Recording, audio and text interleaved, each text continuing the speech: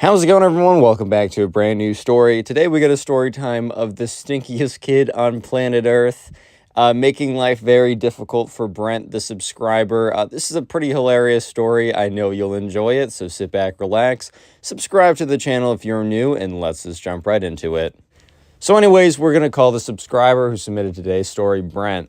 Anyways, so this all happened one summer when Brent was going off to a sports summer camp.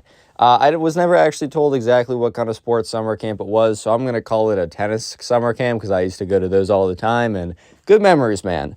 Anyways, though, so Brent gets there, and it's a week-long program, but it's a sleepover program, so Brent is dropped off by his mother. They kind of, meet up with a camp counselor at the front desk. They say, all right, man, this is your key, this is your room. Your roommate hasn't checked in yet, so you get to get the first seat, right? Or you get to choose where you're moving in. So anyways, Brent gets there, he opens up the door, his mom is moving his stuff in, and he chooses the side next to the window.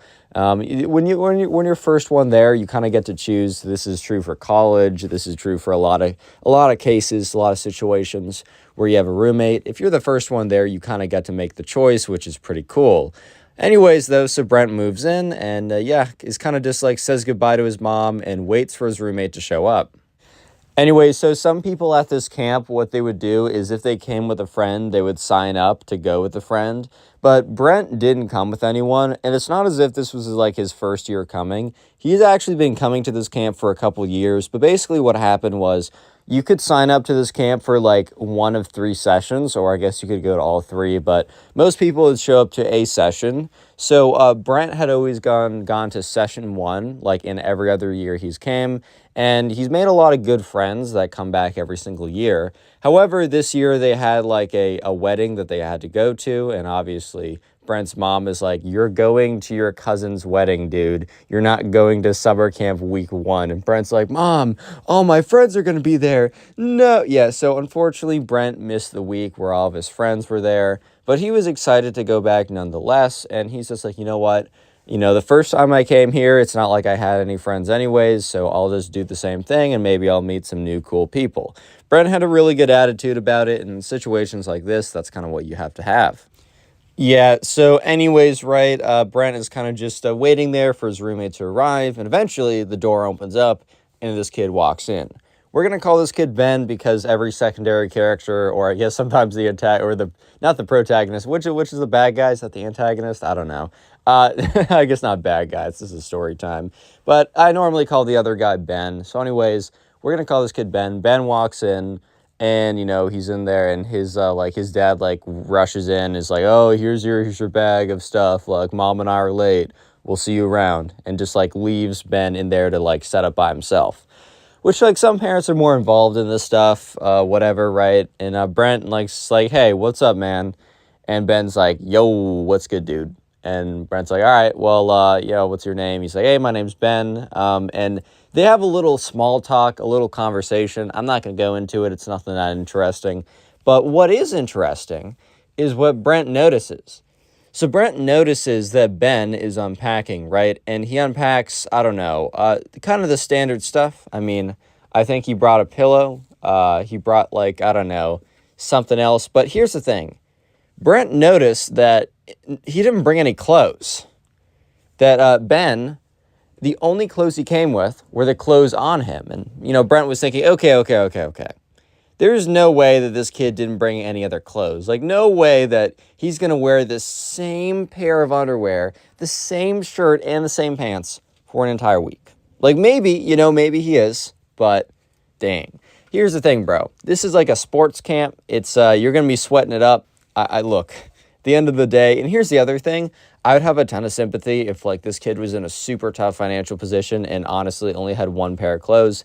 That's a totally different story. However, it's not like Brent's parents were loaded or anything. However, a sports camp, an overnight sports camp over the summer, you normally need to cough up at least a little bit of bread to go to it. Nothing crazy, but you wouldn't be in a situation where you'd only have 1 pair of clothes and also going to a sports camp. So it most likely wasn't that.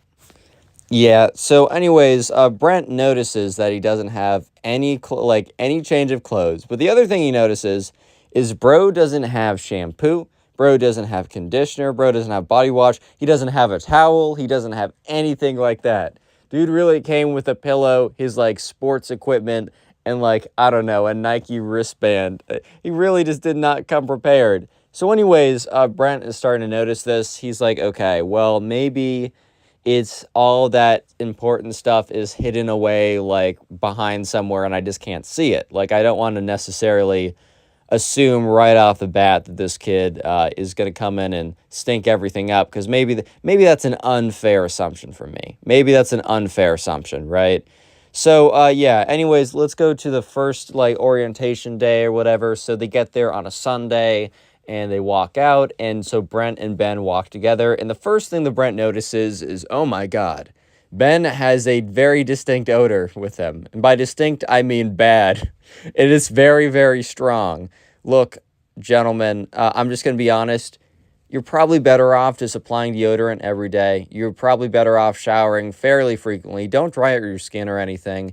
And maybe if you don't go crazy with it and you're kind of for it, maybe a little bit of a nice cologne every once in a while, just a little tad, could go a long way. But also that part's not super necessary. That's just more something I like. But look, what I've been told, I'm going to drop a little bit of secret sauce. So I guess for the ladies too, you can listen up as well. But I'm going to drop a little secret sauce, so please be paying attention.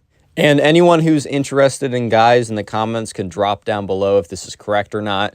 But I've talked to at least a lot of girls that are into guys, and they tell me, look, Connor, you can go up on a 10-point scale, which sure is a little demeaning or whatever, but let's just use it for reference. On a 10-point scale, you can literally go up 2 points if you smell nice.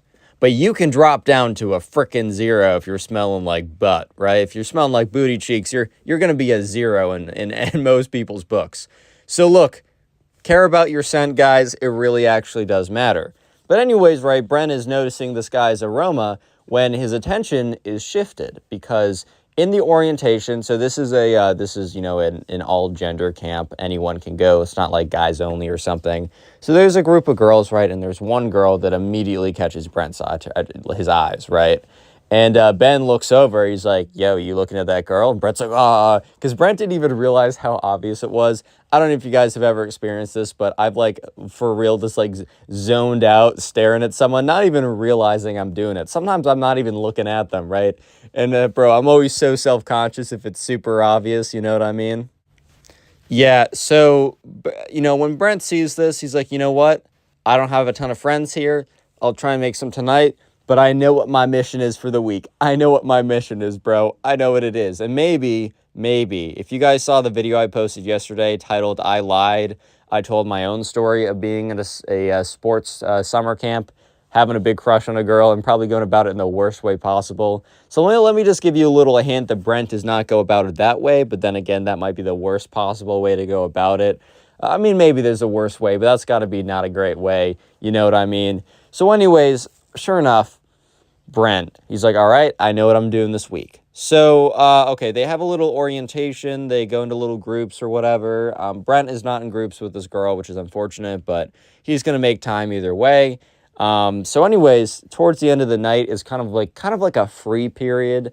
I don't know how else to put it. So they're all in the same dorm. However, there is kind of like if you are a guy or kind of fit into that category more, or if you're a girl and you fit into that category more, you go into one side, guys more on the other side.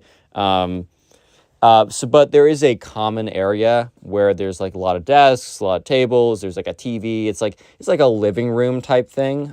So a lot of like the guys and the girls are hanging out there, and there's a little bit of like mingling. But I don't know if you guys know about like the 8th grade. I don't know if you guys had dances in middle school, but a lot of it was very similar to that, where it was a stark gender divide: guys on one side, girls on the other, and nothing in between.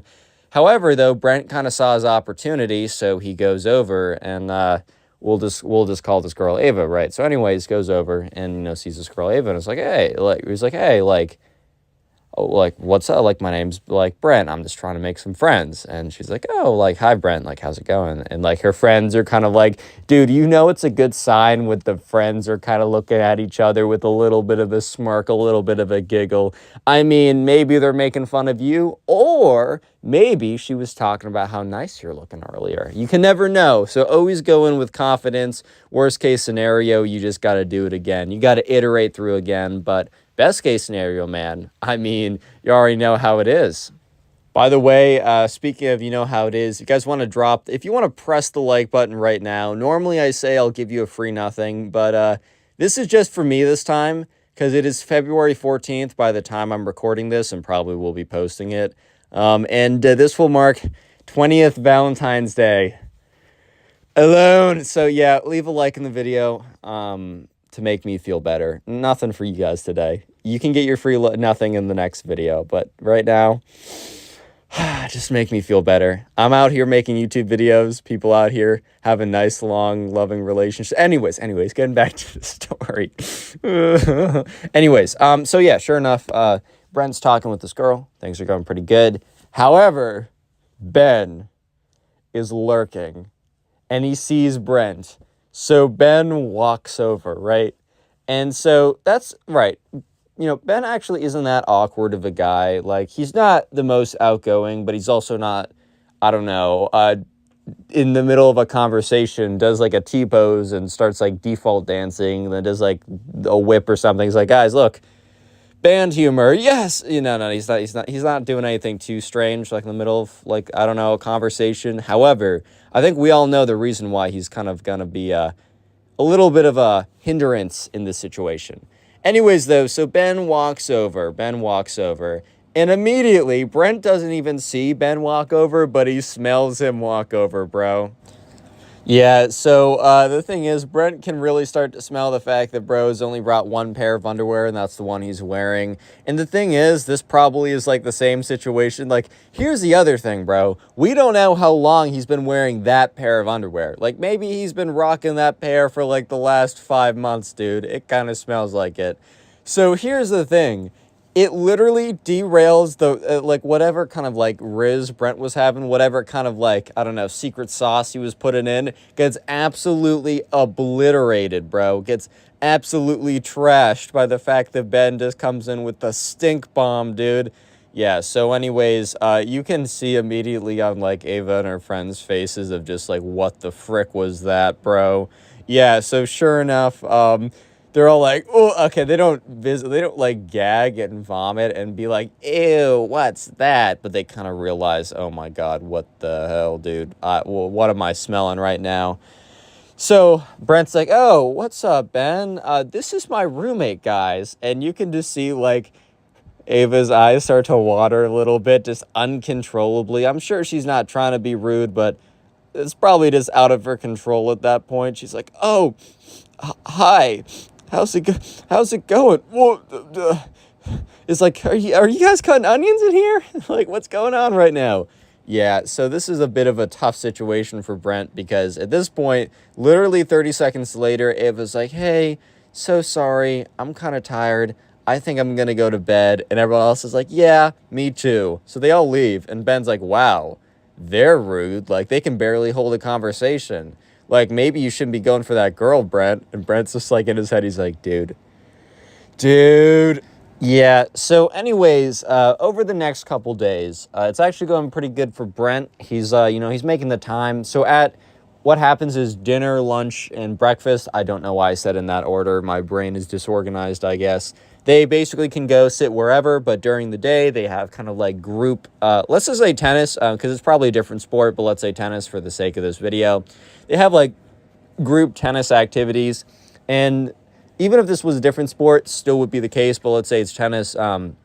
You were ranked by your abilities. Brent was actually pretty good. He was probably top 10%. Ava and her friends were definitely like, they were beginners, right? So unfortunately, during the day, besides meals, like, Brent didn't get a lot of time to talk with them. However, they would have really cool things they would do on the weeknights. So, like, for example, one time they went out to a movie. One time they went out to play, like, laser tag. It was real fun, right? And let's just jump to the movie. So Brent is in the movie, or he's walking in with like Ava and her friends, because it's kind of like, I don't know, like it's kind of like his new friend group is Ava's friend group, which is a little dangerous. But then again, we're playing with a week's worth of time, so you can pull out some more risky moves that might bite you in the butt long term. If you're doing it so short term, it doesn't really matter. You know what I mean? So yeah. Anyways, during the movies, he walks in there. And so at this point, Brent was actually talking with one of Ava's friends about like, hey, so I think your friend's kind of cool. And she's like, yeah, like it kind of seems like that. And Brent's like, so, like, what do you think I should proceed forward? And she's like, well, I can't say anything, but let's just say that I think she thinks you're pretty cool too. So Brent kind of realized that he was in the green. Things were looking good. So I don't know if you guys have seen that scene in the movie, like every single movie, every single Love TV show, everything I'm avoiding today and probably for the next week. You know how it's like at the movies, you sit down next to the girl, whatever, you just like stretch out your arm because you're stretching or whatever, and you actually end up reaching it around her or whatever. That kind of like, and then everyone's like, aw, yeah, that kind of thing. So that was totally Brent's plan. That was going to be how he made the move. And if he was lucky, maybe get a little bit more that night. However, Ben had different plans. So they were walking. So it's like in the movie theater, there's rows of seats.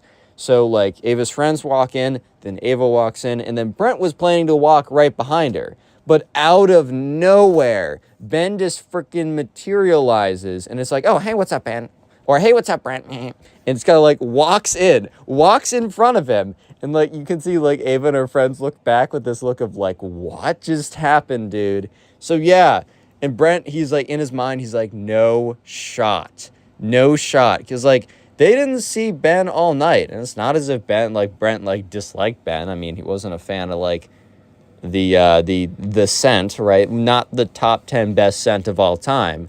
However, this kid literally just came out of nowhere, bro. He just kind of materialized. It was kind of weird. So yeah, anyways, so Ben sits down next to Ava, then Brent sits down next to Ben. And the thing is, right, bro's sweating every day and not changing his underwear was starting to really catch up to him.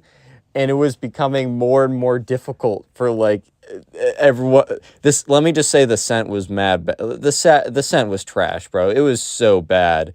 So yeah, about 5 minutes into the movie, Ava and her friends get up to get fresh air, quote unquote, and they just never show up again. So what ends up happening is Brent just has to sit there watching a movie he doesn't even like, right? He was just there because he's like, oh, Ava's going to it. Of course I'm going to go to it, right? You know what ends up happening, bro? You know what actually happens? He just sits there watching the whole time with Ben, breathing in the toxic fumes. Yeah, so kind of an L night for sure, like no question about it. And if you made it this far into the video, comment camp down below, like summer camp. And while you're in the comment section down below commenting camp, make sure to check out the pinned comment, as there's a link to my Spotify page in which I upload all these stories as podcasts on there. I'm trying to grow that, and I'm like, I'm in contact with some people at Spotify. I got my own rep, which is pretty cool. So I'd really like to build a presence on there. So if you do listen on Spotify, please make sure to check it out. And then also a link to some other channels I either run or I'm affiliated with that are all story-based. So make sure to check those guys out as well. Anyways, let's get right back to it. So here's the thing. At the very last night, so they got there on Sunday. Monday, Tuesday, Wednesday, Friday they leave midday. Like they have a little morning session, then they get picked up. So Thursday is the last full day. Thursday night is the last night. On the last night, they have a little thing. They have a little thing called it's like a dance, but it's also a bit more formal than just you show up, or you can just show up, but there's you can bring your tennis date or whatever. I don't know, kind of a little weird for a 1 week long tennis camp to have a whole tennis date type thing. But there's a little, I don't know, dinner you can go to before, and there's tables set up if you want to bring a date or something. So anyways, what ends up happening is, well, pretty obviously, Brent decides to ask this girl it's good. Like, obviously, she says yes. I mean, she's been interested for a little bit. Her friends already gave Brent the heads up that, like, things are looking good. And, yeah. So, anyways, Brent is taking her to the date function type. And not even a date function. It's just like a tennis date type thing. But there's, like, a little date portion before the dance. The thing is, though, to this, like, the dinner part, anybody could show up. And what also throughout the week, Bros has been smelling worse and worse. Ben has been accumulating stench. Because remember, one, no showers at all. Also, I forgot to tell you, Ben had been discussing with Brent late at night his theories about why showering is inferior and how it is a waste of time. He says, look, dude, I could be like coming up with like a new law of physics, but instead I would be wasting my time showering. And Brent looks at Ben and is like, dude, I don't think you're doing that. You can go ahead and take a shower.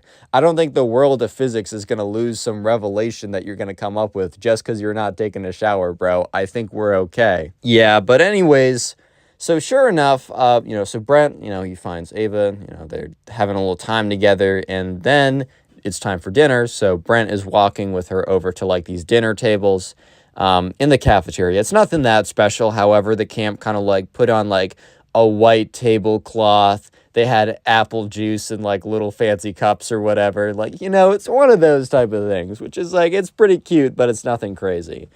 However, the thing is, the camp said that like anyone could theoretically, so the tables were like meant for couples to sit at, but in reality, anyone could sit at those. So Brent sits down with Ava. Like some of Ava's friends got asked by some other guys. Some of them didn't. They all kind of sat together. The thing is, the other date asks, quote unquote, were kind of pretty informal. Like it was just people that were kind of friendly. And so most of them ended up just sitting in a big group anyways, just kind of like, oh, you brought a date? Okay, cool, whatever. But Brent and Ava kind of knew that it was a little bit more for both of them, so they kind of took it a bit more seriously, made it a bit more of a date. However, this is when, oh yeah, Ben shows his face again. So anyways, they're sitting down, they're talking about whatever. Brent, once again, doesn't even realize that Ben is coming. He doesn't see it, he just smells it, right? So sure enough, Ben appears, and he's like, he just sits down, and he sits down in between them, bro.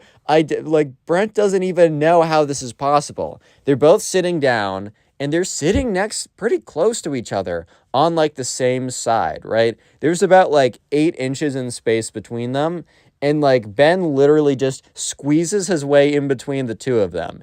And at this point, Ben is smelling exponentially worse than he did on the first day. Significantly worse, because you can only think about it. You're sweating.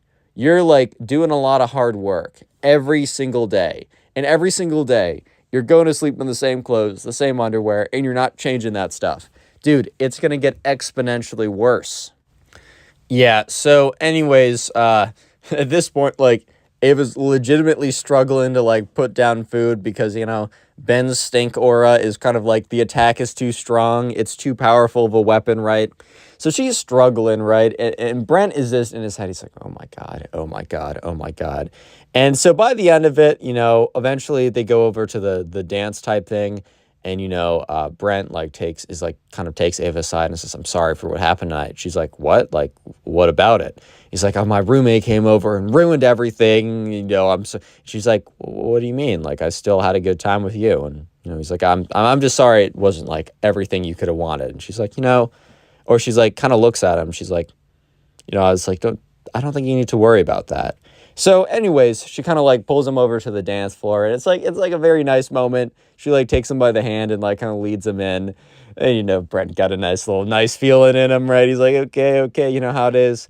And they go out there. Brent does his very normal, standard, stiff, guy awkward dance, which I'm not even good at the stiff guy awkward dance. There's no being good at it, but at least some guys can look goofy out there. I can't even start to try. It's so bad. I wish I was better.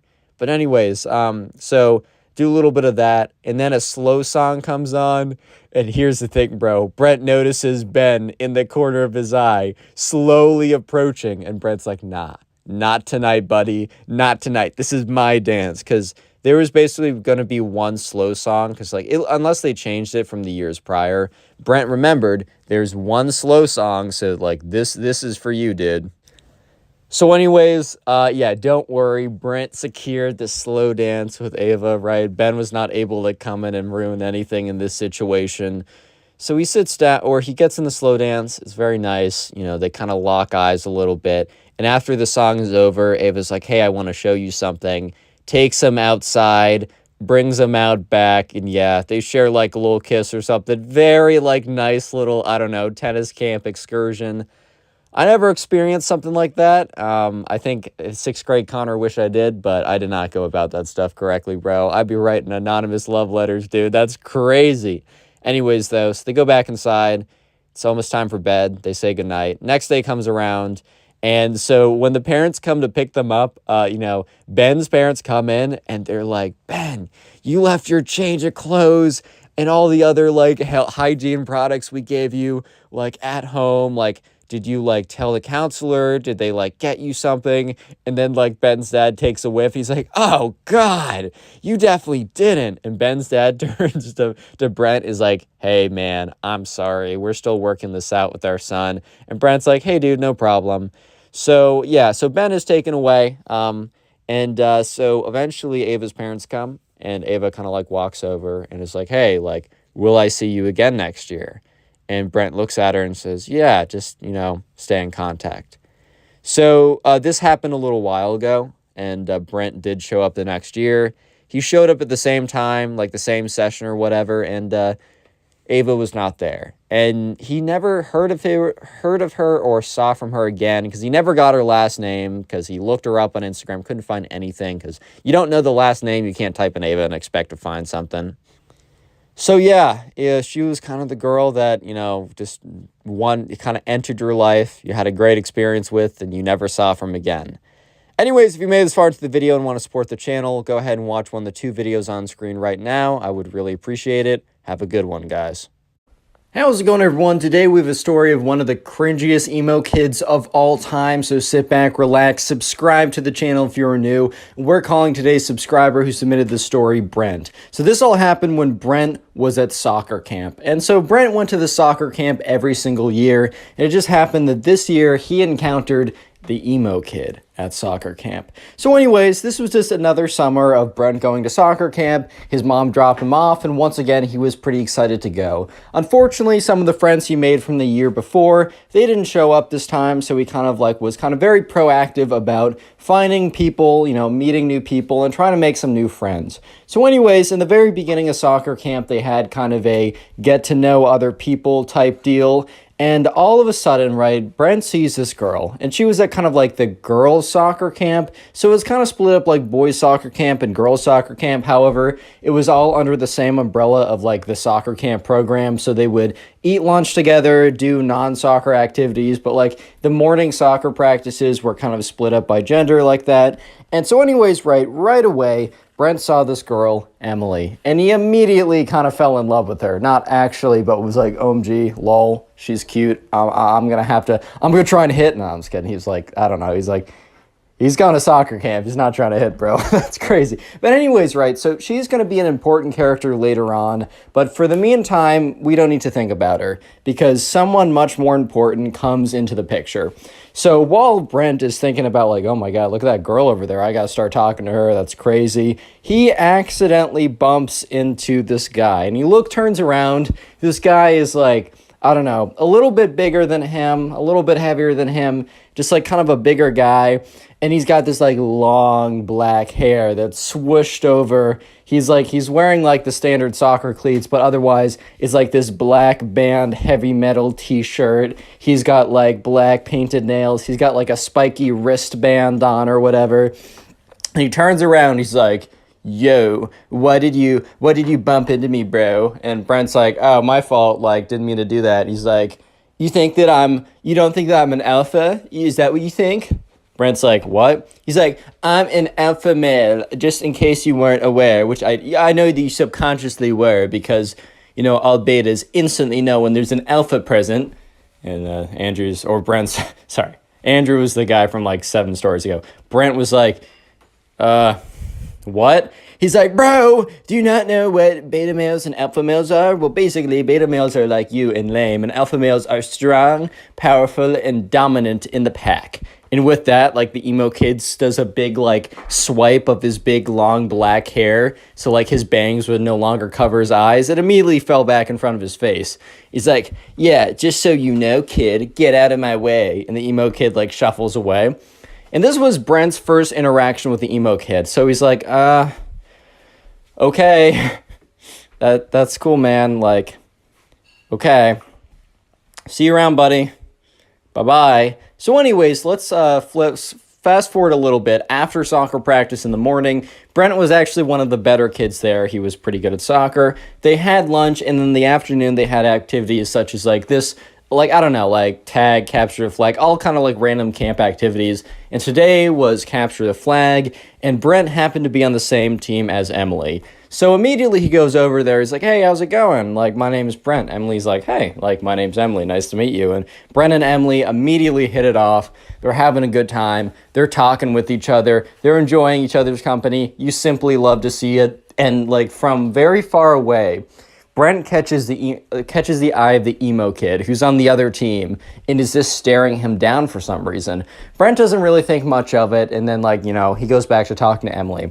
So they're playing capture the flag right now, and Brent, runs over to the other side, gets the flag, right, and starts running back to his side. If you don't know capture the flag, there's like this little penny on both sides, or like a little piece of cloth or something, and while you're on the opponent's side, if they tag you, you're in jail. But what you're trying to do is you're trying to run over there, grab their flag, and run back to your side without being tagged. However, there was a stipulation that it had to be a tag. This isn't tackling. You can't push someone. You can't, like, punch them or anything. You have to tag them if they're on your side. So, Brent is running over there. Sorry, I have a list of names in front of me and from other stories. Brent is running over there. He grabs the enemy team's flag and is running back to his side, and he's really close when he just like immediately slams into the ground. And that's when he realizes that there's a big guy on top of him. And that's when he realizes that the emo kid tackled him. So the emo kid's like, nice try, buddy. Next time, try not to fight the alpha males. And then a camp counselor comes over and says, hey, we said no tackling. You're on the sidelines, points to the emo kid, he's disqualified or whatever, has to sit on the sidelines. Ooh, so alpha, man. But anyways, right, so the penny's returned, but also Brent isn't in, like, jail. He goes back to the other side, and the emo kid has to sit out for the rest of capture the flag. And Brent continues to talk to Emily, and the entire time, the emo kid is just, like, looking over, and he's, like, all angrily staring at Brent. So Brent is now his official enemy. Brent kind of just assumed that they were enemies because of when he bumped into him and also when he got him disqualified, which, did Brent really get him disqualified, or was it because he's an idiot and jumped on him? That's why he got disqualified? Who knows, man? But there was another reason why the emo kid hated Brent. There was another reason that Brent did not realize at the moment, but was very, very, very potent, and is going to be very, very important for later on in the story. I'm gonna give you guys a hint. It starts with an E and ends with a mly. Did you guys get it? Starts with an E and ends with a mly. Emily? I'm just going to tell you, yeah, it is Emily, the girl. So emo kid likes her. Anyways, so Brent and Emily talk for the rest of that capture the flag game. The entire time the emo kid is staring Brent down. Brent just simply assumes, well, this kid hates me for that reason only. But let me just say that the next week of soccer camp was the craziest week that Brent has ever had.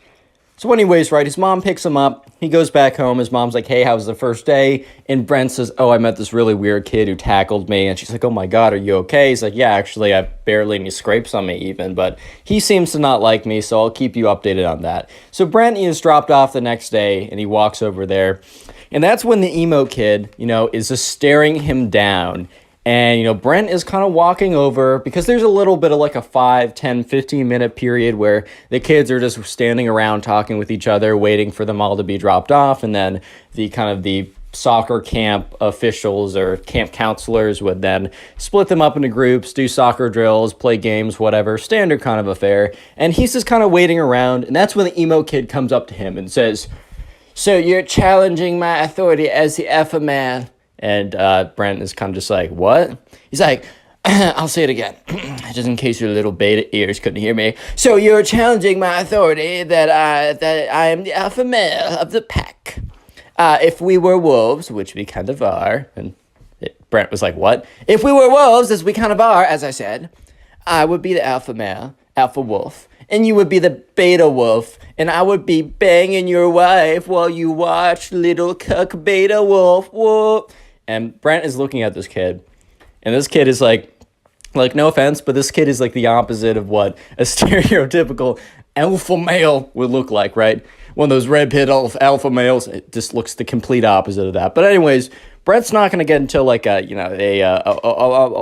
not gonna rebuttal this kid, because like, what is there to rebuttal? Everything, man. Like this kid has no argument. But anyways, Brent's like, okay, and the emo kid's like, well, you say okay, but remember yesterday when you got me kicked out of the game, which you obviously tipped off the ref?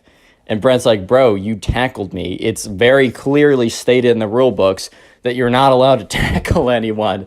How is this on me? He's like, dude, it was so clearly on you because the ref understood that I was the alpha male and I was simply asserting my dominance, bro.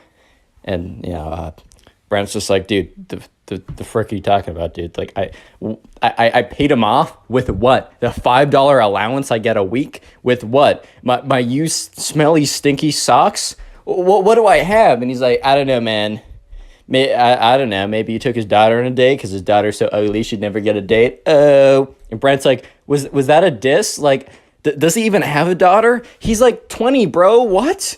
And the emo kid's like, anyways, I just wanted to let you know that I'm the alpha man. You're the beta man. I will do your wife when you have one. And scene. And the emo kid walks away. And Brent at this point is like, what? Why? Why is this my life? Anyway, so skip forward to the soccer practice. They're put into groups, and the emo kid was in Group B earlier, so they basically split them up into Group A and Group B. So the Group A is the better players, and Group B is the I'm just kidding, the players who are newer to soccer. And the emo kid apparently was on the cusp of Group A. It was at the very top of Group B, and because his performance was good enough, he was actually moved up to Group A. So now Brent, instead of having a morning to himself to focus on soccer, now had to deal with the emo kid being, thrown into the mix here. So anyways, they're doing some drills with the soccer ball, and they're kind of like kicking them around cones. You had to kind of keep control of the ball while you were running.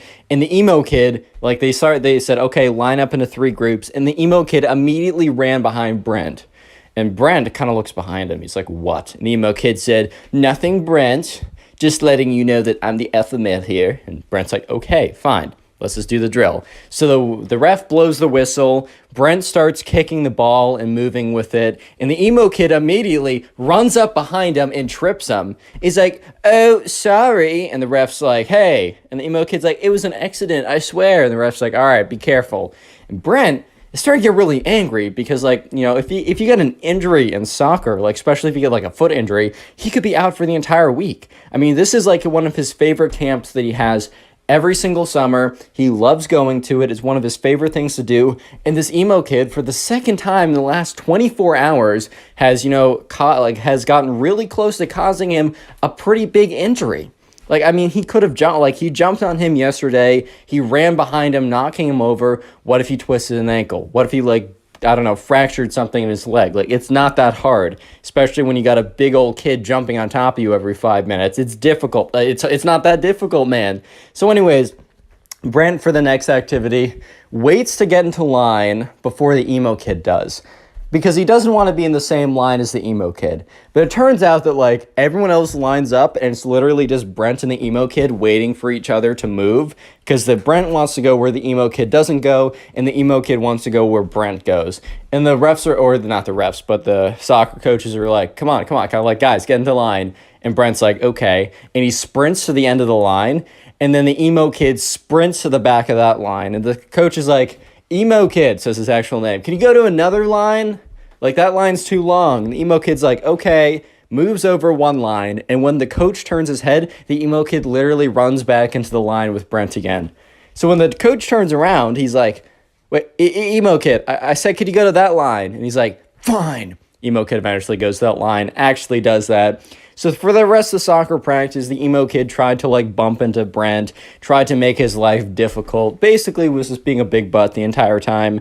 But thankfully, right, that nothing really happened. He didn't bump into Brent successfully again.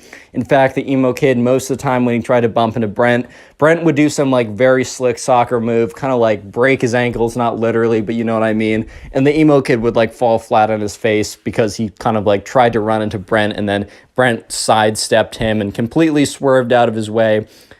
Anyways, though, things start to get a little bit more interesting because throughout the next day, Brent and Emily are talking it up. It's kind of like the known thing for the camp that like those two were kind of like the unofficial soccer camp couple. I don't know if your camps had stuff like that, but this was true for the soccer camp. And word was that like the two of them, they were gonna kiss soon. Oh my God, guys, isn't that like 12th base or something? So sure enough, right, one of these days, so like a day later, Emily and Brent are just sitting with each other at lunch. They're kind of on like a quote unquote date or whatever. And that's when a girl comes over and sits next to them.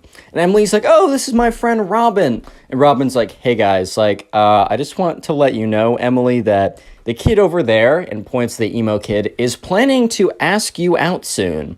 And Emily's like, dude, I don't know that kid. I've never spoken to him in my life. And Brent's like, oh my God, I know exactly who that kid is. Emily's like, what? And Brent basically tells her the story that I told you guys for the last 13 minutes.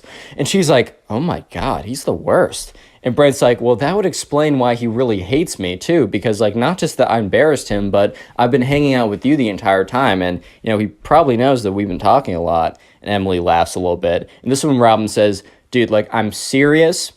This kid is going to come over and ask you out within like the next 24 hours. He's going to do it publicly. It's going to be really embarrassing. Everyone's told him not to do it, but he's in his own world. You gotta let him down nicely though. And Brent was like, no mercy, make him suffer. Emily's like, Brent, I'm not gonna make him suffer. I don't know this kid. Brent's like, make him suffer. Emily's like, shh. Okay, I'm gonna be nice. When he comes over, I'm going to be firm, I'm going to be direct, but I'm going to be nice about it, I'm going to be cordial, and life is going to go back to what it was before. So sure enough, right, Brent now realizes that the emo kid has a massive crush on Emily. And Brent also starts to think about it. When Emily says no to him, and when she starts really, hanging out with me more, and when word gets around that we kiss, because we totally are, this is in Brent's head, right, he's going to actually, like, ramp up the craziness even more than it already is. I think I'm screwed, boys. Real quick, if you made it this far into the video, comment emo down below. I'm going to heart as many comments as I can that say that. That is the secret word of the day. And also, if you want to support the channel and help boost me back into the algorithm, all you got to do is at some point, maybe after this video, maybe later, sit down and watch a bunch of my videos in a row, maybe while you're playing video games or drawing or cleaning your room, or maybe to help you go to sleep. I take that as a compliment now. I understand it. Leave in the comment section down below how you're helping boost the channel. I will heart it, I will say thank you, and I'll even shout some people out, like the person on screen right now. Thank you to this person on screen and all of you guys for all the support recently. It's really helped boost the channel. We're growing again. You'll love to see it. Let's get back to the story. So anyways, flash forward to that night, or not that night, but that afternoon. Remember when this is the mixed gender, just fun, more camp activities, they're playing dodgeball. And sure enough, the emo kid and Brent actually happen to be on the same team this time. So, like, emo kid and Brent, they're picking up the dodgeballs, they're throwing them, they're trying to avoid being hit by the dodgeballs. And the emo kid walks over and is like, sup, bro? And Brent's like, what? Emo kid's like, I just want to let you know that, like, I know that you and Emily, or you have been trying to flirt with Emily, and it's been failing horribly from my sources, at least that's what my sources said. And I just want to let you know that, I let you have your fun. I let you play like the little beta little lamb you are. But I'm actually going to come in and, as the alpha male, assert my dominance and claim what is mine. Emily shall be my girlfriend by the end of tomorrow. Mark my words, and I will watch as little tears roll down your face because you're so sad that I took your girl. Oh, little Brent, I'm so sorry. Brent's like, dude, she's not gonna, I've talked to her. She's gonna say no.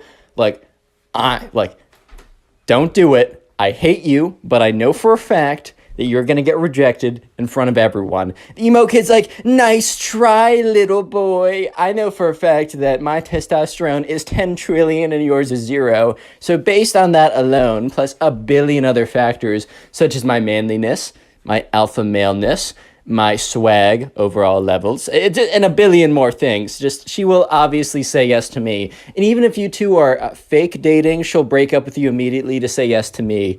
I just know some things that you don't know, Brent. Get over it. So the emo kid walks away. And Brent's like, well, my conscience is clear because I tried to warn the kid not to do it. I tried to warn the kid, right? I'm not a bad guy. I told him not to do it. I told him. I said, I even gave him the benefit of the doubt. I said, I don't like you, but I want to help you here. He didn't listen to me. It's not my fault, whatever happens tomorrow. Next day rolls around. At soccer practice, the emo kid for the entire morning is like, Brent, better spend the last moments with Emily as you can because she's about to be my girlfriend. Oh, and Brent's like, dude, shut up, dude. He's like, oh my God, am I getting to you, man? Am I getting to you, man? Oh, man, it was so easy to break your thin, weak beta skin. Oh, my God, my words are hurting you so much. I'm going to lick up your little salty tears. They're so tasty and so good. And Brent's like, shut up, bro. You're going to get embarrassed. I can't wait for the moment. She better go hard. Anyways, flash forward to lunch. The moment. So anyways, Brent is sitting with Emily, and Emily's like, dude, the emo kid, I can't see him anywhere. And Brent's like, dude, he's going to ask you out. It's happening. Get over it. It's going to happen any second. She's like, he's going to do it the next day, which means probably now in front of everyone. And, Brent's like, that's what he said he would do. And Brent was like, oh, my God, don't turn around. Because Brent was looking, and the emo kid was walking over. And what was he walking over with? He was walking over with a boom box. You already know where this is going. And Brent's like, you know what? Brace yourself. Try and have an out-of-body experience right now so you don't have to deal with what's about to happen. This is about to be bad, Emily. I'm so sorry. And Emily's like, oh my God, oh my God. And that's when you start to hear music. It's the emo kid's personal band. So it's like this heavy metal rock band. So just imagine some like heavy metal rock going in the background. And the lyrics are, Emily, yeah, Emily, why do you hang with losers like Brent? Emily, please love me. Yeah. And it's just kind of like more stuff like that in the background. And the emo kid is like rocking out by himself with an air guitar while this is all going on. It is the worst moment of Brent's life because the secondhand embarrassment is so strong, he's basically getting firsthand embarrassment from the whole thing.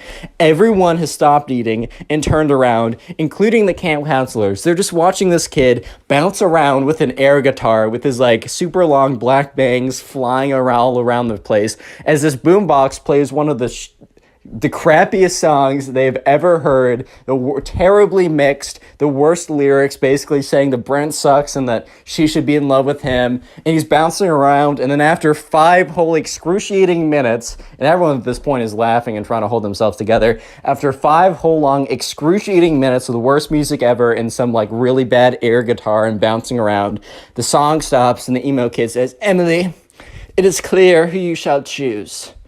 What is your verdict? And Emily's like, I'm sorry, I don't know you. I'm not going out with you. Emo kid's like, that's hilarious. What's your actual verdict? Emily's like, dude, I don't know you. He's like, dude, that's hilarious. What's your actual verdict? And Brent's like, all right, man, that's enough. Let's concede while we're behind. The emo kid looks at Brent and says, this isn't over, man. And he walks away with his boombox. And Brent's like, why did he say that to me? I didn't dump him. And Emily's like, dude, that was worse than I could have ever imagined. And right, so Robin, the friend who warned them, came over again and said, look, I should have warned you about that. I didn't think it was real. I didn't even think that that was actually going to happen. I was told earlier this morning and I laughed. I'm so sorry. I should take anything that you hear about this kid seriously from this point on because, oh my God. And Emily's like, wait, oh no, we still have an activity tonight, like for the, like this afternoon. And Brent's like, oh my God, he said this isn't over. And sure enough, it was far from over. So they get to the activity that afternoon. So it was probably the worst possible activity that it could have been because it was small groups of charades. They kind of ran out. They had something else planned, but since it started to rain, they had to go inside. So they're like, all right, we're going to break you off into small groups of 3, and we're going to have you play charades with each other. And at this point, like, they're like, okay, what are the odds? Brent's like, what are the odds that I'm put with? And the person says, Brent, Emily, and Emo Kid. And Brent's like, you got to be joking, man. You gotta be joking. Apparently, right, Robin tells him this, like, later on, like, once the camp is over. Apparently, because she was talking with one of the camp counselors about everything that went down. The camp counselor said that, like, once, like, it started to rain, the emo kid went up to them and asked what they were doing. Camp counselor said, oh, we're doing small groups of charades. And the emo kid requested that his 2 best friends and him were put together in a group. So it wasn't just random, it was the emo kid. But Brent didn't know that at the time. So Brent looks at Emily, and Emily looks at Brent, and they're both basically just like, oh boy. And then they both look at the emo kid, who has a massive smile on his face. So all 3 of them go away to a corner. And the emo kid's like, Emily, I might have came on too strong. And she's like, well, that's an understatement. But he's like, I will show you the truth. Brent, I challenge you to an alpha battle. Brent's just like, what's an alpha battle? Ha! You're such a beta for not knowing what an alpha battle is. Beta. He's like, an alpha battle will be proof that I am alpha and you are a weak beta. And then Emily will choose me. And Emily's like, I'm not. And he's like, wait, your heart will tell you otherwise after the alpha battle. Emily's like, okay, I'm still not going to. She's like, God, stop, silence, woman. And Brent was like, whoa, chill out, dude. He's like, you silence too? We're having an alpha battle right now. So, right, this just kind of looks like they're doing really weird charades from afar, but the emo kid is like, all right, let's form our best wolf poses. Brent's like, what? He said, form your best wolf poses, now! And Brent's like, all right. Ooh, emo kid's like, that is the worst wolf pose I've ever seen. You were definitely not part wolf like I am. And the emo kid does this really weird pose. He's like, oh my God, I'm wolfing so hard right now. This is the most emo thing. I mean, the most alpha thing I've ever done. Oh my God. At this point, Emily's like, guys, you are both embarrassing yourselves. Emo kid, it's like, no, you will see that I'm the most alpha. I swear. Emo kid's like, all right. Let's do it. Wrestle me. And, Brent's like, what? Emo kid jumps on top of him, just tackles him to the ground. Because he's like 20 pounds heavier, right? And a little bit taller. And Brent was completely taken off guard. He's like, bro, stop. What are you doing? And the emo kid's like, I'm out alphaing you. That's when the camp counselor comes over and says, all right, guys, break it up. Tears the 2 of them apart. He's like, all right, so we're only doing this for 20 more minutes, but it looks like you 2 can't keep off of each other, so I'm going to be joining your group. Imagine how awkward this is. It is Emily, Brent, the emo kid, and a random camp counselor. So they do normal charades, right? And the entire time, the emo kid is like sneaking in punches to Brent's arm. He's like, ow. And when the camp counselor looks up, the emo kid puts his arms behind his back. And the emo kid's like, this isn't over, man. And then the emo kid walks over to Emily. He's like, tss, tss, Emily, tss. Emily's like, what? Do you think I'm more alpha? Shut up, kid.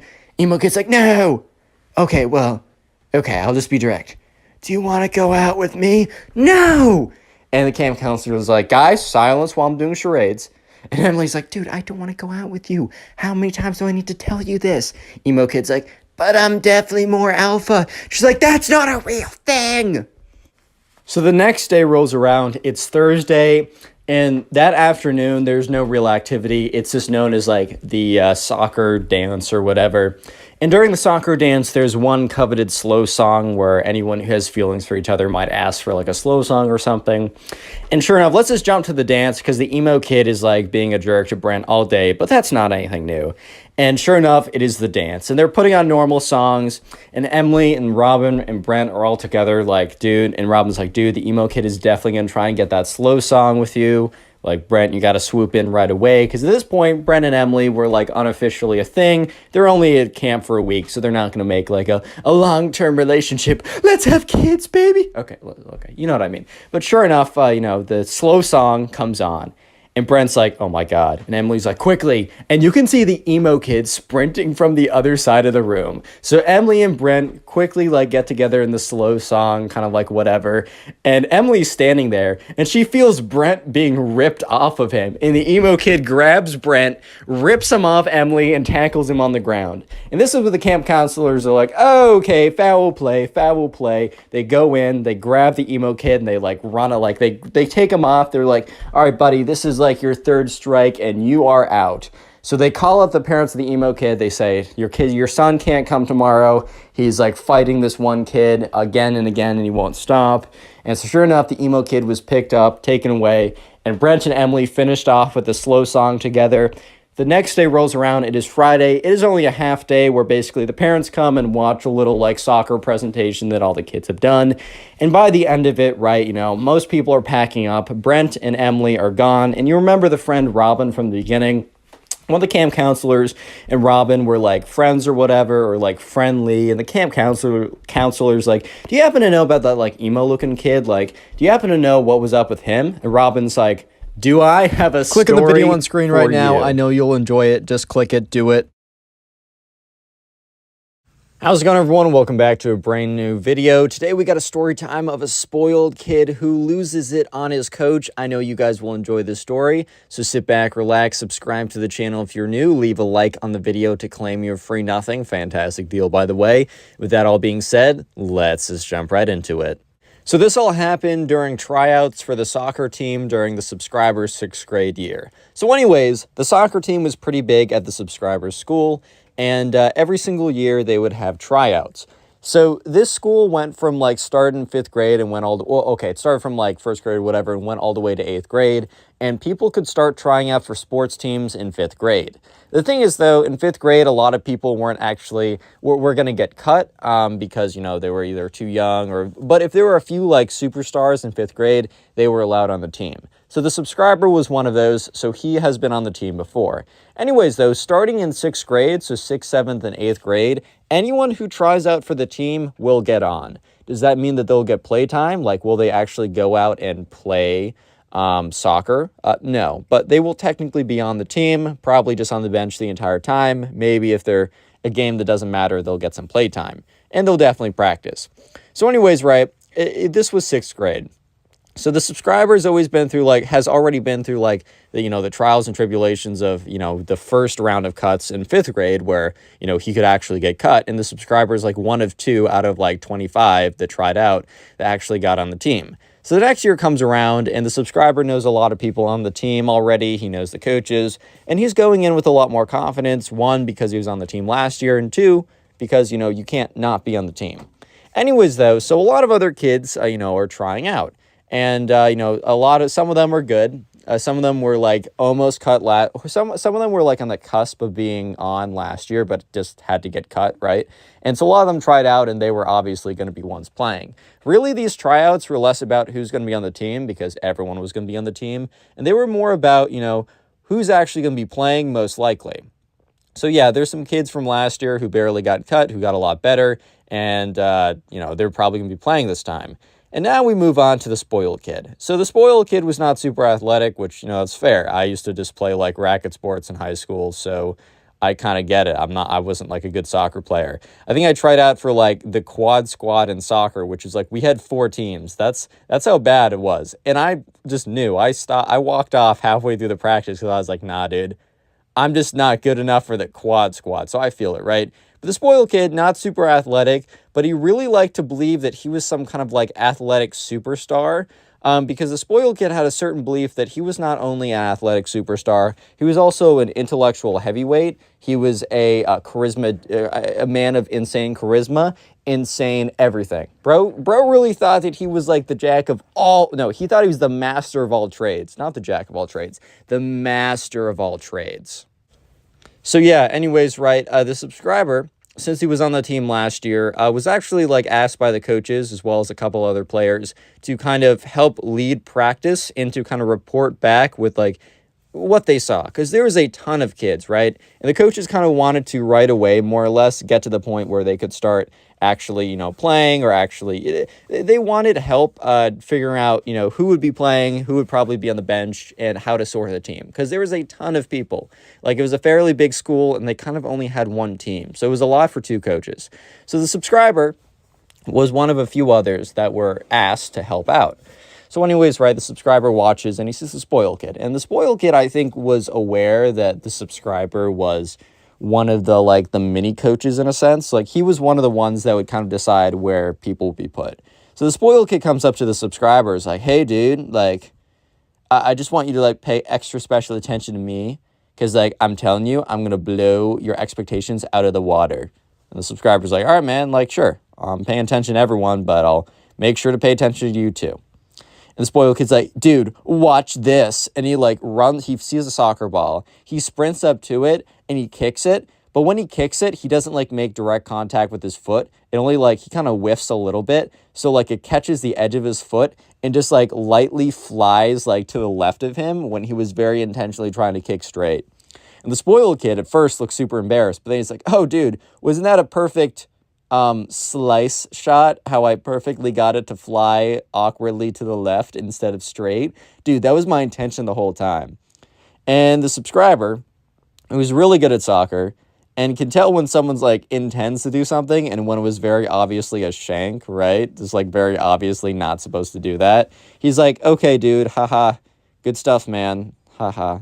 Okay.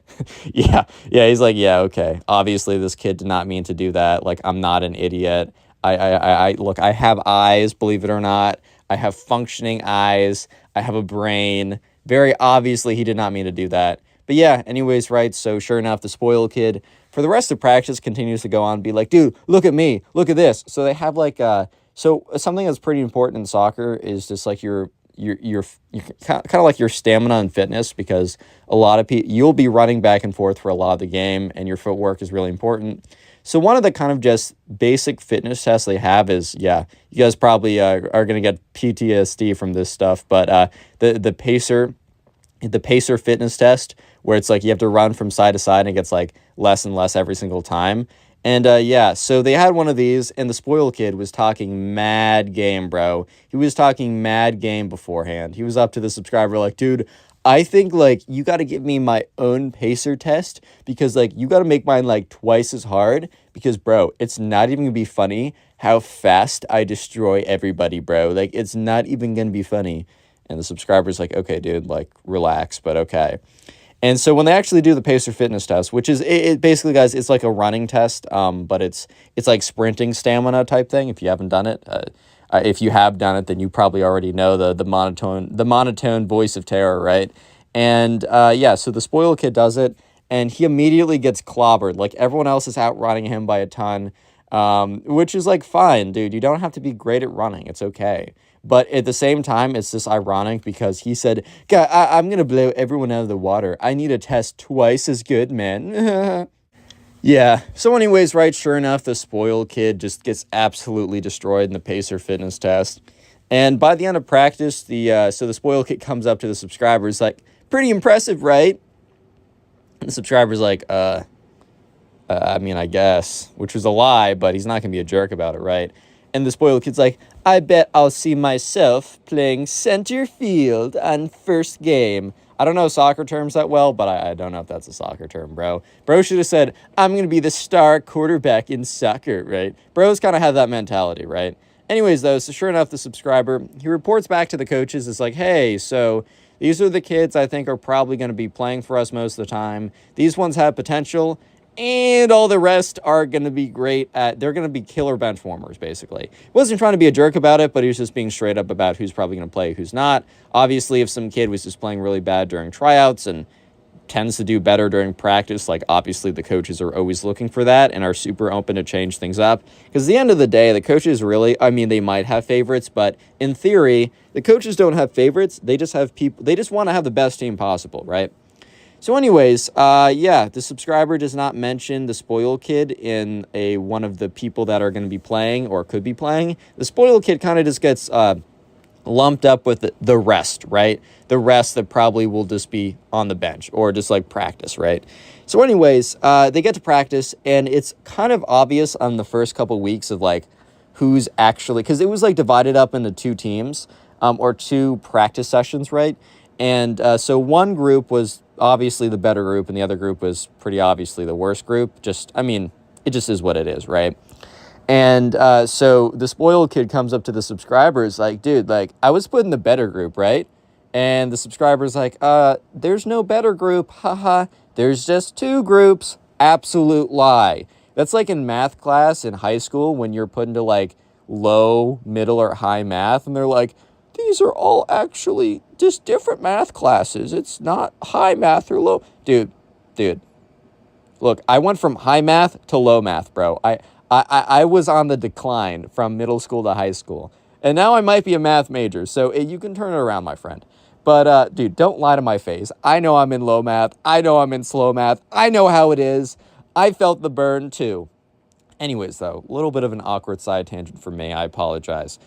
But yeah, so sure enough, right, the subscriber's like, dude, there's just two teams, haha. And the spoiled kid's like, okay, wink, wink. Like, I know I'm on the good team, wink, which if you, like, looked at the two teams play, obviously one was not. There was obviously one that was better and one that was not. And let me just say the spoiled kid was on the not team. Like, I don't know how to say it nicer. He just wasn't on the better team, bro.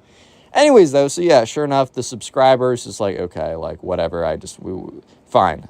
So they practice for the next couple weeks, and in a couple weeks, or in that time period, is their first game. So the practice before the game, the coach decides that he's going to let them know the order of, like, how they're going to be. Like, he said, okay, so these are the people that are going to be playing right away, just so they could get a sense, and he wouldn't tell them right before. People kind of already knew. Like, it was pretty clear to everyone who was going to be playing first and who wasn't. Yeah, so anyways, right, sure enough, the spoiled kid is not named as one of the first people to be playing. And here's the thing. There's actually a lot of, like, really good players that weren't named. They just knew that probably they were going to be the ones that were swapped in, like, throughout the game. Like, no one got upset over the order.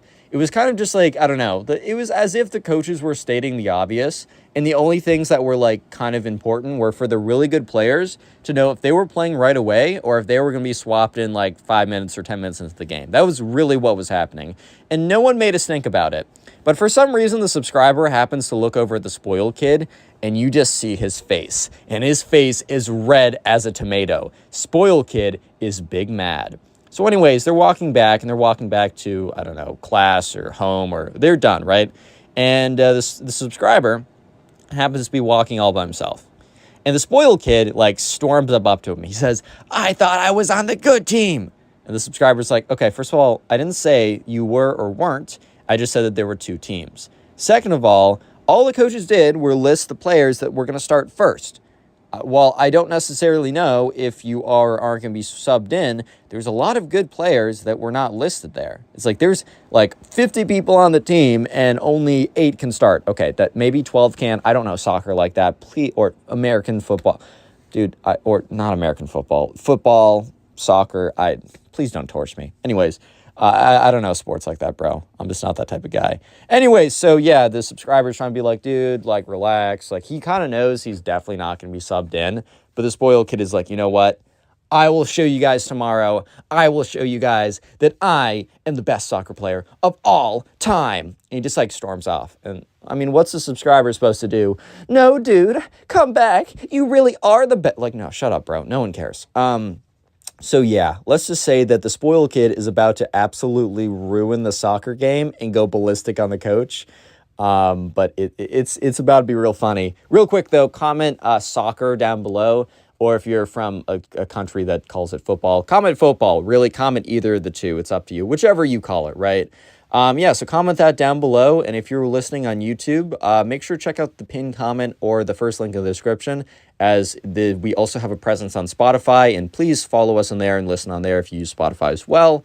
And yeah, finally, the best way to support the channel is to binge watch these videos. That just means watch a bunch of these videos in a row. So if you happen to be on a streak of like 2 or 3 or maybe more videos, please comment down below how many videos you've been watching today, or how many videos you watched this week, or what you plan to do while watching these videos, right? It's super interesting for me to know. That all being said, let's get back to the spoiled kid absolutely ruining the rest of the story.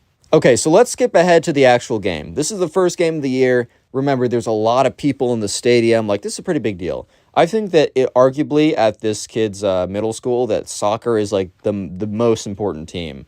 A lot of times in high school, it'll be like football or hockey, but at least at this middle school at this time, soccer was the big deal. Like, everyone showed up to the games. It was like really cool to be starting. It was really cool to be one of the players, right? So yeah, they get there, you know, the other team's warming up, they're warming up, and the spoiled kid goes up to the coaches, and he's like, guys, and the subscriber happens to overhear this as he's close enough. He's like, guys, I think you're making a massive mistake. I'm actually really good. The coaches are, oh, you are good, spoiled kid. We just think that for the strategy for this game specifically, we're going to start with the players that we've started with. And the spoiled kid's like, no, no, no. I think you guys are making a massive mistake. Like, put me in the center. Just give me the ball immediately. I'm going to do little trick shots. I'm going to do a little dribbling. I'm going to do a little back and forth spin moves. And I'm going to get in the goal like 6 times. Trust. And the two coaches kind of like look at each other like, oh, brother, this guy stinks. Yeah. So they kind of look at each other and they're just kind of like, okay. And they turn back to him. They're like, hey, man, look, we're very open to changing strategy, like for the next game, for any other game. And if you can show to us during practice that you really are at these kids' level, and maybe you can play really well with them, and even if you're a little below their level, maybe you're a great team player. Not true, but maybe you're a great team player, then sure. However, we just you know, we have the people we want to go up first. And the spoiled kid starts getting red like a tomato once again. He's like, you guys are making a massive mistake. And he starts yelling. And the coaches are like, hey, like, don't raise your voice at us. Like, you know, it's not that deep. And also, we're your coaches. Like, you're supposed to listen to us. The spoiled kid's like, you guys are big, stupid idiots, and storms away. And the coaches are like kind of looking at each other. Like, they were trying to be nice to the spoiled kid because they just knew for a fact he was never going to be the one playing like that. But like now, like there's no reason for them to be nice to him anymore, because they're like, oh, well, he blew up on us. Like, might as well just, like, I don't know, like, that's tough for him, bro. I don't know. Yeah. So sure enough, right, the subscriber's like, okay, well, I guess the spoiled kid has completely ruined his chances of ever even getting an opportunity to play, because he wasn't good enough. But now the coaches aren't going to even be nice and give him like a shot, right? So, okay, the game starts, and the game is actually really close. This is like one of their rivals. It's a really big deal. I think the coaches wish that they played this team a little bit later on because it was such a big deal, and I don't know, maybe they wanted more time or something. But the game is super, super intense. And so one of the players looks a little tired, so the coach decides to sub them out. This is where the spoiled kid ruins everything. Yeah, so basically at this point, the spoiled kid... Okay, so what's happening is, like, they're subbing someone out. So they're saying, you, like, come out. So one of the players runs off the field. And so the coaches turns around to, like, point to another player to go on. But the spoiled kid, like, runs off the bench and into the field. And the coach is like, no, like, you're not, like, get back here, whatever. Like, you're not subbed in. But I don't think the refs notice, and they blow the whistle to start playing again. So all of a sudden, the spoiled kid is on the field. And at this point, right, the subscriber was on the field for a long time, but now he's taking a break, whatever, so he's out the field. And he's like, oh, no. Because this is a really important game, and it's really intense, and the spoiled kid's on the field. So the spoiled kid, bro, he's crazy. So the other team has, like, the ball, and instead of staying in formation, the spoiled kid starts sprinting towards the kid. And so the kid kicks the ball, and the spoiled kid jumps on top of the ball, grabs it with both hands. So obviously the ref blows the whistle. You can't grab a soccer ball with both hands. and just proceeds to start sprinting across the field with the soccer ball in his hands. Bro actually thought this was football for a second. So he has the soccer ball in his hands. He's sprinting across the other side. And, like, everyone kind of just stops playing because they're just like, dude, what? And he, like, the spoiled kid grabs the ball and just, like, dives into the other side's goal. And after, like, a couple seconds, he gets up off the ground. He takes the ball. He throws it on the ground. You know, when people spike the football in football, when they like, oh, my God, we won, like, whatever, American football, and they spike it, and then they do a little victory dance. The spoiled kid starts doing the default dance from Fortnite because he thinks he just scored a goal or whatever. Bro actually has no idea what he's doing. So, like, the entire audience, like, everyone is silent. There's a ton of talking in the audience of, like, what's going on? Like, this is ridiculous. So the coach, like, blows a whistle. They get a ton of penalties, whatever. The spoiled kid is, like, ushered off, like, the side or whatever. And the coaches are yelling, like, what are you thinking? Like, what did you do? You might just cost us the game. And, yeah, he actually did cost them the game because they got a penalty. They were able to score. And from that point on, they just lost the momentum. And, yeah, so for that reason, the spoiled kid lost them the game because he wanted to be that guy so bad. And after that point, no one had ever been kicked off the soccer team up until now. Yes, the spoiled kid was the first person in their high school's history to ever be kicked off the soccer team. And yeah, I guess he holds that title. But yeah, that's the story, man. So if you're watching this video and want to support, click on one of the videos on screen right now. And if you're listening on Spotify, listen to another story to help the channel out. And peace. How's it going, everyone? Welcome back to the channel. Today, I have a story time for you guys that I really think you'll enjoy because I think most of you guys enjoy games, at least to a little bit. I know at least I enjoy Minecraft, as you're seeing in the background.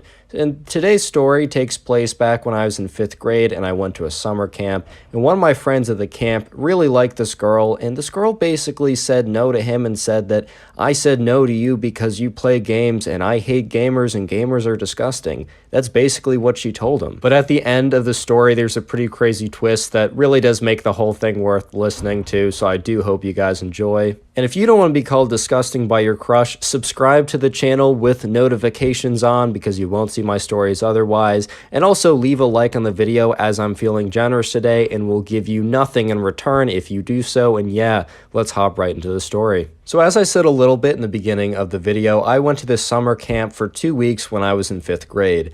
And so I got there and I didn't really know anyone there. And in the very beginning of the summer camp, there was a lot of icebreaker activities.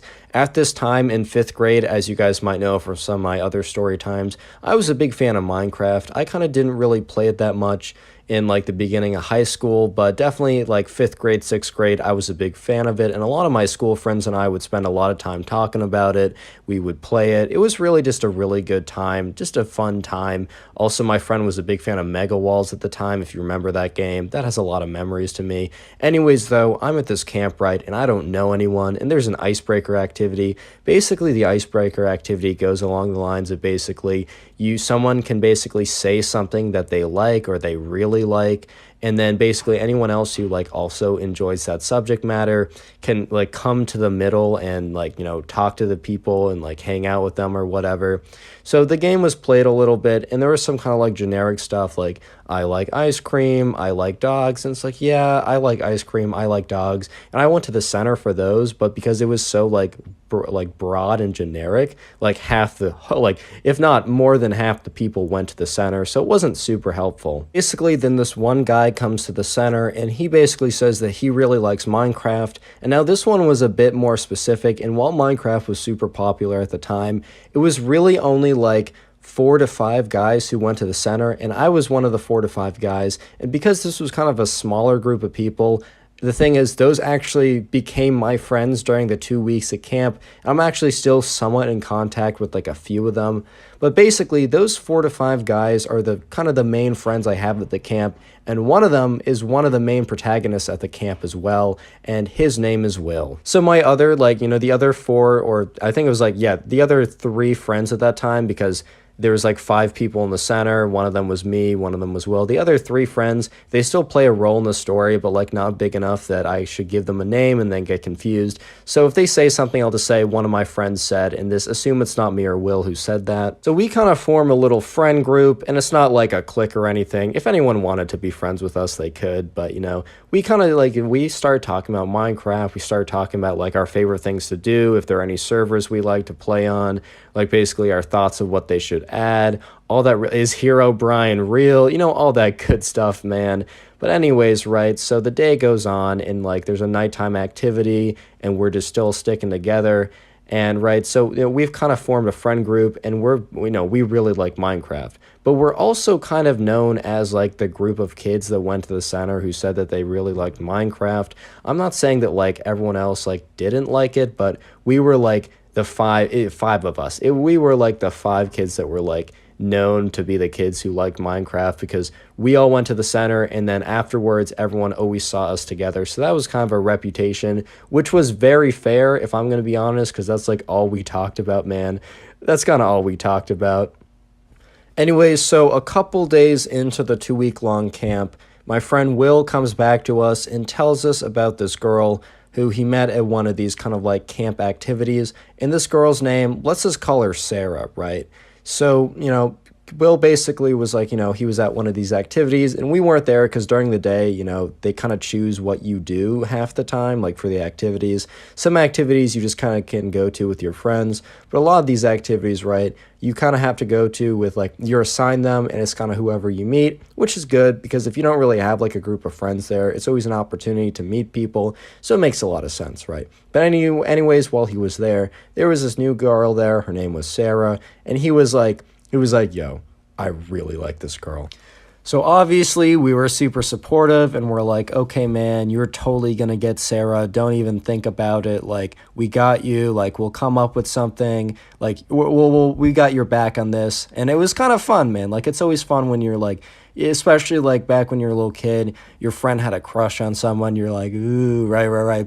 And then you're like, okay, let's come up with a plan, guys. And then you make it all serious for no reason. We're like, okay, time for a top secret meeting, right? So we all got into like, we had to like check the room. We had to go in there. We got like a whiteboard. We're like, all right, what's the plan? Basically, we sat down and we decided that the best course of action would be that Will would go and talk to her the next day, because there were kind of like free period like times. There's like lunch, and then there was kind of like a recess type thing where basically you could go hang out with whoever, right? And so even if he didn't get her in another one of these activities, because that was kind of like randomly selected and we didn't want to play the odds game, especially since we had such limited time at this point, and we just didn't have enough time to like really like, we couldn't bet on that. Basically, we wanted him to go up and talk to her one more time, and then after that basically admit how he feels and ask if she wants to do something after camp, because this camp was kind of held locally. It wasn't an overnight camp, it wasn't a sleepaway camp, and basically at the end of the day, like, you went home, so maybe they could go see a movie or something. But basically, we wanted him to talk to her one more time, and then kind of, pull the trigger and see what we can do, right? So the next day, Will eventually gets the courage to talk to her, and it's recess period, so we don't all go up to talk to her with him, but we're like far enough away that we're obviously like, well, we didn't think was obvious. In retrospect, we were kind of looking, laughing, and maybe we were pointing, so maybe it was a little obvious, right? But but at the time, we thought we were far enough away that like she wouldn't notice that we were watching, and we were basically looking at what was happening, and from our perspective, it looked like it was going really well because Will was talking to her and she didn't like, I don't know, run away. I guess the fact that she responded was like a win enough for us, which I don't know what that says, but that definitely hey, she responded to him. That was good enough for us. We were like, okay, he's got this in the bag. So the next day rolls around and we're like, okay, bro, okay, Will, it's finally the day. All you got to do is ask her out on a date to the movies. Like, how could it go wrong? You guys spoke once. That has to be good enough. Of course, 5th grade logic, but whatever, man. It was what it was. So anyways, right, so we're outside at recess, and we don't want to, like, crowd him. So we do the same thing. We stand away far enough that, like, we can kind of see what's going on, but we can't actually hear what's going on. And we see Will go up to her. We see him get her attention. we see him say something, and then we see Sarah's face, and it looks kind of amused. And I was like, okay, amused is better than angry or crying, but amused isn't exactly what we're looking for here. You know what I mean? So Will looks a little defeated, and we're like, okay, this can't be good.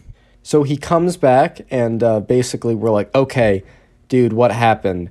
And he just looks at us all defeated, like, I don't really want to talk about it. So you already knew, like, right away that it wasn't going to be good.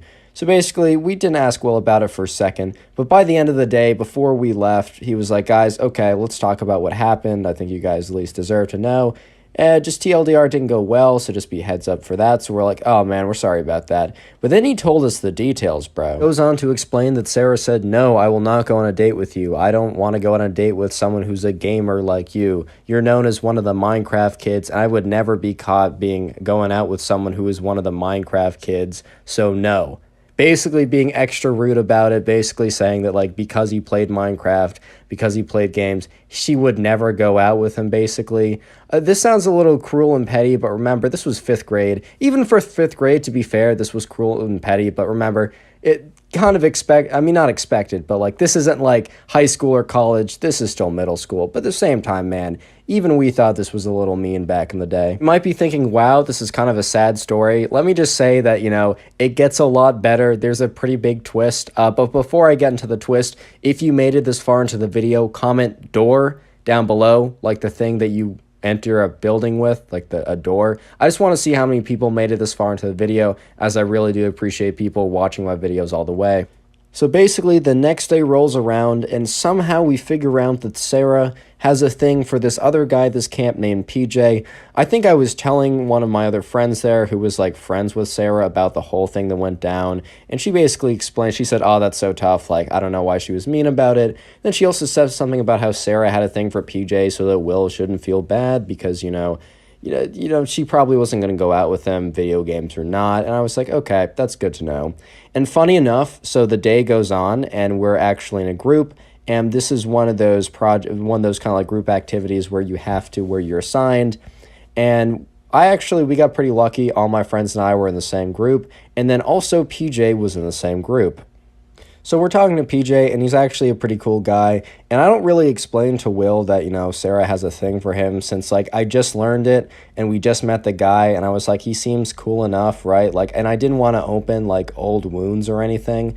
So I was just like, okay, like, whatever. I told him eventually, but in the beginning, it was just like we were just chilling with them. It was a good time. And eventually, the topic of, like, Minecraft comes up, and PJ admits that he actually is also a pretty big fan. I don't want to say admits, man. He was proud about it. He enjoyed it, right? The only person who really seemed it to be, like, something you'd want to admit would be Sarah, bro. She's the only person who really thought it as something as, like, shameful or something. I don't even know. But anyways, PJ admits that, he also plays Minecraft. So, we talk about that. And we actually kind of bond over that, man. I'm going to be honest. Like, the thing is, like, he actually kind of joined our group afterwards. This was about a week in, so we didn't have a ton of time with him, but it was still kind of nice, right? So the next couple of days, so we had a weekend break, and we talked to him a little bit over that. And then when we came back the next week, we hung out the first couple of days together. And the next week, he was kind of like now part of our group or whatever, because we all kind of enjoyed Minecraft, right? And just so you know, over the weekend, I did tell Will, I'm like, hey, by the way, I found out that Sarah, also likes this PJ guy, so just be aware. I hope it doesn't matter. And he said, yeah, no, it really doesn't matter at all. He was kind of over the whole Sarah thing anyways. I mean, we were just at camp. We were in 5th grade. Minecraft was obviously much more important to us at the time. So we're all sitting at lunch one day, and I see Sarah walking up to the table that we're sitting with, and it's me, my friends, Will is there, and PJ, who is now one of our buddies too. He's also sitting at the lunch table, and he was kind of facing behind her, so he didn't really see her coming, and I was just thinking to myself, okay, man, this is going to be interesting. What's about to go down? So Sarah came up to PJ, and, apparently they've been talking a little bit throughout the last week or so. PJ wasn't aware of the whole Will thing, which we just didn't think was necessary. Like, at this point, he was over it.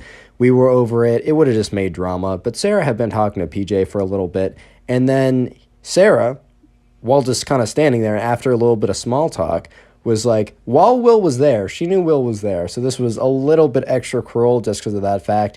But Sarah basically goes to PJ and says, hey, do you want to maybe go to the movies tonight? And it was a Wednesday. And then PJ looks at her and says, sorry, I got plans. I'm actually going back and playing Minecraft with these guys.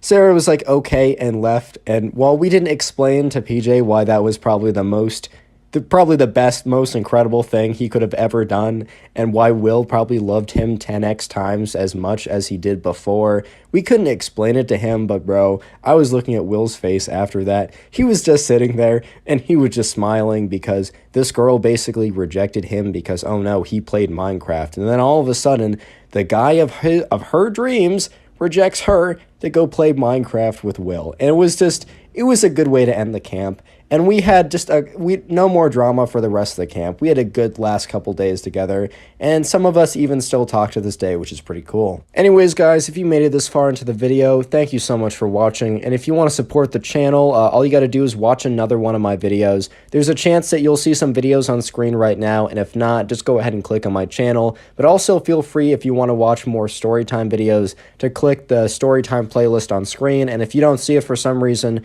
Storytime playlist will also be linked in the description. Thank you guys so much for watching once again. I really do appreciate it. Leave a like, subscribe, and yeah, peace. What's up, guys? Scrubs here. Oh, wait, wrong channel. How's it going, everyone? Welcome back to the channel. Today, I got a story for you, and it's quite an entertaining one, if I do say myself. So this story is about a kid who got expelled from his school, and for all the things he could have been expelled for, he was expelled for Minecraft. Yeah, no, you heard me right. You don't have to double check your ear pods or your headphones or your actual ears attached to your head. You heard me right, man. This guy was expelled from Minecraft. Oh my god, my voice.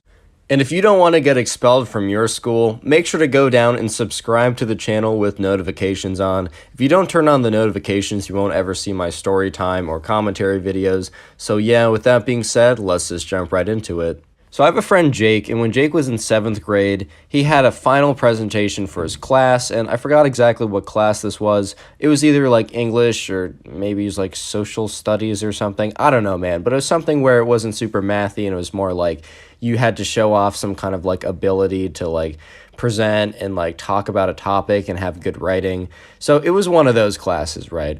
And this was the final project for Jake's year, so it was a really, really big deal. And okay, it was 7th grade, so it wasn't like the biggest thing ever, but at the end of the day, man, like it was the final project. It was as big a deal as it was gonna get. So basically what happened, right, was you were able to kind of choose whatever topic you wanted within some kind of boundaries because, you know, you couldn't really choose any topic. The teacher basically said that it had to be, you know, it had to be educational. It had to be a topic about history, right? Okay, so this was a history class. I'm remembering the story as I'm telling it, so if I have to repeat myself a little bit and change some details, my bad about that. Jake told me this like a little while ago, but I'm trying to tell it now, right? So this was a history class, and in this history class, you had to like they covered a wide range of things. It wasn't like a specific history class like European history or American history. It was kind of like I would say similar to like a big history class where it went over like a lot of topics.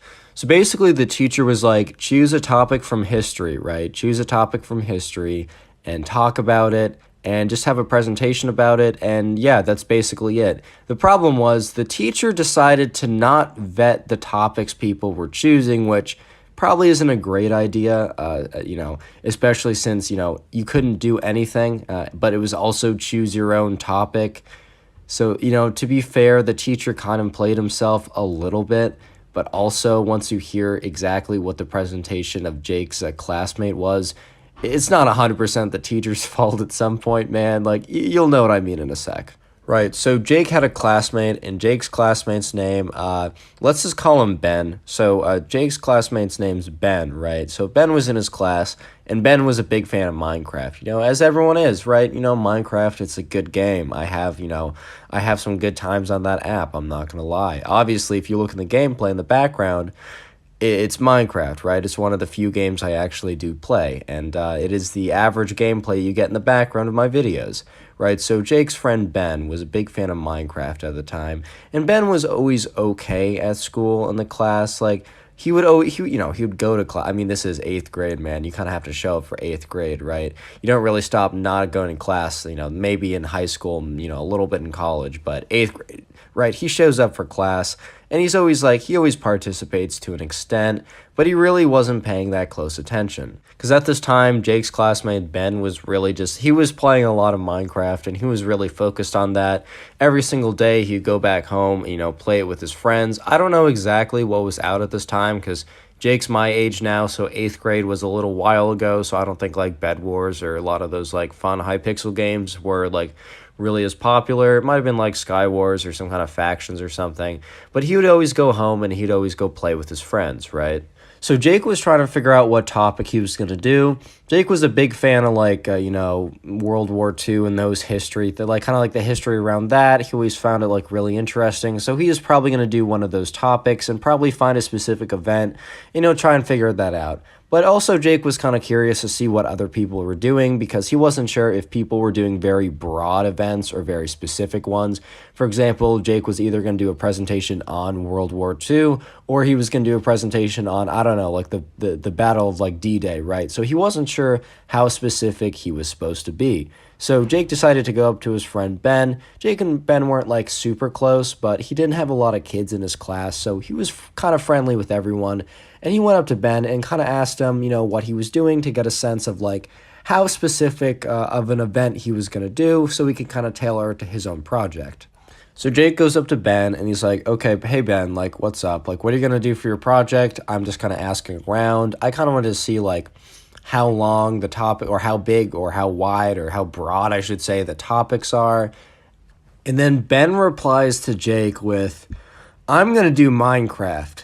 And Jake kind of just gave him this look like initially, right? Jake was kind of thinking that he was just, he was joking around. He was having a few goofs, right? Because, Ben was like, Ben had a sense of humor. Like, he wasn't like super dry. Like, not everything was like super technical and everything I said is a fact, right? He's been sarcastic before. He's had jokes. He's like everyone else.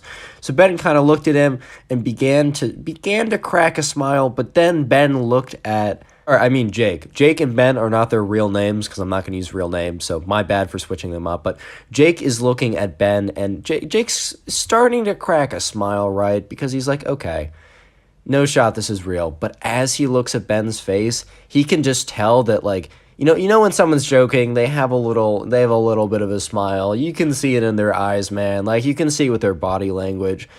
Jake could tell that Ben was not joking, that Ben was being 100% serious. And he's like, are you sure? Like, he's like, are you actually doing that? Like, does that fulfill the requirements? And Ben replies to Jake, yeah, there was a really historic moment in my Minecraft battles with my friends a couple days ago. The teacher didn't really specify that it had to be a historical moment from, like, recent times. So history's history, man. And Jake was just like, dude, not to disrupt the flow of this video, but if you made it this far into the video, comment door down below, like the thing you enter a room with, like a door, D-O-O-R.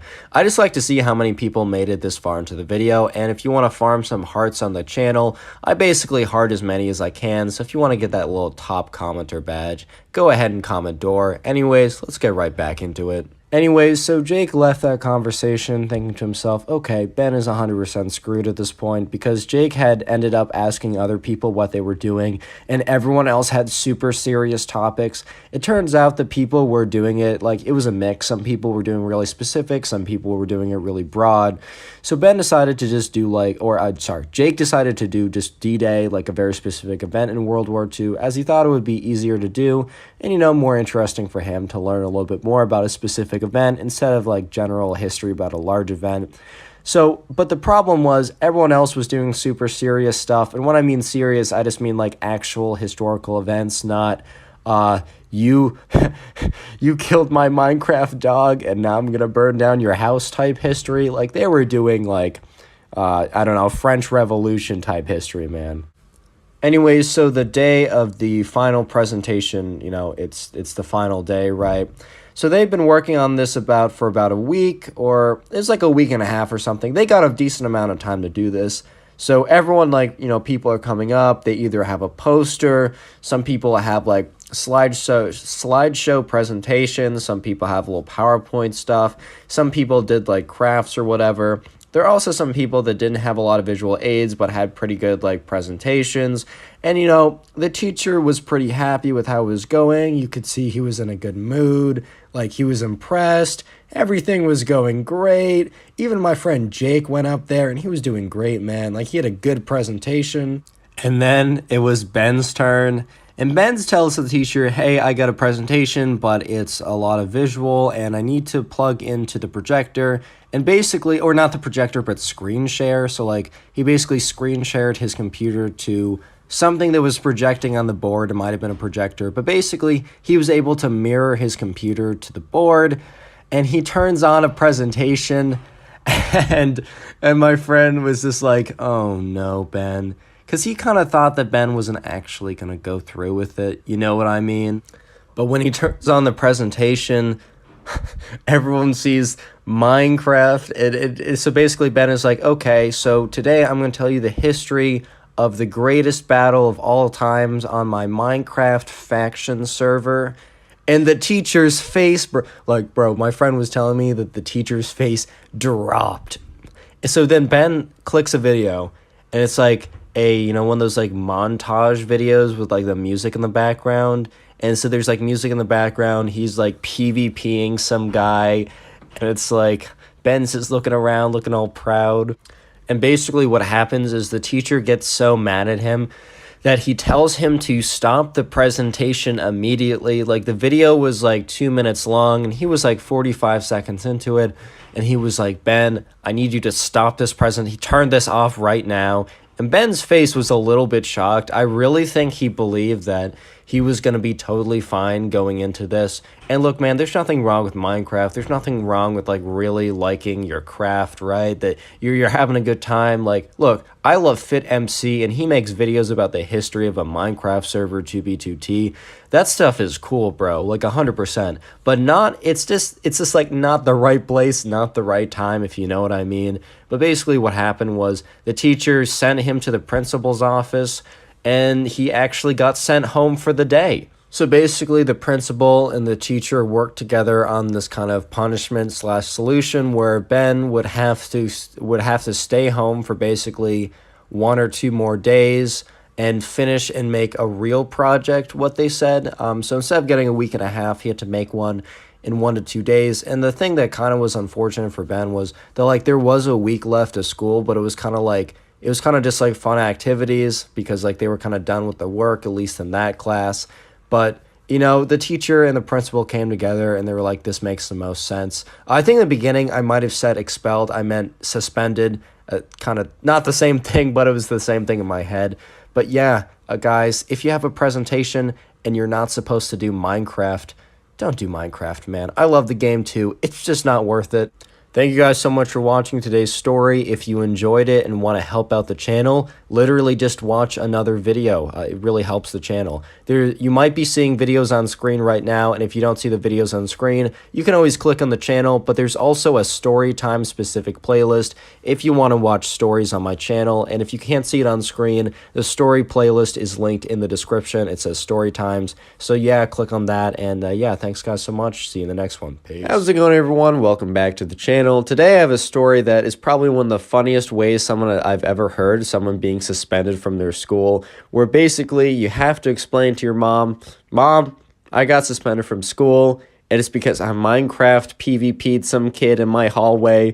I don't know how you even explain that, bro. And unless you want to be just ambushed by some random Minecraft kid in your school's hallway, subscribe to the channel with notifications on. If you don't turn on notifications, you won't see the videos. And also, if you leave a like on the video for a limited time, I will give you literally nothing in return, just because I'm feeling extra special generous today. And with that being said, let's get right into the story. So this story was told to me by my friend. And basically, my friend has a little brother, and my friend's little brother is in 3rd grade. And everyone there is obsessed with Minecraft, obviously, right?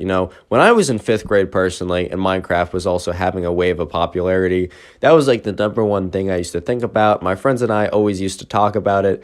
Hey man, like a lot of nostalgia there. Like I'll never rip on anyone for liking Minecraft, bro. Like, look, even me, like there's Minecraft gameplay in the background. I still play the game to this day. It's a timeless game. It's a classic. It's a beauty.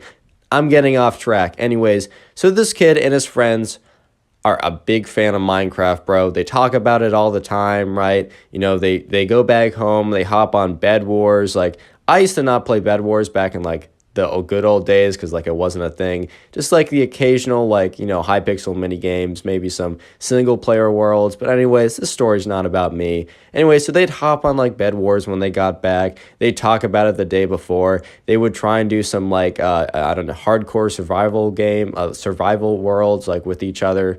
And that was always like a lot of fun. And also they'd have some servers too. Like even like I remember over quarantine, I hopped on a server with some of my friends. And I had not played Minecraft in a long time. And it really kind of just brought me back into it while allowing me to like keep up with my friends. Minecraft is a timeless game, bro. Anyways, not the point of the story. I promise I'll focus a little more, man.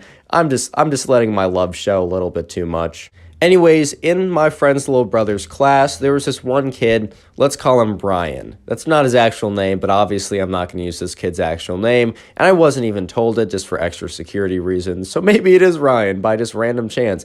Anyways, my friend's little brother had this kid in his class named Ryan, and while my friend's little brother and his friends were like a big fans of Minecraft, and they played it all the time, they talked about it all the time, Ryan was on a whole different level, man. Like, every school project was somehow Minecraft related if you could make it, even if it had nothing to do with Minecraft. Every single conversation you had with him, an introduction to him, if you were first introduced to him, he would mention Minecraft within the first 30 seconds of conversation. And as I've said this before, nothing wrong with liking Minecraft, and also nothing wrong with telling people you like it. It's a good game. Most people like it. When I was being introduced to my roommate, we eventually talked about games we played, and that's when I brought up Minecraft. But I'm not going to be like, hi, my name is Connor. I play Minecraft. Do you play Minecraft? What's your favorite Minecraft mode?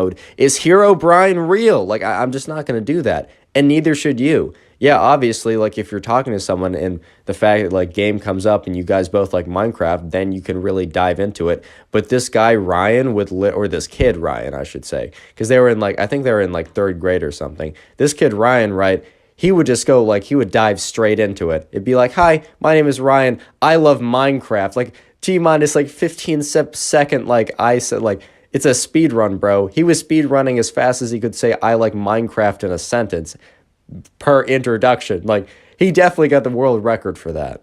And also, Ryan was really getting into the whole PvP side of Minecraft. If you don't know what that is, in Minecraft, you can play single-player worlds, and a lot of people know it when it's just you in a world and you're just playing by yourself and you're fighting maybe some monsters or some mobs.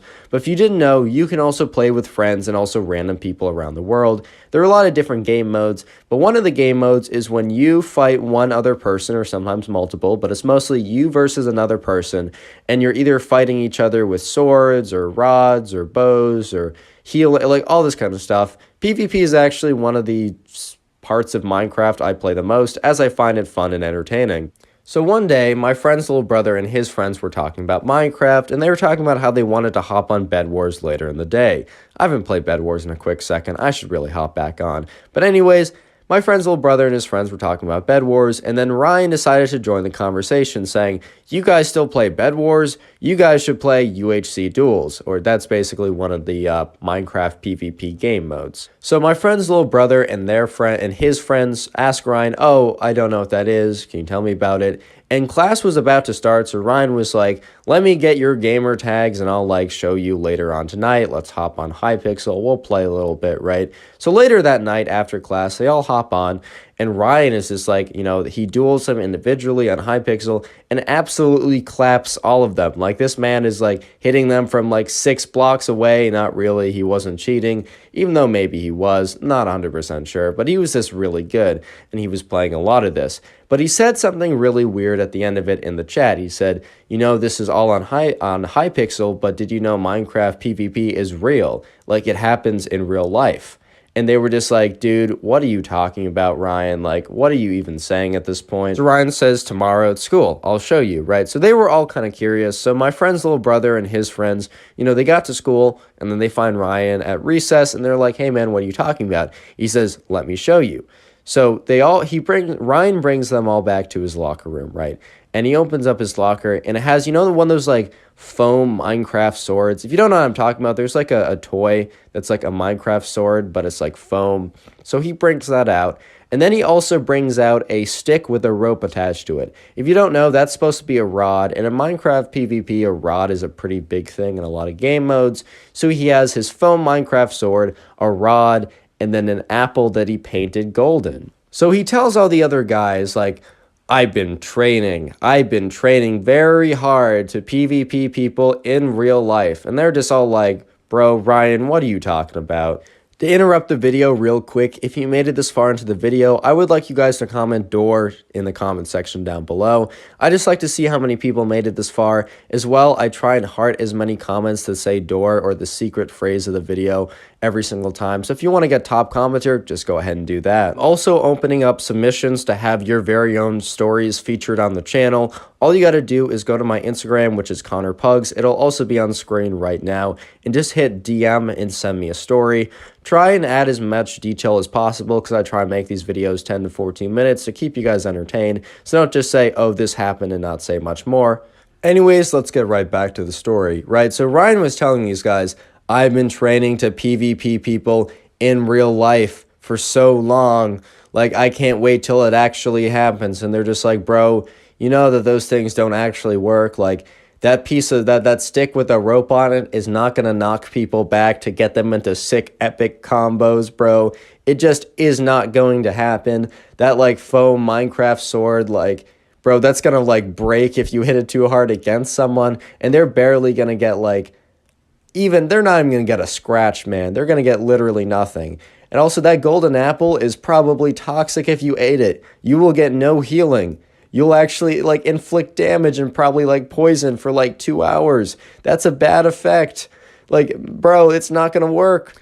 Anyway, so Ryan says, you guys just don't understand. You don't see the bigger picture. You guys will see. I will be the Minecraft PvP champion. And they're just all like, okay, Ryan has gone off the deep end. Like, okay, man, that's enough of this. So, my friend's little brother and his friends, they all decide to leave. And they're like, okay, that's a little weird. We don't think we'll be playing with Ryan for a little bit. Like, we all like ourselves some good amount of Minecraft. We enjoy the game, but, like, to a certain extent, like, okay, we're not going to try PvPing people in real life. We all know that makes literally no sense. So a couple days go by, and my friend's little brother and 2 of his other friends were playing Bed Wars, but they wanted to play 4s, where basically you need 4 people.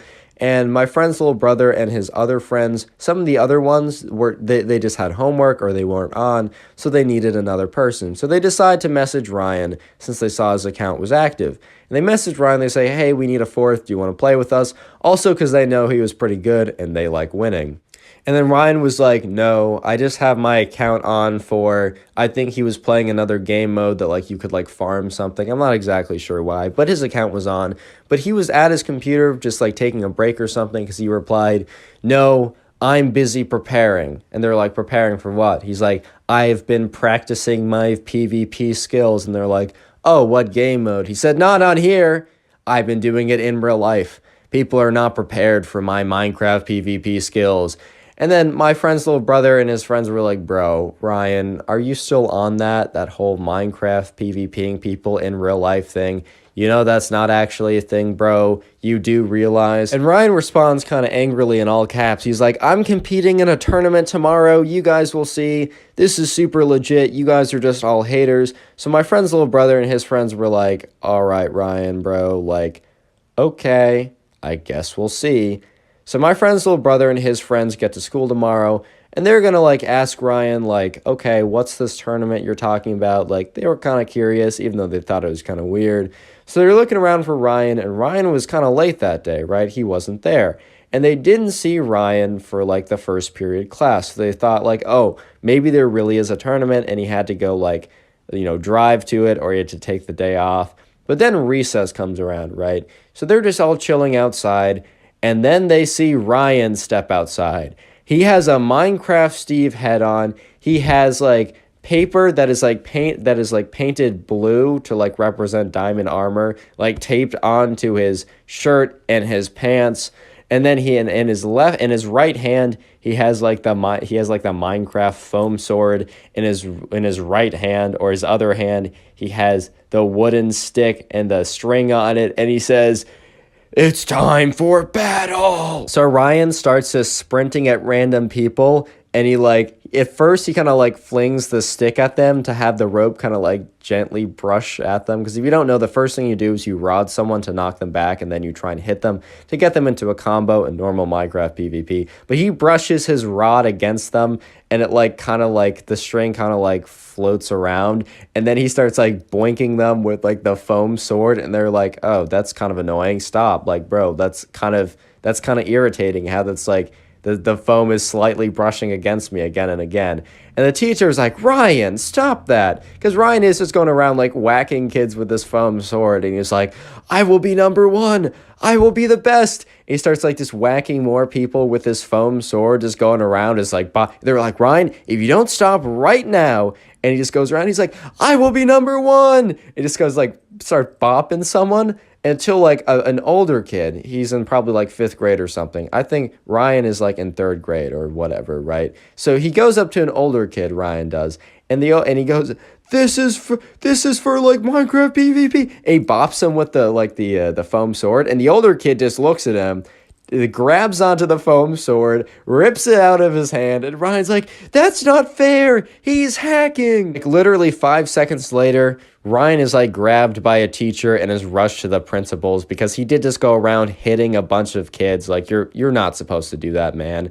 And basically, moral of the story is don't do that, because Ryan ended up getting suspended for 2 days because you just can't go around hitting random people, right? You just can't do that. Punishment might have been a little harsh, but also I kind of get it, because you just can't go around hitting random people, even if it is with like a foam sword or something. But anyways, my friend's little brother and their friends, Ryan eventually did come back, but they decided to not really talk to him because he's very interesting. I don't know how else to say it, bro. Like, they're like, "Okay, you can do you, but we're going to enjoy Minecraft the way that we enjoy it, and you can enjoy it the way that you enjoy it." And that's it for the story. If you guys did enjoy today's storytime video, consider watching another story video. A couple will appear on screen right now, and if you don't see them, you can always click on my channel to watch some of my older ones.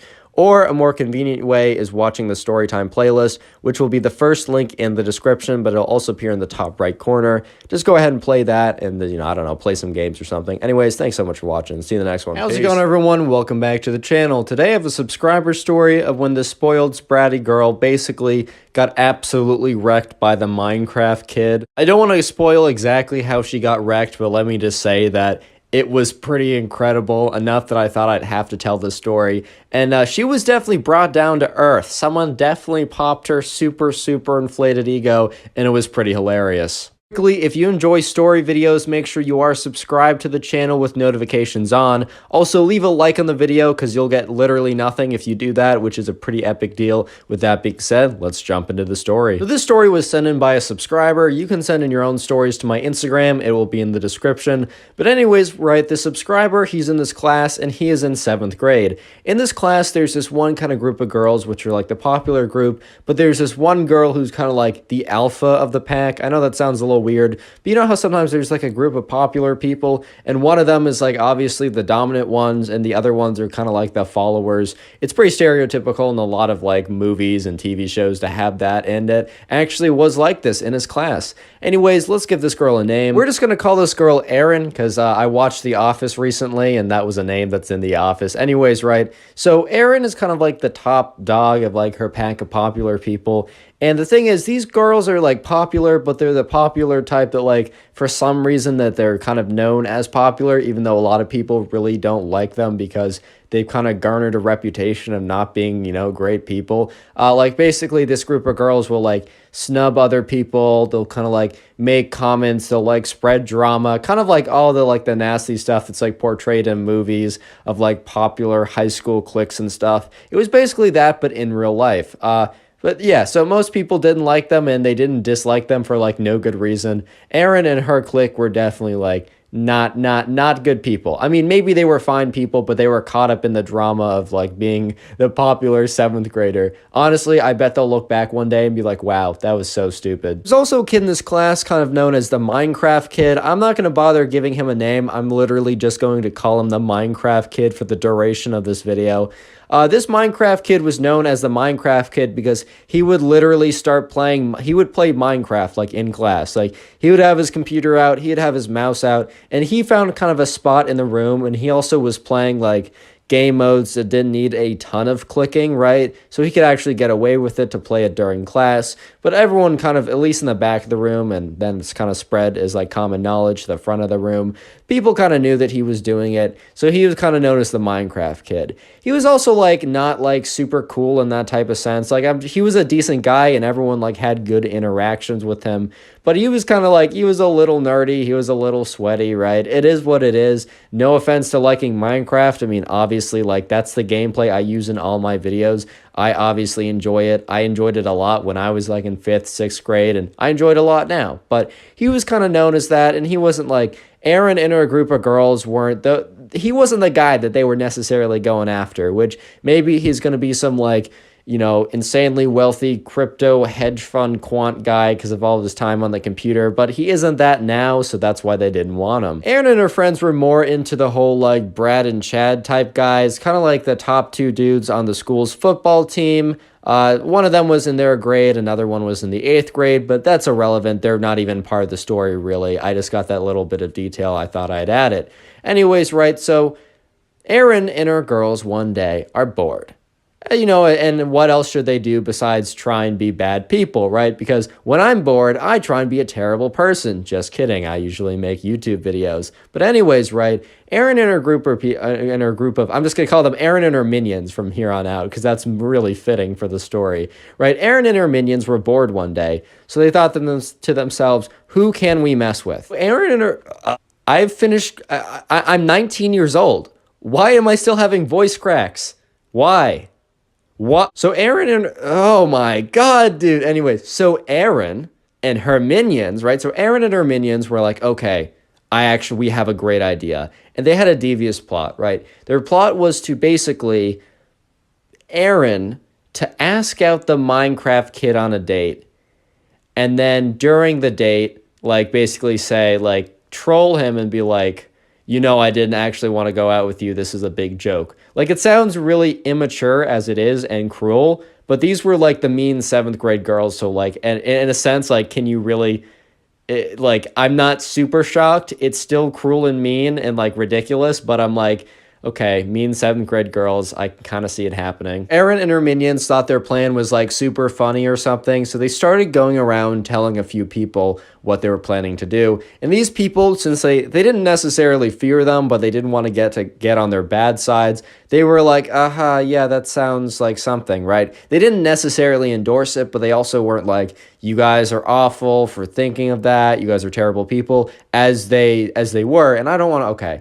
When I say terrible person, I take that very lightly. They're in 7th grade. They're growing. They'll hopefully learn from their mistakes. But at that time, they were being pretty terrible kids, right? They're being terrible kids, right? Anyways, but this one girl that they told, they weren't 100% sure. They didn't know this, right? But this one girl that they also told about their plan was somewhat friends with the Minecraft kid. But this girl, instead of standing up for the Minecraft kid, decided to come up with something even better than saying, don't do it. She crafted her own master plot. So this girl that Aaron and her minions told about their evil plot, who is also friends with the Minecraft kid, decided to, instead of like saying something, decided that she was going to inform the Minecraft kid of everything that Aaron and these girls were plotting. And then from there, they would be able to make their own plot and be able to, instead of allowing Aaron and their friends and her friends to troll the Minecraft kid and make fun of him, their plan was to actually, since of the inside information the Minecraft kid would be to turn it, completely flip the tables and kind of expose and then humiliate Aaron, right? And kind of put her in her place. Hopefully, maybe altering the course of her behavior from this point forward. Since we're kind of on an office-themed naming selection, we're going to call this girl Pam. Pam is, by the way, the girl that is friends with the Minecraft kid that Aaron and her minions told about the plan, right? So what Pam decided to do was she decided to dig a little bit more, being like, oh, that's so funny, kind of egging it on a little bit to give them a bit of reinforcement to make it seem like she was actually on their side. And then Pam said, oh, when do you plan to do this? And Aaron and her minions said, oh, we plan to do this tomorrow. We're going to ask him out tomorrow to go on a date with me later at lunch. And Aaron goes on to say, and I'm going to make the asking out pretty public so that people are aware of what's happening. And I'm going to have the date happen at lunch where everyone else is. So when I troll him publicly, everyone else will see and it'll be really funny and everyone will be in on the joke now. So Pam was a little bit like, wow, that's so cruel. But she only said that in her head because she didn't want to blow her cover. And she's like, that's so funny. Keep me updated. I can't wait to watch this. So then Pam goes and finds the Minecraft kid, and she basically explains everything to him that she was told. And then she says, all right, now we have the upper hand. We need to troll them back somehow. And the Minecraft kid sits there for a minute. And he honestly doesn't seem that offended by the whole thing, which honestly, I think if I was in the Minecraft kid's shoes, I would have been a little offended that someone even was planning to do something so cruel to me. It's not like, Aaron and her gang had a beef with the Minecraft kid. The Minecraft kid was just known as the nice kind of nerdy guy who girls didn't really want to get with. It's unfortunate, man, but it is what it is. But people also knew him as the nice kid who played Minecraft. But, the Minecraft kid sat there for a minute. He got this little smirk on his face. And he said, Aaron, I have a good idea. No, he didn't say Aaron, bro. He's not talking to Aaron. I'm sorry. The office is making me confused. He said, Pam, I got a good idea. I'm going to interrupt this video to tell you that the secret phrase of the day is house. So if you made it this far into the video, I want you to go down into the comment section and comment house down below, like the thing people live in, House. I just like to see...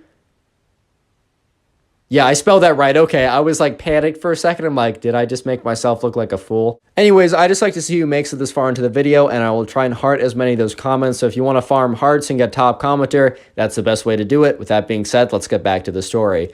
Right. So the Minecraft kid, turns to Pam and says, I have the perfect plan. And the Minecraft kid tells Pam what his plan is. I'm not going to spoil it yet. I'm just going to tell you what happens, and I'll reveal exactly what the plan is after I tell you what happens, right? So the next day rolls around, and it's the morning, and the Minecraft kid is just kind of chilling there, playing Minecraft as he's known to do, right?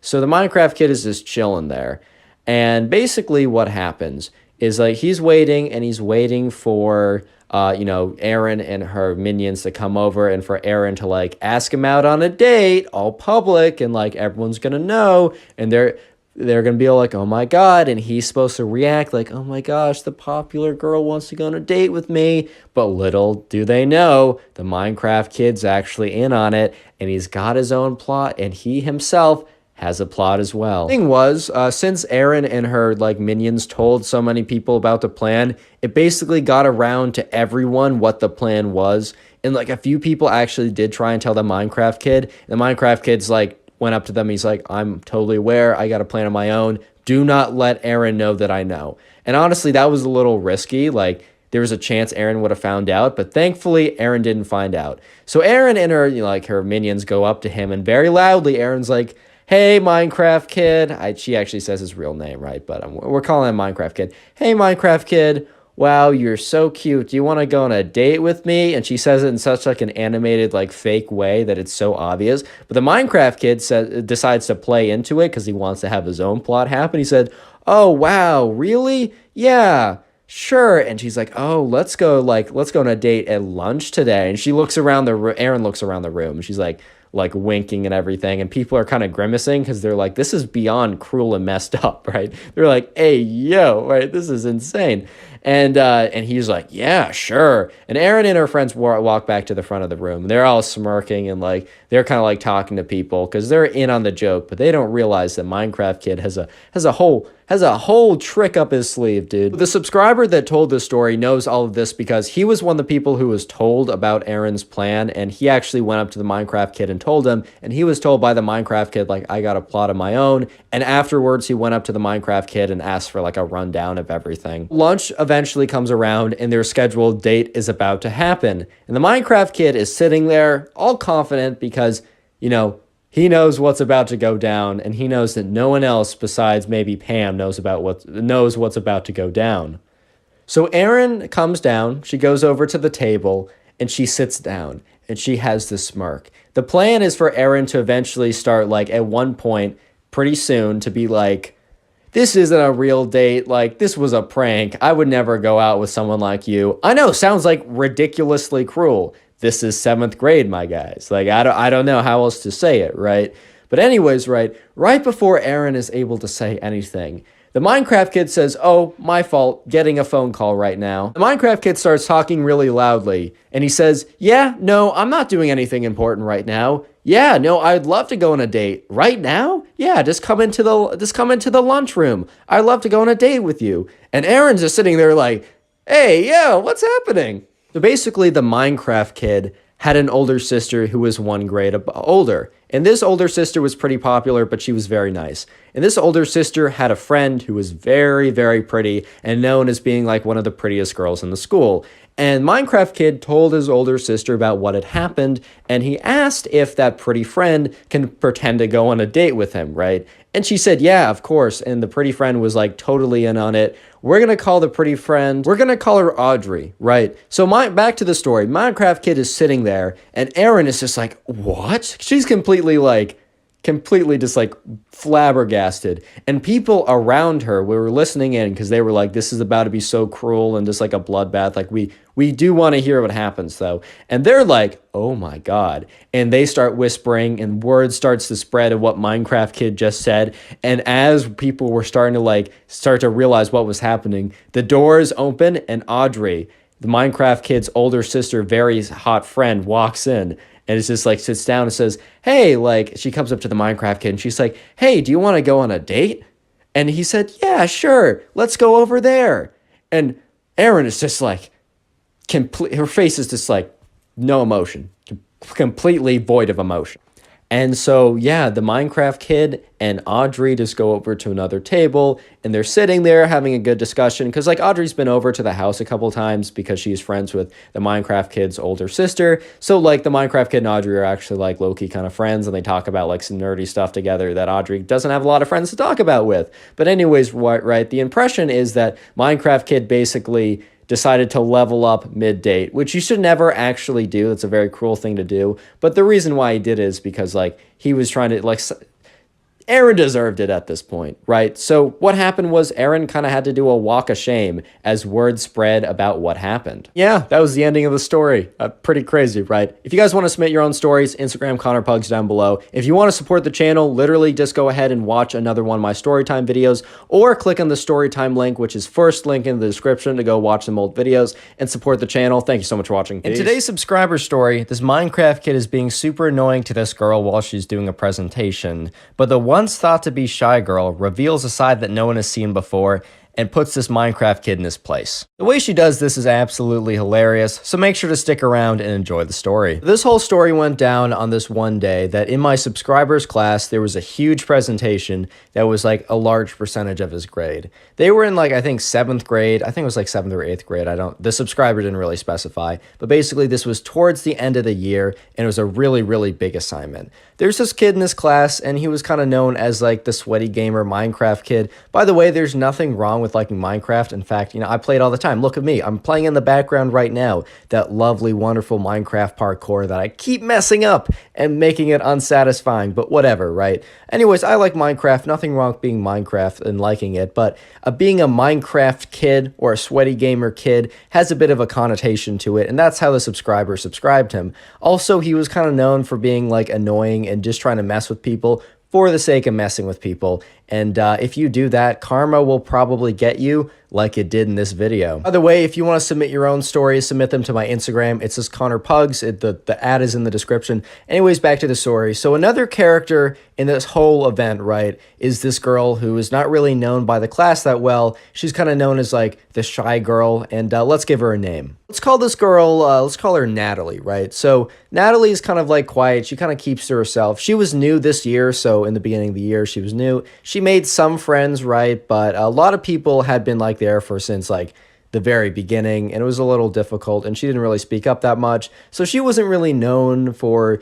being loud or being, you know, really outgoing. She was kind of just known for kind of keeping to herself. However, the subscriber learned after this story that Natalie and the Minecraft kid once had a bit of an altercation, with big quotations around that. Basically, the Minecraft kid was just like making fun of people because, like, you know, the other people in the class knew this guy, knew to put up with him. But then like one of his shots fired went to like Natalie for like some reason. And I didn't actually get specifics on the stories, but just know that like Natalie kind of knows that this kid is kind of annoying, right? So she at least has a little heads up about that. That's going to be important for later in the story. It's the day of the big presentation, and the subscriber who submitted the story went in first. He was actually, I think he asked to be the first one to go. That's something I like to do when there's like presentations, because I don't like sitting around. It just kind of makes me all anxious. So I definitely agree with the subscriber on his call for going first. Anyways, he goes first. He says he nails it. You know, he does a really good job. He's been preparing for weeks. But anyways, right, so more people go, and then eventually it is the, you know, the shy girl's turn to go, or we called her Natalie, right? So it's Natalie's turn to go, and she goes up there and she starts like booting up her laptop because like she decided to do a presentation that required her to like go on like Google Slides or something, or PowerPoint, whatever. She needed to use she needed to screen share her computer to the screen, right? And remember, this is a really big presentation. This is worth like 20%, 15% of your grade. And this is like kind of like the final project at the end of the year. So this is a really big deal. So Natalie boots up her computer. She kind of like matches it with the screen, and she moves to the first slide, and she begins. She said, back in, because she was like doing, like, this was a history class, so it was like a presentation of like history. So she was like, back in 18, and then the Minecraft kid starts going very loudly, not trying to like hide anything. And at first Natalie was like, oh, kid had to cough, like whatever. So then she's like, okay, back in Natalie just stops right after like he's done coughing, and she just does this like blank stare at him, just like blankly is like, bro, right? And he stares right back at her, and the subscriber turns to look at the Minecraft kid, and the subscriber notices that the Minecraft kid is just staring right back at Natalie, grinning. He's just grinning. So the subscriber is like, oh my God, like that was on purpose. Because at the first he thought it was like a coughing fit or whatever. He turns to the teacher. The teacher's not looking at the Minecraft kid. The teacher is looking at Natalie, waiting for her to continue. So Natalie eventually continues with her presentation, and she wasn't immediately interrupted again, right? So these presentations are supposed to be about like 5 minutes, some run like 7, 8, 10 minutes. The cap is like 15 minutes, a hard cap, but he said to aim for like 4, 5, 6, 7, 8 minutes within that range, and that there's a lot of flexibility. So Natalie's about a minute into her presentation, just kind of like going along, you know, assuming that Minecraft Kid was done trolling, that his little coughing fits that were definitely on purpose were just like a little bit of a jab. We do a little bit of trolling, right? Not too much. But Minecraft Kid was not done, man. Minecraft Kid was just waiting for her to feel secure, and that's when he would pounce. That's when he'd come in with the second troll. So Natalie's about a minute and a half through her presentation, and the Minecraft Kid goes, and Natalie's just like, no way, dude. Because, you know, look, sometimes, bro, you gotta yawn. That's fair. That happens, right? Sometimes you gotta yawn. But Minecraft Kid was being extra careful to make sure that he yawned as loud as possible. He was just trying to yawn at max yawn capacity, dude. Like, he was just trying to, like, yawn as hard and as loud as he possibly could. And Natalie once again stopped her presentation. And this time, instead of looking at the Minecraft, she looked at the Minecraft Kid, like, briefly. But she decided to look at the teacher and noticed that the teacher was looking directly back at her, waiting for her to continue, not looking at the Minecraft Kid at all. So Natalie's starting to realize that, the Minecraft kid will continue to be annoying and the teacher doesn't seem like he's about to do anything about it. So she just has to keep going and keep pushing through this presentation, right? So she keeps going. She's like not trying to go through too quickly so she loses grade points, but also realizes that she needs to like try and, keep it as concise as possible. As the longer she goes, the more opportunities Minecraft Kid has to like basically be super, super annoying. Real quick, if you like Storytime videos and aren't subscribed already, please consider subscribing to the channel. Trying to hit 400K by New Year's, and that's a bit of a stretch, so every subscription really does help. Anyways, back to the story. So Natalie's about 2 minutes into her presentation. She didn't even make that much time since the last Minecraft Kid incident, quote unquote. And she starts hearing this clicking sound. So Minecraft Kid brought his mouse to class, right? And what you can do basically is if you want to get like really high, like a lot of clicks per second, if you play Minecraft fighting against people, you know that this is a thing you can do. Instead of clicking with one finger, you can click with 2 fingers and like alternate. And if you spam it really quickly, you can like get a lot of clicks per second, and that helps with like knockback and hitting first hit reg and whatever. Anyways, it's irrelevant, right? But what it also does is it's super loud and annoying. And at this point, right, Natalie just has to stop because the clicks are just like so loud and obnoxious that like she just can't, like you can hear them over the presentation. And she's just standing there and she looks pissed. She is mad, right? She is angry. But this time, the teacher looks at the Minecraft kid and he's like, hey, yo, can you stop? You're interrupting the presentation. So Natalie gives like a little like turns to her teacher, gives a little head nod as like a little thank you, right? Just being like, hey, appreciate that, So she goes back to her presentation, and she's probably going for about 15 seconds. It's only about 15 seconds until the Minecraft kid turns to someone next to him and says loudly, "This presentation is so boring, I can't wait till it's over." And the teacher immediately snaps, and he's like, hey, Minecraft kid, doesn't actually say it like, that was so disrespectful, can't be. And Natalie isn't even hearing this, right? She's just in a fit of rage. And the subscriber, I mean, he has to assume this, right? But he sees Natalie and her eyes just gloss over, right? When she hears this. He can tell that this is the last straw. So the teacher is kind of chewing out the Minecraft kid because the teacher noticed the yawning, the teacher noticed the coughing fits, but kind of just assumed that they were not him purposely trying to mess up the presentation, but he kind of put 2 and 2 together. And then after the clicking and then blatantly saying very loudly, this presentation's so boring, when is she going to be done? He kind of figured it out. And in the middle of reprimanding this kid, he was about to send him to the principal's office when Natalie remembered something that she was kind of saving if something like this ever was to happen. Anyways, right, so remember that time when I said that the Roblox kid kind of made fun of Natalie when she was new or newer than she was now? And it turns out that Natalie actually really did take that to heart and was like not a big fan of this kid at all. But what she did, instead of just sitting there being like, I don't like this kid, is she did a little bit of digging. And since she knew that he really liked Minecraft or whatever and had some social media presence, like he had a gaming channel with like 50 subs or whatever, she started stalking him online, like looking at his stuff, going through his page. And then she noticed this YouTube channel that would always comment on his videos, and it kind of seemed like he was commenting to boost subs or whatever, or boost comments or whatever. And she didn't really think much of it till she clicked into it. When she clicked into it, she went through the comment section of one video that was posted on there. And in the comment section, it said, DM me back on TikTok, right? So then she's like, wait a minute. Does he have a secret TikTok account? So then she types up the name of this account that he always commented on his main channel with into TikTok. And she found probably one of the most embarrassing accounts she has ever seen. So she tucked that in the back of her head like, okay, if I ever need to go fully nuclear on this or nuclear on this kid, right? If he really just makes me pull out the big guns, then he doesn't know what's coming. So at this point, it would have been really smart for Natalie to just not do this because this kid's about to be sent to the principal's office. But she's just so mad that she says, class, I have a new addition to the presentation that we must see together. And she quits out of the presentation or minimizes it, right? She opens up a new tab and looks up TikTok. The part wasn't really clear when it was told to me. She either looked it up online, but I'm not sure if you can do that, or she had these videos saved just in case the kid privated or deleted his account. But she opens up an account And it is very, and she said, "This is the Minecraft Kids," or said his actual name, "secret TikTok account. I thought we'd have a little break from my presentation to check it out."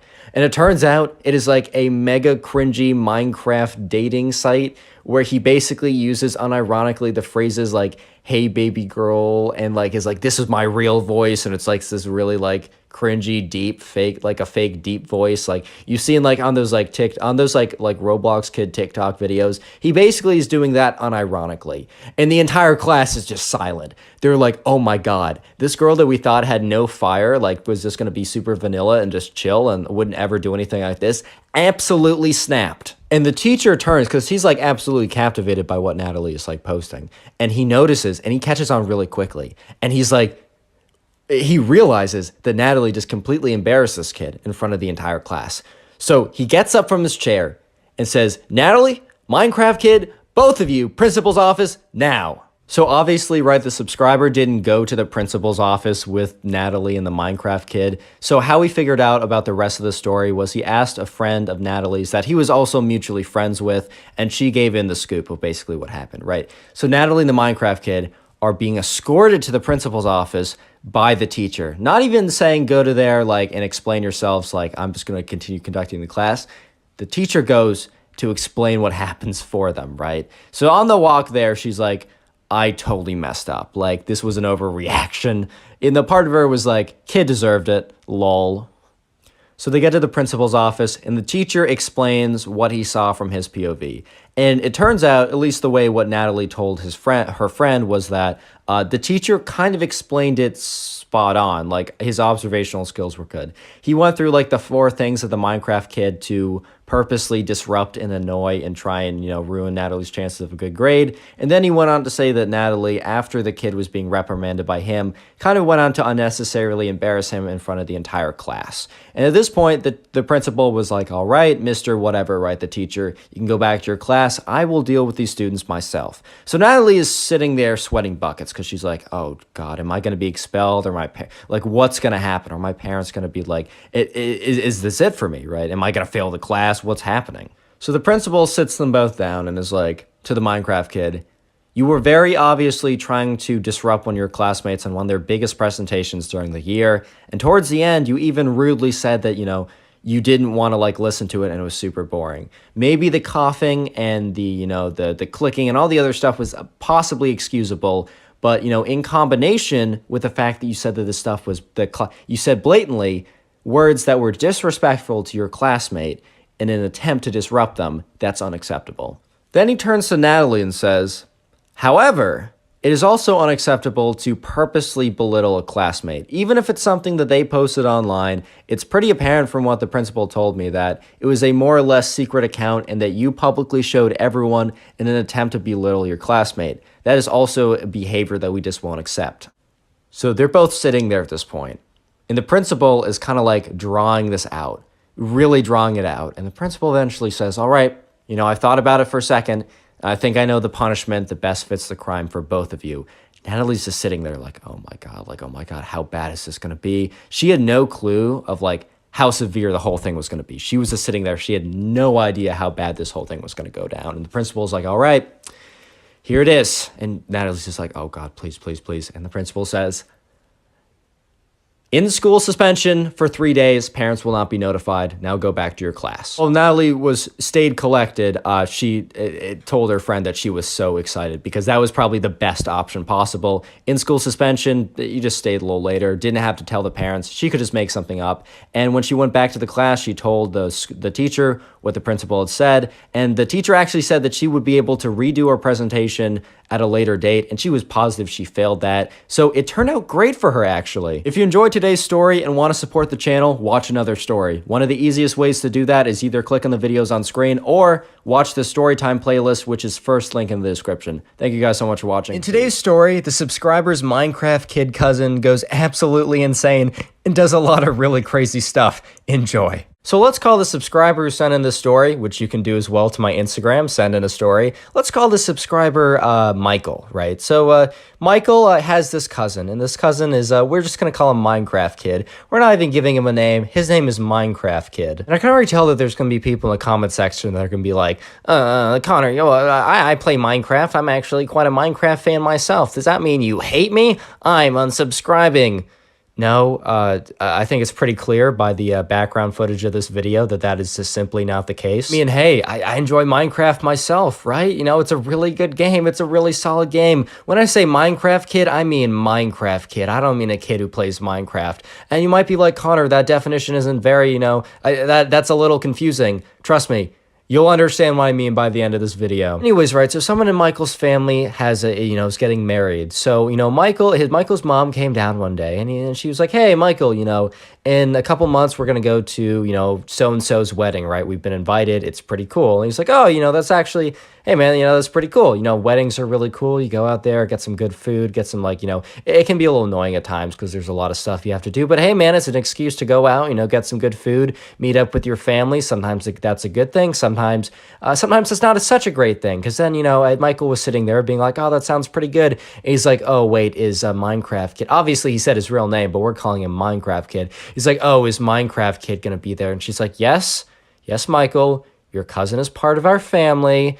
And, he's going to be there. But there's so many good people there, it doesn't even matter, right? You're going to have a wonderful time, Michael. Don't even think about it. And let me just say that this Minecraft Kid cousin has been pretty notorious in the past for just being a little unhinged. And being around him can be a little tilting at times. But, Michael was like, screw it. This is going to be fun. I don't really care. Anyways, a couple months go by and it's the time for the wedding. Michael and his parents fly out there. They get out there and if you don't know, with a lot of weddings, like they'll have this dinner beforehand. And so it's like kind of like a pre-dinner or something. I don't know what there's an actual name for it, man. I just don't remember at this time. Anyway, so I just don't remember the name of the pre-dinner. So I'm just going to call it the pre-dinner. It's basically the dinner you have before you actually have the wedding. And, they're sitting at a really big, long table and there's just a lot of people there. It's like his aunts, other cousins, nephews, nieces, estranged lovers, everyone who sits at one of these tables, right? And also sitting at this table is the Minecraft Kid cousin, who we're just going to call Minecraft Kid, right? So anyways, right, Michael is not sitting directly across or right next to the Minecraft Kid, but he's sitting kind of close enough that, he can hear what the Minecraft Kid is saying, he can see what the Minecraft Kid is doing, all that good stuff, right? So, while he doesn't, in this case, have any direct interactions with them, the Minecraft Kid, he becomes a little unhinged at this dinner. A little might be a bit of an understatement. He becomes extremely unhinged, but I'll tell you all about that. Don't you worry. So at this dinner, right, it's a pretty fancy dinner. It's one of those dinners where you all got dressed up, you're all like at the table and, very kind of like decent dinner manners. It's like you're just not on your phone, right?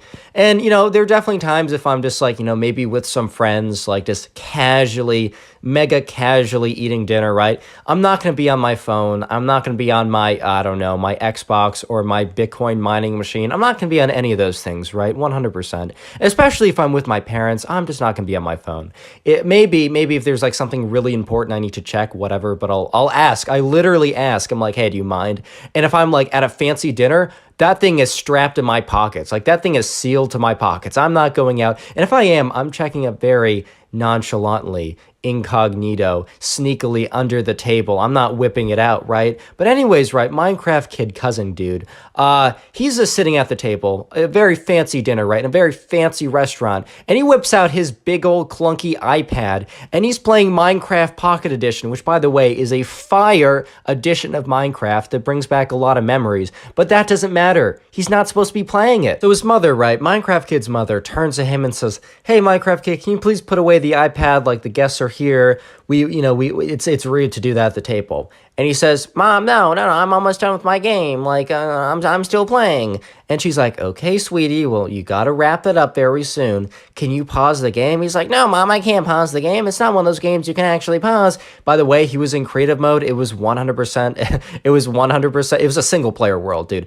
It was 100% a game he could have paused. But he was like, no, Mom, you just don't get it. Like, I can't pause the game. And I'm so close, Mom. I'm so close. And she's like, all right, sweetie. Like, that's okay. And at this point, right, Michael's just looking over like, okay. Because this kid, all right, this cousin, he isn't 6.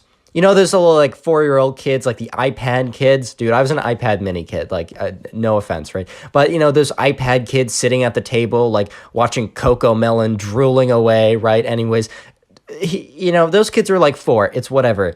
This kid, he was 14 years old. I bet there's some of you guys watching me that are younger than 14. And, you know, I don't know if you're playing Minecraft or mining Bitcoin at the dinner table at a fancy restaurant. I just got a feeling that's not the case. So anyways, right, his mom is starting to get a little bit impatient. She's like, hey, sweetie, like, I asked you 5 minutes ago to wrap it up. He's like, Mom, I'm in the middle of a game. At this point, like, Michael, like, kind of turns around. He's like, oh, my God, what the fuck? What? Oh, my God. Because, like, this is starting to become a scene. And, like, the Minecraft kid's mom is like, sweet, you better put that thing away right now. She was like, can you please put that away? I don't want to make a scene. Because this kid started to get, like, really mad. He started to get really tilted. He was becoming really unhinged. And he's like, no, Mom, I will not put it away. And at this point, like, the mom, because she just doesn't want to make a scene, she's like, fine, like, okay, whatever. And so the entire dinner, right, everyone's going around talking to each other. Minecraft kid, you know, 14-year-old kid at this point, he's not like 6, he can't get away with it, is just like playing, I don't know, he probably logged into like Bed Wars Pocket Edition or something, right? He's just like fighting ways, like building some house or something, going around mining. Dude, I love Minecraft, but dude, there's a place, there's a time, and this is just not the place nor the time. So, you know, that dinner passes, right? And Minecraft kid never gets off his iPad, which is pretty, you know, annoying to the mom. She's not super happy about that. And he definitely kind of caused a scene. And then it was kind of like weird that he was like playing games while they're talking, but whatever, right? It's just the pre-dinner. It's not actually the real wedding. How bad could that be? Spoiler, it got pretty bad. Anyways, right, you know, so the actual wedding comes around, and people do different things at weddings, and they normally have like the kids do things. Like I went to a wedding, I think when I was in 2nd grade, maybe, no, I was either, no, wait. I was either in 5th grade or 2nd grade. I was a young kid either way, right? And, you know, what they had me do is they actually had me be the ring bearer, which means I walked down the aisle with the ring. Funny mini story, afterwards, I was dancing with the groom because they had a little dance party afterwards, and my sweaty hands gripped onto his hands so hard that I accidentally ripped the ring off his finger. It flew across the room, and they almost didn't find it. So, yeah, that was unlucky, but it actually became very lucky when they found it. I was almost that kid, but thankfully I wasn't. And you know, there's also like people that are like the flower kids or whatever. They just carry flowers, like whatever, right? But there's also at some weddings people have like rice throwing, which is, in my opinion, it's a little weird, but I also know like a lot of people do it. So basically, right, Michael and his Minecraft kid cousin and like 2 other kids that were at the wedding, they were given a bag of rice, and their instructions were walk down the aisle, sprinkle the rice, like just like kind of like lightly throw it. Don't throw it at people, just like kind of like lightly sprinkle it or whatever. Dude, I don't totally get why that's a thing, but it is what it is. Like I'm not I don't control weddings, whatever, right? It's cool. So anyways, right, so the day comes around, it's the wedding, and everyone gets in there, they're all dressed up. Minecraft kid is not on his iPad or whatever because like his mom, like she's like, no. But anyways, right, so the wedding, it's going on, it's happening, and now it's time for, you know, Michael, the Minecraft kid, and the 2 other kids to start throwing some rice. So they start walking down the aisle, and Michael and the 2 other kids are lightly sprinkling their rice, but Michael notices that the Minecraft kid, he hasn't thrown any of his rice. It's all in his bag, which is a little weird. And they're walking down the aisle, right? They're walking down the aisle. Everything is normal. And then Minecraft kid kind of grabs the end of his bag. He kind of grabs the end of his bag full of rice. At this point, Michael and the 2 other kids, their bags are basically empty because they're getting like towards the end of it. And the Minecraft kid grabs the thing of rice, picks it up, and throws it into the audience. And while he's throwing it into the audience, he screams, "Potion of instant damage!" And everyone was just like, what? Almost any other like scenario, right? In almost any other circumstance, there would have been like bigger repercussions like on the spot for what he did, because that was like absurd and, you know, unhinged 100%. But the thing is, this was in the middle of the wedding. So the people kind of just thought the best idea would be, you know, punish him later, right? Have his mom just shoo him out later, but just go on with the wedding. Like, keep pushing, keep pushing. So people pretended like nothing actually happened. The dude, it was some random guy who got the bag thrown at him. He kind of like pretended like nothing happened. He grabbed the bag. He kind of like filled the rice up a little bit, sat, smiled, and yeah, they proceeded with the main part of the wedding. So at this point, right, things are looking good. Besides the whole fact that whatever just happened. By the way, if you don't play Minecraft, a potion of instant damage is like one of the potions you can craft. You throw it at something and it does a lot of damage, right? At this point, the main wedding was over and it was the after party. It was like the reception. It was like it was the thing you go to afterwards. It's food, dancing, fun, but a little dinner as well. And at this point, Michael was like, all right, how bad can this actually get? Like, it can't, like, that was probably the peak of Minecraft Kid being insane. It can't get much worse. Michael, dude, you were wrong. Sorry, unlucky. Today's secret word / secret phrase is dinner. So if you made it this far into the video, I want you to comment dinner down below. Basically, people who like make it certain, like as far as you guys have, I have you guys comment as a word so I can see who made it this far. Watch time is good. Watch time supports the channel. And for supporting the channel so much, I try and heart as many of them as I can. As many comments to say the secret word, which is dinner today. So comment that down below. I can't get to them all. And I actually got a comment saying he didn't heart any of them. Dude, I was asleep, bro. I do my best and I try my hardest. But anyways, there's a chance you get a heart, so do that right now. Bye. I'd also like to inform you that today is your lucky day, because every single person who leaves a like on this video will receive their very own nothing in the mail. I will literally give you nothing if you leave a like. Pretty generous, man. I know. With that being said, back to the story. Anyways, right, it's the reception dinner. Everyone kind of thinks that, like, okay, all the nonsense is over. Minecraft Kid, how much worse can he get? I mean, he literally threw a bag of rice at someone during the whole kind of like part of the wedding that was most important and screamed, "Potion of instant damage" at them while he did it. Like, how can you top that, man? Like, how can you tell? Like, he must have all this nonsense out of his system. Spoiler, he does not have all the nonsense out of his system. Unlucky. Like, tough for them. Minecraft Kid refuses to, you know, not be a menace for 1 second. But anyways, right. So Michael's mom, some other random kids, Minecraft Kid's mom, and some other random dude. They're all placed at a table together. Like, for most of this wedding, besides the rice throwing thing, Michael's been able to pretty successfully get away from like actually having to hang out with, you know, Minecraft Kid, his cousin. But at this point, he's forced at a table with them.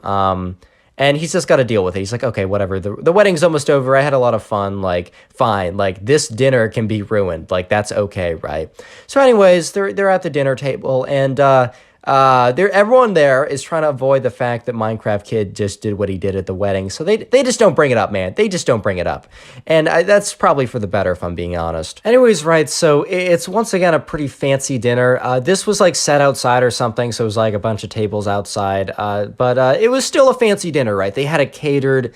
They had like, you had options of your food, and it was like you could have steak or like lobster. Dude, it was like a very nice dinner.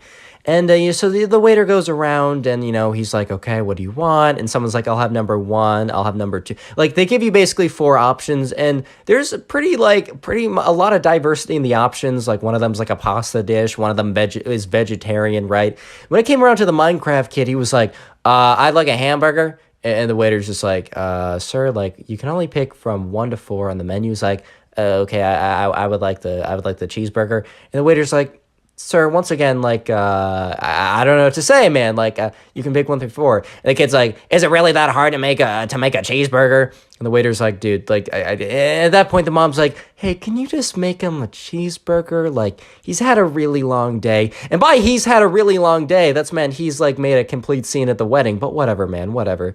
And the waiter's like, ma'am, I'm sorry, all the food is pre-cooked. I don't know what to say. And she just like to the waiter, she's like, okay, just bring him number 3, which was like the pasta or whatever. And he's like, Mom, I want the cheeseburger, Mom. And she's like, honey, we can't get you a cheeseburger. And he's like, okay.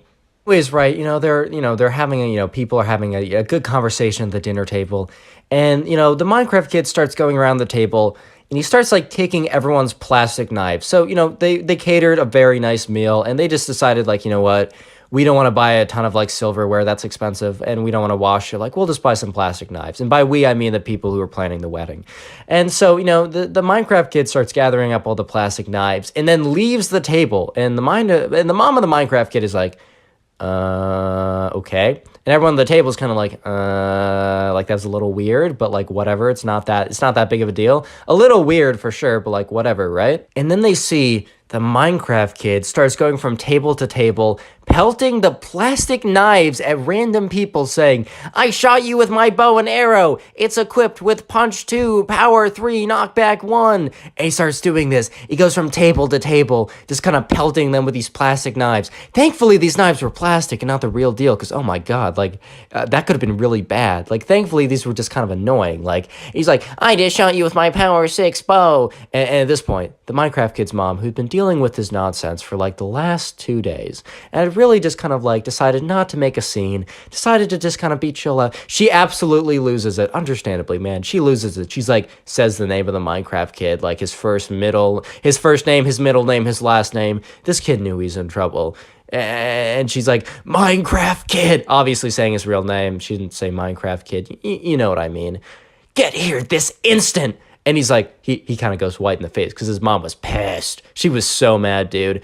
And she like grabs him by the hand, drags him out of the wedding. And apparently Michael says that he never saw him at the wedding after that. Like, there was another day of like kind of just hanging out and like some activities. He was just gone. The Minecraft kid, his mom and him, he was just gone from the wedding. He just didn't return. Subscribe if you haven't already, and then go click on another story video. Got a bunch on screen, and 5,000 likes, and I'll do an eyebrow reveal piece. Today's story is about this Minecraft kid who made it his goal, his passion, to become the greasiest, sweatiest, grimiest man on planet Earth. Enjoy. The subscriber who sent in this story, let's just call him Ben. I know I use Ben a lot for the name. I just can't really think of a lot of names when I'm coming up with random names. If you have a name you want me to use, go comment it or something. I don't know. Anyways, right, Ben, good kid. I don't know. He's in middle school, maybe in elementary school. I'm not exactly sure at this time of the story, right? But anyways, right, Ben's in class, and it doesn't really matter what the class is. Let's just call it, it could be a math class, could be a history class, could be a how to mine Bitcoin class. There's a lot of different classes it could potentially be, right? But anyways, in this class, right, there's this kid. And because I'm not good with juggling a bunch of names, and as you guys know, and always tell me in the comment section, oh, Connor, you mixed up the 2 names. You know what I'm talking about, right? But since I don't feel like coming up with too many names for me to mess up, right? We're going to call this kid Minecraft Kid, because he would always wear one of 3 Minecraft shirts, right? So we're just calling him Minecraft Kid. We can probably assume that he plays Minecraft or something. I don't really know. That's not really important. But we're calling him Minecraft Kid because he always wore one of 3 different types of Minecraft shirts. Anyways, right, so, Minecraft Kid, he's had a bit of a history for, like, I don't know, for, like, kind of, like, stunts or something. Had always been kind of, like, looking for attention, right? He's always, like, would do something to try and get attention of the class. For example, like, one year, like this was probably like a year ago or a couple months, or at least a time in the past, right? What the Minecraft kid did was they were doing some kind of like craft or something that involved glue. So he decided to get some kind of attention. He would like glue his shirt to the table and be like, ah ha ha, look at me, I'm stuck. All that ended up doing was like the teacher got mad at him and then he ruined one of his shirts. Like there was really no benefit. Yes, he did get like some attention or something, but like the class was like, LOL, like why? Huh? Like why would you do that? Anyways, right, so the Minecraft kid, kind of known for like, trying to do these publicity stunts, kind of known for trying to do things for attention, right? Anyways, right, one day, one good day, one old day, like nothing irregular about the day, completely normal day. We got Ben sitting in his class. He's a good kid. He's a good student, man. He's just trying to sit there. He's just trying to pay attention to the teacher, and not the other students, right? Anyways, there's a bit of like a little bit of a break. And for some reason, I think it was like maybe, Ben and a bunch of these kids, they had like the next class they had was in the same classroom. So, but for some, I don't even know, right? But for some reason, they had a bit of a break where they were able to talk to each other. And, they were kind of just chatting about what, kids chat about. I don't even know, man. The newest like game coming out on the Abacus or something. I don't know. Anyways, right. So they're just chatting. They're having a good old time. And then the Minecraft kid, right? The Minecraft kid is like, guys, and they're all like, yeah. And he's like, guys, hear me out. And they're all like, all right, dude, what's up? He's like, it is my goal to become the stinkiest man on planet Earth. And everyone's like, why would that be your goal? Why is this your aspiration in life? Some people, they aspire to be, I don't know, astronauts. Some people aspire to help people and be doctors. Some people aspire to move money around and really not do that much but get paid a lot. Some people aspire to be Storytime YouTubers. Some people, you get the picture, right? But apparently some people also aspire to be the worst smelling people on planet Earth. And apparently that was Minecraft Kid. And they're all like, okay. And he's like, I have a 3-step plan to accomplish this. And they're all like, okay. He says, my 3-step plan goes as follows. Number 1, you see this creeper shirt I'm wearing right now? Yeah, he's wearing like the classic creeper shirt that's like super popular or whatever. You see this creeper shirt that I'm wearing right now? I will not change it ever again. I will wear this shirt every day. I will not wash it. It will not be like Albert Einstein and like or Steve Jobs, or I don't even know at this point, who wears like the same shirt every day, but it's actually a different pair. It's not actually the same shirt. He has like 6 of the same shirt. It will be the same shirt and it will not be washed. And everyone's like, okay. And he's like, number 2, my second step in my plan to become the smelliest person on planet Earth is as follows. They're like, okay. Number 2, I will never shower again. And they're like, and to be fair, showering vigorously every day, scraping all the oils off your body 2 times a day, right? Yeah, probably not supposed to do that. I do know that like Americans or something, or like people in the United States, they do tend to shower a little bit too much. Leaves your skin dry, leaves your scalp irritated. I don't know, right? But that doesn't mean don't shower ever. That's not the solution, right? That's not the solution. And everyone's like, okay, dude. He's like, part 3 to my plan to be the most revolting man on planet Earth. Part 3? I will never brush my teeth again. At this point, everyone's like, hey, yo, bro, why? Don't do that, bro. And at this point, he was like, yes. In his head, he's like, yes, the attention. I'm getting the attention, yes. And he's like, yes, I will never brush my teeth again. Never. And look, okay, the thing with the shower, yeah, Americans tend to shower a little bit too much. Please brush your teeth. Just do it. Dental hygiene is good. Yeah, that's just fun fact. Teeth bad when they explode. Yeah, so that was science from the Pugs channel. Please just brush your teeth. That's what I'm trying to say. Like, dental hygiene, good. Also, I need to get better at flossing, but flossing's really important. You know what? I'm not going on a tangent about how flossing is good. This is a story.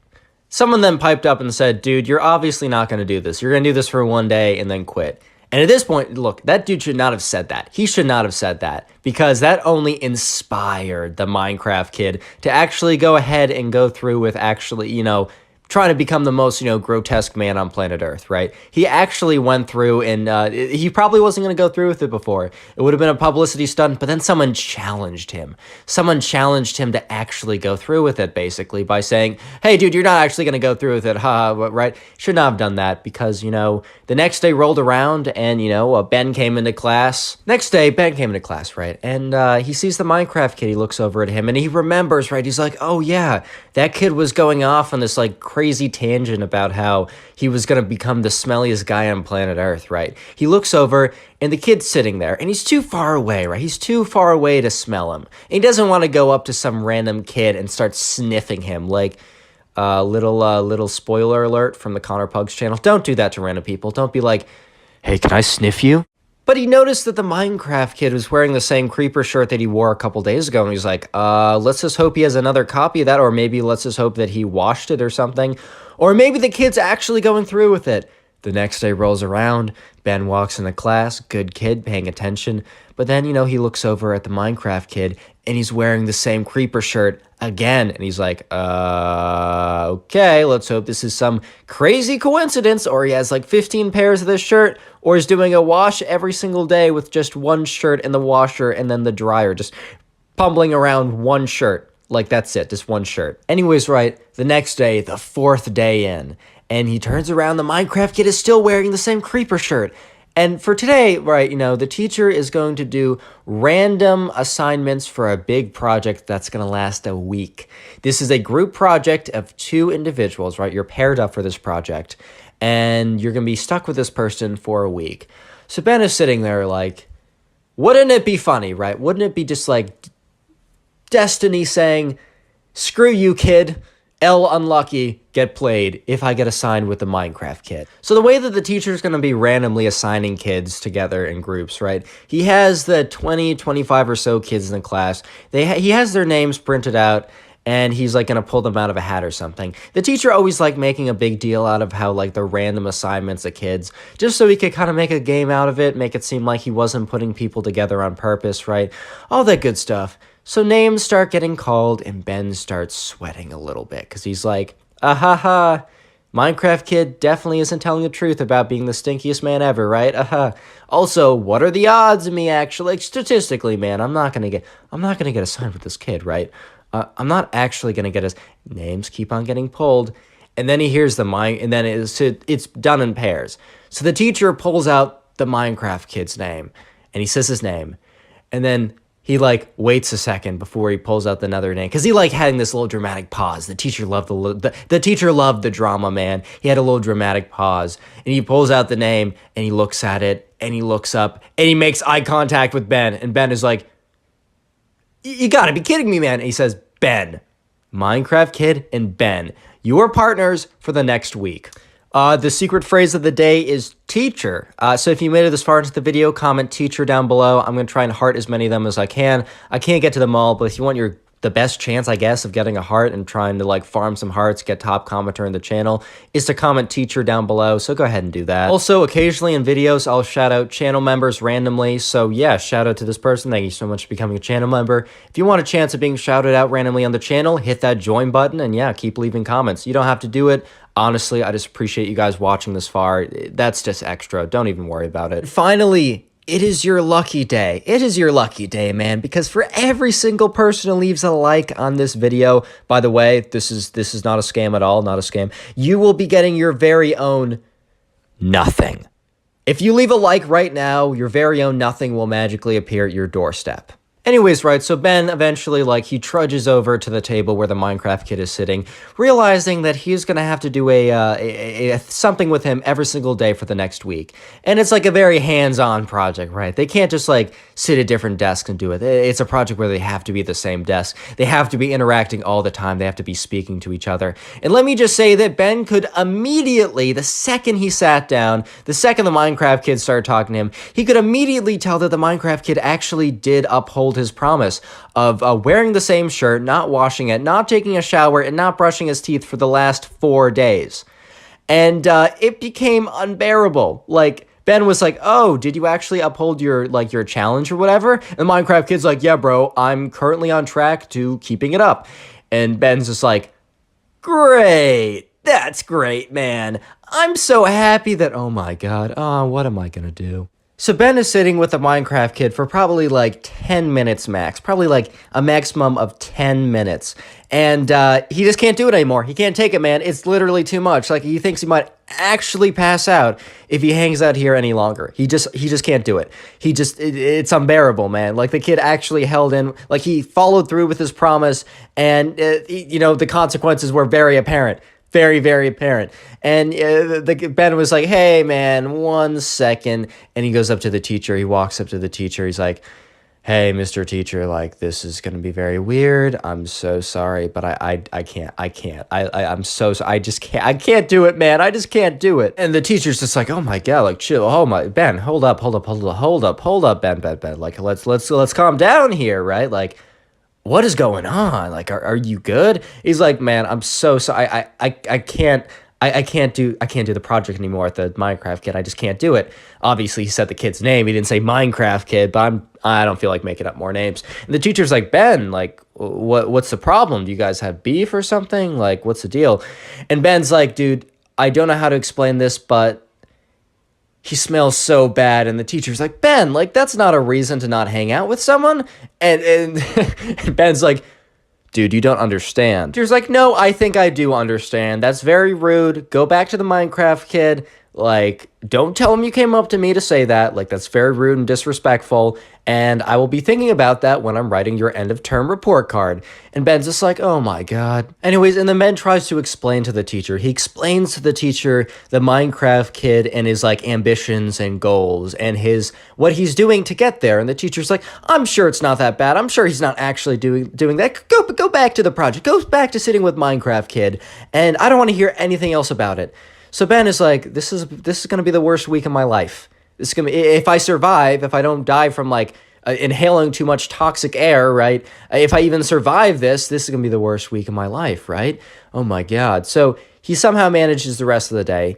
And he comes in the next day and he's just hunkering down. He's preparing for the worst. He even brought a little, make it like a homemade gas mask if things got too bad. He also wrote his mom a letter like, if I do not survive, read this letter. And his mom was like, okay. And anyways, he gets in the class, right? He gets there. And the Minecraft kid, he's wearing a different shirt.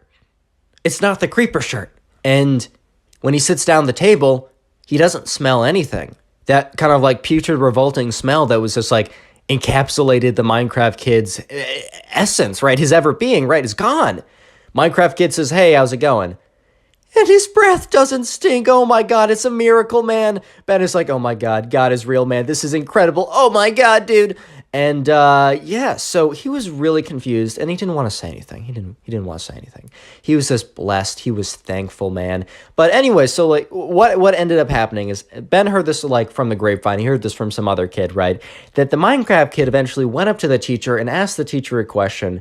And the teacher kind of inhaled the pungent aroma and almost gagged. So the teacher ended up apparently calling the Minecraft kid's parents, explaining to them what Ben told him about what the Minecraft kid was up to, not showering, wearing the same shirt, not brushing his teeth. And apparently the Minecraft kid's mom intervened and forced him to shower, change his clothes, and brush his teeth. Subscribe if you haven't already. Now go click on another video. There's some on screen. Click one. Why haven't you clicked on Today's story is about this kid who smelled so bad that this random girl, right, she started gagging and actually collapsed in front of everyone. Enjoy. Yeah, sit back, relax, grab a cup of coffee, grab a bag of popcorn, grab your favorite Bitcoin miner, and let's get right into the story. All right, so we're going to call the subscriber who sent in the story, we're going to call this guy Chris, right? So Chris sent in a story to my Instagram in the description. If you want to send in stories, be featured on the channel, go ahead and do that. Anyways, right, so Chris went to this summer camp, right? This summer camp was a sleepaway camp and it was 2 weeks long. This was probably one of Chris's first times going to a sleepaway camp. So, you know, he was a little nervous, man. He was a little nervous. I know at least my first time going away to a sleepaway camp, you know, I got the nerves. I got a little nervous about that stuff too. I walked in with my mom, same as Chris. So Chris and, you know, his mom, they walk in and, you know, there's someone like, you know, at the counter or whatever being like, hey, thank you guys so much for coming. We're so excited to have you. What's your name? And, you know, Chris's mom was like, this is my son, Chris. And, you know, the person's like, oh, Chris, it's so nice to have you. Like, whatever. Like, they check him in. And then they're like, all right, Mom, I think it's time for you to go. All right, Chris, your group is Group B. You're going to be over there. And he points to this, like, counselor person, like, two of their kids. And Chris is like, all right, Mom, bye. See you around. So anyways, right, Chris's mom goes. Chris goes over. and he gets in his group. He starts meeting some people, some decent kids, some other people that are probably just in the same boat as him, probably just feeling like, wow, I just left my parents to go to this like weird summer camp with these weird kids, and I'm a little bit uncomfortable, man. Yeah, probably here's the thing, right? Little mini story from me. This is definitely not as bad or as interesting as my sleepaway camp experience, because let me just tell you that Chris, he did not need to go to the bathroom in a paper bag. Yeah, I had to do that. It was awful. Actually, story time for later, for another video. 4,000 likes, and I'll do that story this week. Anyways, right, so Chris, he's meeting his other people, and this is where we introduce this kid. We're going to call him Noah. Anyways, right, so this kid, Noah, he seemed pretty normal at first. He was wearing, I don't know if, like, I'm going to title this, like, Minecraft kid or just, like, kid or whatever. He was kind of, like, known for wearing, like, random creeper shirts or whatever. So that's why I might call him, like, Minecraft kid in the title. But basically, right, this kid, Noah, he seemed pretty normal. Honestly, Chris, the subscriber, didn't think anything out of the usual when he saw him at first. He honestly just, like, assumed he was pretty normal, pretty, like, just, there was no red flags is what I'm trying to say, right? So basically, right, they all go back to the eventually, right, so everyone gets there, everyone in Group B, the person who was, like, the camp counselor plus, like, their cabin leader person, he had, like, a sheet to check everyone in, and eventually everyone got there, so it's like, all right, time to go to the cabin. So they walk over, right, and they go to this cabin, and the cabin is, like, it's, like, pretty nice for a cabin at a sleepaway camp, but this isn't some, like, 5-star, like, hotel, some, like, luxury resort, Four Seasons type bit, right? This is a cabin. This is a sleepaway cabin, man. I mean, the fact that you get running water, that's a blessing, dude. I'll be straight with you guys. That's a blessing. If you get hot water, then, like, I don't know, man. I think you're hacking. I think you have, like, some, hack client installed in real life, dude. Like, no shot you get hot water in that thing. Anyways, right, it's a normal I mean, as a cabin, dude, like, what do you expect, bro? But they get there, right, and they're looking around, and there's, like, bunks, and, people are like, oh, can I have top bunk, can I have bottom bunk, whatever. Everyone kind of got the bunk they wanted. There was no drama there. But when it came around, they checked out the showers and the bathrooms, and when they got to the showers, right, Noah had this little look on his face. Like, Noah had, like, his nose was all scrunched up. He was, like, making all these noises, like, bleh. And, like, here's the thing. Like, I wouldn't totally blame, like, I would understand this a lot more if there was, like, a bunch of, like, spiders or bugs or dirt or grime or anything. But these bathrooms, like, at least Chris told me that these showers weren't bad at all, dude. Like, they were pretty normal showers. Like, they were pretty run-of-the-mill, normal-type showers. Like, there's nothing that bad with them. But Noah was making this big deal about how, like, gross they were and how, he even said at one point, he's like, I'm not using these. And, the camp counselor dude, who I don't really feel like giving a name because I'm going to get really confused really fast. We already have 2 names, and there's about to be a 3rd name coming up. So we're just going to call him camp counselor dude, right? So camp counselor dude was like, haha, that's funny, but you will actually have to shower, like, right? And Noah kind of just looked at him with this look. And the camp counselor dude kind of just assumed that Noah was joking about not going to take a shower for the next, 2 weeks. But Chris, he kind of, like, got a feeling that Noah wasn't playing around. He wasn't joking. And so anyways, right, later, Chris kind of forgets about that. They go to dinner. They have a good time. They're kind of like, you're sitting with your camp, you're with your kind of like your group, your cabin, right? And at different meals and activities, obviously, you're with different people. But for dinners, they want to have you with your cabin because that's kind of like your little bonding group. That's your little group of people, right? So they're talking around. They're having a pretty good time. And they go back to the cabin eventually, and, they're going around, and then Chris, right, is in the same kind of, like, quad as Noah. He's not bunking with Noah, but he's in the same quad with Noah. And, Noah goes up to him, he's like, yo, dude. And, Chris is like, yeah, what's up, bro? And Noah's like, hey, do you have any deodorant? I forgot mine. And Chris is like, well, I mean, I do, but I'm not, like, don't take this the wrong way, bro. I'm just not trying to share it. Because, like, that's fine if you totally know someone or their family. Maybe sharing deodorant is okay, but it's a little uncleanly, right? I mean, the reason why you're scrubbing you're trying to, like, deodorize your underarms is because they got some stuff going on down there, right? So it's like, Chris is like, bro, don't take this the wrong way, but I don't know if I'm trying to share it. Like, if I figure out that I brought another one, sure, I'll happily, like, give it to you. And then, like, he notices that Noah goes around, and he figures out that, yeah, no one else brought extra deodorant. And Noah's at this point, he's like, he doesn't feel like talking to the camp counselor dude, because he has, like, beef with him, I guess, because, like, he, like, actually made fun of him for not wanting to, like, take a shower or something. But anyways, right, so the days go on, and I'm not going to go through every single day. I'm not here to waste your time, right? But basically, as days went on, Chris was kind of just, like, thinking, Noah hasn't taken a shower yet. Like, Noah has not taken a shower yet either. I don't think Noah was joking, guys. Like, oh my God. I don't actually think. And at one point, right, Chris comes to the revelation that Noah wasn't joking, man. He wasn't trolling. This wasn't some massive prank. This wasn't a haha funny, man. This was a, no, man, I'm 100% serious. Right, and at that point, no, Chris is like, oh shoot, like he's actually being legit, right? And okay, so now's the time to introduce the final and last character that I'm giving a name. She's gonna be, she's the quite a major character in just a second, but I have to give her an introduction now. So this girl, right, let's call her Abby. Abby's kind of a very common name I've been using. If you guys have name suggestions, please leave a comment. I actually have been referring to a screenshot of a long list of names someone left. Like, that's legitimately how I got the name Chris and Noah, thanks to you guys. So yeah, leave names you want me to use in the comment section.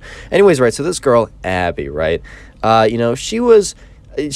Chris had one interaction with her before, and that interaction was in one of, like, the daily activities. So at the camp, right, you had a cabin, you had lunch and stuff, but a lot of what you were doing at that camp, because it was an overnight, like, sleepaway camp, it was kind of like a wilderness camp. It was, like, it was practically a wilderness camp. So basically, right, Chris and this girl, Abby, they were in an activity together, and it was, like, I don't know exactly what it was, but for some reason, it involved you kind of, like, touching dirt or bugs or doing something like outside or something earthy, right, where you have to get your hands involved. And apparently, like, Abby was throwing this massive fit the entire time, and it really wasn't anything that bad. It was like touching dirt or something. But anyways, right, so, she was just kind of, like, freaking out. Like, she was freaking out over something that, honestly, dude, probably was not worth freaking out over at all. Like, it was, like, touching dirt or something, which, like, here's the thing. Personally, I don't like grabbing fistfuls of dirt, and especially at camp, I was never a fan of that because it would get under my fingernails, and then they would be gross for a while, and I'd have this kind of, like, gritty feeling, and I just wasn't a fan of that, right? So I can understand not being a fan of that, but, like, Abby was going insane. Like, she was like, you can't make me do this, man. You can't make me do this. Like all this kind of, like, going over the top, going crazy, like, enough for Chris to remember, because Chris would not have had, would have not have had a memory if someone was just like, I don't like touching dirt. Like, whatever, that's totally valid, right? That's totally fair. I'm in that boat too, man. But she was, like, going crazy, dude. So anyways, right, final week comes around, and at this point, Noah has taken 0 showers. He's had 0 access to deodorant or anything, and Chris starts to notice that he's starting to smell a little bit funky. He's starting to smell a little bit like sour milk, just a little bit at this point. And every day, Chris would wake up, and Chris would be like, yes, it's a wonderful day, it's a wonderful morning, the sun is up, and then he would start to get a little whiff of Noah, he's not his bunk mate, but Noah would walk by to use the bathroom or something, and Chris would be like, oh wow, okay, oh my God, like, oh my God, dude. So right, as the days went on, like, it got worse, and it got worse, and it got worse, and it just got, like, like, on the last day, right, they had this kind of, like, activity where all these people would come together, and it was like a big kind of, like, final mixer type thing. And on that morning, right, Noah wakes up. It's a good day. Chris wakes up, my fault. Chris wakes up. It's a beautiful day. The sun is out. The birds are chirping, man. I don't know. Like, it's a good day. The air is fresh, and he wakes up, and he's like, and that was the first mistake. When you wake up and you take a nice big inhale, it's just so nice, like the good morning air. No, this was not good morning air. This was toxic fumes. Like, this would be considered a bioweapon by the World Trade Federation or whatever. Why would the World Trade Federation classify something as a bioweapon, Connor? You're a genius. Anyways, no, but he wakes up and he gets a whiff, right? He's just like, holy shit. So while we're on the topic of smelling bad, today's keyword of the day is smell. So if you made it this far into the video, comment smell down below. Yeah, I just like to see how many people made it this far into the video. It's good for the watch time. I'll try and heart as many of those comments as I can. I can't get to them all. I do my best. I spend a little bit too much time hearting these comments, but if you want a good shot at it, just comment smell down below. And while you're at it, today's your lucky day, man. Today's your lucky day, because every single person who leaves a like on today's video will actually receive nothing. No, you heard me right. You'll receive nothing if you leave a like on today's video. So yeah, leave a like and you'll actually see nothing appear right in front of you. I'm feeling extra generous today, so yeah. So anyways, right, Chris wakes up, smelling the good air, and he just gets a whiff of Noah at this point, and he's like, holy shit, oh my god. And yeah, so this is kind of like the final day, and they're having some kind of like big get-together group type thing of like all the kids in the class or the camp or whatever it is, right? And, they go out there, they walk out of the cabin. I think some of the other kids in the cabin were also they had hailed a little bit too closely to Noah, right? A little bit too closely. And anyway, so they kind of have like a weird mixer type group thing where like they get scrambled up with random people, and it happens to be Chris, Noah, a bunch of other random people, and also the girl Abby, who I introduced earlier, the one who really kind of like was known for overreacting to stuff. And it was just a bad combination, man. Luck just was not on his side that day. So they're assigned these groups, and they're kind of like they splinter off or whatever, and it's kind of like the final activity, kind of like final camp activity, last time to have fun, last time to meet these people, right? And whatever activity it was like indoors, and they were all kind of like in one of these classrooms, and they were all pretty close together, and there's an instructor assigned to each group. And, the assignment was, I don't even know what it was. I'll make something up funny. Like, I'll be like, it was something like, I don't know, but for some reason they had to be in a group together, and the instructor said what they had to do, and he said, all right, I'll be back in 20 minutes, right? So, the instructor leaves the room, the group is there, it's Chris, Noah, Abby, some other kids, right? And I think, like, Chris, like, kind of takes the initiative to lead the group, but, like, in the middle of his kind of pep talk, in the middle of his, like, speech or whatever, Abby is, like, starts gagging. She's like, oh. And like Chris like starts to notice this, and everyone else is kind of turning around. They're looking at Abby. She's like, what is that? What is that smell? And well, let me just say that Chris had a pretty good idea what she was talking about, because Noah, with his whole deciding not to shower for 2 weeks and forgetting his deodorant, he was kind of smelling like kind of like spoiled milk plus a lot worse. I don't know how to describe it, man. It was pretty bad. So like he didn't 100% blame Abby, but she started going off even more. She's like, oh my god, oh, and then she just drops to her knees, and everyone's like, dude, what the fuck? It's like, it's bad, but like it's not that bad. And after she drops to her knees, she's like, it's too much for me, and she like faints on the ground. And obviously, right, Chris is like 95% sure that this is just over dramatic and fake, but one of the other kids was like, oh my god, Abby fainted. And at this point, Noah's just like feeling just like so awkward, dude, because like obviously, right, there was one smell in this room, and it was 100% coming from him. She wasn't fainting because some kid had like perfume on or like cologne or something, or the air conditioner was like smelling a little weird. It was 100% this kid, right? 100%. So some random guy in the group was like, oh my god, she fainted. He runs out, he gets the instructor or whatever, and the instructor runs in like, oh my god, like, Abby, is everything okay?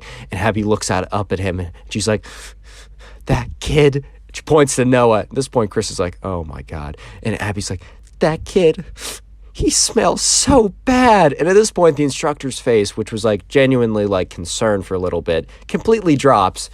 He's just like, what? And the instructor, like, he kind of realized that, this kid Noah, right, he wasn't smelling the finest ever, but he actually got upset at Abby. He was like, that's so disrespectful to your friend or your colleague or whatever, come with me.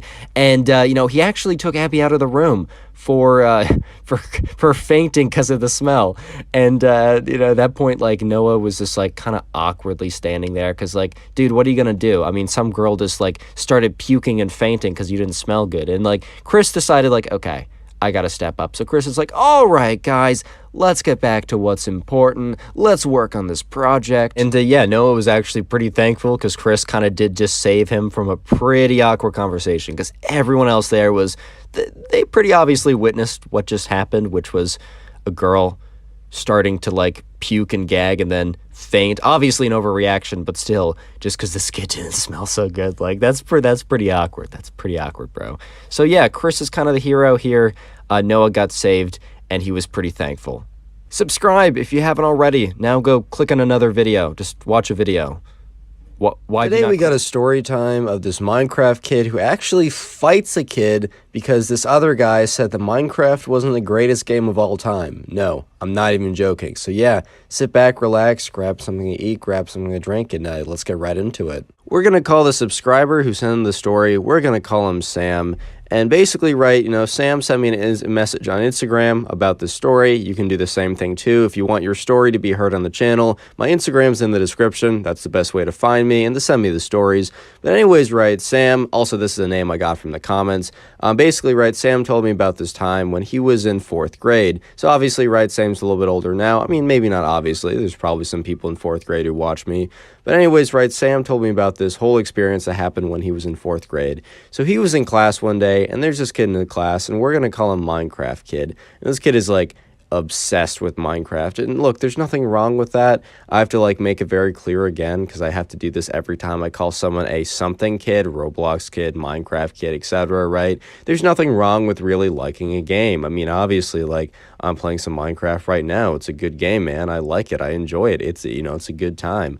What can I say? But at the end of the day, right, there's definitely kind of like a connotation around Minecraft Kid, which means you don't just like the game. It also means you're kind of crazy, right? Anyways, right, so there's this kid in his class. We're going to call him Minecraft Kid. We're not even giving him a name because the name Minecraft Kid, that name is honestly good enough. Anyways, right, so they're in class, and they're kind of, like, been divided up into small groups, and so the teacher kind of, like, randomly assigned people to different groups, and the subscriber, Sam, was, in a group of, like, 2 other people he kind of knew, and then he was also assigned into a group with the Minecraft kid, because this was a group of 4s. So Sam and the Minecraft kid never really had, like, a lot of, like, they weren't boys, they weren't super close or anything, they were just kind of, like, they knew of each other, and they had interacted a couple times, but they weren't really that close, and anyways, right, they were talking, I don't exactly know what the group project was about, but they were doing some kind of presentation, some kind of project, and the other 2 kids start bringing up the subject of, like, video games and what they liked the best.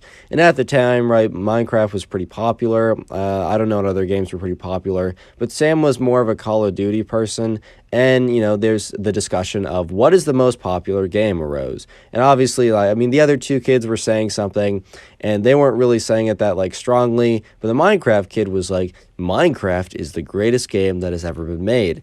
Personally, I kind of agree with the Minecraft kid just because I don't really play a lot of games, and Minecraft is, like, the only game that runs on my Mac. But obviously, like, I'm not going to die on that hill. If someone disagrees with me strongly, I'm going to say, that's all good, bro. Like, that's fine. It's to a certain extent, man, like, it's really just up to everyone's own opinion and, like, what their favorite game is. And, like, I don't really care. It's up to you. You can like what you want. But anyways, right, the Minecraft kid was like, guys, obviously, Minecraft is the greatest game that has ever been created, right? Like, obviously, Minecraft is the greatest game.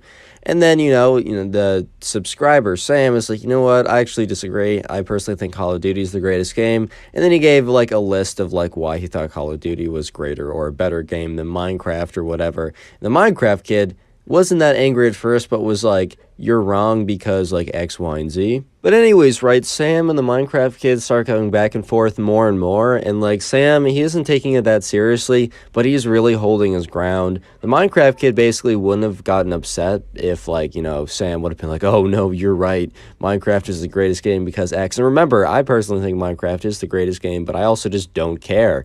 But anyways, Sam was holding his ground, and, rightfully so. You're allowed to think whatever you want, especially when it comes to, like, the greatest video game. Like, that's not a big deal. But the Minecraft kid, he was getting angrier and angrier and angrier, and he was getting more upset, and he was like started, like, doing all the, like, heavy breathing, like, you don't understand the truth, you don't understand. He's like, this is very insulting to my honor. And at this point, right, Sam, he was kind of, look, this was in 4th grade, and he kind of liked messing with people a little bit. Sam was a good kid, so he didn't want to mess with anyone who didn't deserve it. But if someone was being goofy, he was going to play them, right? If you're being goofy, man, he was just going to play you. So anyways, right, Sam and the Minecraft kid keep going back and forth, and the Minecraft kid starts getting angrier, and he's like, you don't understand what's happening.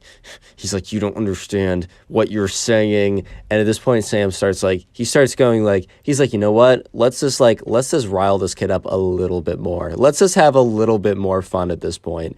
And so what Sam ends up doing is he says, you know what? I don't just think Call of Duty is the best game. I think Minecraft is the worst game, which obviously, he didn't actually think that.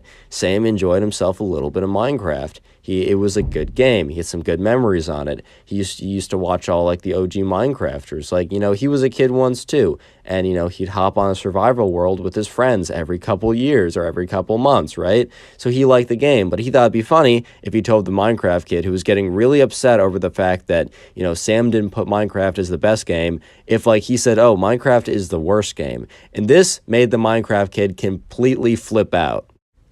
And what happens when, Sam says, I actually think Minecraft, it's not just the best, it's not just not the best game. It's actually the worst game ever created. The Minecraft kid, his eyes get all wide, and he just, takes 2 hands and slides all the pens off the desk really quickly. Slams them all off. At this point, right, the other 2 kids at the table who are very amused by this conversation are just like, whoa, whoa, whoa, whoa, whoa, dude, it's not that deep. It's not that deep. And to be fair, man, it just wasn't that deep. It really just was not that deep. And the Minecraft kid starts huffing and puffing. And you might be thinking, how's the teacher not even involved at this point? Well, basically, right, the teacher sent everyone to do group projects or whatever at their little desks with their partners or their groups of 4. And he just left the room for the class period. He was like, dude, I'm out of here. So, right, the Minecraft kid, he's basically getting ready to square up. He's like, what did you just say? And at this point, right, Sam is like, okay, this was really funny. In fact, this was hilarious. Actually, scratch that. This was quite hilarious, right? This was great. But I think it's time for me to stop the trolling before this kid actually blows, I don't know, a blood vessel or something, dude. This is kind of crazy. And so he's like, okay, man, I was just joking around. He's like, no, you can't joke about that stuff, dude. You just can't joke about that stuff. At this point, right, Sam is like, okay, this kid is actually crazy. Oh my God, I think I've gone a little bit too far with this one. And the Minecraft kid's like, you don't understand.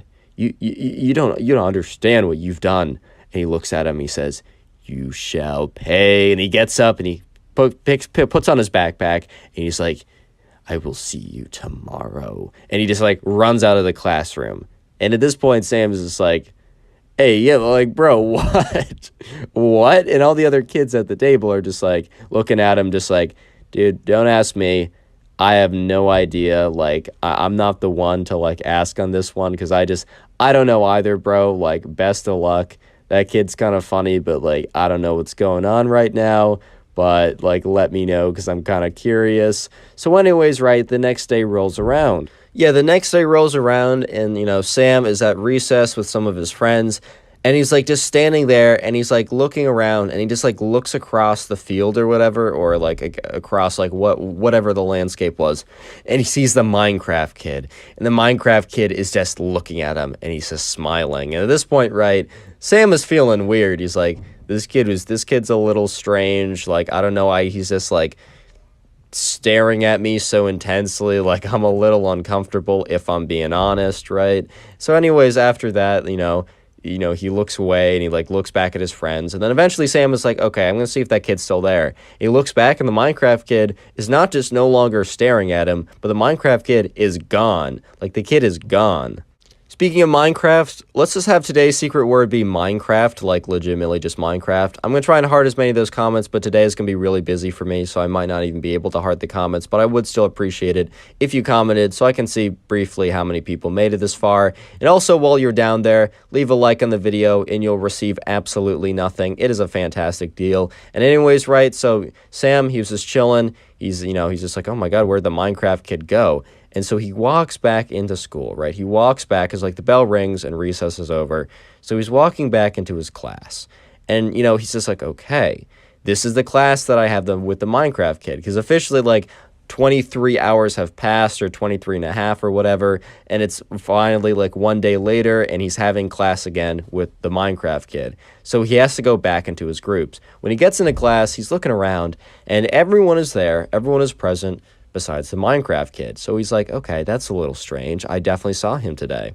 Anyways, right, so Sam is just sitting in class, he's waiting around, and he's just like, eventually the teacher's like looking around, basically jotting down a little bit of attendance, and notices the Minecraft kid isn't there, doesn't really say anything. He's like, just kind of probably notes it down in his book that he's not there, and he's like, okay, class, time to go out in your breakout groups, I'm going to leave again. Teacher was not having it, he was just done, bro, but the teacher left again. And, I don't know, the kids go to their groups, normal thing, everything's looking normal. So Sam goes to his group, and the other two kids are there, and the other two kids are like, yo, where's the Minecraft kid? Is he going to fight you? Ha ha ha. And at this point, Sam's like, dude, it's actually kind of weird, because, like, I saw him today at recess, and he was just, like, staring at me. And then he was, like, smiling, too. It was really weird. And they're just like, okay. And then he's like, also, he's not in class today. And then they're like, dude, you mean he's at school? Look, this isn't like college where you can kind of like, you can skip classes, or, I mean, it's not advised, but you can. This isn't like high school where, I mean, even in high school, you really can't. This is a middle school where you're dropped off every day. You don't like skip classes. What are you going to do? No, like legitimately, what are you going to do, bro? Like, are you just going to like sit in the locker room? Are you going to sit in the bathroom? I mean, okay, anyway, so this is, like, very weird for someone to be at school and then, like, not attend a class. So they were just like, okay, dude, this is very weird. And then they're sitting there, Sam and the other two people, everyone, they're just at their tables, and then they see the door open, and it's the Minecraft kid. And he has his backpack on, and in his left hand is one of those, like, foam diamond swords. And he just looks at Sam, he's like, our battle, it has started. You shall pay for your slander. And everyone is just like so confused because one, what? But also two, they have literally no context to what is going on right now. And at this point, right, Sam is like both amused and also just super confused because right now the Minecraft kid is stood in front of the entire class and basically called out Sam saying it's time for them to battle. And he has one of those foam diamond swords in his hand. I don't know if you had those like fake like Minecraft foam diamond swords as a kid. I know I definitely did. I know probably half my friends did. And apparently so did the Minecraft kid. He was like, our battle for the honor of Minecraft begins now. At this point, right, he just like he draws his sword. And this is also really bad timing for the Minecraft kid because the teacher was kind of planning on just not being in the class the whole time, but he forgot something at his desk. So he was walking back to the class and like opened the door as this whole thing was going down. At this point, the Minecraft kid has already drawn his sword and he like rushes in and he's like, yeah, for Minecraft. And he's rushing in with his like fake diamond sword or whatever. Sam's just standing there like, what is going on, dude? And at this point, the Minecraft kid runs up to Sam and starts beating him with this fake Minecraft sword. And right, it's not going to do any actual damage because it's like a piece of foam, but he's like whipping it around and it's like kind of stinging a little bit. And Sam's like, dude, stop. What are you doing? Stop. This is really annoying. Like, it didn't even hurt that bad. It was just very annoying. The Minecraft kid is like, for Minecraft, pop, pop, pop, pop, pop. It keeps like whapping him with like the diamond, not even like trying to like hit him with the side, but hitting him with the flat side just because it's like a piece of foam flapping around. At this point, right, the Minecraft kid and also Sam totally doesn't really realize that the teacher has returned to the classroom.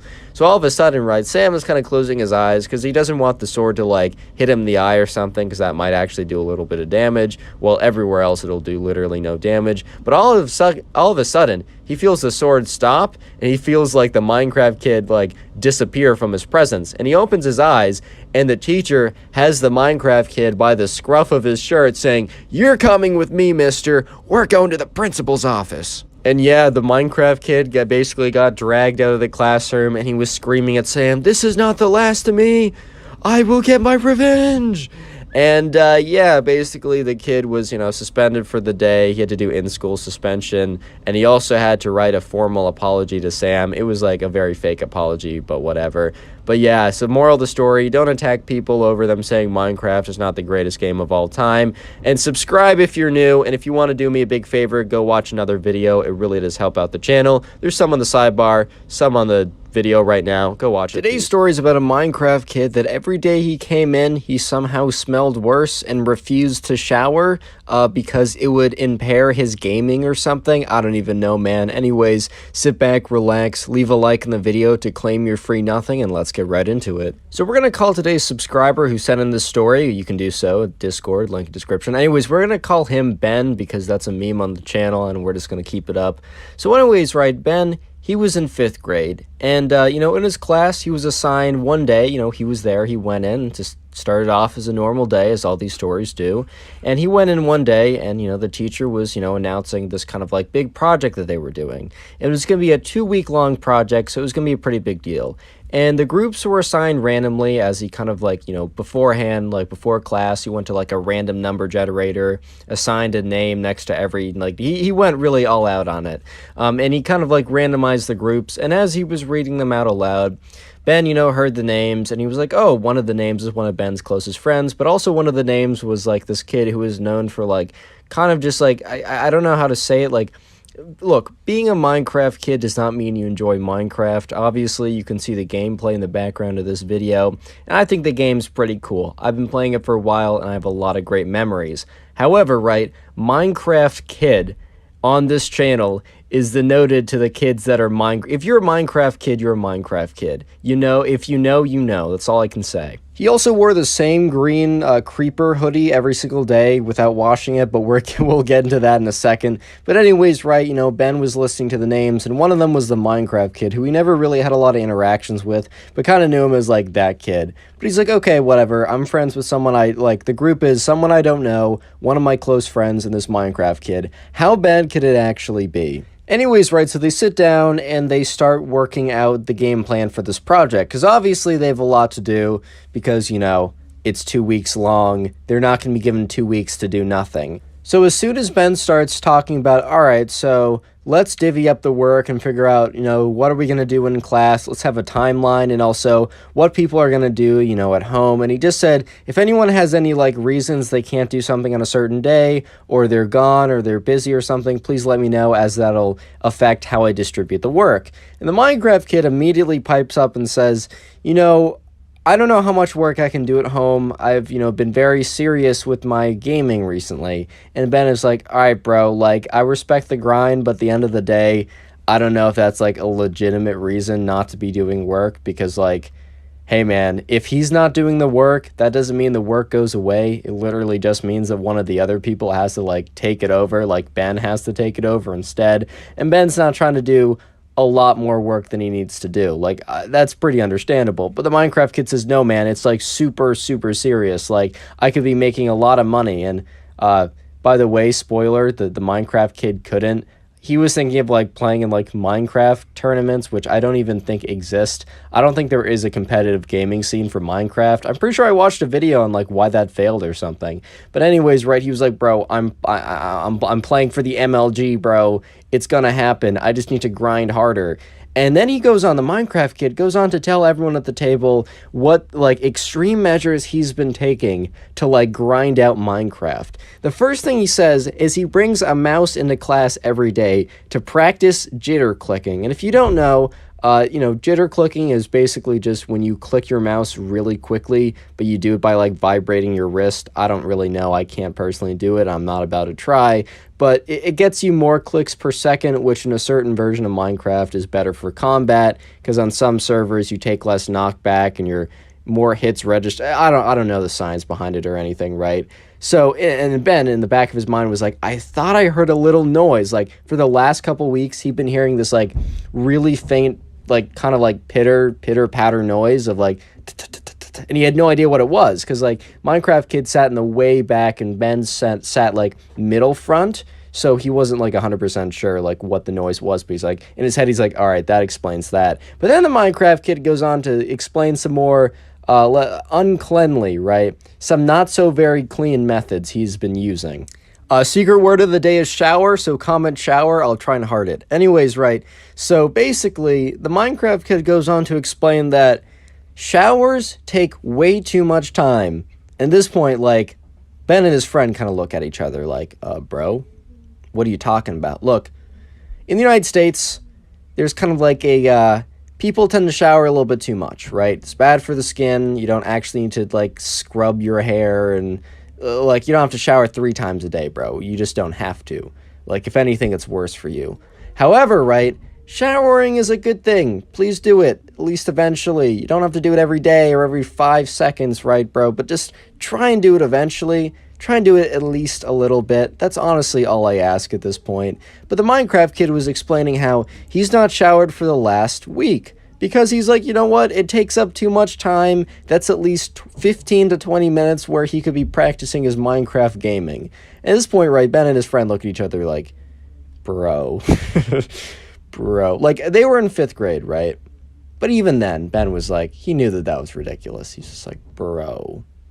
And then the Minecraft kid goes on to explain that, you know, while he hasn't implemented this following tactic yet, he thinks it's really going to be able to transform his gameplay. So they're a little curious what this mysterious tactic that he hasn't done yet is. And the Minecraft kid goes on to say that, yeah, he's not going to change his clothes. So the creeper hoodie that he was wearing today, he's not going to change it, and he's not going to wash it, because it's going to take, just like Mark Zuckerberg or Steve Jobs or whatever, right? It's going to take too much mental energy away from, like, what he could be using to strategize better PvP in Minecraft. And Ben was just looking at him, like, his mouth was, like, if Ben wasn't, like, controlling his mouth, like, his mouth would have just dropped at this point. Just like, are you serious, bro? So anyways, right at this point, Ben and his friend are just, like, looking at each other like, this kid, bro. This kid is crazy, bro. This kid is out of this world. So Ben's friend actually eggs him on and says, dude, I don't believe you. And the Minecraft kid said, is that a challenge? Is this a quest like I can complete in Bed Wars? And Ben just rolls his eyes at that comment. But, you know, Ben's friend is a little bit, like, I don't want to say, like, mischievous, because I wouldn't say that's the case, but he definitely enjoys a good show. So he says, yeah, man. Yeah, actually, no, I am. This is a challenge. This is actually a challenge, man. This is a challenge.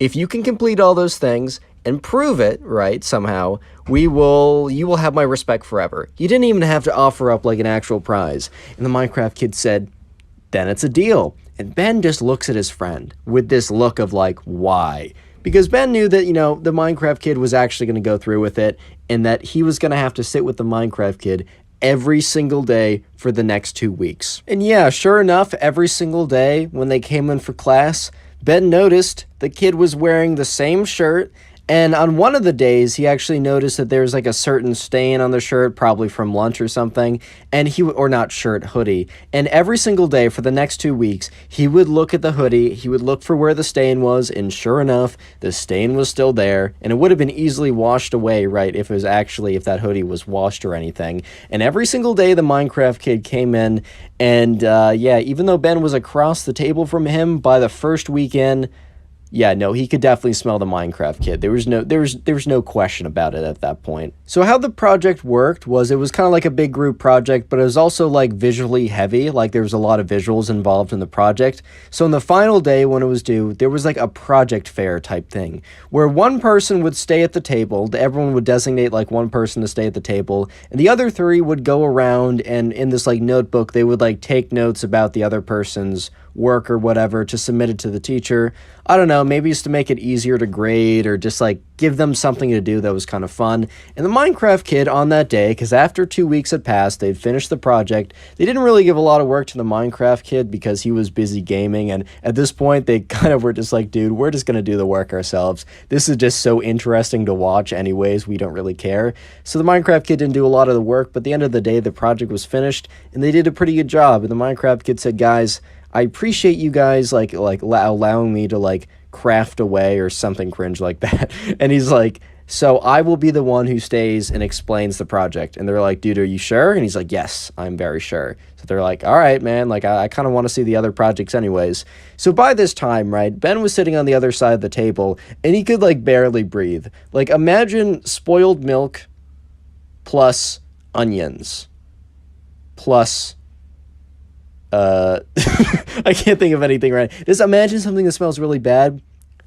I know, perfect description. It's almost like you're there. I'm describing it so well, it's almost like you're there. With the words, the beautiful words, it smells bad.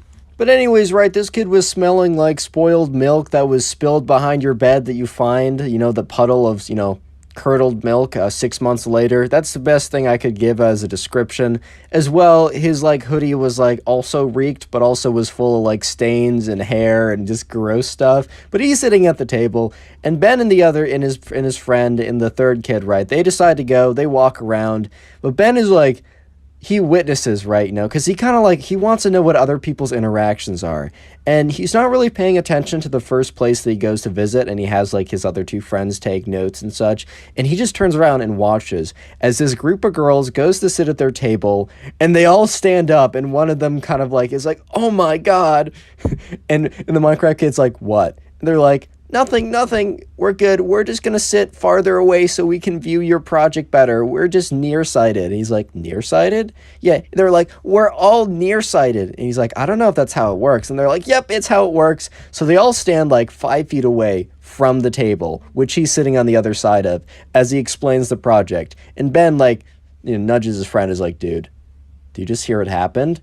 And Ben's friend was kind of paying attention to it. He's like, yeah, bro. Oh my God. Anyways, right, probably like the most interesting part happens at the very end of the class, because that's when one person goes up and hands the project in to the teacher, right? Oh God, I got something stuck in my throat, bro. Anyways, right, so the Minecraft kid decides to go up at the end of class and hand the teacher the project. So he grabs the project, goes up to the front of the class, and Ben just like nudges his friend again. He's like, dude, let's just watch. Let's just see what happens. And sure enough, from far away, they can't hear what the Minecraft kid says or what the teacher says, but they're just watching the look on the teacher's face. The teacher has kind of like a neutral/slight smile on his face as people come up and like bring him stuff. And the Minecraft kid goes up and gets really close for some reason to hand it in. And you can see the teacher's face go from like a flat expression to just like, his face is like goes pale, bro. He's like, oh, he kind of like coughs for a second. He's like, and you can kind of like make out him saying thank you. And the Minecraft kid walks back, and the teacher takes out his like notebook and writes down a note as soon as that happens. And he's not written down a note during the entire class period, besides when he went around before during the fair type thing and like took some notes for people's work or whatever. And yeah, sure enough, the next day, the teacher said, hey, can you guys get into your groups, get into your partners? It's like, we're going to have a little celebratory thing because that was a really big deal. And I thought you'd have like a little goodbye thing with your group. It's only going to be like 10 minutes or whatever. So they go back to like the table, and the group gets there. It's Ben, his friend, the random person, and then they see the Minecraft kid sitting down, and there's no pungent smell, and he's actually changed his clothes. And Ben like looks at him and says, bro, what happened to the streak? Because it was pretty apparent that one, he showered, and two, he was in a different outfit now. And he's like, I'm so mad, bro, at the teacher. And they're just like, dude, what do you mean? Like, we got the grade back. We got like a 91. We killed it. And the Minecraft kid's like, no, Ben, it's not that. We did great on the project, like killing it, whatever, right? The problem is that the teacher emailed my mom saying I didn't smell very good, and it was alarming. And then my mom made me shower and wash my clothes, and I lost so much efficiency in my Minecraft, I will never become an MLG pro. And Ben and his friend just look at each other. And then they look at the Minecraft kid and they're like, bro, I think you're going to be just all right. Subscribe if you haven't already, and now go watch another video. There's some on screen, some of the recommended. Watch it, you'll make me happy. Thank you. Today we got a story of a Minecraft kid who actually thought the Nether was a real place. Yeah, I'm not even joking. Sit back, relax, leave a like on the video to claim your free nothing, and let's get right into it. So today's subscriber story, which by the way, if you want to send in a story, you can do so to either my Instagram or Discord server. Both are in the description of this video. We're going to call this subscriber who sent in the story, we're going to call him Cameron. I got that name from the comments, so leave a name you'd like me to use. Anyways, right, Cameron was in 4th grade when this happened, and this was a couple years back, so it wasn't like before Minecraft was popular, because that was a long time ago, man. Bro, Minecraft's been a thing for such a long time at this point. It's kind of crazy. But anyways, right, this was a couple years back, because Cameron, I think, is in like 8th or 9th grade at this point. But back in 4th grade, right, there was this kid in his class, and we're just going to call this kid the Minecraft kid. And I have to do this disclaimer every single time I do these videos, but obviously, right, if you play Minecraft, you're not a Minecraft kid, and also, that's not like a bad thing necessarily. Like, bro, obviously, I like Minecraft. I mean, look at the gameplay on screen right now. Obviously, I think the game is pretty nice. Like, it is what it is. But if you're a Minecraft kid, you're a Minecraft kid. And if you watch this channel for long enough, you already know what that means. And if you haven't, you should watch more of my Minecraft kid videos. Anyways, right, so one day, Cameron was in class. And this class happened to be a history class. It wasn't like a full-on history class, but it was like the fourth grade equivalent of like general world history plus geography. It was kind of like a combined class or something. And one day, Cameron was kind of sitting more towards the back of the class because, I don't know. He just wasn't feeling it that day. He didn't feel like putting his all in. I mean, hey man, it's history. I can't totally blame you. That's never really been my favorite class either. Like, it's kind of like, okay, it happened, But anyways, right, Cameron was sitting towards kind of the back of the class. And the kid in the class who we're calling the Minecraft kid, Cameron and him were friendly. They weren't necessarily boys. They weren't going to hang out with each other in the weekends, but they would happily talk to each other in class, if that makes sense. But anyways, right, they were kind of close to each other in the room. Like, I think they were sitting next to each other. That's important coming up. But anyways, right, so, Cameron, he's not really paying a ton of attention right now. But all of a sudden, the teacher's like, all right, class, listen up. So Cameron's like, all right, I'll actually pay attention now. Fine, whatever. The teacher's like, all right, class, so I'm just going to have you guys pair up. You can choose whoever, right? Preferably someone near you so so it's not that difficult. And as soon as the teacher said that, the Minecraft kid turned around or turned to his side, looked at Cameron, tapped him on the shoulder and is like, kind of gave him like a head nod. And Cameron kind of like returned with like, yeah, like kind of like a smile and a thumbs up. Like, yeah, okay, we can be partners. I mean, bro, I'll be honest, even like if that wasn't Cameron's first choice, it's kind of just a good feeling. Like when someone just like, I don't know, man. It's just kind of like a good feeling because like someone's like, yeah, I want to be your partner. As opposed to when you have two other friends in the class and you guys are like a group of three and it's like you have to pair up and then you're always the odd man out, man. Hey, man, I feel your pain if you're that guy, bro. It's a tough existence, bro. I understand. But anyways, right, so Cameron's like, all right, bro, I got a partner. Like, Minecraft kid's a little weird, but I still like him. That's cool. And the teacher goes on to say, all right, after you guys have paired up, the task is to come up to the front of the class, grab a piece of paper, grab like a box of crayons, and I want you to draw out a world map. And it doesn't have to be super accurate, like you don't have to have literally every country in their capital. Like if you forget like Vatican City or like, I don't know, one of the like islands and like, I don't know, the South China Sea, we're not going to come for you, bro. Like, it's all good. But, like, get the major continents, get the relative shapes, and kind of just have fun with this project. We'll be doing this for the rest of class. So, Cameron was like, all right, I can get behind this. Like, Cameron doesn't mind a good art project in a non-art class. Like, that's always a win for him. That's always a dub for the boys. Like, no question about that. And, yeah, so they go up, they grab their box of crayons or whatever, and, they sit back down, and Cameron and the Minecraft kid decide to start to, sketch out they plan out what they want to sketch. So they first take a pencil and they're like, all right, so, Asia is here, Europe is here, North and South America. And they were looking in reference to like a big map at the front of the room. They weren't all doing it from memory, of course. And at this point, right, the Minecraft kid is like, all right, cool, but you're missing something. And Cameron's like, what am I missing? Like, I got all the continents. And he's like, oh, are we supposed to, like, label the major oceans or something? And Cameron's like, I don't know, maybe, but you forgot the nether. And at this point, Cameron, Cameron likes himself, he likes himself with some good Minecraft, right? He enjoys himself a wee bit of nice Minecraft. No question about it. But bro knows that the nether isn't real. Like, let's just keep it a stack. The nether is not real. But anyways, like, Cameron looks at the Minecraft kid like, what do you mean by that? Like, what do you mean? Well, what do you mean the nether? The Minecraft kid is not like, doesn't have some kind of like smirk, isn't like being obviously sarcastic. And that's when Cameron realizes that the Minecraft kid, this is not a troll, this is not a parody, this is not satire, this is not funny, haha content, right? No, this is like serious. The Minecraft kid is being 100% deadpan. Where is the nether? Like, where's the nether on your map? And, Cameron kind of looks at him like, bro, the nether isn't real. And the Minecraft kid, when he hears that, looks at him and, like, laughs and is like, bro, what do you mean the nether isn't real? That's like saying, oh, the United States isn't real. Oh, South America isn't real. The Atlantic Ocean isn't real. The nether isn't real. It's all the same thing, bro. You're crazy.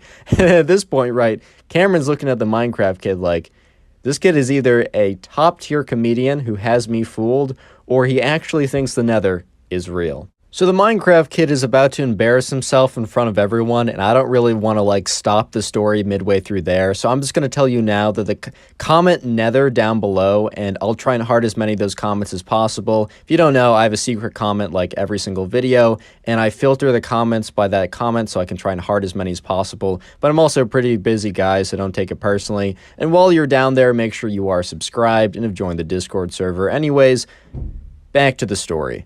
Minecraft kid believes the nether is a real place. And at this point, right, Cameron is just looking at him like, dude, there's no way you're serious, bro. Like, there's a 0% chance that you're 100% serious right now.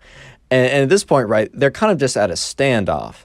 Because Cameron is just like, bro, the nether's not real. But the Minecraft kid is taking it like, if I was to go up to you and say, hey, bro, I just want to let you know that Texas isn't real. Texas is a figment of your imagination, bro. It's only in video games. Texas is not in real life. It's as if I was to go up and tell you that, you would probably be a little weirded out too, so I don't, like, okay, I almost said I don't blame the Minecraft kid, but I still do, but that's the way he was perceiving it. So he was kind of like laughing at Cameron, like Cameron was the crazy one here. So the Minecraft kid was like, you seriously don't believe the nether's real? And Cameron is like, you seriously believe the nether is real? So Cameron is like, all right, man, do you want to make a bet on this? Because, like, Cameron, bro, like, he saw an opportunity.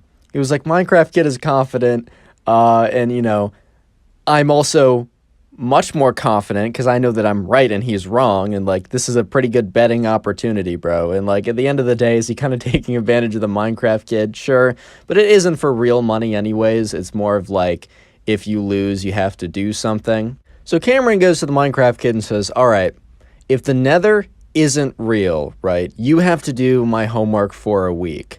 And the Minecraft kid says, sure, okay. And if the nether is? And he says, okay. And Cameron's like, all right, bro, if the nether is real, I have to do your homework for a week. And Minecraft kid was like, bro, set, deal, like, got it. Like, 100% I'm in. Huh. And he's like, all right, well, I just won, so you can start doing my homework now? And Cameron's like, bro, what do you mean? Like, and Minecraft kid's like, well, the nether is real, so I did just win. And Cameron's like, all right, well, okay, we got to figure out a way to actually verify this to, like, prove if it's real or not. And the Minecraft kid's like, oh, okay, if it's real or not, whatever. And, you know, Cameron's like, all right, so, yeah, let's go and ask the teacher. And the Minecraft kid is like, you know what? Nah, bro.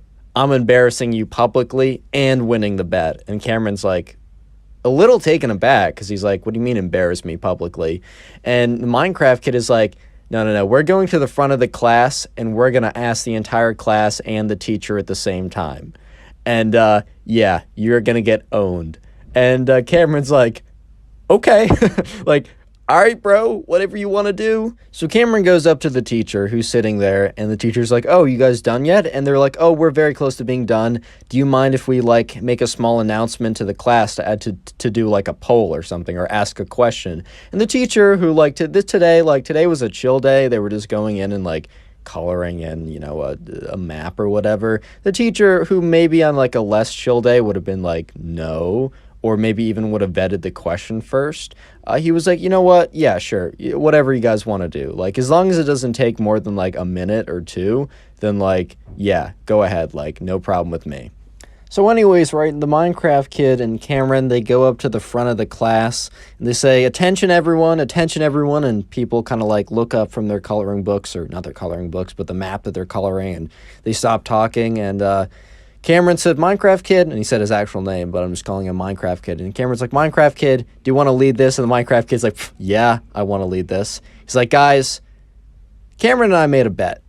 Cameron doesn't think the nether is real. And he's like, kind of like half laughing, half smiling. Everyone's face is just like blank. Like, what? Like, what did you just say? And the Minecraft kid starts to get a little nervous, but he's like, oh, so yeah, we made a bet, and Cameron bet that the nether isn't actually real. I bet that the nether is actually real because it is, and we just came to ask you guys to, like, verify if the nether's real or not. And the teacher's just looking at them like, is this, like, satire, bro? Like, what? And the teacher also has no idea what the nether is. He doesn't play Minecraft. But there's, like, a good deal of kids in class that do, and one of the kids starts laughing. He's like, what do you mean then if the nether is real? Like, what are you talking about? And Cameron, or the Minecraft kid, is like, bro, the nether is obviously real. It's Minecraft's based on like real life. Like trees are real, grass is real, cows are real.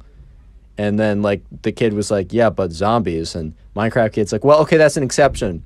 And then someone's like, well, what about skeletons that shoot arrows? He's like, that's an exception too. And they're like, bro, because the kids in the class start to realize that the Minecraft kid actually believes the nether's real. And they're like, dude, the nether isn't real.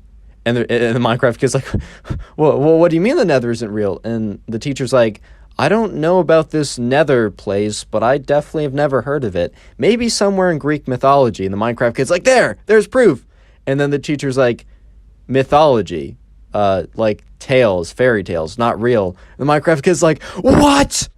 And the teacher's like, all right, guys, I mean, if you really want me to look it up, I mean, I can look into it. Maybe it's like a place on some island I've never heard of before. So the teacher looks up the nether, and it just comes up with like the Minecraft game. He's like, nope, this seems like something in a video game. It's not real. And Cameron just starts looking at the Minecraft kid with this look, this kind of like this grin of like, haha, bro.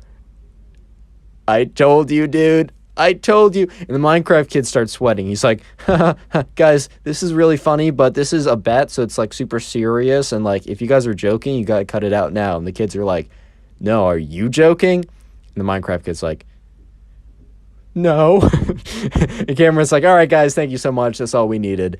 And he starts to sit back down, and the Minecraft kid quickly sits back down at the table and just isn't saying anything. Cameron's like, bro, you don't actually have to do my homework for a week. Like, we're good. And the Minecraft kid's like, it's not even that. Like, I'll do it, man. But just, my entire world has changed. What do you mean the nether isn't real? Next, you're going to tell me that the Ender Dragon doesn't exist. And after the Minecraft kid says that, Cameron just gives him this look, this long stare of like, oh boy, we got a lot of work to do, boys. Subscribe if you haven't already. Now go watch some other videos. There's some on screen, some recommended. If you do so, I'll be very happy. Today we have a story time of a Minecraft kid who got rejected simply because he smelled too bad. Yeah, this was pretty uncomfortable, but also pretty funny, so sit back, relax, leave a like on the video to claim your free nothing, and let's get right into it. Look, man, I'm gonna be honest, I've had a very terrible history when it comes to, you know, the ladies, right? I'm probably one of the most unluckiest guys on planet Earth, because I just had the worst streak of luck, so I definitely can I almost said sympathize. Yeah, no, I almost said synthesize. I can sympathize with the guy, the Minecraft kid, right? So I'm not going to go hard on him at all in today's story because I feel bad. And honestly, if you want to hear any of the past tales of me getting absolutely roasted, right, by all the ladies I've failed to, like, try and get to like me, you can ask District, one of the admins on my Discord server, which is linked in the description. You should 100% join that. You can ask him, and he'll tell you. I'll also probably tell them later on the channel. But anyways, right, let's actually get into the meat of the story. The subscriber who sent in today's story, we're going to call him Luke, and I got that name from the comment section, and yeah, so feel free to leave a name in the comments if you want me to use it. Anyways, right, Luke doesn't play a major role in the story. He's kind of like a passive observer of this thing that happened in class, but it was just such a tough moment, but still pretty like interesting, that he thought he'd send it in. So basically, right, there's this kid in his class, and he's kind of like a Minecraft kid. You know, he's just known for playing a lot of Minecraft, right? You know, he wears one of two Minecraft t-shirts every single day, as well as like cargo shorts, which, by the way, look, cargo shorts are not like, they don't look the greatest, but bro, the utility is crazy. I don't personally wear them, but I do respect people that do, because I'm like, bro, you can fit so much in all those pockets. Mad respect.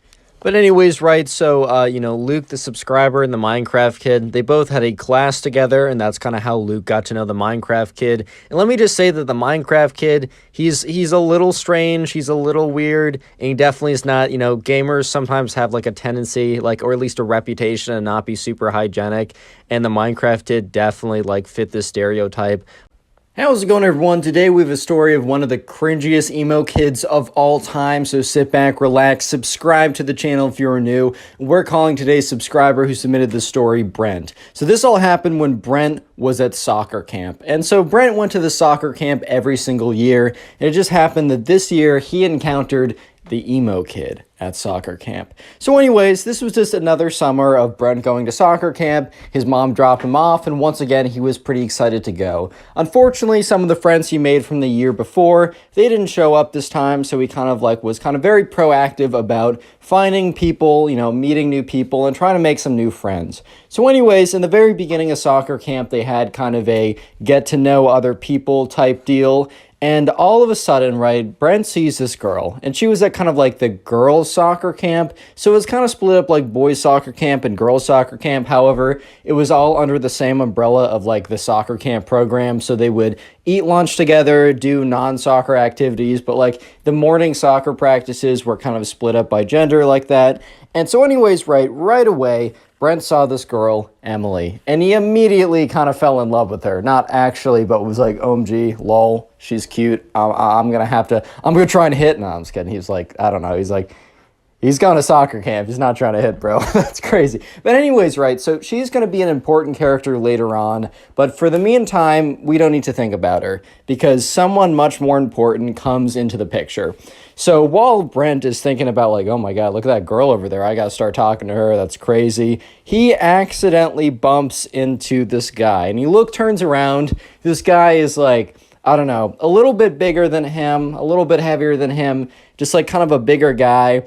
And he's got this like long black hair that's swooshed over. He's wearing like the standard soccer cleats, but otherwise it's like this black band heavy metal t-shirt. He's got like black painted nails. He's got like a spiky wristband on or whatever. And he turns around. He's like, yo, what did you bump into me, bro? And Brent's like, oh, my fault. Like, didn't mean to do that. He's like, you don't think that I'm an alpha? Is that what you think? Brent's like, what? He's like, I'm an alpha male, just in case you weren't aware, which I know that you subconsciously were because, all betas instantly know when there's an alpha present. And Andrew was the guy from like 7 stories ago. Brent was like, what? He's like, bro, do you not know what beta males and alpha males are? Well, basically, beta males are like you and lame, and alpha males are strong, powerful, and dominant in the pack. And with that, like the emo kid does a big like swipe of his big long black hair. So like his bangs would no longer cover his eyes. It immediately fell back in front of his face. He's like, yeah, just so you know, kid, get out of my way. And the emo kid like shuffles away. And this was Brent's first interaction with the emo kid. So he's like, okay, that's cool, man. Like, okay, see you around, buddy. Bye-bye. So anyways, let's fast forward a little bit. After soccer practice in the morning, Brent was actually one of the better kids there. He was pretty good at soccer. They had lunch, and in the afternoon, they had activities such as like this, like, I don't know, like tag, capture the flag, all kind of like random camp activities. And today was capture the flag, and Brent happened to be on the same team as Emily. So immediately he goes over there. He's like, hey, how's it going? Like, my name is Brent. Emily's like, hey, like, my name's Emily. Nice to meet you. And Brent and Emily immediately hit it off. They're having a good time. They're talking with each other. They're enjoying each other's company. You simply love to see it. And like from very far away, Brent catches the eye of the emo kid who's on the other team and is just staring him down for some reason. Brent doesn't really think much of it, and then he goes back to talking to Emily. So they're playing capture the flag right now, and Brent, runs over to the other side, gets the flag, right, and starts running back to his side. If you don't know capture the flag, there's like this little penny on both sides or like a little piece of cloth or something, and while you're on the opponent's side, if they tag you, you're in jail. But what you're trying to do is you're trying to run over there, grab their flag, and run back to your side without being tagged. However, there was a stipulation that it had to be a tag. This isn't tackling. You can't push someone. You can't punch them or anything. You have to tag them if they're on your side. So, Brent is running over there. Sorry, I have a list of names in front of me and from other stories. Brent is running over there. He grabs the enemy team's flag and is running back to his side, and he's really close when he just like immediately slams into the ground. And that's when he realizes that there's a big guy on top of him. And that's when he realizes that the emo kid tackled him. So the emo kid's like, "Nice try, buddy. Next time, try not to fight the alpha males." And then camp counselor comes over and says, Hey, we said no tackling. You're on the sidelines," points to the emo kid. He's disqualified or whatever, has to sit on the sidelines. Ooh, so alpha, man. But anyways, right, so the penny's returned, but also Brent isn't in, jail. He goes back to the other side, and the emo kid has to sit out for the rest of Capture the Flag. And Brent continues to talk to Emily, and the entire time, the emo kid is just, looking over, and he's, all angrily staring at Brent. So Brent is now his official enemy. Brent kind of just assumed that they were enemies because of when he bumped into him and also when he got him disqualified, which, did Brent really get him disqualified, or was it because he's an idiot and jumped on him? That's why he got disqualified? Who knows, man? But there was another reason why the emo kid hated Brent. There was another reason that Brent did not realize at the moment, but was very, very, very potent, and is going to be very, very important for later on in the story. I'm gonna give you guys a hint. It starts with an E and ends with a mly. Did you guys get it? Starts with an E and ends with a mly. Emily? I'm just going to tell you, yeah, it is Emily, the girl. So emo kid likes her. Anyways, so Brent and Emily talk for the rest of that Capture the Flag game. The entire time the emo kid is staring Brent down. Brent just simply assumes, well, this kid hates me for that reason only. But let me just say that the next week of soccer camp was the craziest week that Brent has ever had. So anyways, right, his mom picks him up. He goes back home. His mom's like, "Hey, how was the first day?" And Brent says, "Oh, I met this really weird kid who tackled me." And she's like, "Oh my God, are you okay?" He's like, "Yeah, actually, I have barely any scrapes on me even, but he seems to not like me, so I'll keep you updated on that." So Brent is dropped off the next day, and he walks over there. And that's when the emo kid, is just staring him down. And, Brent is kind of walking over because there's a little bit of a 5, 10, 15-minute period where the kids are just standing around talking with each other, waiting for them all to be dropped off. And then the soccer camp officials or camp counselors would then split them up into groups, do soccer drills, play games, whatever, standard kind of affair. And he's just kind of waiting around. And that's when the emo kid comes up to him and says, "So you're challenging my authority as the alpha man?" And Brent is kind of just like, "What?" He's like, "I'll say it again, just in case your little beta ears couldn't hear me. So you're challenging my authority that I am the alpha male of the pack. If we were wolves, which we kind of are," and Brent was like, "What?" "If we were wolves, as we kind of are, as I said, I would be the alpha male, alpha wolf, and you would be the beta wolf, and I would be banging your wife while you watch little cuck beta wolf, whoop." And Brent is looking at this kid, and this kid is like, no offense, but this kid is the opposite of what a stereotypical alpha male would look like, right? One of those red pit alpha males. It just looks the complete opposite of that. But anyways, Brent's not gonna get into he's not gonna rebuttal this kid, because what is there to rebuttal? Everything, man. This kid has no argument. But anyways, Brent's like, "Okay," and the emo kid's like, "Well, you say okay, but remember yesterday when you got me kicked out of the game, which you obviously tipped off the ref?" And Brent's like, "Bro, you tackled me. It's very clearly stated in the rule books that you're not allowed to tackle anyone. How is this on me?" He's like, "Dude, it was so clearly on you because the ref understood that I was the alpha male and I was simply asserting my dominance, bro." And, Brent's just like, "Dude, the frick are you talking about, dude? I paid him off with what? The $5 allowance I get a week? With what? My used smelly, stinky socks? What do I have?" And he's like, "I don't know, man. I don't know. Maybe you took his daughter on a date because his daughter's so ugly she'd never get a date." Oh. And Brent's like, was that a diss? Does he even have a daughter? He's 20, bro. What? And the emo kid's like, "Anyways, I just wanted to let you know that I'm the alpha man. You're the beta man. I will do your wife when you have one." And scene. And the emo kid walks away. And Brent at this point is like, "What? Why? why is this my life? Anyway, so skip forward to the soccer practice. They're put into groups, and the emo kid was in group B earlier, so they basically split them up into group A and group B. So group A is the better players, and group B is the I'm just kidding, the players who are newer to soccer. And the emo kid apparently was on the cusp of group A. It was at the very top of group B, and because his performance was good enough, he was actually moved up to group A. So now Brent, instead of having a morning to himself to focus on soccer, now had to deal with the emo kid being, thrown into the mix here. So anyways, they're doing some drills with the soccer ball, and they're kind of like kicking them around cones. You had to kind of keep control of the ball while you were running. And the emo kid, they said, okay, line up into 3 groups. And the emo kid immediately ran behind Brent. And Brent kind of looks behind him. He's like, what? And the emo kid said, nothing, Brent. Just letting you know that I'm the alpha male here. And Brent's like, okay, fine. Let's just do the drill. So the ref blows the whistle. Brent starts kicking the ball and moving with it. And the emo kid immediately runs up behind him and trips him. He's like, oh, sorry. And the ref's like, hey. And the emo kid's like, it was an accident, I swear. And the ref's like, all right, be careful.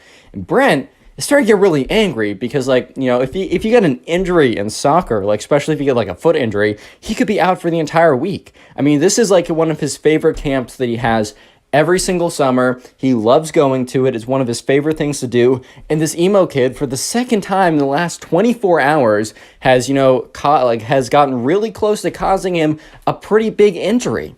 He could have jumped, he jumped on him yesterday. He ran behind him, knocking him over. What if he twisted an ankle? What if he, fractured something in his leg? It's not that hard, especially when you got a big old kid jumping on top of you every 5 minutes. It's difficult. It's not that difficult, man. So anyways, Brent, for the next activity, waits to get into line before the emo kid does, because he doesn't want to be in the same line as the emo kid. But it turns out that, everyone else lines up, and it's literally just Brent and the emo kid waiting for each other to move, because the Brent wants to go where the emo kid doesn't go, and the emo kid wants to go where Brent goes. And the refs not the refs, but the soccer coaches are like, come on, kind of guys, get into line. And Brent's like, okay. And he sprints to the end of the line, and then the emo kid sprints to the back of that line. And the coach is like, emo kid, says his actual name, can you go to another line? That line's too long. And the emo kid's like, okay, moves over one line. And when the coach turns his head, the emo kid literally runs back into the line with Brent again. So when the coach turns around, he's like, wait, emo kid, I said, could you go to that line? And he's like, fine. Emo kid eventually goes to that line, actually does that. So for the rest of the soccer practice, the emo kid tried to bump into Brent, tried to make his life difficult, basically was just being a big butt the entire time. But thankfully, that nothing really happened. He didn't bump into Brent successfully again. In fact, the emo kid, most of the time when he tried to bump into Brent would do some very slick soccer move, kind of break his ankles, not literally, but you know what I mean. And the emo kid would fall flat on his face because he kind of tried to run into Brent, and then Brent sidestepped him and completely swerved out of his way. Anyways, though, things start to get a little bit more interesting because throughout the next day, Brent and Emily are talking it up. It's kind of the known thing for the camp that those two were kind of the unofficial soccer camp couple. I don't know if your camps had stuff like that, but this was true for the soccer camp. And word was that the two of them, they were gonna kiss soon. Oh my God, guys, isn't that 12th base or something? So sure enough, right, one of these days, so a day later, Emily and Brent are just sitting with each other at lunch. They're kind of on a quote unquote date or whatever. And that's when a girl comes over and sits next to them. And Emily's like, oh, this is my friend Robin. And Robin's like, hey guys, I just want to let you know, Emily, that the kid over there, and points to the emo kid, is planning to ask you out soon. And Emily's like, dude, I don't know that kid. I've never spoken to him in my life. And Brent's like, oh my God, I know exactly who that kid is. Emily's like, what? And Brent basically tells her the story that I told you guys for the last 13 minutes. And she's like, oh my God, he's the worst. And Brent's like, well, that would explain why he really hates me too, because not just that I embarrassed him, but I've been hanging out with you the entire time. And, he probably knows that we've been talking a lot. And Emily laughs a little bit. And this is when Robin says, dude, I'm serious. This kid is going to come over and ask you out within like the next 24 hours. He's going to do it publicly. It's going to be really embarrassing. Everyone's told him not to do it, but he's in his own world. You gotta let him down nicely though.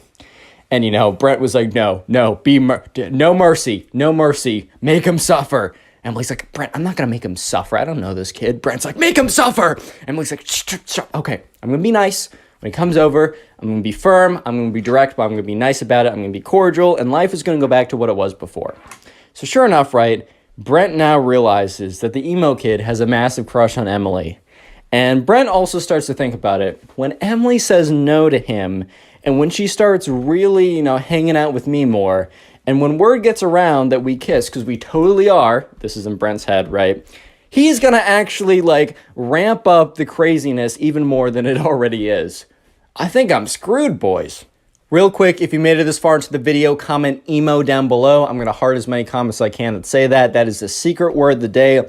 And also, if you want to support the channel and help boost me back into the algorithm, all you got to do is at some point, maybe after this video, maybe later, sit down and watch a bunch of my videos in a row, maybe while you're playing video games or drawing or cleaning your room, or maybe to help you go to sleep. I take that as a compliment now. I understand it.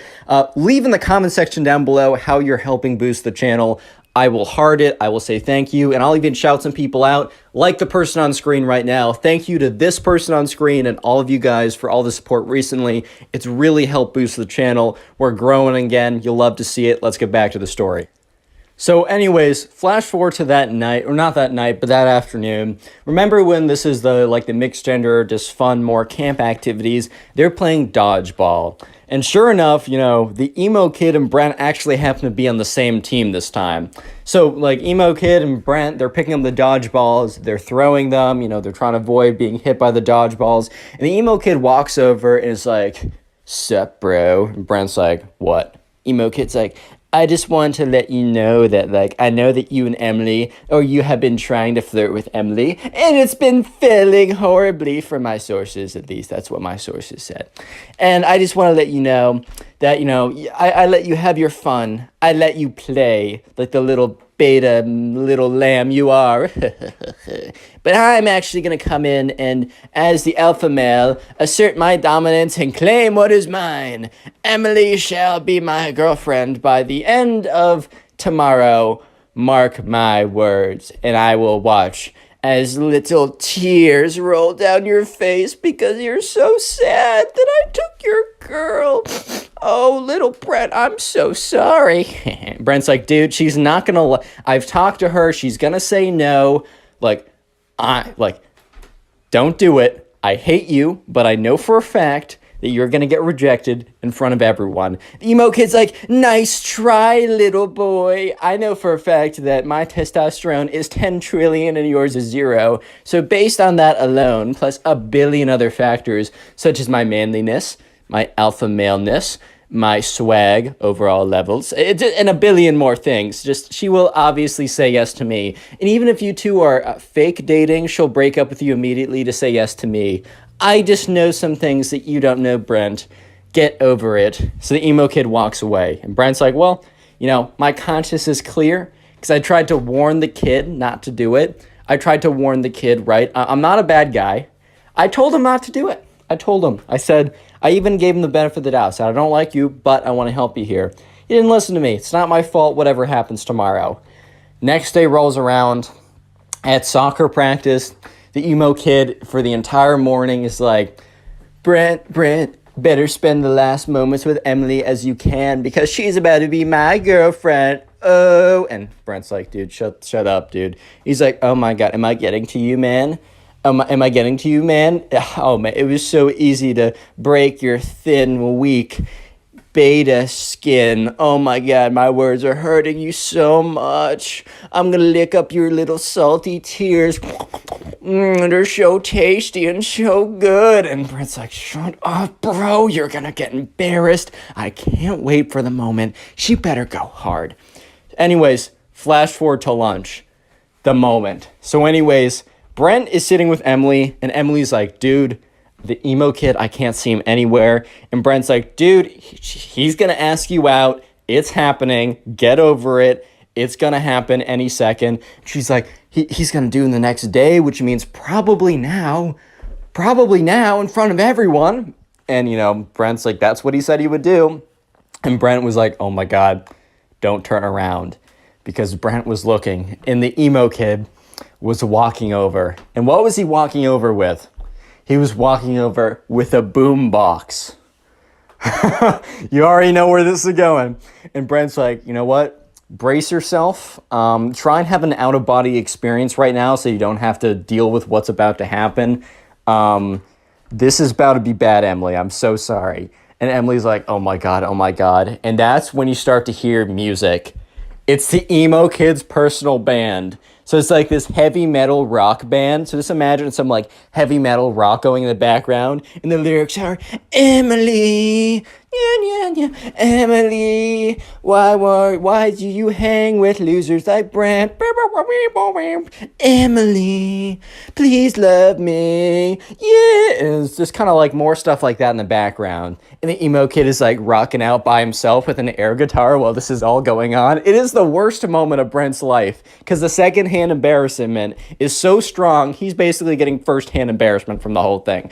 Everyone has stopped eating and turned around, including the camp counselors. They're just watching this kid bounce around with an air guitar with his like super long black bangs flying all around the place as this boombox plays one of the crappiest songs they've ever heard, terribly mixed, the worst lyrics, basically saying that Brent sucks and that she should be in love with him, and he's bouncing around, and then after 5 whole excruciating minutes, and everyone at this point is laughing and trying to hold themselves together, after 5 whole long excruciating minutes of the worst music ever and some like really bad air guitar and bouncing around, the song stops and the emo kid says, Emily, it is clear who you shall choose.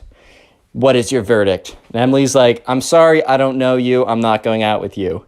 Emo kid's like, that's hilarious. What's your actual verdict? Emily's like, dude, I don't know you. He's like, dude, that's hilarious. What's your actual verdict? And Brent's like, all right, man, that's enough. Let's concede while we're behind. The emo kid looks at Brent and says, this isn't over, man. And he walks away with his boombox. And Brent's like, why did he say that to me? I didn't dump him. And Emily's like, dude, that was worse than I could have ever imagined. And right, so Robin, the friend who warned them, came over again and said, look, I should have warned you about that. I didn't think it was real. I didn't even think that was actually going to happen. I was told earlier this morning and I laughed. I'm so sorry. I should take anything that you hear about this kid seriously from this point on because, oh my God. And Emily's like, wait. Oh no, we still have an activity tonight, like for this afternoon. And Brent's like, oh my God, he said this isn't over. And sure enough, it was far from over. So they get to the activity that afternoon. So it was probably the worst possible activity that it could have been because it was small groups of charades. They kind of ran out. They had something else planned, but since it started to rain, they had to go inside. So they're like, all right, we're going to break you off into small groups of 3. And we're going to have you play charades with each other. And at this point, like, they're like, okay, what are the odds? Brent's like, what are the odds that I'm put with? And the person says, Brent, Emily, and emo kid. And Brent's like, you got to be joking, man. You got to be joking. Apparently, right, Robin tells him this, like, later on, like, once the camp is over. Apparently, because she was talking with one of the camp counselors about everything that went down. The camp counselor said that, like, once, like, it started to rain, the emo kid went up to them and asked what they were doing. Camp counselor said, oh, we're doing small groups of charades. And the emo kid requested that his 2 best friends and him were put together in a group. So it wasn't just random, it was the emo kid. But Brent didn't know that at the time. So Brent looks at Emily, and Emily looks at Brent. And they're both basically just like, oh boy. And they both look at the emo kid, who has a massive smile on his face. So all 3 of them go away to a corner. And the emo kid's like, Emily, I might have came on too strong. And she's like, well, that's an understatement. But he's like, I will show you the truth. Brent, I challenge you to an alpha battle. Brent's just like, what's an alpha battle? Ha! You're such a beta for not knowing what an alpha battle is. Beta. He's like, an alpha battle will be proof that I am alpha and you are a weak beta.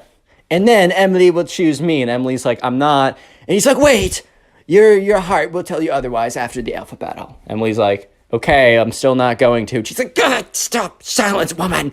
And Brent was like, whoa, chill out, dude. He's like, you silence too? We're having an alpha battle right now. So, right, this just kind of looks like they're doing really weird charades from afar, but the emo kid is like, all right, let's form our best wolf poses. Brent's like, what? He said, form your best wolf poses now. And Brent's like, all right. Ooh, emo kid's like, that is the worst wolf pose I've ever seen. You were definitely not part wolf like I am. And the emo kid does this really weird pose. He's like, oh my God, I'm wolfing so hard right now. This is the most emo thing. I mean, the most alpha thing I've ever done. Oh my God. At this point, Emily's like, guys, you are both embarrassing yourselves. Emo kid is like, no, you will see that I'm the most alpha. I swear. Emo kid's like, all right, let's do it. Wrestle me. And, Brent's like, what? Emo kid jumps on top of him, just tackles him to the ground. Because he's like 20 pounds heavier, right, and a little bit taller. And Brent was completely taken off guard. He's like, bro, stop. What are you doing? And the emo kid's like, I'm out alphaing you. That's when the camp counselor comes over and says, all right, guys, break it up. Tears the two of them apart. He's like, all right, so we're only doing this for 20 more minutes, but it looks like you two can't keep off of each other, so I'm going to be joining your group. Imagine how awkward this is. It is Emily, Brent, the emo kid, and a random camp counselor. So they do normal charades, right? And the entire time, the emo kid is like sneaking in punches to Brent's arm. He's like, ow. And when the camp counselor looks up, the emo kid puts his arms behind his back. And the emo kid's like, this isn't over, man. And then the emo kid walks over to Emily. He's like, tss, tss, Emily, tss. Emily's like, what? Do you think I'm more alpha? Shut up, kid. Emo kid's like, no. Okay, I'll just be direct. Do you want to go out with me? No! And the camp counselor was like, guys, silence while I'm doing charades. And Emily's like, dude, I don't want to go out with you. How many times do I need to tell you this? Emo kid's like, but I'm definitely more alpha. She's like, that's not a real thing. So the next day rolls around. It's Thursday. And that afternoon, there's no real activity. It's just known as like the soccer dance or whatever. And during the soccer dance, there's one coveted slow song where anyone who has feelings for each other might ask for like a slow song or something. And sure enough, let's just jump to the dance because the emo kid is like being a jerk to Brent all day, but that's not anything new. And sure enough, it is the dance. And they're putting on normal songs. And Emily and Robin and Brent are all together like, dude. And Robin's like, dude, the emo kid is definitely going to try and get that slow song with you. Like, Brent, you got to swoop in right away. Because at this point, Brent and Emily were, like, unofficially a thing. They're only at camp for a week, so they're not going to make, like, a long-term relationship. Let's have kids, baby. Okay, you know what I mean. But sure enough, the slow song comes on. And Brent's like, oh my God. And Emily's like, quickly. And you can see the emo kid sprinting from the other side of the room. So Emily and Brent quickly like get together in the slow song, kind of like whatever. And Emily's standing there and she feels Brent being ripped off of him. And the emo kid grabs Brent, rips him off Emily and tackles him on the ground. And this is what the camp counselors are like, oh, okay, foul play. They go in, they grab the emo kid and they like run it, like they take him off. They're like, all right, buddy, this is like your third strike and you are out. So they call up the parents of the emo kid. They say, your son can't come tomorrow. He's like fighting this one kid again and again and he won't stop. And so sure enough, the emo kid was picked up, taken away, and Brent and Emily finished off with a slow song together. The next day rolls around. It is Friday. It is only a half day where basically the parents come and watch a little like soccer presentation that all the kids have done. And by the end of it, right, most people are packing up. Brent and Emily are gone. And you remember the friend Robin from the beginning? One of the camp counselors and Robin were like friends or whatever, or like friendly. And the camp counselor's like, do you happen to know about that like emo looking kid? Like, do you happen to know what was up with him? And Robin's like, do I have a story? Click on the video on screen right now. You? I know you'll enjoy it. Just click it. Do it. From a kid who argues with the teacher over if the sun is real or not, yeah, the sun, to a kid who thinks sitting in chairs is offensive, these are the craziest Gen Z kids you've ever seen. Let's go.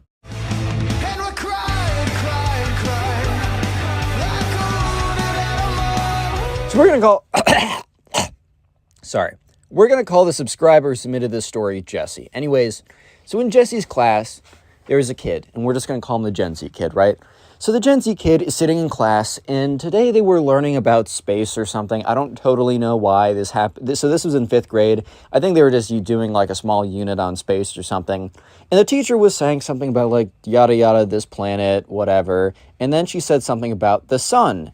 And this kid spent a lot of time on TikTok. And the thing is, right, TikTok, super addictive. You know, the algorithms are made to keep you on there. But also, there's a lot of misinformation that spreads on there because you see someone who says something and it blows up and it reaches a bunch of people and there's no real fact checking or sources cited. And you kind of just take them at face value, or maybe not you, but a lot of people do. So this kid, the Gen Z kid, must have seen a TikTok in his For You page being like, guys, the sun isn't real because I have never been to the sun before, therefore it doesn't exist, which some kind of like backwards, ridiculous logic that makes no sense at all, but it's said with like ominous, spooky background music number 28. So anyone who sees it's just like, oh my God, you're right. So yeah, anyways, this all happened when the teacher mentioned something about the sun. And the TikTok kid literally smirks, gives a little laugh, and says out loud, the sun? Don't tell me you guys still believe in the sun. And kind of looking around, right? So Jesse's looking at this kid who literally laughs and says, don't tell me you guys look at the sun, or look at the sun. Don't tell me you guys still believe in the sun, as he like looks around at all the other classmates. And believe it or not, all the other classmates, instead of being in agreement, laughing along, I bet the TikTok kid imagined in his little scenario that what was going to happen with all the other kids were going to be like, oh yeah, that's so ridiculous. Don't worry, man. We also don't believe in the sun. We saw that niche, obscure disinformation TikTok video as well. That's totally real. But no, everyone looks at the kid and the teacher stops like teaching for a second because the teacher's like, come again now? Like, what? And the not the spoiled kid. I'm so used to telling stories about spoiled kid. The Gen Z kid looks at the teacher. He's like, wait, you guys actually still believe in the sun? And he like looks around all like confused or whatever. And everyone's kind of looking at him like, dude, what are you even saying right now? And the kid's like, guys, do not tell me that you guys are falling for the machine and believing that the sun is real. I saw a video on TikTok yesterday that was all like, the sun isn't real because tell me, have you ever been to the sun? No. So, and I was thinking about it. I was like, dude, my mind just opened up. It's true. I've never actually been to the sun before. So it probably isn't even a thing. So you guys are really believing into the system. And Jesse's like, dude, like you can see it in the sky. And like, if you look at it for too long, your eyes hurt. And like, if you're in the sun for too long, your skin burns. Like it definitely is there, man. And then this, like the Gen Z kid looks at Jesse and he's like, dude, don't tell me you're falling for the disinformation. It's probably like a government thing. And Jesse's looking at this kid like, what, your best response to me saying you can see it and like it hurts your eyes and your skin, the best response to that, which is totally logical, is it's probably a government ... thing, ? What? Like, dude, I thought you said the government, like the sun wasn't even real. And so the teacher kind of steps in and is like, hey, like Gen Z kid, the sun is real. It's like, you can even see it. I don't know where you saw this video on TikTok or whatever that kids are on, right? But that's not true. The sun is real. Trust me. And, you know, the Gen Z kid's like, dude, why should I trust you? Like, you're definitely in bed with the government and because of this teaching gig where you're making all this money to spread disinformation. And the teacher's just looking at this kid like, bro, you think I became a teacher for the money? And the teacher starts laughing because if you guys don't know, teachers do a really important job, but they're definitely not compensated that well. You do not go into teaching because you're trying to make some fat stacks. Not a single person would do that unless they had no idea, unless they knew literally nothing about teaching, and especially teaching compensation, would they ever go into teaching to make money, right? So the teacher's like, look, I survive, but I definitely am not making money, and I'm definitely also not paid by the government to spread disinformation. And the Gen Z kid's like, all right, guys, that's enough of this nonsense. And he stands up and he's like, okay, I'm calling it right now. We have a mass exodus from this class. Anyone who believes the sun is fake, get up right now and walk out of this class so that the truth can be heard.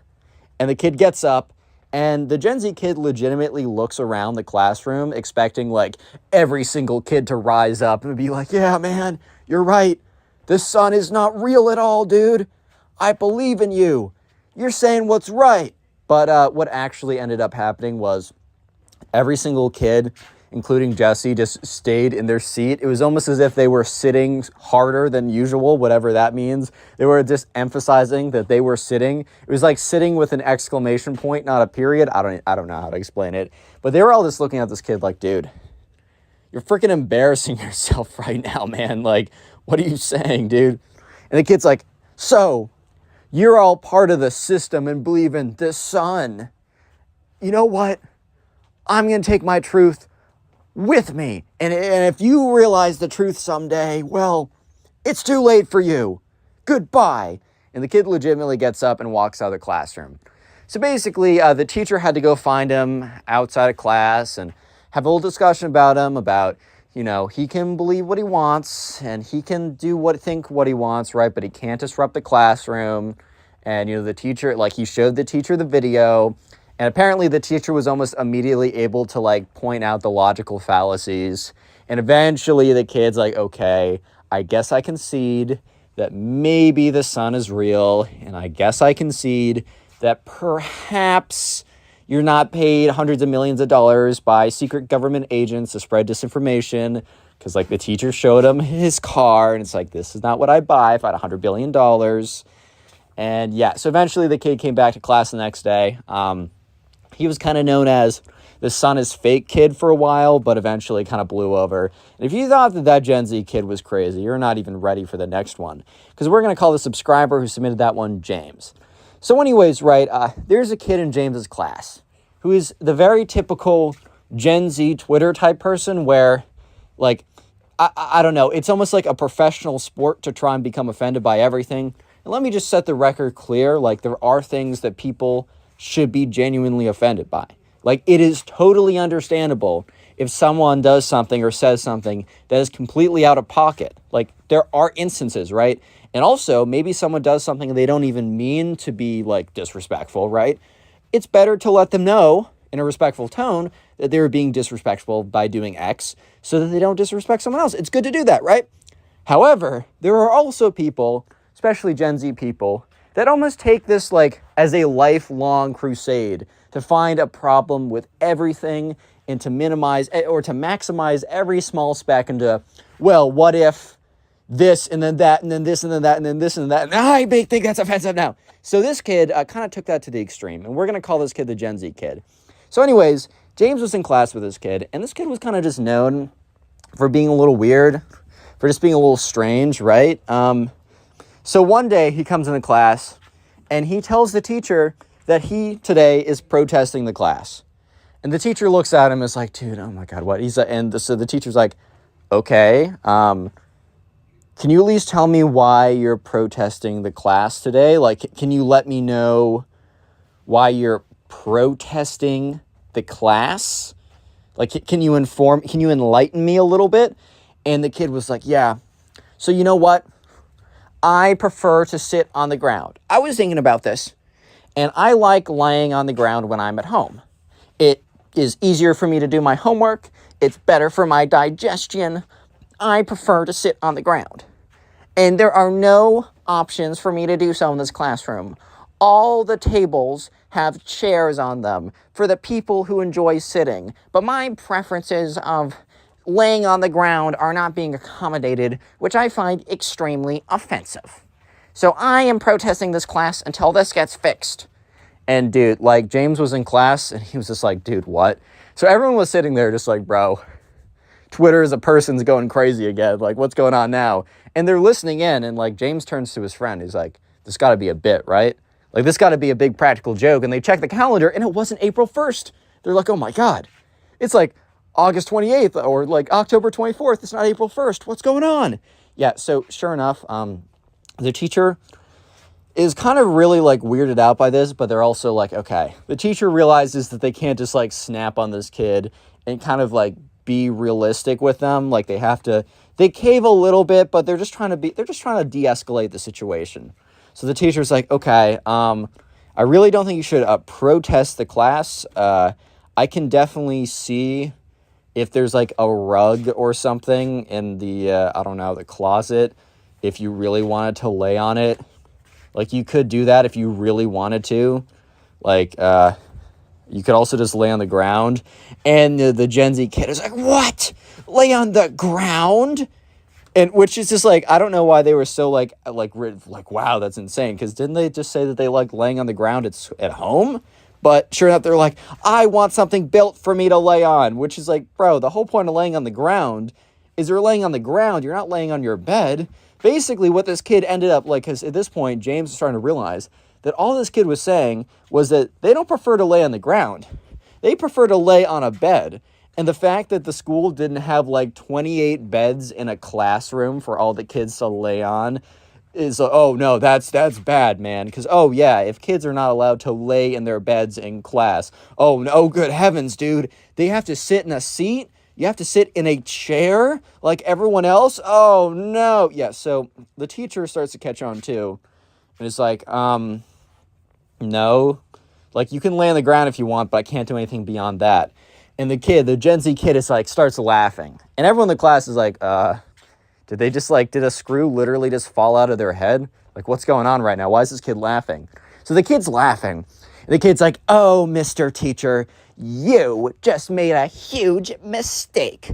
You don't know what you just did. I'm going to go to the front office and I'm going to say that you were discriminating against my preferences and you're going to get fired. And then the kid laughs again. And this turns to his friend like, for a second, James is like, wait, could they actually do that? But yeah, so sure enough, the Gen Z kid storms out of class. The teacher didn't look that concerned because I think the teacher realized that he probably couldn't be, probably couldn't be fired because a kid was mad that they didn't have a bed in class for them to lay on. Most likely that was not going to result in him getting booted from his like 10-year-long position at like this, I don't know, look, unlikely. So anyways, the Gen Z kid marches up to the front office. And so, I mean, James doesn't know exactly what happened, but he heard bits and pieces and can assume what happened because, he wasn't like there in the office with them. But anyways, sure enough, a Gen Z girl or whatever, right? Gen Z kid goes up to the front office, demands to speak with the principal, has to wait like 20 minutes because like law and order, right? The principal has other things that they need to do. Tells it to the principal about the horrors of not having a bed personally set aside for them and how that's what they want to do. And when the teacher didn't cave to the fact that they wanted a bed in class, that they must be fired because that is her preference. She wants to sleep in a bed. And the principal, I think the principal knew that, the principal had a bit more power in the situation than a teacher does. So the principal kind of gave it to her straight and was like, dude, no. The real world, right, is not going to cave to every single preference you have. It's not going to do everything you want to. If every kid has to sit in a seat, then every kid has to sit in a seat. Just think logistically for a second what it would be like if we got 20 beds in a classroom. First of all, a lot of kids, what if they wanted to have seats? And then you'd have to have seats and beds. Also, beds are not conducive to good studying. And just a lot of stuff like that. And yeah, the Gen Z girl had to come into class the next day completely defeated. And it was a little embarrassing for her. If you thought that those Gen Z kids were bad, this final one is the pinnacle of Gen Z. So anyways, we're going to call a subscriber who submitted this story Ash. You guys catch the pattern so far? Jesse, James, Ash, OG Pokemon people, you know what that is? I haven't watched Pokemon forever, but I used to as a kid. Anyways, so there's a kid in his class who we're going to call the Gen Z kid. So this kid, he had a TikTok account and he posted a video of his dog doing something and it got 50,000 views. And that sounds really good and 50,000 views is really cool. I'd be happy if I got 50,000 on TikTok. That sounds pretty good. But at the end of the day, stuff on TikTok will just randomly go viral And it's not as if he gained like 10,000 followers who follow him because of his dog, and he can make a branded account out of his dog, right? Like build a brand around that, because like Doug the Pug and some other, there are like legitimate brands built around dogs. But no, he just had a random video get 50K, and this kid, the Gen Z kid, believed that he now was going to become a TikTok celebrity and drop out to pursue his quote-unquote passion of TikTok. Like, bro, what? Real quick, comment Gen Z if you made it this far into the video. And also, check us out on Spotify. It will be in the pinned comment down below. You can listen to these as podcasts on there, and it helps me out if you do. Anyways, so sure enough, this kid started going around telling everyone that it was so great to get to know them. And remember, they're in 6th grade or whatever. That it was so great to get to know them. That when he was rich, famous, successful, and had a 6-pack, 12-pack body abs movie star type lifestyle, right? Living with his laptop on a jet, on a plane, on a boat, on a mansion, that, you know what, he would remember them. And if they were lucky enough that they could stay at his mega yacht mansion boat jet, super cool Cobra Sort. I don't even know at this point. Anyways, he was going around telling people that he came to the conclusion that he was going to drop out to pursue TikTok, which, look, I'm actually not 100% against people really like honing in on their skills. If they get a shot of virality on a social media platform, I don't suggest dropping out unless you have a very scalable, sustainable 6-7 figure income from that stuff, because it can go away insanely fast. But I do actually suggest, if you get a short burst of attention on a social media platform, I am all for you digging in and trying to build something out of that maybe can turn into something bigger. But that's a more serious discussion for a different platform at a different time. I do not suggest you drop out of school because one of your TikTok videos goes viral by accident and you gain no traction from it. So people were immediately telling the kid, like, oh, wait, why are you dropping out? Like, do you have an account we don't know about? And he's like, no, look at this. And he like pulls out his phone and he shows them the video. And the video has like 52,000 views, which is cool. But dude, first of all, that's only 52,000 views. Which, look, I remember the days when I'd be happy with 30 views, but we're talking about dropping out of school. 52,000 views is nothing. And second of all, it's on TikTok with short-form content, which is way easier to get views on. I don't know how, I haven't been able to, and I've tried a bit, but just generally, much easier to. So, yeah, eventually he comes up to Ash, gives the whole spiel of like, oh man, I'm gonna be so rich, and I'm dropping out because I'm gonna be a TikToker. And Ash kind of like tells him straight up, like, dude, I don't think you should do that. Like, I get it. Like, you had a video do well, which like you totally could have the time to. And also they're in 6th grade. It's not like I think you still like legally need to be in school at that point. It's like, dude, like, first of all, I don't even know if you can drop out of school. Second of all, why can't you just do both? Like, I really like think you could put in the time for both, doing both. And also, look, this video going viral is cool and all, like, congratulations, man.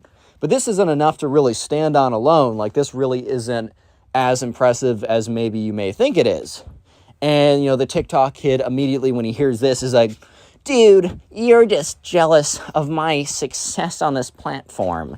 Like, you're just jealous that you're not going to be able to drop out of school and live the laptop luxury safari mega jet victory yacht mansion lifestyle that I'm going to. And Ash is like, all right, bro, like, cool, live your life. And so, yeah. Actually, this kid stopped showing up to class entirely because Ash had 1 or 2 classes with them. And Ash was really surprised because he was sure that this kid had been known for like telling lies a lot, telling tall tales and all this all this type of stuff, right?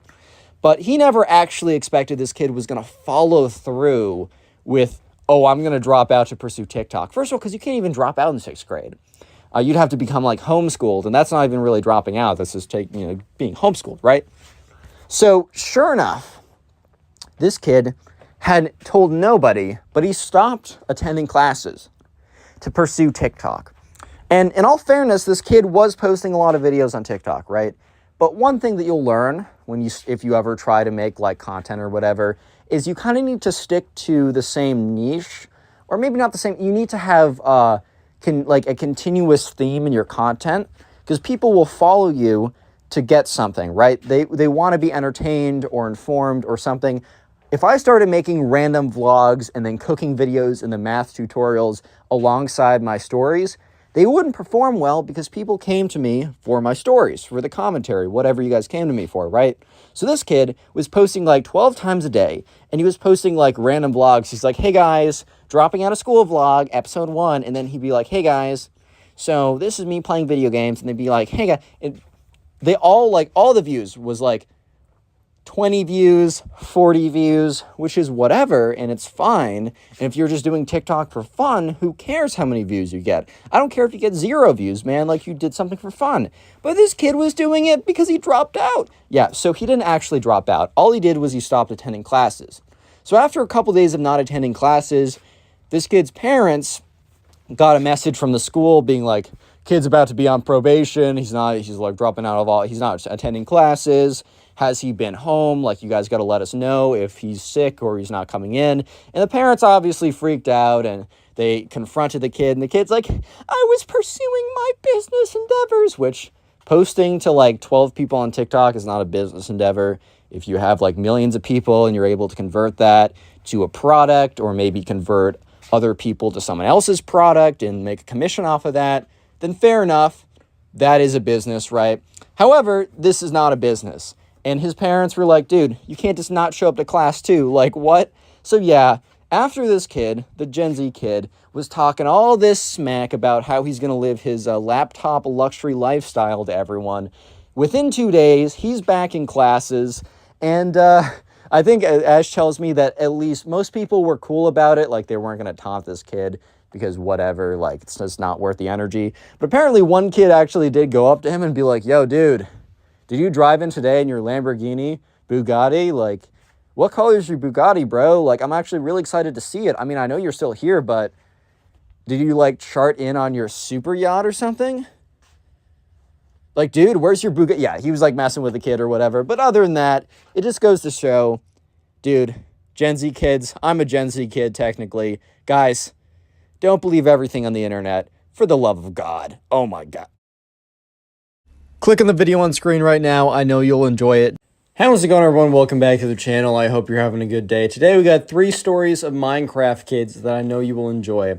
So let's just go ahead and jump into the first one. We're going to call the subscriber who submitted this story Peter. And by the way, all these stories are on Spotify, linked in the description. You'll probably even hear them about an hour earlier before they go up on here if you find them on Spotify. Anyways, so Pete, we're going to call the first subscriber who submitted this story Peter. And anyways, right, Peter was in a class, and in Peter's class, there was an assignment that they all had to do. And this assignment was the what do you want to do when you grow up assignment. And you got kids coming in being like, oh, I want to do YouTube. Oh, I want to be a doctor. Oh, I want to be president of the United States. Oh, I want to do your mom. There's like a lot of things that people came in and said like, oh, this is what I want to do, right? So it was kind of like done that you had a presentation. You would go home and kind of prepare a little bit, and then you go up there. I think a couple stories ago, someone else submitted something with their class had a similar type thing, and I know I had something like this, so this might just be a thing that happens to everyone in like 2nd grade. I don't know. Tell me in the comments if it's true or not. But anyways, right, so sure enough, you know, Peter wanted to be a doctor, which is pretty standard response. When I was 10, I wanted to be a doctor, and then I learned about medical school. But anyways, right, so, you know, Peter, you know, has this little thing. He wants to be a doctor or whatever. And eventually, let's just skip forward to the day of class. Let's just skip forward to the day where, you know, they're actually presenting. And, you know, Peter goes up there. He has a doctor's costume he bought or whatever. And, you know, sure enough, it's fine. It's whatever. That's not the interesting thing. There's a kid in Peter's class who we're going to call the Minecraft kid, because all bro does is play Minecraft. Like, literally every single day when he gets back from school. Doesn't even do his homework. Screw that. Does Minecraft.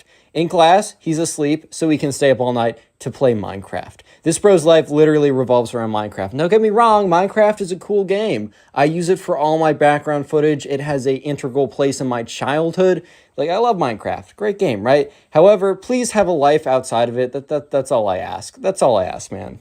But anyways, right, sure enough, the Minecraft kid walks up to the front of the class. And everyone was kind of expecting him to say, like, I don't know, I want to, work for a video game company. I want to work for Mojang. I want to be a computer programmer so I can make video games or whatever. Or maybe even like I want to stream on Twitch, which is like even that's a little iffy. Which you don't even want me to go into the statistics of how difficult that is. Anyways, and I won't because I want watch time and good retention. So sure enough, the Minecraft kid goes up there and Peter's kind of interested to see what he's going to say because he's kind of expecting the Minecraft kid to say something a little bit goofy. Like not too crazy, but just a little bit goofy. Just a little bit on the goofy side, right? And the Minecraft kid goes up there and says, all I want to do when I grow up is just keep playing Minecraft. And he brings with him, like, that, like, fake, Minecraft sword, like a foam one that, like, you can buy for, like, $20 or something. I just know it because I got it for my 5th grade birthday party, and I might still have it, or I might have had my mom thrown it out without me knowing, which is a shame, but whatever, right? And so he brings this, and he kind of swings it around. It's like, yep, all I do every day is I play Minecraft. When I go home and I play Minecraft. And I stay up all night to do it. That's why I'm never paying attention in class or doing anything like that. And I want to let you know that no one can tell me otherwise. All I'm going to do with my life is play Minecraft every single day. And the teacher's like, hey, this project wasn't about, what's your favorite hobby? What's your favorite pastime? This project was about, like, what are you going to do with the rest of your life? Or what do you want to do as a profession? There's a difference between, choosing to do something casually and choosing to do something professionally. And the thing is, right, this wasn't even a teacher who's like, if you're not a doctor or a lawyer, then you're not a real worker. Like, it wasn't one of these, like, old-fashioned teachers who doesn't understand, like, I don't know what I'm trying to say, like a teacher that doesn't understand kind of the new scheme of jobs. The teacher literally let a kid say, hey, I want to be a YouTuber, but if that doesn't work, I'm going to go to college for digital marketing or something like that. The teacher was fine with that. The teacher understands the new landscape of work. But the thing is, there's a difference between saying, hey, I want to pursue playing video games online, and if that doesn't work, then I want to do X, and saying, I want to sit inside and do video games all day, specifically Minecraft all day, because, bro, let me just let you know, there's really no professional Minecraft leagues that pay you anything, right? I might be wrong, there might be, like, a professional Minecraft league that pays you, like, a couple $100 if you win a tournament, but dude, that's not enough to sustain yourself. Like, there are no, like, maybe if you wanted to say, yeah, I want to be professional, like Counter-Strike or a game like that, maybe. But even that is a massive stretch. And sure enough, the Minecraft kid didn't even say anything like that. He just said, I want to sit inside and play Minecraft all day. So Peter's just like, oh boy, because Peter's sitting down, he's watching the teacher really just like not be cool with this, and the Minecraft kid not even like adapting on the spot. Because one might have thought that, okay, the Minecraft kid realizes that the teacher is not a fan of what he just said, and that maybe if he wants to save his grade, I don't know, adapt it a little bit. Like, just switch things up a little bit. I don't know, man, like, just be like, oh, haha, what I meant is I want to go and learn how to make video games. Like, sure, that's fine. Go to school for programming or something like that. But the Minecraft kid doubles down and says to the teacher, what I want to do when I grow up is I just want to sit at home and do video games. I don't want to do anything else. I don't want anyone to bother me. And I just want to play Minecraft 24/7. And, Peter's just like, oh boy, this teacher's not going to be happy. And the teacher's like Minecraft kid, says his actual name, but it's like, Minecraft kid, I want you to know that, I'm going to give you, sit back down, step outside, and I'm going to give you 10 minutes to come up with a real job. Like, I'm going to give you 10 minutes, and I'm being very gracious right now, because at the moment, you have a fail on this assignment. Not like the Minecraft kid was really caring about his grades. I mean, he handed in 0 homework and basically was failing everything else. But the teacher's like, I'm going to give you 10 minutes of standing outside to come up with something new. And when you're ready, come back in and you may present again. So the Minecraft kid very angrily walks outside. And the teacher's like, all right, who's coming up next? And the teacher's like, okay, Ben, how about you come up? And within 10 seconds, the door slams open again. And the Minecraft kid says, I'm ready.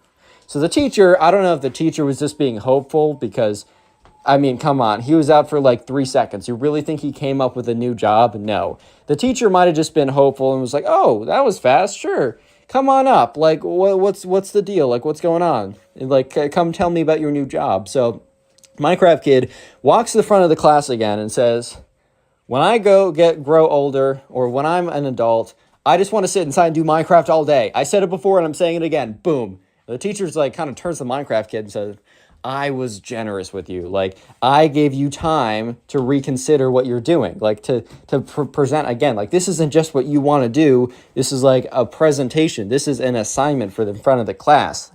And at this point, the Minecraft kid says, so you're saying I can't do that? And the teacher's like, yes, I'm saying that when you're older, you're not going to be able to do that. Sure, you can play video games on the part. Like, you can partially play video games. That's totally fine. But you can't entirely play video games. You've got to do other stuff with your life as well. You have to find something that's going to bring you an income. You have to do something more productive than that.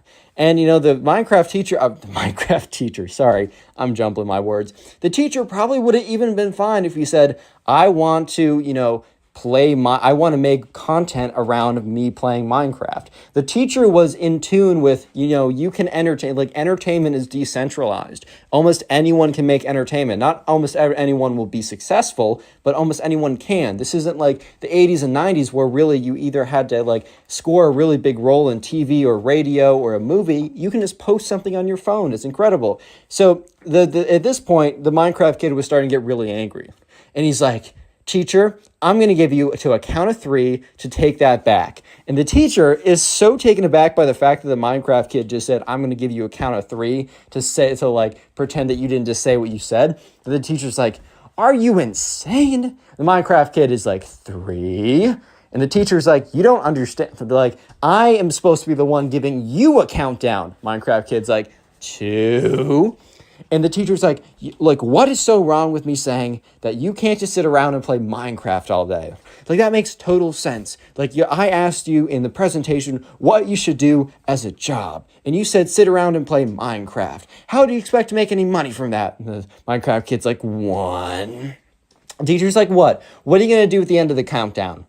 And the Minecraft kid steps over and just like kind of like goes down on one knee and is like bent down, is like, it starts making like weird noises. He's like, and the teacher's like, dude, what are you doing? Okay. Teacher probably didn't say dude, but the teacher's like, what are you doing? And the Minecraft kid jumps up, springs up, and is like, I will fight you in a 1v1 PvP battle. And he grabs his Minecraft sword and starts like swinging it around, trying to be like intimidating. But dude, it was a foam sword. You're playing Minecraft. You're not intimidating anyone, dude. Like, that's just not happening. And he starts swinging around. It's like, and the teacher's like, okay, I just like, what? Why? What are you doing?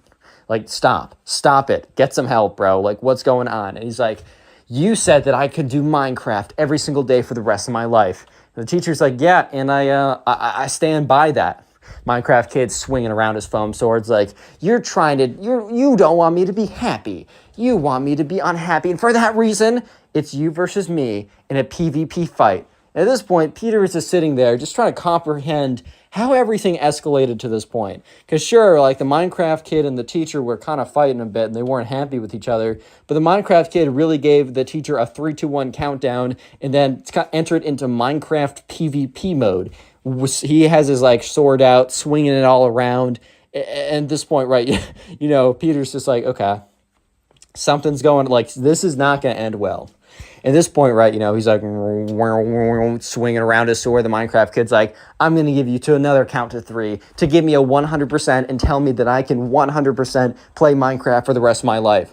The teacher looks at him and says, no, I would be lying to you if I said that. And Minecraft kid is like, fine, you've chosen your fate. Minecraft kid's like, starts swinging his sword. The teacher says, if that foam sword even touches me for a second, you're failing this assignment and you're going straight to the principal's office.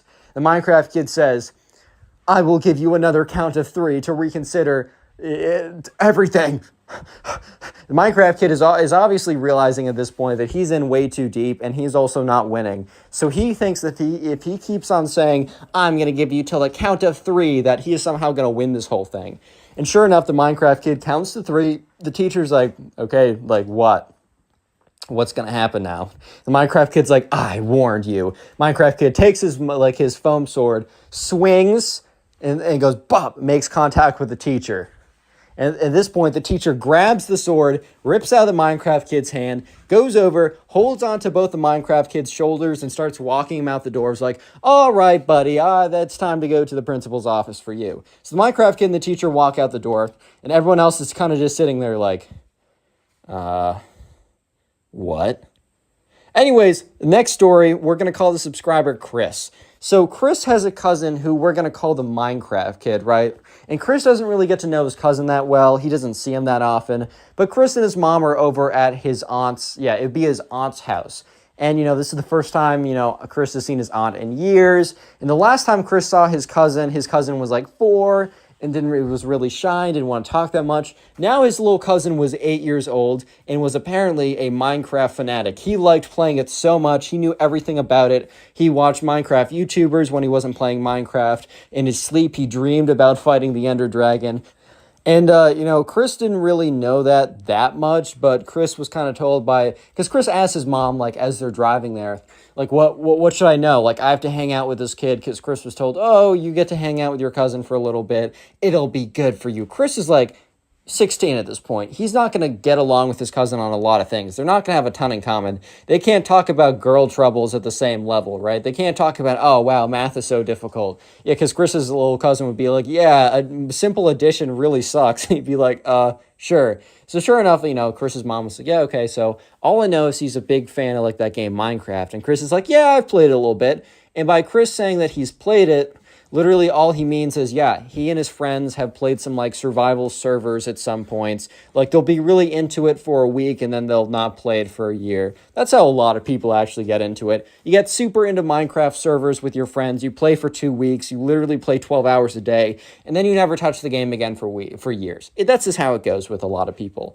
So Chris and his mom get there, and Chris's aunt and Chris's cousin, right? Chris's cousin's actually in a different room, but Chris's aunt greets them. They're like, oh my God, I haven't seen you so long, Chris. You're so much older now. And Chris is in his head is like, yeah, that's kind of how time works, bro. But whatever, right? Sure enough, Chris's aunt was like, hey, Chris, I just want to let you know your little cousin's in the other room, and he would love to see you. Did he actually love to see him? Well, we'll see him in a second. So sure enough, Chris goes into the other room, and there's the little cousin who's sitting there with an iPad, and he's playing, Pocket Edition Minecraft. And Chris is like, yo, what's up, bro? Like, hey, it's me, Chris. I don't remember if you remember me, but I'm your cousin. And Chris's little cousin's like, yeah, hi, how are you doing? And Chris is like, oh, I heard you like Minecraft. And, Chris's little cousin's like, I do. Do you like Minecraft? And Chris in his head is like, he's like, yeah, I'm going to say yes, we're going to bond, and this will be less awkward. So Chris is like, yeah, I like Minecraft. It's cool. Like, I enjoy it. And Chris's little cousin immediately says, so you're an expert? And Chris is like, I don't know, but I played a little bit. And Chris is like, okay, well, riddle me this. So, when you kill the Ender Dragon and there's the Ender Dragon egg, how exactly are you to get it? And Chris, who's never actually completed the game because he just plays a little bit, right? He's like, oh, you just mine it, right, with a pickaxe. The little cousin's like, meh, wrong. 1 strike against you. Next question. And Chris is kind of just thinking, wait, what? Like, is this some kind of like, well, like, what are we doing here? And, the little cousin's like, okay, so if you're fighting an Enderman and you have a bucket, like, a bucket of what, like, what kind of liquid will Enderman not be able to, like, fight you in? And Chris is like, I don't know, milk, because he remembered he's able to milk a cow. And Chris's little cousin's like, oh my God, meh, wrong. Water. Enderman will not fight you in water. 2 strikes, Chris, 2 strikes. And Chris is kind of like, oh my God, like this was supposed to be a bonding experience. This is the opposite of a bonding experience right now. Like, this is not a bonding experience. This is crazy. And sure enough, Chris is like, okay, man, well, I can play Minecraft with you. He's like, final question, and I need you to answer this. And Chris is like, okay. And so this little cousin's like, well, I need to think about it. I got to make it good. And, you're going to suffer the consequences if you don't get this question correct. So the little cousin's like, okay, who is the popular Minecraft YouTuber who has the Minecraft Manhunt series and is green? And the thing is, right, Chris kind of grew up on, the old school Minecrafters. So he was like, Captain Sparkles? And his little brother's like, no, it's Dream, you idiot. You aren't actually a Minecraft fan. You lied to me. And at this point, Chris is like, dude, it's simply not that deep.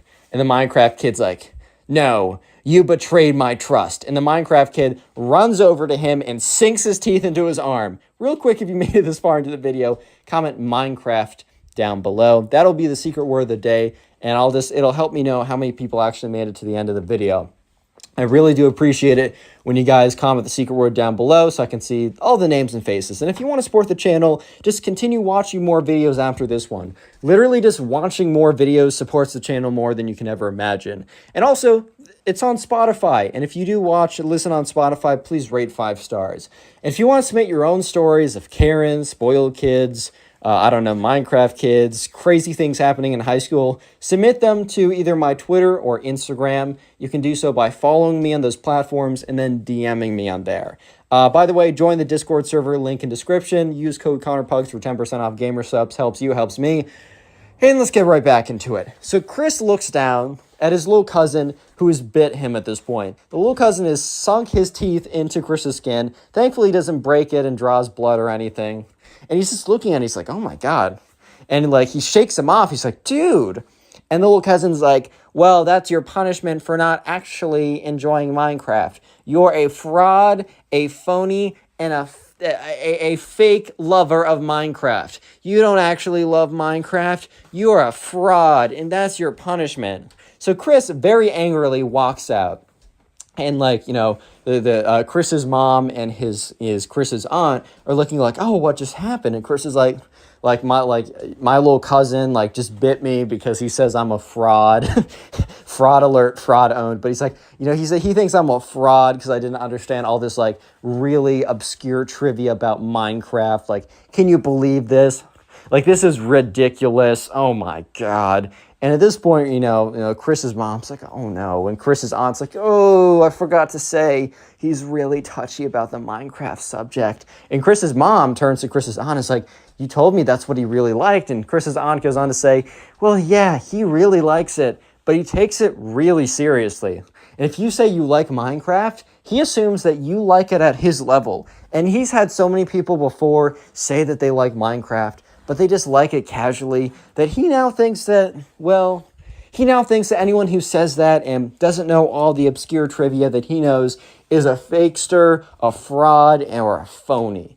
At this point, Chris is kind of just like, well, why didn't you tell me this before? And you can hear the little cousin screaming, get that fraud out of here, Mom. I don't want to hang out with that fraud. And sure enough, Chris's aunt goes into that room. You can hear her say you better behave yourself. This is unacceptable behavior. You hear me? This behavior is unacceptable, and I won't stand for it. I simply won't stand for this. You only see your cousin once a year. This is insane. And Chris is kind of just listening to this, and Chris's mom's like, Chris, I'm so sorry. I did not know.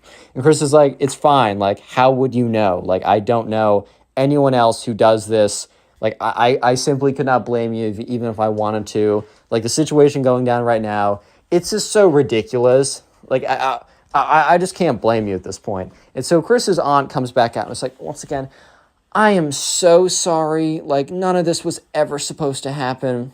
You know what? You can go back in there. And he said that he's calmed down. And Chris kind of just looks at his aunt. It's he said that? And Chris's aunt's well, he implied that with his actions. Basically just meant Chris's aunt went in there and kind of shouted at him till he quieted down. And, sure enough, Chris decides, okay, I'll go back in there. And when Chris walks back in, he's like, hey, dude. And, his cousin, the Minecraft kid, is just on the iPad. And, he walks in a little bit. And Chris is like, so, playing some Minecraft? And the little cousin's like, not like you would know. And Chris is like, well, okay, when I said I liked Minecraft, I literally just meant I played a little bit with my friends. I think it's a fun game. And the little cousin's like, if you thought it was a fun game, then you would have known my trivia. And Chris is like, well, not necessarily. Just because I don't know every detail about the game doesn't necessarily mean I don't like the game. That just doesn't sound fair to me. And Chris is like, I don't know. Like, I enjoy playing with my friends. Doesn't mean I don't watch it on YouTube. So that trivia question about knowing that guy, like, it doesn't matter.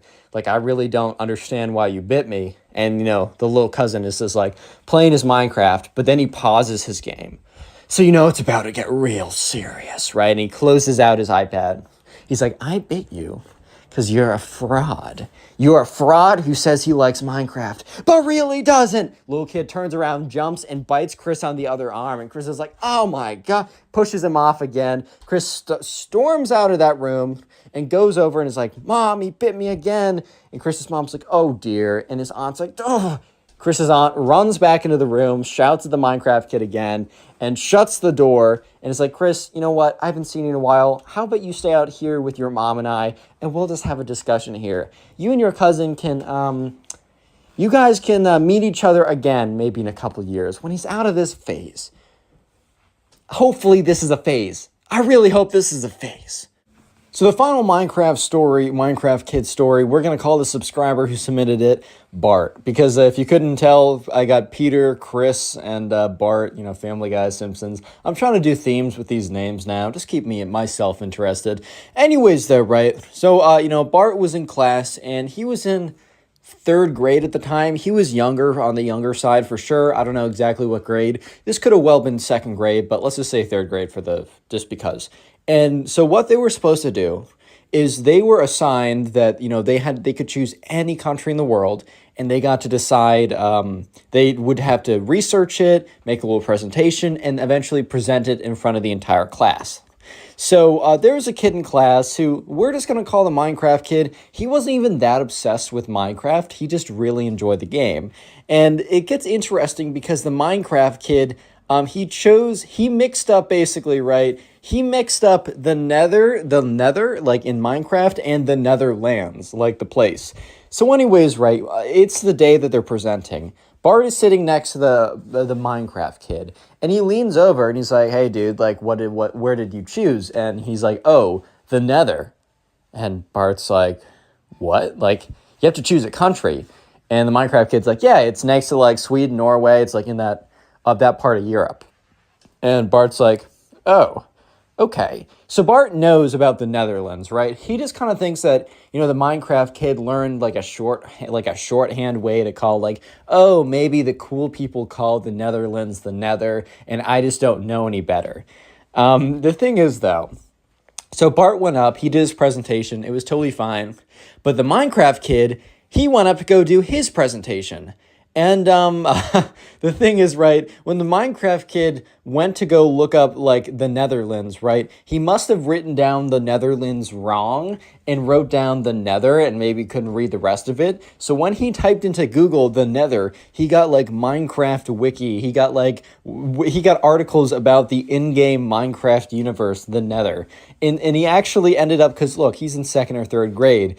Reality and fiction is kind of a blurred line for kids at that point. So he went up there and he did an entire presentation talking about, like, here's photos, and he literally took screenshots from, like, a really good texture pack of the Nether. He's like, up here, like, this far up into Europe, he's like, it's really fiery. It's there's these floating fire monsters. There's these like pig creatures that come after you if you provoke them. And the entire class like is just looking at him like, bro. And the teacher just has this smile on his face like, okay, how are we gonna handle this, boys? Like, how are we gonna go about this? And the the Minecraft kid finishes up his presentation. And everyone is kind of clapping a little bit. And for every single person, there's a point where people can ask questions. A lot of the times, like, the kids would be like, I don't know. Like, it's not my presentation. I don't know it. But one of the kids raised his hand, and, the Minecraft kid pointed on him. And, he said, nice presentation, but I'm pretty sure the Nether isn't real. And the Minecraft kid starts laughing. He's like, what do you mean the Nether isn't real? And he's like, I don't think you... I don't think you put down the name right. And the Minecraft kid is really confused, and he turns to his teacher. And the teacher is like, okay, I gotta speak up. The teacher's like, yeah, so, Minecraft kid, I hate to say it, but I think you wrote down the name wrong. I was looking it up while you were doing your presentation because I was pretty confused, and I looked up the Nether into Google, and apparently it's a place in a video game. You were supposed to do the Netherlands. And the Minecraft kid got super embarrassed because he has this whole presentation. He was 100% confident that this place really existed. And he was kind of just told that, oh, well, actually, truth is, you just messed up the whole thing. But the teacher's actually was a pretty cool dude because the teacher wanted to say, like, man, like, he's like, hey, all I asked you to do was to do a presentation, on a place that, I thought that, to do a presentation, do the work, do the research, put it together, and present it to the class. He said, hey, you did the research. I can tell you put in the work. This is a great presentation, and you presented it in front of the entire class. Yes, you didn't do exactly what I asked, but you didn't do so maliciously, and your intentions were good, and you put in the effort. He said, I'm going to grade you as if you did a real country. And, the Minecraft kid was very happy to hear this because he more or less kind of like dodged a bullet there. Because I'm sure the Minecraft kid and Bart especially, like when Bart was sitting there, he was worried for his friend because he was friendly with the Minecraft kid. He was worried that he was going to get like a check minus. Basically, they had check plus, check, and check minus as their system. They got grades when they were older, but he was afraid he was going to get a check minus, or maybe, the teacher wouldn't understand and would call up his parents being like, your son isn't taking this class seriously. When the son was taking it seriously. He just didn't understand the instructions. He didn't get the memo, right? And it's cool to see teachers like this really come together and understand that, if the intention is good and the work was put in, really that's all that, you're supposed to be doing in school. So the Minecraft kid sat down and Bart turned over like, hey man, I'm sorry that I didn't say anything. I honestly thought when you said the Nether, you were just doing shorthand for like the Netherlands. I thought that was a nickname or something. And the Minecraft kid's like, you're good, dude. Like, it's totally fine. Like, I should have like known that. And, and Bart was like, dude, there's actually a cool presentation. Like, I kind of like Minecraft myself. And, I learned a thing or two about Minecraft. Like, if I'm going to speed run the game, I'll think about your presentation. And, the Minecraft kid took that, like, pretty nicely. And he smiled back. And, after that, the Minecraft kid actually got a check plus for his presentation because the Minecraft kid put in a check plus worth of work. And most kids got check pluses. Some got checks if they really clearly didn't put in any work. But the majority of kids got check pluses, including the Minecraft kid, who did a presentation on the Nether, which I just thought was pretty funny, but also W teacher. 100% W teacher. He gets it. He's the GOAT. Anyways, if you want to support the channel, keep watching videos after Click this on the one. video Thank on you. screen Bye. right now. I know you'll enjoy it. Just click it. Do it. How's it going, everyone? Hope you're having a good day, because today we have a pretty crazy story of this Minecraft kid who believes that after playing Minecraft that he needs to go back to his caveman roots. And going back to his caveman roots literally just meant not showering, I guess. And he thinks that this will get him all the ladies. Let me just say that that may or may not be the case, but you'll have to wait and see. So anyways, sit back, relax, subscribe to the channel if you are new, and let's just jump right into this. So we're going to call the subscriber who submitted the story Alex. And by the way, my Instagram is in the description. It's also Connor Pugs. Go follow me there, and you can submit stories like this to me on there. I'll get to them when I get to them. And anyways, so Alex was in 8th grade, and he had this kid in his class who we're going to call Ben. Yes, we're bringing back the name Ben for random secondary characters. And anyways, right, Ben was like, he wasn't like super into Minecraft. Actually, he knew nothing of Minecraft until like a couple weeks before the story. And that's when he was introduced to the game by one of Alex's friends. We don't need a name, right? And anyways, right, Ben got super, super into it. Alex doesn't really know how Ben didn't know what Minecraft was. Like, it wasn't like it wasn't like Ben wasn't on the internet. Like, I think Ben might have heard of it, but he didn't know what it was. So when one of Alex's friends introduced Minecraft to him, Ben basically disappeared for like 2 weeks. Like, he went to school and everything, but he stopped being on social media, disappeared as soon as he could, like, didn't show up to anything. He was just in his room for as long as he could, playing Minecraft. And I don't mean, like, I don't know, like parkour servers like this, or player versus player servers. I mean, he was playing, like, vanilla, straight up, your traditional Minecraft. That's all he was doing, and he was in love with it. And 3 weeks later, he came into school one day, and he's like, Alex, buddy, I need to tell you something, a revelation I've come to. And Alex is like, yeah, what's good, dude? And Ben's like, brother, We need to return to the caveman days. I was playing Minecraft a couple days ago, and I came to a realization that we need to return to our caveman roots. And I have started that already. Alex is like, what do you mean by that? And at this time, Alex was noticing quite a pungent aroma coming from Ben, right? You know, he didn't want to say anything. He didn't want to be mean. He didn't want to be, cruel or anything. But let's just say that, Benny old boy was not smelling the greatest. He was kind of, he had this essence, this odor, this aroma, some might call it, that wasn't the greatest, to put it lightly, right? So anyways, Alex or Ben goes on to say, yeah, so I've been playing Minecraft, and it just feels so good. It feels so natural. I mean, yeah, playing a block game feels natural, but whatever. I like Minecraft. I'm not saying it's not, but he goes on to say, and I realized that, my failures in the lady department, the reason why women don't love me is because I'm not like the natural man. And when they see me as the natural caveman, they will instinctively fall in love with me. And Alex just looks at Ben. It's like, Ben, I don't know where you're going with this, but I really don't have a good feeling about this. And Ben's like, Alex, I'm here to convert you to my ways. And Alex is like, what? And he's like, are you trying to like sell me an MLM or something? Like, where are we going with this? And Ben is like, no, Alex, return to the caveman. Return to the caveman, Alex. This is what Steve has taught me. And Alex is like, Ben, are you okay? Like, if you need help, like, I can help you get. He's like, no, you need help, man. You don't understand. He said, look, I've returned to my caveman roots by not doing any of the showering that is in our modern day societies. You really think putting chemicals in our hair and rinsing it with fake water? Alex is like, fake water? What are you? He's like, these are details. These are details, Alex. Don't question it. It's whatever. You don't understand. The natural aroma that comes from the human body has been programmed for trillions of years. And Alex is like, I don't think humans have been around for trillions of years. And Ben's like, that's not the point. The point is the aroma, the natural musk. Sure, you can buy cheap garbage from, like, I don't know, Armani or Gucci. Their fragrance is terrible. They'll destroy the brain cells. But the true caveman odor is what Steve has taught me. And Alex is like, so are you going to, like, I don't know, spend more time outside, get more sunlight, exercise, eat, like, not processed stuff like the caveman too? And Alex is like, whoa, or Ben is like, whoa, Alex, chill out.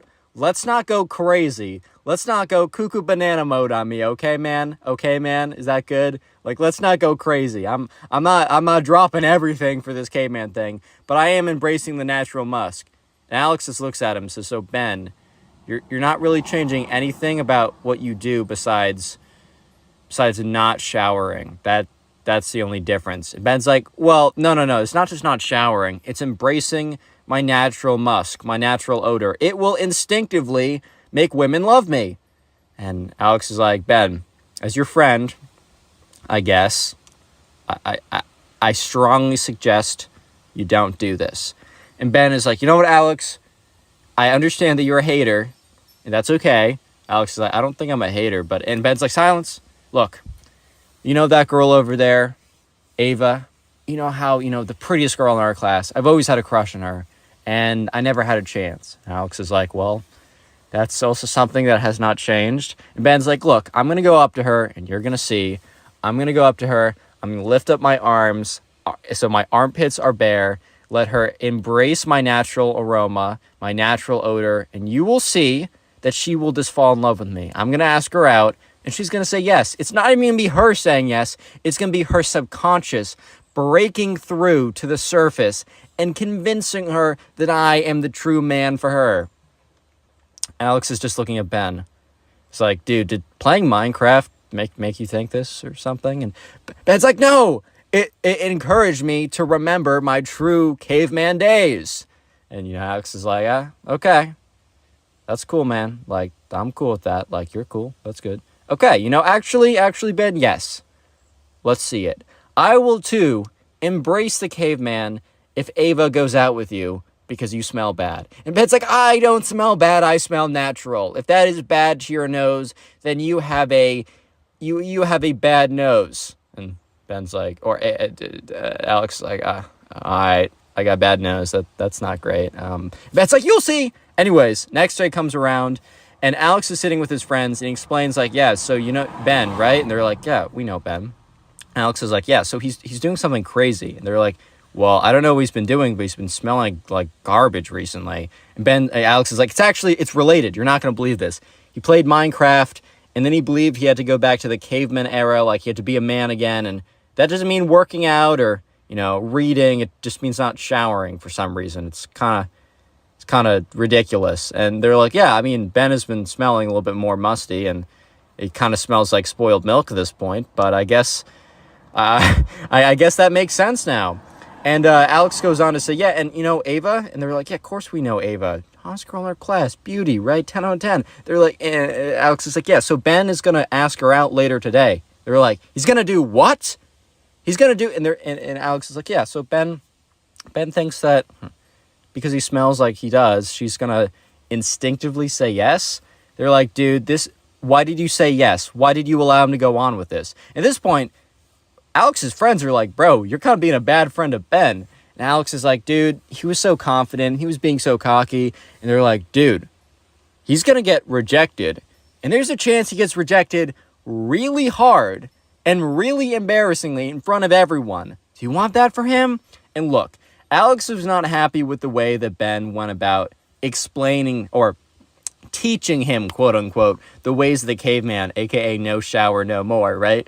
But at the end of the day, they were still friends, and Alex knew that Ava was not just going to say no, but, she had developed a bit of an ego because she did know that she was, the most beautiful girl in the class, and she could have any guy she wanted. She was not going to be nice about letting him down. She was going to be cruel, she was going to be mean, and she was going to crush him, dude. She was going to freaking crush him. And Alex is like, all right, I got to find Ben. I need to find him before he asks Ava out. And as Alex was saying that, he hears, or he looks up, and he looks at the table across, because they're sitting at lunch. He looks at the table farthest away, and that's where Ava and her friends were sitting, and Ben was walking up to her table. Real quick, if you made it this far into the video, comment Minecraft down below. And if you want to support the channel, one of the best things you can do is binge watch the videos. And please let me know in the comment section what you're doing while watching these videos. And also, final thing, a bit of a new request I have. If you haven't already done so, if you have a TikTok account, go follow my TikTok. It is Connor Pugs. I have about 7,000 followers on there. I'm reposting clips from here. I'm just trying to reach a new audience on TikTok and hopefully bring them to the family over on here. And if you could even just following me in there and occasionally watching my videos, basically no one watches them on there, and I need a little bit of traction from you guys to help them reach new people, and I really would appreciate it. Anyways, let's get back to the story before I bore you guys. And also, if you're going to buy some gamer sups or any of their stuff, wait about a week. I have a pretty cool surprise coming for you guys. But anyways, enough of teasing that. I can't say too much right now. Anyways, right, so Alex looks over and he notices that Ben is walking to Ava's table. And he's like, oh my God, no, this can't be happening. And he goes and he starts to like walk over, and the people Alex was sitting with are like, Alex, go, he's gonna do it, don't let this happen. So Alex is basically sprinting over to the table, but he doesn't get there in time, and he kind of stops. He's like, no, I'm too late. So Ben goes up to Ava and goes, ahem, Ava? And Ava looks up and is like, yes? The next part's the most ridiculous thing I've ever heard. Ben goes up to her and literally lifts up both of his arms. You know how, like, after you run and you're, like, really exhausted, you'll put your arms above your heads to, like, make it easier to breathe, right? Or you're told to do that or whatever, right? That's basically what he did. And you could see Ava's face. Like, first you saw her nose kind of twitch as she was smelling what was going on. And then you saw her eyes water, her face crunch up. And you could almost hear like like it was a bad smell. It was not good. And Alex is like, oh no, oh my God, I'm partially responsible. Oh my God, I'm partially responsible, man. This is on me. Anyways, Ben goes on to say, so Ava, now that I've let your senses acclimate themselves, and if you have any primal urges, wink wink, that are coming up from, the surface that are breaking through, would you like to go on a date? You know what, let's just skip that. Would you like to be my girlfriend? And Alex is like, in his head, he's like, no, Ben, no, no. And so sure enough, Ava's just looking at him, blinking. Not even responding, not laughing or anything. She's just blinking. Because she's just so dumbfounded by did this kid just straight up ask me out? Because remember, Ava and Ben, they're not friends. They're not dating each other. They're not close like that. What? And he also smells terrible. And Ben is like, if you don't know your answer yet, maybe you'll know it in a second. And Ben literally gets closer to her and like pushes his armpit in her face. And she's like, ew, get away from me. And kind of pushes him back. He's like, looks over at Alex. And Ben's like, yells over, don't worry, Alex. Don't worry. Give it a second. You'll see, man. You'll see. It's crazy. You're not going to believe it. She's going to fall in love with me. And Ava looks up. Fall in love with you? I don't know who you are. I just know that you're a guy who came over here and is smelling terrible and is pushing his stinky armpits in my face. No, I will not go out with you. And like at this point, everybody in the cafeteria has turned their heads. Everybody has turned their heads and is looking at this because it's a scene. It's a spectacle. I mean, Ben is standing up there with his greased out armpits, and Ava, known as the prettiest girl in the class, has just demolished him in front of everyone, spectators of the entire class. At this point, there's an awkward silence because people have stopped speaking. Like, they have stopped speaking because they want to hear what's going on. And Ben is like, I see. Let me know if you change your mind. And Ava's like, no, I will never change my mind. As I said, she's a little extra, right? And Ben just walks over to Alex. And Alex looks at him. He's like, dude, I was trying to come over to tell you not to do it. Like, I'm sorry. This is my fault. Ben's like, bro, this is not your fault. She just needs time to realize. Like, Ben goes on to say that, this is totally part of the plan. He knew that there's a chance that, her like primal senses would be stopped by her like brain, but it was only a matter of time till like they break through. And now that he's like broken through to the senses through like essencing out the stink or whatever, that like eventually within like the next 24 hours, she will come to her senses, maybe privately, maybe not publicly, but they will be dating. And Alex is like, dude, you can't seriously think that. And Ben is like, it's my theory. Like, I know it's to be true. You have your opinions, and I have my facts. I'm sorry, I stole that from Baskets. Greatest show ever. Rip Christine Baskets, bro. Brings a tear to my eye. Anyways, and so sure enough, next day rolls around. It has been 24 hours. And Alex just goes up to Ben. He's like, yo. Ben's like, yeah, what's up? He's like, hey, did she ask you out yet? And he's like, no, it hasn't been 24 hours. Ben looks at his phone, looks at the time. He's like, dude, it's been like 22 hours. And Ben goes on to say, see, you're proving my points. Once again, my facts destroy your opinions. And Alex is like, okay, but I mean, she hasn't asked you out yet. And 2 hours go by. Alex goes up to him and Ben's like, dude, I don't want to talk about it.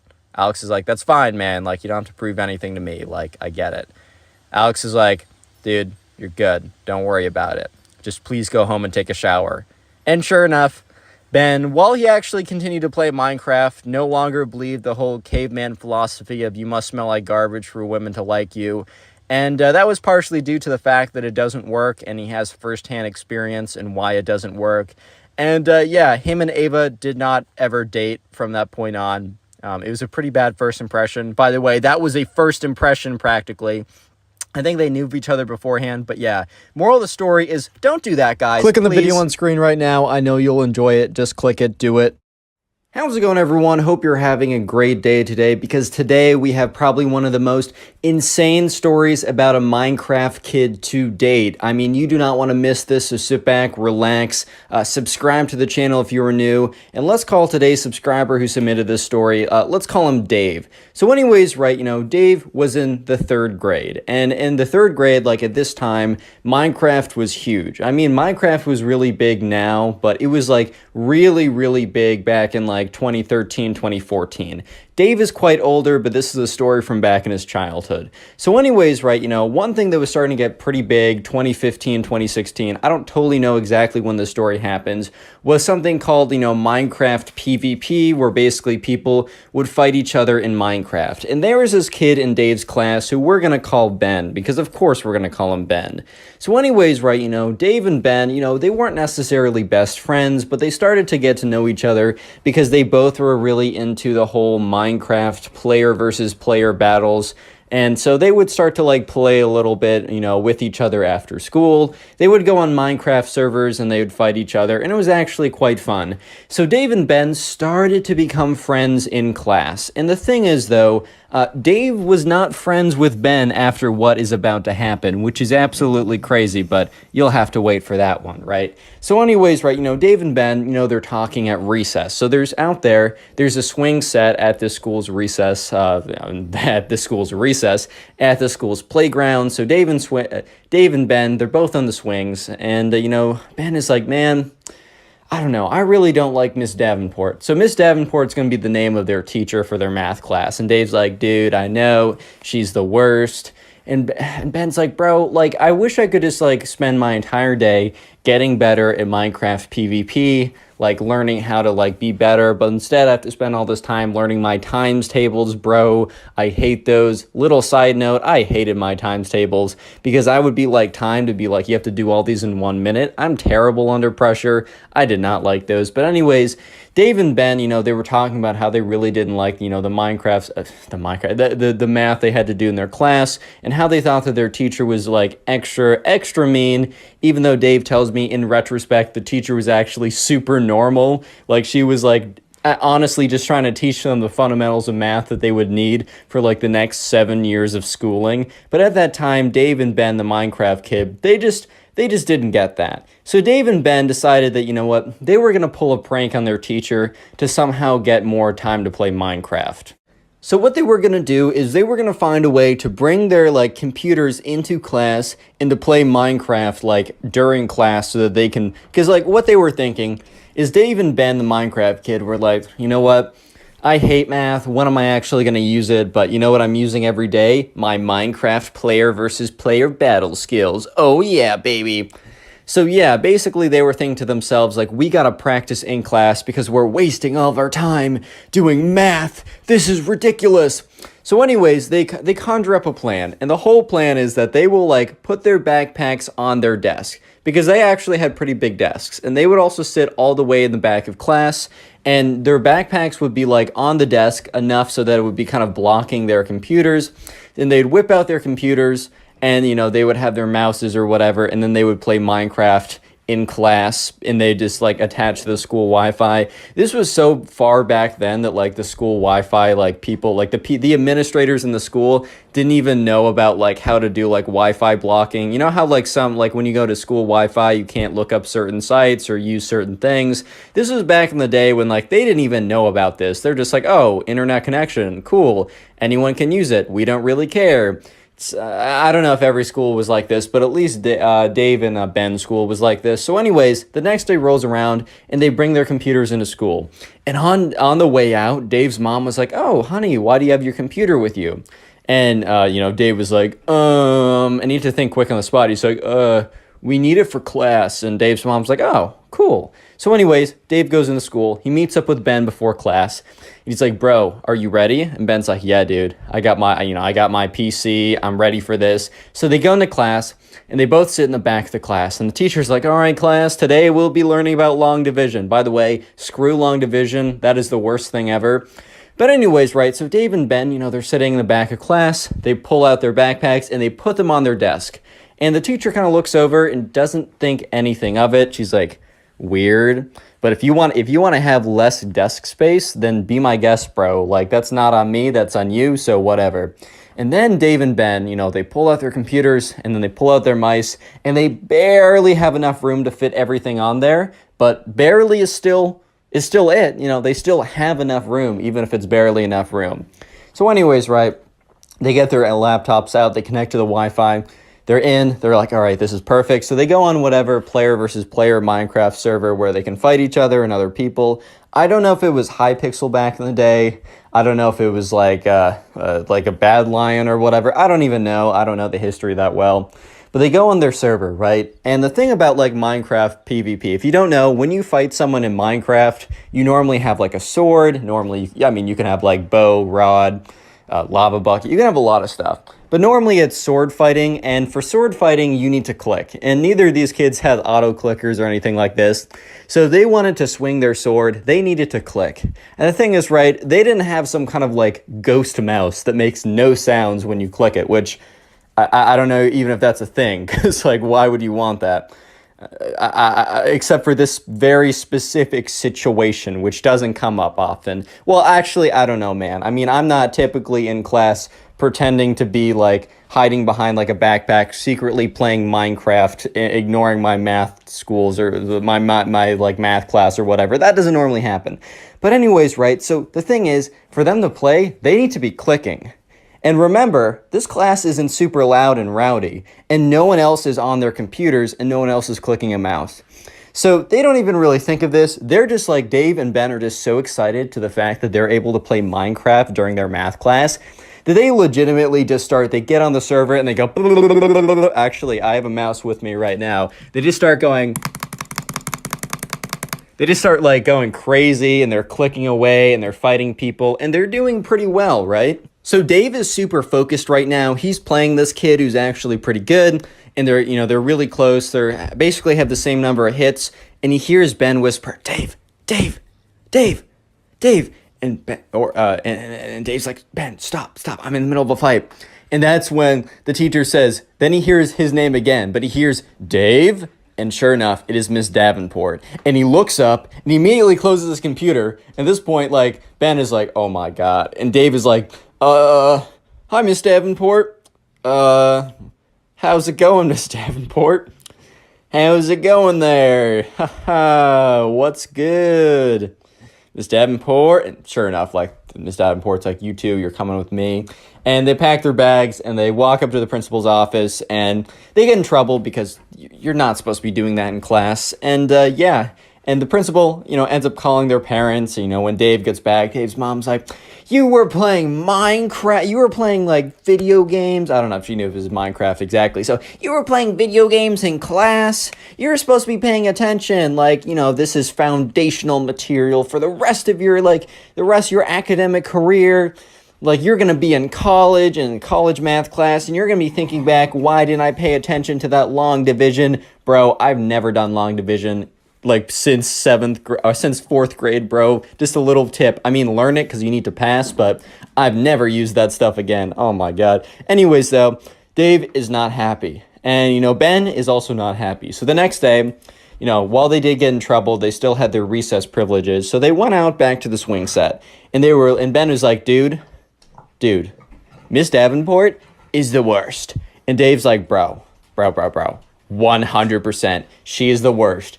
Even though, like, in retrospect, Dave tells me that Miss Davenport was literally just doing her job, and that Dave back then and Ben, his friend, were just a bunch of dumb kids. But anyways, at the time, Dave and Ben were like, bro, she is the worst. We need to actually get back at her for what she did to us. And Dave's like, bro, what were you thinking? And Ben's like, you know what? Last night, I was just so angry that I was sitting there and I was just trying to come up with something. I was trying to come up with an epic prank that would truly get her. So Dave and Ben end up doing something which you guys will hear in just a little bit. That is something that I have to do a little bit of a disclaimer. Do not do this. I have personally never done it, and I actually don't know anyone who's done this. And it's also pretty illegal, and it's a jerk move, and you should never do something like this. That's just my disclaimer coming from me, so I can freely tell the rest of the story. So anyways, on the swing set, Dave and Ben, since they live close to each other and they're allowed to kind of roam around, Ben's like, dude, I figured out exactly where Miss Davenport lives last night. And Dave's like, bro, what? And Ben's like, dude, Miss Davenport, she lives really close to us. Like, she lives like 5 minutes away. And Dave's like, bro, okay, what do you want me to do with this information? And Ben's like, dude, my mom just bought eggs. And she probably, so much stuff goes in her fridge, she won't notice if she loses some eggs, right? And Ben's like, or Dave's like, bro, Ben, I don't understand what you're trying to say. And that's when Ben says, you and me, tonight, we're going to go egg her house for what she did to us. Real quick, if you made it this far into the video, comment door down below. That's for the OGs of this channel. If you don't get it, that's all good. But if you've been around for a while, that probably brought you back. But anyways, if you made it this far into the video, comment door down below, DOOR, or the thing that, like, you know, you enter a house with or a building with. I just want to see how many people make this far into the video. And also, if you want to support the channel, literally binge watch these videos, like sit down and watch a bunch of story videos in a row. It really helps me out more than you can ever imagine. And let me know in the comment section what you are doing while binge watching these videos. Are you playing video games? Are you doing some artwork? Are you going to sleep? Whatever you're doing, let me know. I'll heart it. And I'll even sometimes throw up your comments on screen. So here are some people. Here's a little bit of a shout out to these people. If you want a bit of a shout out in a future video, just comment how you're supporting the channel. And yeah, let's get back to it. So anyways, right, at this point, Dave and Ben, you know, they kind of commit to, you know, doing the thing that they're going to do.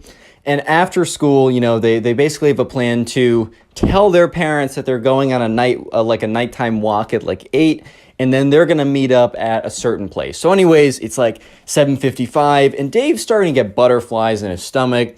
Like, this is really crazy. He's starting to feel really, like, weird about this, but he's like, you know what, screw it. I'm just going through with it. So it's 8 o'clock. He walks out there, and he meets up with his friend Ben, and sure enough, Ben has 4 eggs in his hand. So they're not going to, like, you know, they're not going to load up a Gatling gun with 1,000 eggs and completely, like, I don't know, they're not going to turn her house into an omelet or anything like that, but they're still going to egg the house, which, once again, disclaimer, do not ever do. It's not even, like, cool or anything like that. You're an idiot if you do it. Anyways, because you will get in trouble, dumbass. But anyways, Dave and Ben, they start walking over, and they're hiding the eggs, right? They walk over to where Miss Davenport's house is, and they sneak around over, and then they hide in the bushes, right? And Dave turns to Ben. He's like, dude, are you sure about this? And Ben's like, don't forget what she did to us. And with that, Dave gets a little angry. He takes one of the eggs. He's like, on 3. And then Ben takes one of his eggs. He's like, all right. And Dave's like, 3, 2, 1. And then 2 eggs splat. And then he's like, all right, we got to fire this one quickly. They take both of them again. And sure enough, they got 4 eggs right across the side of the house, and this time they need to get out of there. So they don't run away, but they kind of like power walk away, and they kind of sneak out of there, and they watch, and they hear the door open, but by that time they are out of sight. So Dave and Ben quickly like power walk away, and they go out of sight, out of distance. They're like, oh my God. Oh my God, that was crazy. They're like, we totally got her. And Dave is like, we totally got her. And Ben's like, I don't know. Dave's like, dude, we totally got her. Like, how could you want to get her more? And once again, Ben's like, I don't know, man. I don't know if that was enough. And Dave's like, well, that was enough for me. So sure enough, they go back home, they go to bed. You know, the next day they wake up and, they go to school and they're sitting and, once again, they go back to their swing set. And Dave is like, man, I don't know. I just don't feel satisfied with what happened. I feel like she deserves more. And at this point, Dave's like, bro, Ben, what do you mean? We got our house. We got her good. And Ben's just like, man, I don't know, Dave. Like, I just don't feel like we actually did get her good. I feel like there's still more that can be done. The wrong has not been righted.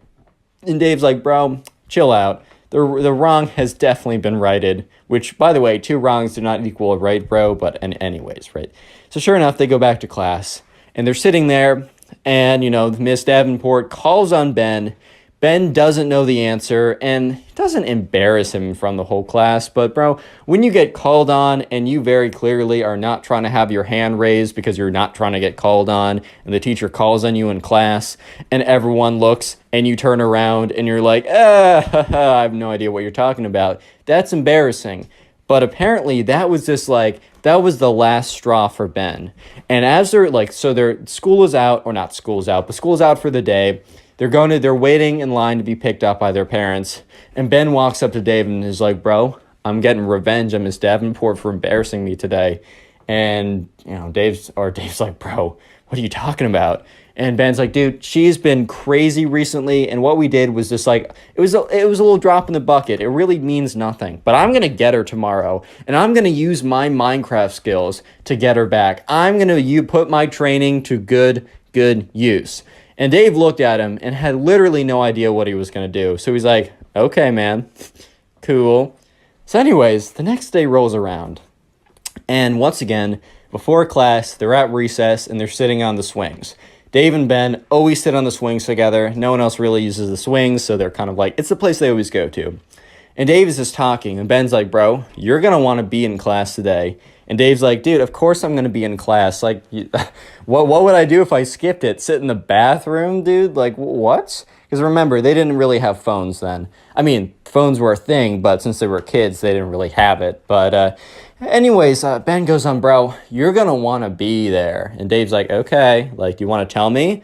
And Ben's like, nope, it's going to be a surprise. But just know that Miss Davenport is not going to want to mess with me or anyone else, including you, after this. And Dave's like, okay, man, cool. So they get to class. And, Dave sits next to Ben. And he looks over. And there's something's weird with Ben's bag. And that's when Dave realizes, you know those like fake plushy Minecraft diamond swords that you can buy online, like the little toy things? Yeah, one of those, the handle of that was sticking out of his backpack. And Dave looks at Ben and is whispering like, yo, dude, why is there a diamond sword in your backpack? And Ben's like, bro, you're gonna see, dude. And Dave's like, okay. What?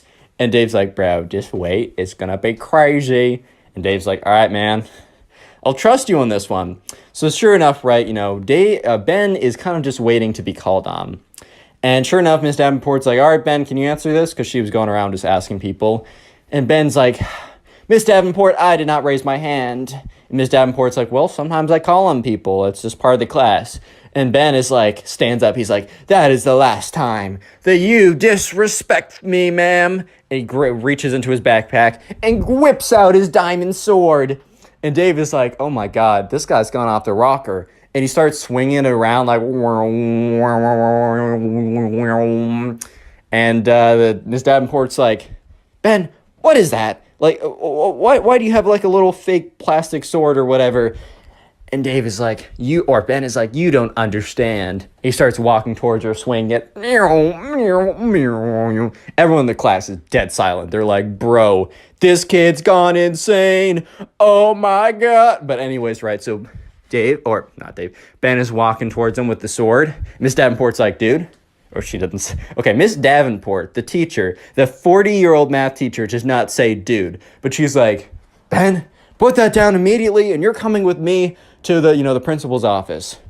And Ben's like, no, you disrespected me, my brethren, for too long. And he goes up, and he's like, any last words? And, Miss Davenport's like, Ben, put that thing down immediately. You and I are going to the principal's office.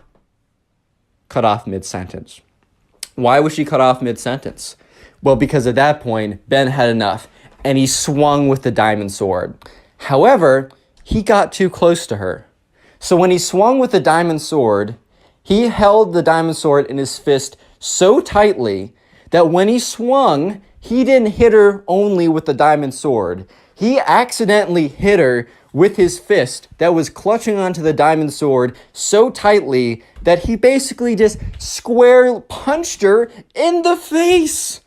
And at this point, it was such, like, I know he's just a little kid, but just like the shock and the momentum and just somehow he got it just right that he went, whoopah! And Miss Davenport stood there for like a second and then just collapsed on the floor.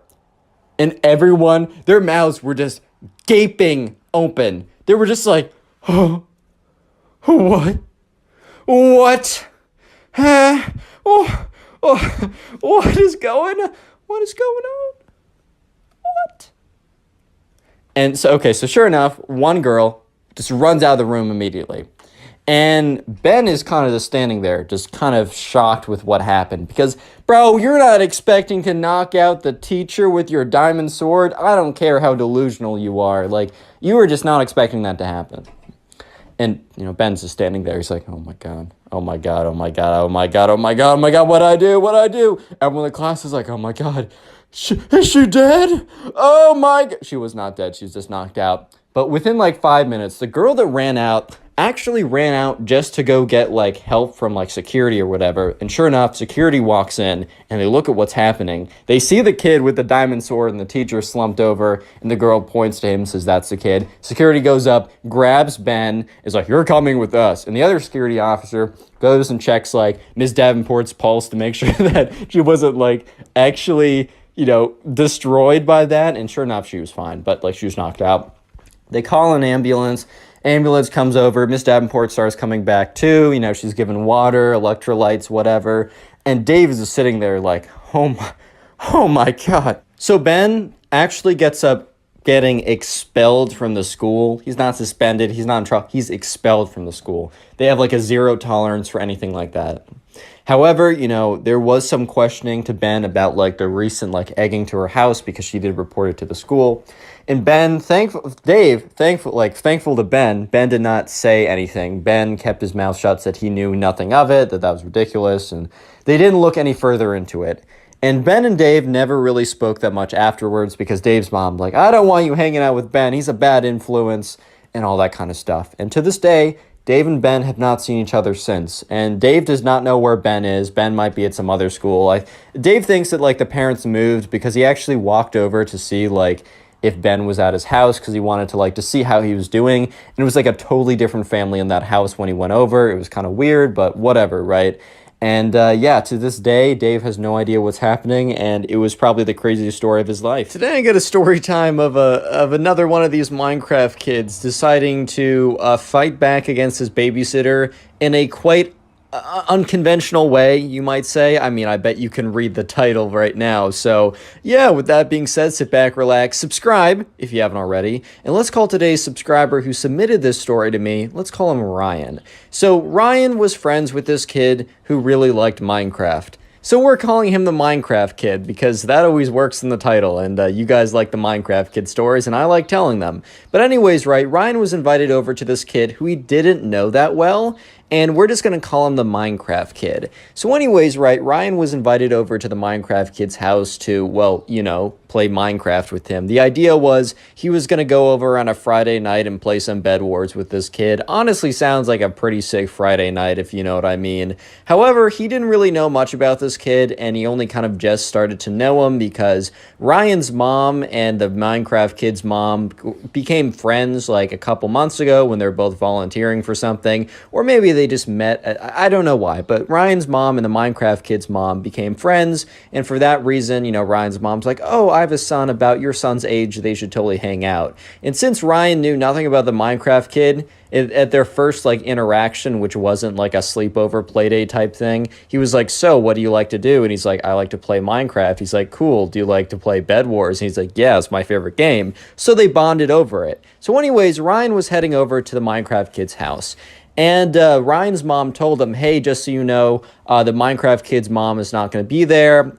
She's going to be out for something. However, they hired a babysitter, and the Minecraft Kid's mom should be back by like 10 or 11. And Ryan was like, all right, that's totally fine. I don't really care. It's not like we would have been hanging out with the Minecraft Kid's mom and having her play in our Bed Wars trios or something, man. So it's fine. So Ryan gets over to the Minecraft Kid's house, and when he gets there, no one greets him at the door. He kind of stands there for a second, and he knocks on it, and he stands there for like a little more time, and he hears noises coming from upstairs. And it's a two-story house, and there's a window right above him, and the window is open, and he can hear noises. And you know what noises he hears? He hears block placing noises. He hears golden apple eating noises. He hears bed break noises. He's like, wait a minute. Bro, the Minecraft Kid is playing Bed Wars right now. And, Ryan was thinking that he would have yelled up to the Minecraft Kid, but the door eventually opened, and presumably the babysitter, or who we thought the babysitter was, which, no, was the babysitter. That isn't, like, the big secret of the story, but the babysitter comes and, opens the door and says, hey, so sorry, Minecraft Kid's upstairs. I'm, making dinner right now for you guys. It'll be ready in, like, 30 minutes, so make sure you're not in the middle of the game in, like, half an hour. And Ryan's like, all right, that sounds pretty cool. So he goes up the stairs. upstairs. He opens the door, and the Minecraft kid's like, "What's good, bro? I'm in the middle of a game. Get your like laptop out and set your stuff up, and we'll go into like doubles in just a second." And so sure enough, and by the way, guys, Bed Wars it's a Minecraft game where you can like, it's fun. You should go look it up and play it maybe. But just for context, it's a video game on Minecraft. But anyways, right, so he sets up his gaming setup or whatever. He gets that all ready. And yeah, sure enough, the Minecraft kid eventually wins his game. Great work, Minecraft kid.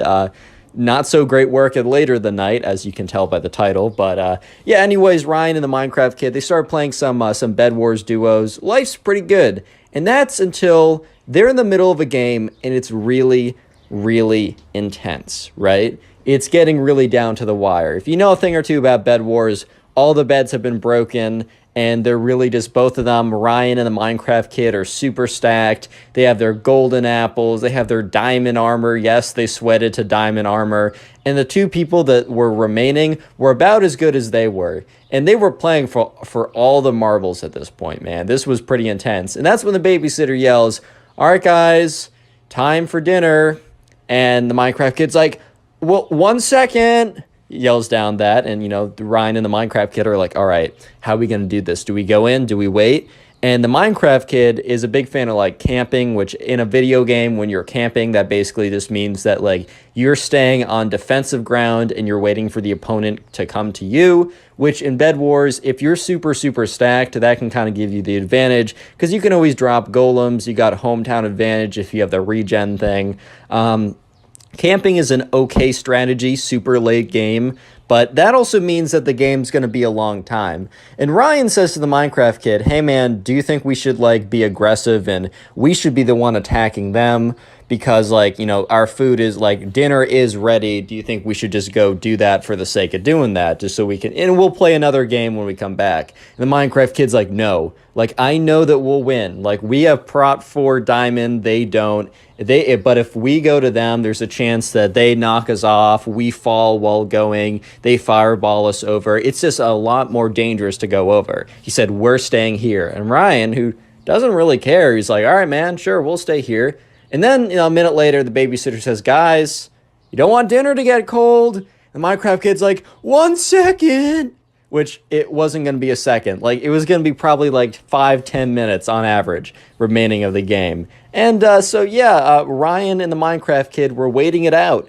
And the thing was, the other team was camping too, which basically means that they were both just collecting gear and such, and they weren't attacking each other. So then the babysitter was, yelled up again, like, "Guys, like, come on, like, I made you something. Like, I told you not to be in the middle of a game."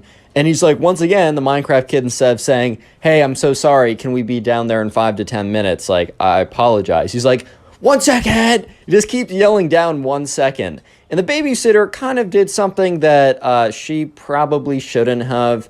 Like, it just wasn't that deep, but I think the babysitter was kind of getting mad that, they just were refusing to come down when, she was sweating out some good food or whatever. So the babysitter, what she does is she goes to the Wi-Fi router, and yes, you can probably already guess, unplugs it and replugs it, which basically, if your Wi-Fi, at least in my case, whenever my Wi-Fi is super slow or just kind of sucks, I go to the Wi-Fi router or whatever.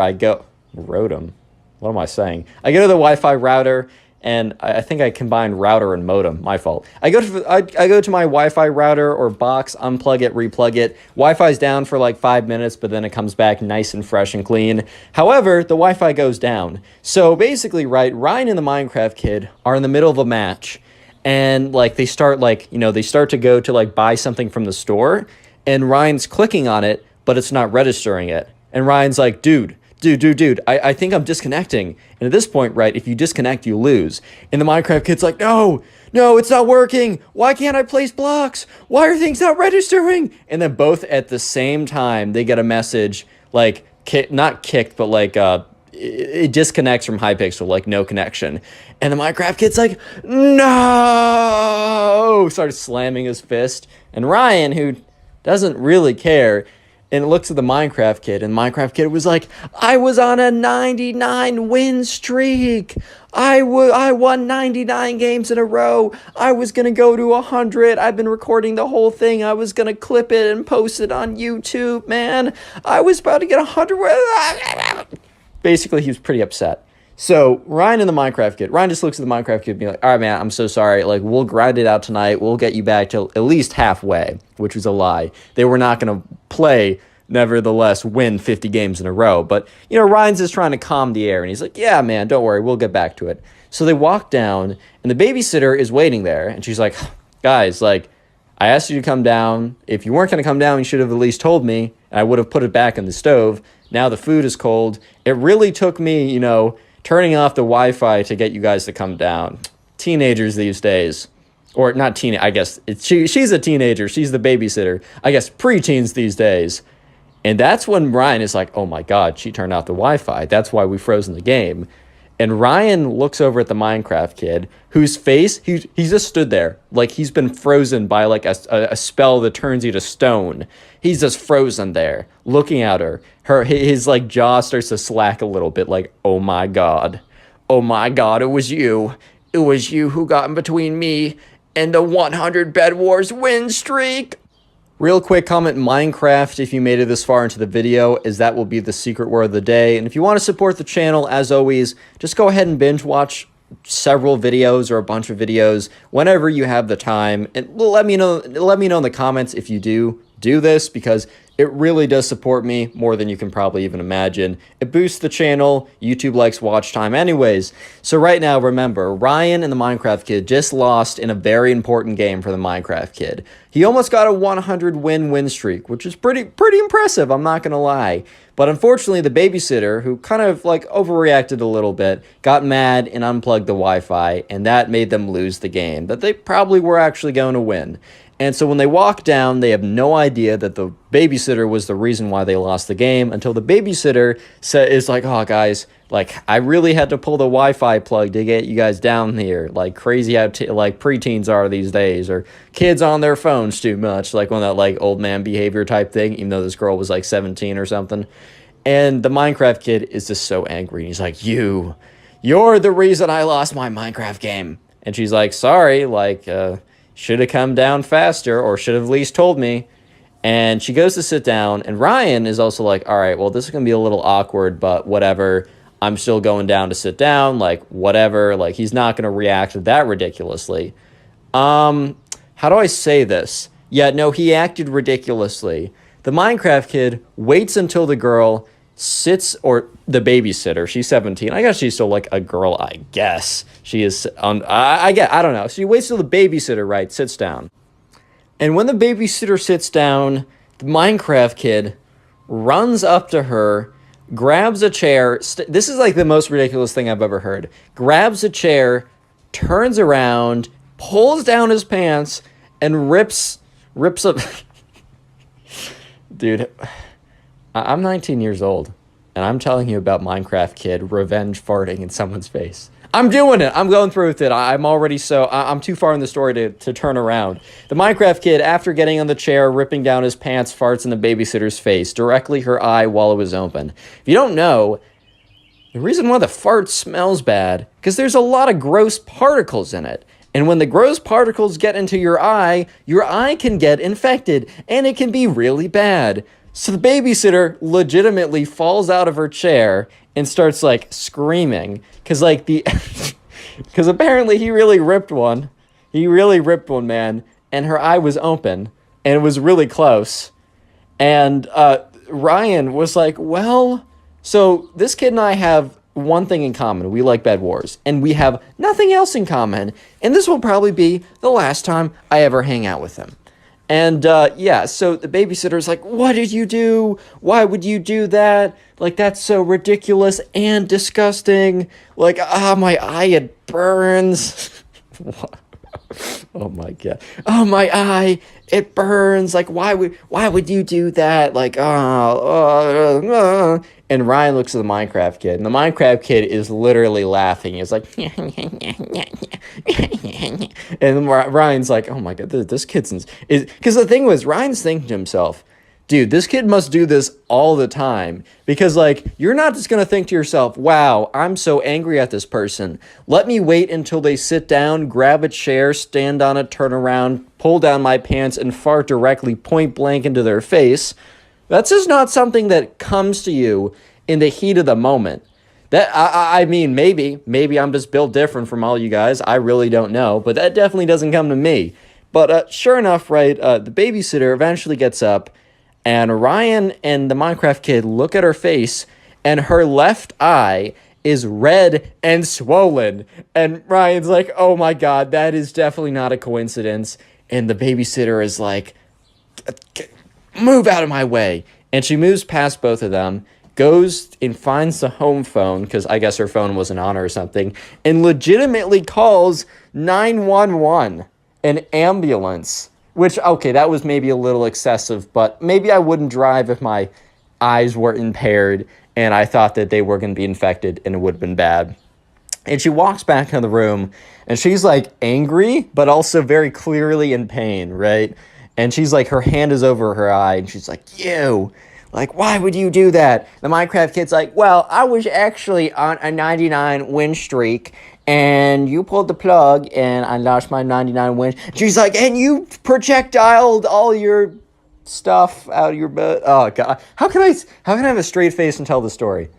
Anyway, she's like, and you probably gave me a raging infection. My eye burns. Like, if I lose sight, I'm suing your family. She was getting mad. And eventually, right, the ambulance does come. She explains the ridiculousness of the situation. The guy, she sits in the ambulance, drives to the hospital. They check her out or whatever. But remember, this is from Ryan's perspective, so we don't exactly know what the doctor says. Ryan's mom, who got really invested in the situation afterwards, said that, like, the doctor's, like, her eye is fine now, but the doctor said that, like, it really could have gone south if she didn't go there, like, immediately, which is insane. So anyways, right, Ryan and the Minecraft kid are legitimately just in this house alone, and that's when the Minecraft kid's mom comes back early, super angry and upset, because the babysitter sent a message to, his mom explaining everything and why that she had to leave the premises immediately. So the Minecraft kid's mom had to leave whatever she was doing to come back, and she was like, walks in, she's like, you, turns to the Minecraft kid, like, you did it, you pulled a face fart on someone again, we've already talked about this. And Ryan, who is still there, he's already texted his mom to come pick him up, is just like, again? I mean, he had a sneaking suspicion that this was not a first-time thing. As I said, in the heat of the moment, you don't think to, use your butt as a weapon. But he's like, again?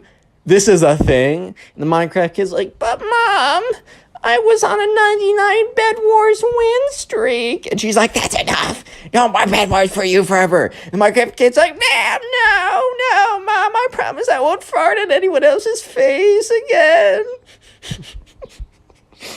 What am I doing with my life? Anyways, right, so Ryan's mom comes, and Ryan's mom's like, hey, so sorry, things were weird today. Like, I'm just gonna pick Ryan up. Thank you so much for having him over. Ryan, come with me now. And, Ryan walks over and goes in the back seat of the car, and Ryan's mom is like, so, do you want to elaborate on, I need to pick you up right now. My friend farted in the babysitter's eye, and now she's at the hospital. And Ryan did elaborate. And it really didn't add any clarity to the situation. In fact, Ryan's mom just became more Click on the confused. video on screen right now. I know you'll enjoy it. Just click it. Do it. Today I got a pretty crazy story for you guys. It's about a Minecraft kid that gets so angry and jealous of the subscriber that he actually smashes his computer in front of everyone to get quote-unquote revenge. Don't worry, karma does get him. But anyway, subscribe if you're new, and let's just jump right into this. So we're going to call today's subscriber who submitted the story Brendan. By the way, if the gameplay for Bed Wars really sucks in the background, I recorded it a month ago. I'm pretty better now. But anyways, we're calling this guy Brendan who submitted this story. So anyways, Brendan was in class or was in the same grade as this kid who we're going to call the Minecraft kid, because his entire identity was kind of like around being super great at Minecraft, player versus player battles. He was known as the one who is so great. So anyways, right, people just called him Minecraft kid. But anyways, there's also a girl who we're going to call Haley.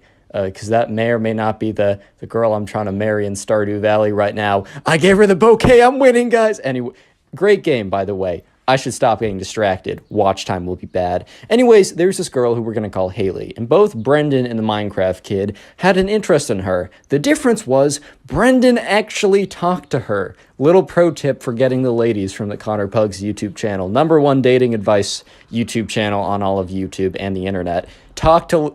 If you want to get to know them, talk to them. Yes, believe it or not. Wow. But anyways, right, Brendan actually talked to Haley, and they were getting along pretty well, and the Minecraft kid literally never did. The Minecraft kid thought that his magical and powerful skills at Minecraft would literally just be so great and so wonderful and so enticing to the women, right, that he wouldn't have to talk to Haley to make her fall in love with him. She would just see his epic PvP Bed Wars abilities, and she would be like, "Oh my God, I'm so." And I'm not throwing in that joke. Never mind. I got a family friendly audience on here. I forgot. Anyways, right. So Brendan or the Minecraft kid was aware that Brendan was probably also trying to go for Haley because Brendan was talking to her all the time. It kind of the word around the word on the street was that Brendan and Haley, oh my God, they're going to be a thing soon, dude. They're in 6th grade. Like, that's how it goes. Oh my God, are they going to get to 5th base, aka holding hands? Oh my God. Anyways, right. So the Minecraft kid comes up to Brendan one day. And remember, Brendan and the Minecraft kid aren't necessarily boys. In fact, they don't even know each other that well. But the Minecraft kid is like, "So, I see that you're trying to court Haley." And in Brendan's mind, he's like, "Bro, this is 20 whatever, right? I think this story was a little old. I'm not sure. I actually don't know when this story happened. It was submitted to me on my Instagram. You can go follow it. You should go follow it." Anyways, Brendan's thinking to himself, did this guy just say court like it's literally the 21st century? Are you serious? And then the Minecraft kid goes on to say, I offer you like a quest, or I ask you that we duel in Minecraft to decide who will get Haley's hand in dating. And I mean, Brendan was kind of just like, in his head, he's like, all right, well, first of all, I'm not dating her. Second of all, the winner of a Minecraft PvP battle is not going to decide who she decides, right? It's not up to them. This isn't like, I don't know, the barbaric era of like, oh yeah, like, I actually have, like, all men have control, women have no say. Like, oh, I want to marry you, so you're marrying me. And also, I don't think there ever was an era where you did PvP battles to decide who was, like, who would marry the girl. I'm better at Minecraft, I get all the women. Nah, that's never been true. It doesn't matter what parallel universe or anything like that you go into, man. I am sorry, Minecraft sweats. I am so sorry. But Brendan, who kind of knows that, he's going to be getting with Haley anyways, thinks to himself, all right, well, this will be kind of funny. Like, whatever, man. Who cares? So Brendan says, sure, we'll do a PvP battle to decide who gets Haley's hand. Because he's kind of laughing, he's kind of goofing. But the thing is, the Minecraft kid takes it super seriously. He's like, yes, you fool. Don't you know that I am super great at Minecraft? And then Brendan's like, chill out, bro. Like, all right, yeah, we'll PvP fight to decide who gets Haley's hand in marriage. Lol, like, okay. So sure enough, the Minecraft kid is like, all right, tomorrow at recess, we go to the table. Basically, at their school, there was a table where if kids wanted to bring in their computers, if they were in the 6th grade or higher, they could, and they could play on them. I know at my school, you weren't even allowed to have your phone out, but I guess each school's a little different. So basically, right, the next day rolls around, and Brendan and the Minecraft kid, they both bring their gaming setups, which I guess both of them have laptops, because I play Minecraft on a laptop, man. I don't have a desktop. I want to be able to move my thing around. But anyways, right, they both bring in their computers, and Brendan just has a kind of a crappy MacBook Air. And this is coming from someone who, up to my first 100,000 subscribers on YouTube, I got all my Minecraft gameplay from my MacBook Air at like 20 frames per second. So I understand the struggle, bro. I get it. So anyways, Brendan comes in with his crappy MacBook Air, and the Minecraft kid comes in with his, like, I don't know, his Alienware $3,000 super gaming laptop with his super fancy keyboard. And it takes him like 5 minutes to get his setup all perfect. He's like, all right, I'm ready. And so sure enough, they both sit down, and Brendan is like, all right, so how are we doing this? And the Minecraft kid is like, all right, we're going to play one game of Bed Wars. Yeah, Bed Wars. And, at first Brendan was like, bro, how are we going to do that? But then the Minecraft kid said that he had the like MVP plus rank on Hypixel, which Hypixel is a server that lets you play Bed Wars, which is the game I was playing in the very beginning. And if you have plus like MVP plus, you can make private games where it's just you and your friends. So anyways, the Minecraft kid, sent a duel request to Brendan or a Bed Wars party, whatever. Anyways, all you got to know is they were playing Minecraft and they were playing Bed Wars, and it was just them. It was just Brendan and the Minecraft kid in a game. And sure enough, they enter the Bed Wars game, and they're doing the stuff you do in Bed Wars, put down the bed defense. And you know what happens? Brendan is at middle. He's gathering emeralds, which is a good material to get. However, his bed was exposed, or he wasn't at his bed. He saw a bed destroyed message, which basically means in Bed Wars, if your bed breaks, you will not respawn. So sure enough, the Minecraft kid had God bridged over with his crazy 10,000 clicks per second mouse, definitely using vape or something, but whatever, man.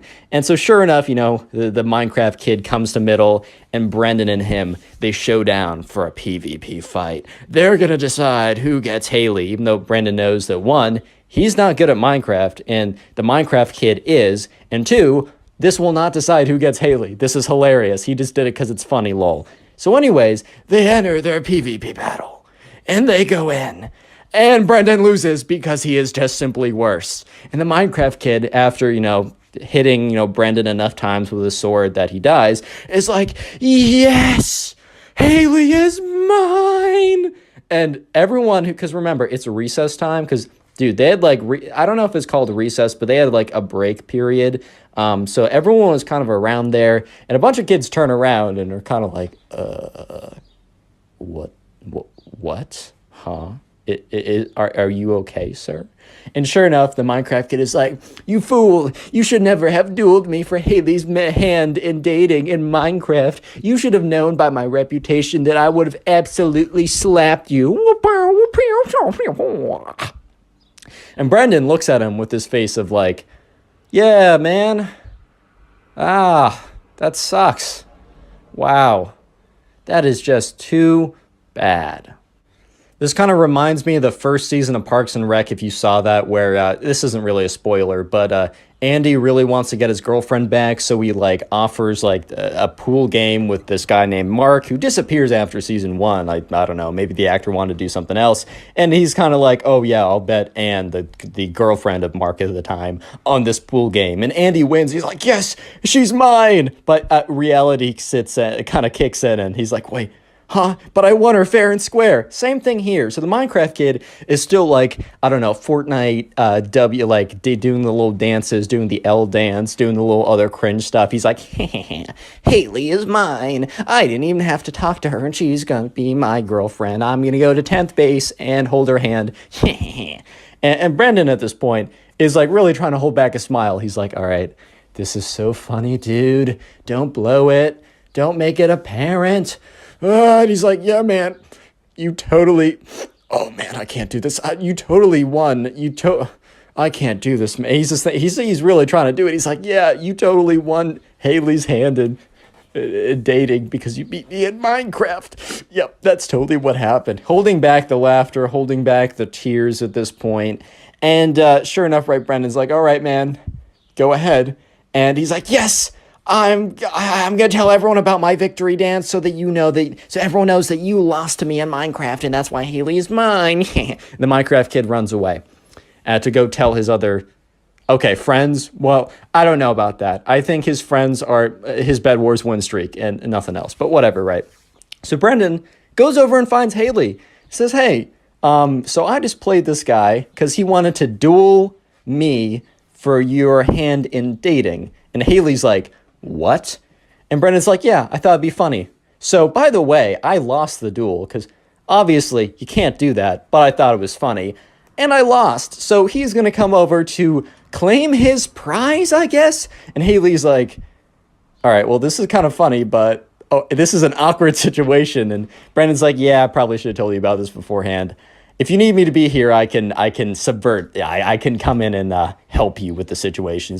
She's like, all right, well, Thanks for giving me context, I guess. So sure enough, a little while later, the Minecraft kid comes around and he finds Haley. And he comes up to her and he says, "So, Haley, did you hear the news?" This might be the first time the Minecraft kid ever spoke to Haley in his life. He was too busy sweating at Minecraft to even bother with the ladies. They'll come to me, man. I got a Bed Wars win streak. Real quick, comment Bed Wars down below. That'll be the secret word of the day. If you want to help the channel out, go ahead and binge watch some more videos after this one or when you're doing something else. And let me know in the comment section if you do so I can say thank you. Anyways, right, so the Minecraft kid's like, "So, Haley, did you hear the news?" And she's like, "Well, I was told that you and Brendan had a little Minecraft video game session and that you won and that you now think that I'm your girlfriend." And the Minecraft kid's like, "That is exactly what happened. You're so observant. You'll be a great girlfriend." And Haley's like, "Dude, like, that's not how it works." And the Minecraft kid's like, "We had an agreement." And Haley's like, "Yeah, well, I wasn't part of that agreement. Do you think Brendan or you have the right to me as a girlfriend?" And this is what the Minecraft kid's starting to piece together that his offer to duel Brendan made literally no sense. He's like, so when we were playing, Minecraft, I beat Brendan. Do you want to be my girl? And then eventually, like, Minecraft kid starts to realize, dude, he messed up, bro. He messed up big time. And he's like, "Wait, did Brendan, who told you?" And, at this point, Haley was like, "Yeah, so Brendan told me about this." And then the Minecraft kid's like, "So Brendan knew the whole time that this wasn't going to work?" And Haley's like, "Yeah, well, anyone who is logical, middle just gets cut off." The Minecraft kid sprints away. And Brendan walks up to Haley and is like, "So, is that terrible?" And Haley's like, "Well, he's pretty mad at you and he ran away, so I don't know what he's cooking up." And that's when that's when Brendan and Haley and everyone else in the room heard a noise. The noise was something being thrown on the ground, smashing and flying into a million pieces. And that's when Brendan walks out and Haley walks out too. Basically, everyone walks out. And they see the Minecraft kid standing above a pile of disk computer parts. And that's when, at first, Brendan thinks, "Oh my God, he smashed his computer out of rage." But Brendan looked at the table to see that the Minecraft kid's computer was still there. And in fact, the only computer missing was his. And that's when he realized that the Minecraft kid obliterated his MacBook. And there was a teacher present. So the teacher was like, "Brad, like, Minecraft kid, like, what did you just do?" And Brendan speaks up and says, "He just smashed my MacBook." And all of a sudden the teacher looks at Brendan and looks at the Minecraft kid and says, "You two, come with me." Sure enough, teacher brings him to the principal's office. Principal's office hears what the teacher says. She hears both sides, which the Minecraft kid literally has nothing to say. Like, what are you gonna say, dude? And yeah, parents were called. And the Minecraft kid's mom had to reimburse Brendan's mom to buy a new computer. The Minecraft kid had to write a formal apology to Brendan and also and actually both of them had to write a formal apology to Haley because Brendan had to explain the situation. And the teacher's like, "Dude, that's not cool." And also the Minecraft kid got a week of detention for this. So moral of the story is, one, if you're just playing Minecraft all day, that may not be the most ideal or most optimal strategy to get the ladies to love you. Maybe I'm wrong, man. Maybe I'm wrong. Don't listen to me. I don't know. Okay. How do I introduce a story like this, man? I mean, you guys can read. You've read the title. All I can say is strap in. Buckle up because this is going to be quite the ride. Subscribe if you're new and you enjoy stories. And let's call today's subscriber who submitted this. Let's call this guy Mason. So this all happened one day when Mason was in class. And Mason was in 4th grade when this whole thing went down. And there's a kid who, once again, kind of like wore the same creeper shirt every single day. And it was like the creeper hoodie. And really, that's not a big deal. They're like, if you want to wear the creeper hoodie, I don't really care. However, we're just going to call him the Minecraft kid, right? Because of the creeper hoodie. He wore it every single day. Maybe, right? Maybe he has a closet full of like 18 different varieties of the creeper hoodie. Or maybe his mom does a load of laundry every single day. Or maybe he's just wearing the same creeper hoodie every single day. I mean, you guys can believe whatever you want, but I think one of those three are a little bit more likely than the other. But anyways, right, so there's this kid called the Minecraft kid. because he wore the creeper hoodie every single day. And he was a little bit strange. And there's nothing wrong with you being a little bit strange. Like, I'm a little bit strange. I mean, I run a YouTube channel, man. I mean, that's already putting me in the strange category, unfortunately. But hey, man, I love the YouTube too much to like drop it or anything like that. But sure enough, this all happened one day when the Minecraft kid was in class with Mason. And the Minecraft kid raised his hand. And another thing you need to know about the Minecraft kid is he would take bathroom breaks like 6 times per class. And I don't know about you, but back in the day, I definitely used to go to the bathroom to like go on my phone or just take a break from the class. However, I would be very like strategic with it. I wouldn't do it every single day. I do it like every other day. I would make sure that I wasn't away for too long, like maybe 5 minutes max. But this kid, bro, would just abuse the bathroom break button. He was like spamming it, just try to like, I don't know, man. But every single day, I can go to the bathroom, minimum 2 times, maximum like 6 times. That's what I'm told at least.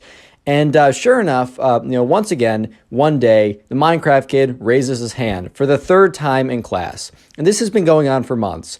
And I just think at this point, the teacher kind of just snapped. And he looks at the Minecraft kid. He's like, yes. And the Minecraft kid says, hey, can I go to the bathroom?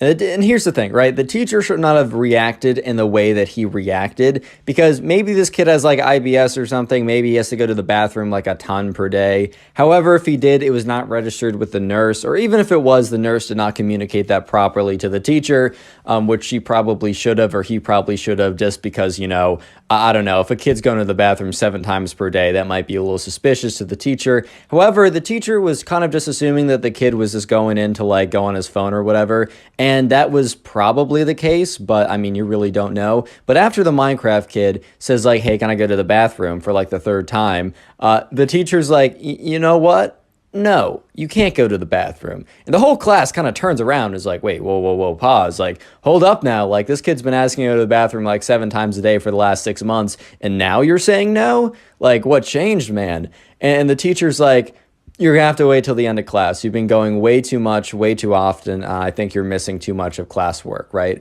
And the Minecraft kid was not happy to hear this.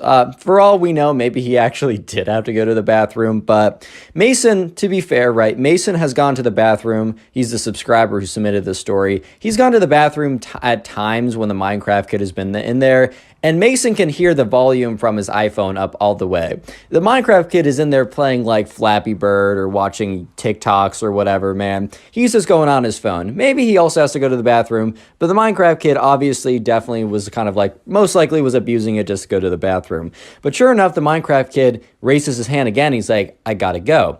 And the teacher says, like, Minecraft kid, you've gone like 6 times during class, every single day for the last 6 months. You're missing out on class time. Please try and like conserve your like bathroom breaks. I will let you go, but just give it a second. I just can't let you go and disrupt the class like 1,000 times every single day. And the Minecraft kid was getting kind of angry. And he didn't say anything. He wasn't like, no, I really got to go. And the Minecraft kid also didn't just stand up. Unfortunately, I think the Minecraft kid watched a little bit too much South Park. If you guys know what I'm talking about, there's an episode of South Park, which is a TV show kind of aimed for adults, so I wouldn't go search this up if you're too young. But there's this kid named Cartman.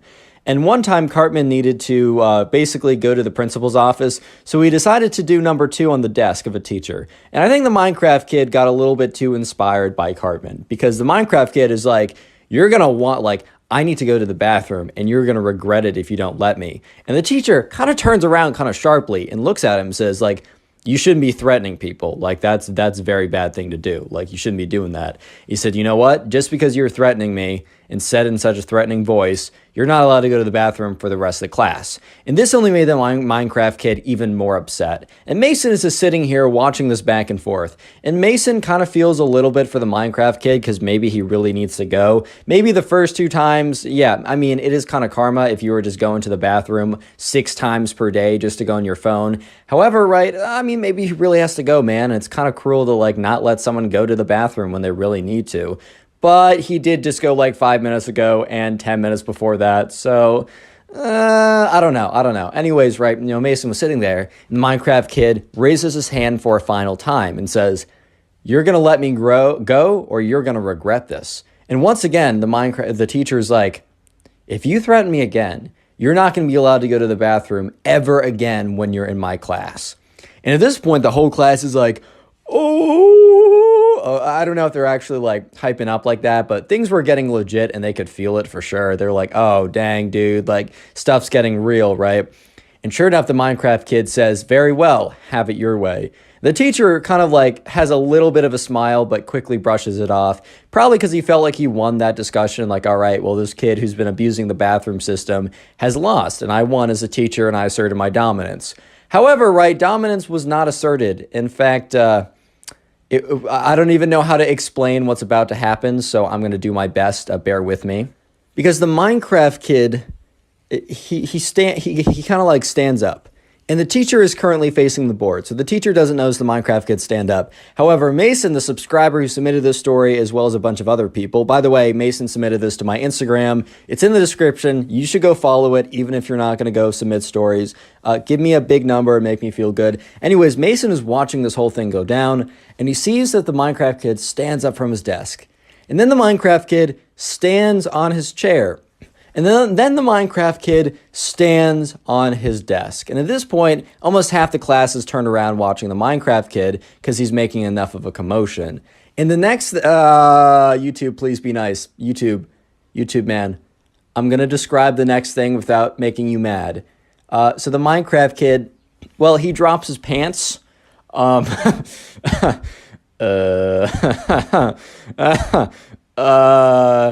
drops his pants. And he says, teacher? And the teacher turns around and is about to be like Minecraft kid for the last time. And he turns around and is like, what? What huh? And the Minecraft kid is like, teacher, I told you you would regret not letting me go to the bathroom. And just to put it very, just to be point blank, just to be straight up, just getting right to the point. Yeah, he just, number two, on the desk, man. It wasn't like anything crazy, right? It was pretty, just a little bit, but yeah. And everyone in the class starts like screaming. Like some of the girls are like, ah! Some of the guys are like, yo, what? That's disgusting, dude. And the teacher's like, Minecraft kid, what on earth are you doing? And the Minecraft kid's like, I told you you should let me go to the bathroom, dude. Now you're just paying the consequences. The Minecraft kid was like feeling all full of himself. And the teacher was like, go to the principal's office now. And I don't think the Minecraft kid totally like, realized what was going on. And the Minecraft kid starts to panic. And the Minecraft kid looks to his left and looks to his right. And when the Minecraft kid looks to his right, you know who he sees? He sees the subscriber. He sees Mason. And he makes eye contact with Mason. And Mason is looking directly at the Minecraft kid and is thinking to himself, oh my God, what? Wow. But then he's like, wait, why is this kid making eye contact with me? And he's like, Mason made me do it. He dared me. And the teacher's like, Mason. Mason's just like, dude, I swear I was just sitting here. What do you mean? And the teacher's like, you know what? Minecraft kid, Mason, and anyone else involved, go to the principal's office right now. And Mason is just like, why? So he gets up, and because he's not going to like fight with his teacher when the teacher's literally going through a massive rage moment. And, he starts walking up, and he walks up to the Minecraft kid. He's like, dude, I don't even know who you are. The Minecraft kid's like, just doesn't say anything. So he walks up to the principal's office, and he sits down, and the principal's like, what happened? And Mason explains the side of the story, that he was just like a bystander sitting there. And then, eventually the Minecraft kid walks in, because he had to, it wasn't like he could, okay, I'm not going to explain why it took him longer, but he got there, right? And sure enough, the principal's like, Minecraft kid, why would you do that? And the Minecraft kid's like, explains the side. And then she's like, and why is Mason here? And the Minecraft kid, who kind of panic blamed him to kind of like lesser the punishment on him, is like, Mason dared me to do it. And Mason's like, dude, I don't even know who you are. You're just in my class. And the principal's like, I don't know, Mason, why would he lie about this? Like, there's literally nothing for him to gain. And Mason's like, dude, I don't know. Real quick, comment Minecraft down below if you want to harden your comment. That will be the secret word of the day, and I'll try and heart as many of those comments as possible. And also, if you want to help us get to 600,000 faster, binge watch the videos. YouTube really likes promoting my channels when you guys like binge watch a bunch of my videos. So after this video, or when you have the time to sit down and watch a bunch of videos, I've made playlists. You can just like go to my channel page and let me know in the comments when you do this, so I can heart it and say thank you and just give a little bit of appreciation for you guys really helping me out. And I really do appreciate it. Anyways, the story gets even more insane, so stay tuned. So anyways, right, back to the story. Mason is in a position where he was just dragged into this. Honestly, Mason to this day doesn't totally understand why the Minecraft kid even singled him out. Mason and the Minecraft kid weren't close friends. They didn't even really know each other. And Mason just assumes that he randomly looked around and picked someone who he just happened to remember the name of and blamed them just to kind of like lesser the punishment on him. In his mind, or I guess in his panic, the idea was like, oh, if I blame someone else and say that they forced me to do it, my punishment will be lesser, right? Which is like, bro, why? Why would you do that? But anyways, sure enough, the principal, unfortunately, is not believing Mason, because Mason is explaining that he doesn't even know this kid and he has no idea why he would lie. And the principal's kind of doesn't believe him because he's like, Mason, like, why would the Minecraft kid lie about this, right? It just doesn't make any sense. And the principal's like, well, I guess I just have to make a judgment call in this situation. And Mason, I'm sorry, but I'm going to have to give you a punishment too because I don't believe you. And Mason is just like, what? Are you serious? And then Mason said, even if I did like dare him to do something ridiculous, it's still up to him. Like, I didn't, for the record, and I stand by that because I don't even know this kid. But if someone was to, why would that even matter? And the principal's like, so you're admitting it? And Mason's like, no, I'm just saying it'd be stupid even if I did. But it's double stupid because I didn't even do it. And the principal's like, don't say stupid to me. Mason's like, I'm in 4th grade. And also this is double stupid. What can I say? So eventually, right, the principal's like, all right, well, I'm going to have to call both your mothers and explain what happened. And Mason's just like, dude, this is the most ridiculous day of my life. So sure enough, the principal calls up both their mothers saying, hey, both your sons got in trouble. If you're not busy, can you please come in? And the Minecraft kid's mom was busy at the time, but Mason's mom kind of either had the day off or for some reason wasn't really needing to like be wherever she was. And she said, yeah, I'll come in right away. Maybe she was busy and she thought that this was a good idea to go see like what happened to her son. So Mason's mom comes in and she's like, looks at Mason with this look of like, what have you done? And Mason looks at her with these like eyes of like, bro, I don't know what's going on, confusion, whatever, right? The principal is like, all right, hi, Miss Mason's mom, or, whatever. Well, I'm so glad you could come. And the principal explains what happened. And then she kind of explains how she doesn't believe Mason. And Mason's mom started with a look of concern, and then she almost got a look of like annoyance. And the look of annoyance grew and grew the more the principal told the story. And Mason was looking at this and was like, okay, is my mom on my side, or is the look of annoyance because she's so annoyed with me? Either way, this is just the worst situation ever. So sure enough, right, by the end of the story, Mason's mom's like, why am I here? The principal's like, well, didn't you hear like your son supposedly dared him to do it? And Mason's mom, like, first of all, my son disagrees with that statement. You don't really have any proof, but let's say he even did. Why would that matter? And the principal kind of was a little shocked. And Mason's mom's like, isn't it like a cliche saying for parents to be like, if your friend jumped off a bridge, would you as well? Like, are you really just supposed to do whatever the popular kid does? And then Mason's mom's like, even if my son did, which I'm not convinced he did, dared him to do what he did on the desk, right? Why is that my son's fault? Is this kid not like able to function by himself? What, is the blame 100% not on, the Minecraft kid anymore? Is any of the blame really supposed to be on my son? And the principal's like, well, I'm sorry you feel this way, but I've made up my mind. Like, your son's going to be suspended for the day. He can come back tomorrow, but he can't come back today. And the Mason's mom is like, are you serious? Like, really? And she's like, yeah. And then Mason's mom's like, all right, what punishment did the Minecraft kid get? And the principal said, well, we're doing equal punishment. And Mason's mom's like, you can't be serious, man. You can't be serious.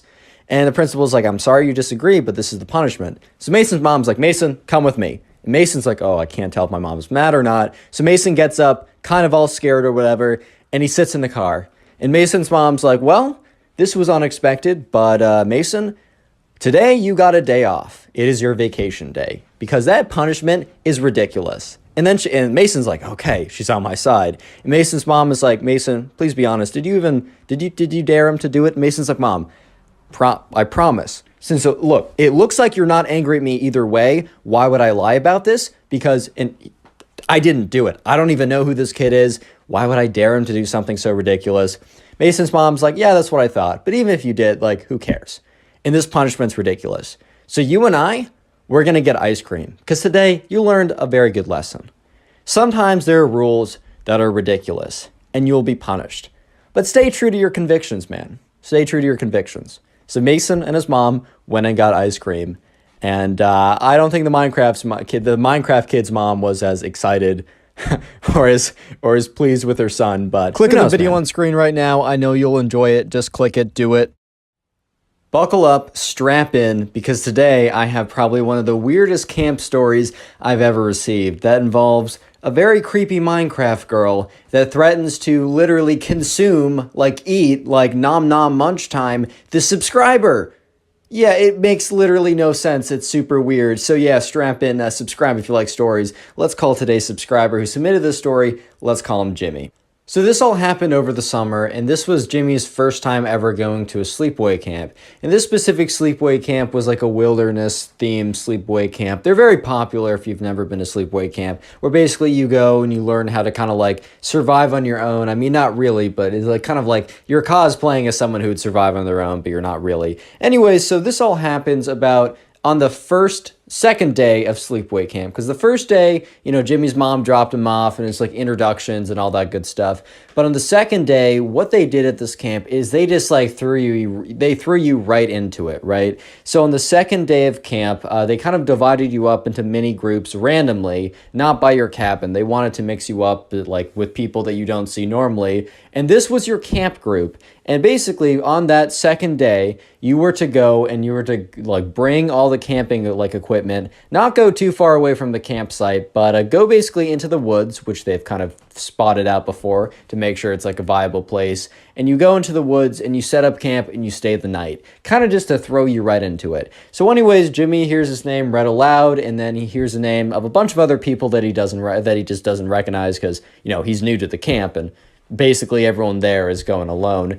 And so he walks over because they're all in this big field, right? And he walks over to meet his group, and he meets up with his group, and he kind of like scans around, and everyone looks pretty normal, except there's this one girl who Jimmy really didn't think much of, but she had this creeper sweatshirt on, and she also had in her backpack a foam diamond pickaxe. Like, how like in Minecraft, there's a diamond pickaxe. Basically, you can buy like a replica of that's like foam and plastic or whatever. And that was the two kind of like weird things, right? And she also had like some other stuff, like she had some crazy socks on. She had the black boots, but that's kind of standard. What really set her apart was the fact that she was wearing the creeper hoodie and had the big Minecraft fake diamond pickaxe in her back pocket, right? Or in her backpack. And that wasn't what made her weird, but that's why we're calling her the Minecraft girl, because, she wore the creeper hoodie or whatever.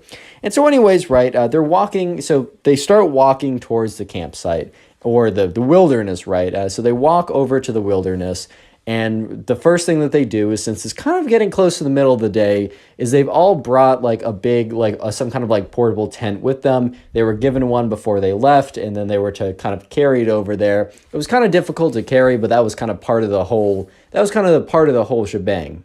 And so sure enough, right, eventually they get to the campsite, and the instructor's like, all right, guys, try and find a clearing that is, that is clear. Find a clearing that's clear, but try and find an area that's not too, mucked up with sticks and rocks and stones and brush and stuff that would make it difficult to have your 5 foot by 5 foot campsite kind of like your tent, like be able to be placed. Basically find a place that's good for your tent is what I'm trying to say, with a billion words instead of two. And so sure enough, Jimmy finds a spot, and there's kind of like a big opening, or kind of not a big opening, but there's kind of a clearing where it is still covered more or less by the forest. However, it is good to put some tents down. So Jimmy kind of like puts his tent down there. There's only really about enough space for another tent. And so the Minecraft girl immediately rushes over and puts her stuff down before anyone else could. And there was a few other people kind of casually, nonchalantly walking over to that site. But the Minecraft girl was very insistent that she was the one that put her tent down.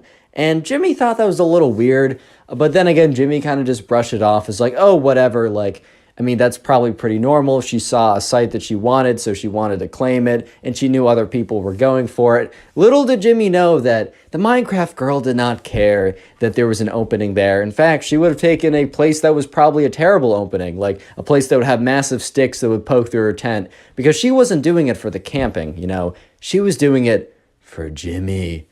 And the only reason why she wanted that spot is because Jimmy was right there. But Jimmy didn't know this as of now. And so Jimmy and the Minecraft girl and, you know, a few camp counselors, like, helped them set up their tents or whatever. And other people were not far away at all. Like, Jimmy could see, like, at least 5 or 6 other campers, like, a little bit farther out, like, I don't know, like 10 or 20 feet farther, finding more openings and setting up their camps as well, or their tents.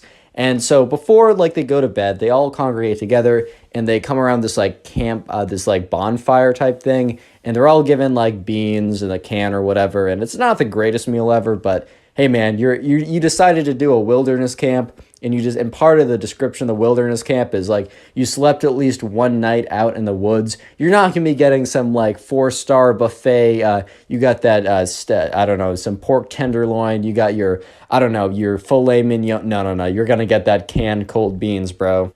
So eventually, right, they're done with dinner and it's time to go to bed. It's time to sleep, or at least attempt to sleep in your tent. And, you know, this is pretty hard because there's the ambiance of the outside, which is very loud. There's, it's probably not the most comfortable. There's probably plenty of mosquitoes, even if you close your zipper of the tent very well and you make sure it's all, bug proof. They always find a way to get in there. And there's always at least 1 or 2 mosquitoes buzzing around your head. So sleep is difficult, but, Jimmy goes to his campsite. He gets in his tent. He zips it up. He brought a book with them. So he's reading a few, pages from about a chapter or 2 from the book. He's got his little, flashlight to read with. And eventually, he turns off his flashlight and closes his eyes to try to go to sleep. And it's a little difficult, but eventually, he falls asleep. But that's when he believes a couple hours later, he's really disoriented when he wakes up, so he's not totally sure when. But that's when he wakes up to the sound of rustling. And not just like a few, squirrels going by, a few tree branches fall, but like movement, like heavy movement is from right outside his tent site. And he wakes up and he's kind of confused by this. It's not like a clear tent or anything, and obviously man doesn't have windows, he's in a tent. And that's when he starts to get really nervous, because the zipper that is closed, that has his tent closed up, starts to open, like someone from the outside is unzipping his tent. So Jimmy kind of like gets up pretty quickly, and that's when he sees it's the Minecraft girl, and she kind of pokes her head through the camp or through the zipper and walks right in, and Jimmy's like, hello? Kind of like whispers it a little bit because he doesn't want to be super loud, and that's when the Minecraft girl is like, hi. And this is where things start to get weird. But real quick comment, Minecraft down below. That's the secret word of the day. I'll try and heart your comment. And if you want to support the channel and help me out, after this video, go ahead and binge watch a bunch of videos. Either watch them in the recommended or the playlist. Or if you're doing something later in the day or maybe before you go to bed. And make sure to let me know in the comments if you're doing this. I'll try and heart it and say thank you, as I really appreciate it. Anyways, let's get right back to the story as things are starting to get interesting. So remember, Jimmy was sound asleep, and he's awoken to the sound of noise outside of his tent. So when he gets up and he notices the Minecraft girl, someone who he didn't even really talk to at all, maybe he's like, hey, can you pass the whatever, right, earlier in the day, but he's not really spoken to this girl at all, has wandered into his tent, right? He's a little startled, so he gets up and he's like, hello? And she's like, hi, Jimmy. And Jimmy doesn't know her name. Like, even though I never use their real names, Jimmy said that he just knew her as Minecraft Girl. Like, he didn't know her name. They didn't really wear name tags or anything. I think they went around in a circle, so maybe that's how she remembered it. But she then goes on to say so she says 3 incredibly creepy things. And the first incredibly creepy thing that she says is, hey, Jimmy, I've been watching you for a while. dude, whenever someone says I'm watching you, like just say like, "Oh, I've seen you around." Don't be like, "I've been deeply observing and mapping your every movements." Like, "Oh, come on, man." Like don't say that. And Jimmy's like, "Okay." She's like, "Yeah. I've been watching you for a long time, Jimmy. And I just can't get enough of you." And Jimmy's like, "Okay. I That's cool, I guess." And the girl's like, "Jimmy, I just need to know, do you want to be my boyfriend?" And she looks at him with these like big eyes all wide. And Jimmy's like, "Dude, I'm having a freaking fever dream right now. Like this definitely isn't real." And he's like, I don't know you." And she's like, "Is that a yes or a no? I need to know, Jimmy, please. I need to know." And Jimmy's just like, "Well, I mean, I kind of have a policy," and he kind of makes this up because, like, bro, what? But he's like, "Oh, I kind of got a policy that I gotta know someone for a while. I want to start in the friend zone and then make my way to dating them, maybe if I feel like we're compatible. And the thing is, I just don't know you. Like, my first interaction with you has been you kind of wandering into my tent at like presumably very early in the morning." And she's like, "Is that a yes or a no, Jimmy? Like, please don't like, I just need a yes or no. It's really easy. It's really simple." And Jimmy's like, "Well, respectfully, no, because I don't know you." She sits there for a second and she kind of looks at the ground. And Jimmy is just like, because it's super uncomfortable, right? He's just sitting there like, is she going to leave? What's going to happen? And she looks up and she's like, "You've made a mistake. You better not go to sleep tonight." And Jimmy then asks, like, "Well, what happens if I do go to sleep?" And she's like, "Well, while you're asleep, I'm going to start to eat you. And when you wake up, you'll have your entire leg will be missing. And the only thing you'll see is the stump of your leg inside my mouth." And then she just crawls out of his tent. And Jimmy is honestly traumatized. Yes. Do I think she's actually was going to eat him? No.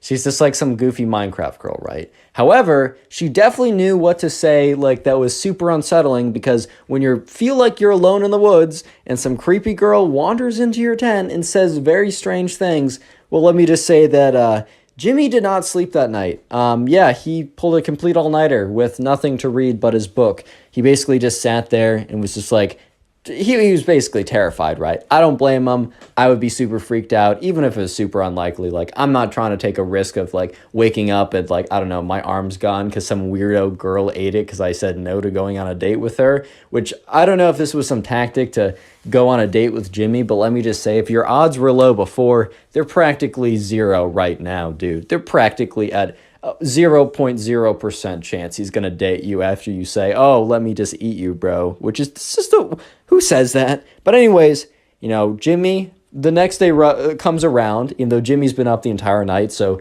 Jimmy watches the sunrise, and they kind of just, so the deal is the camp, you go out and you stay the night overnight in the woods on the first night, or I guess the second night minus orientation, which is the first day.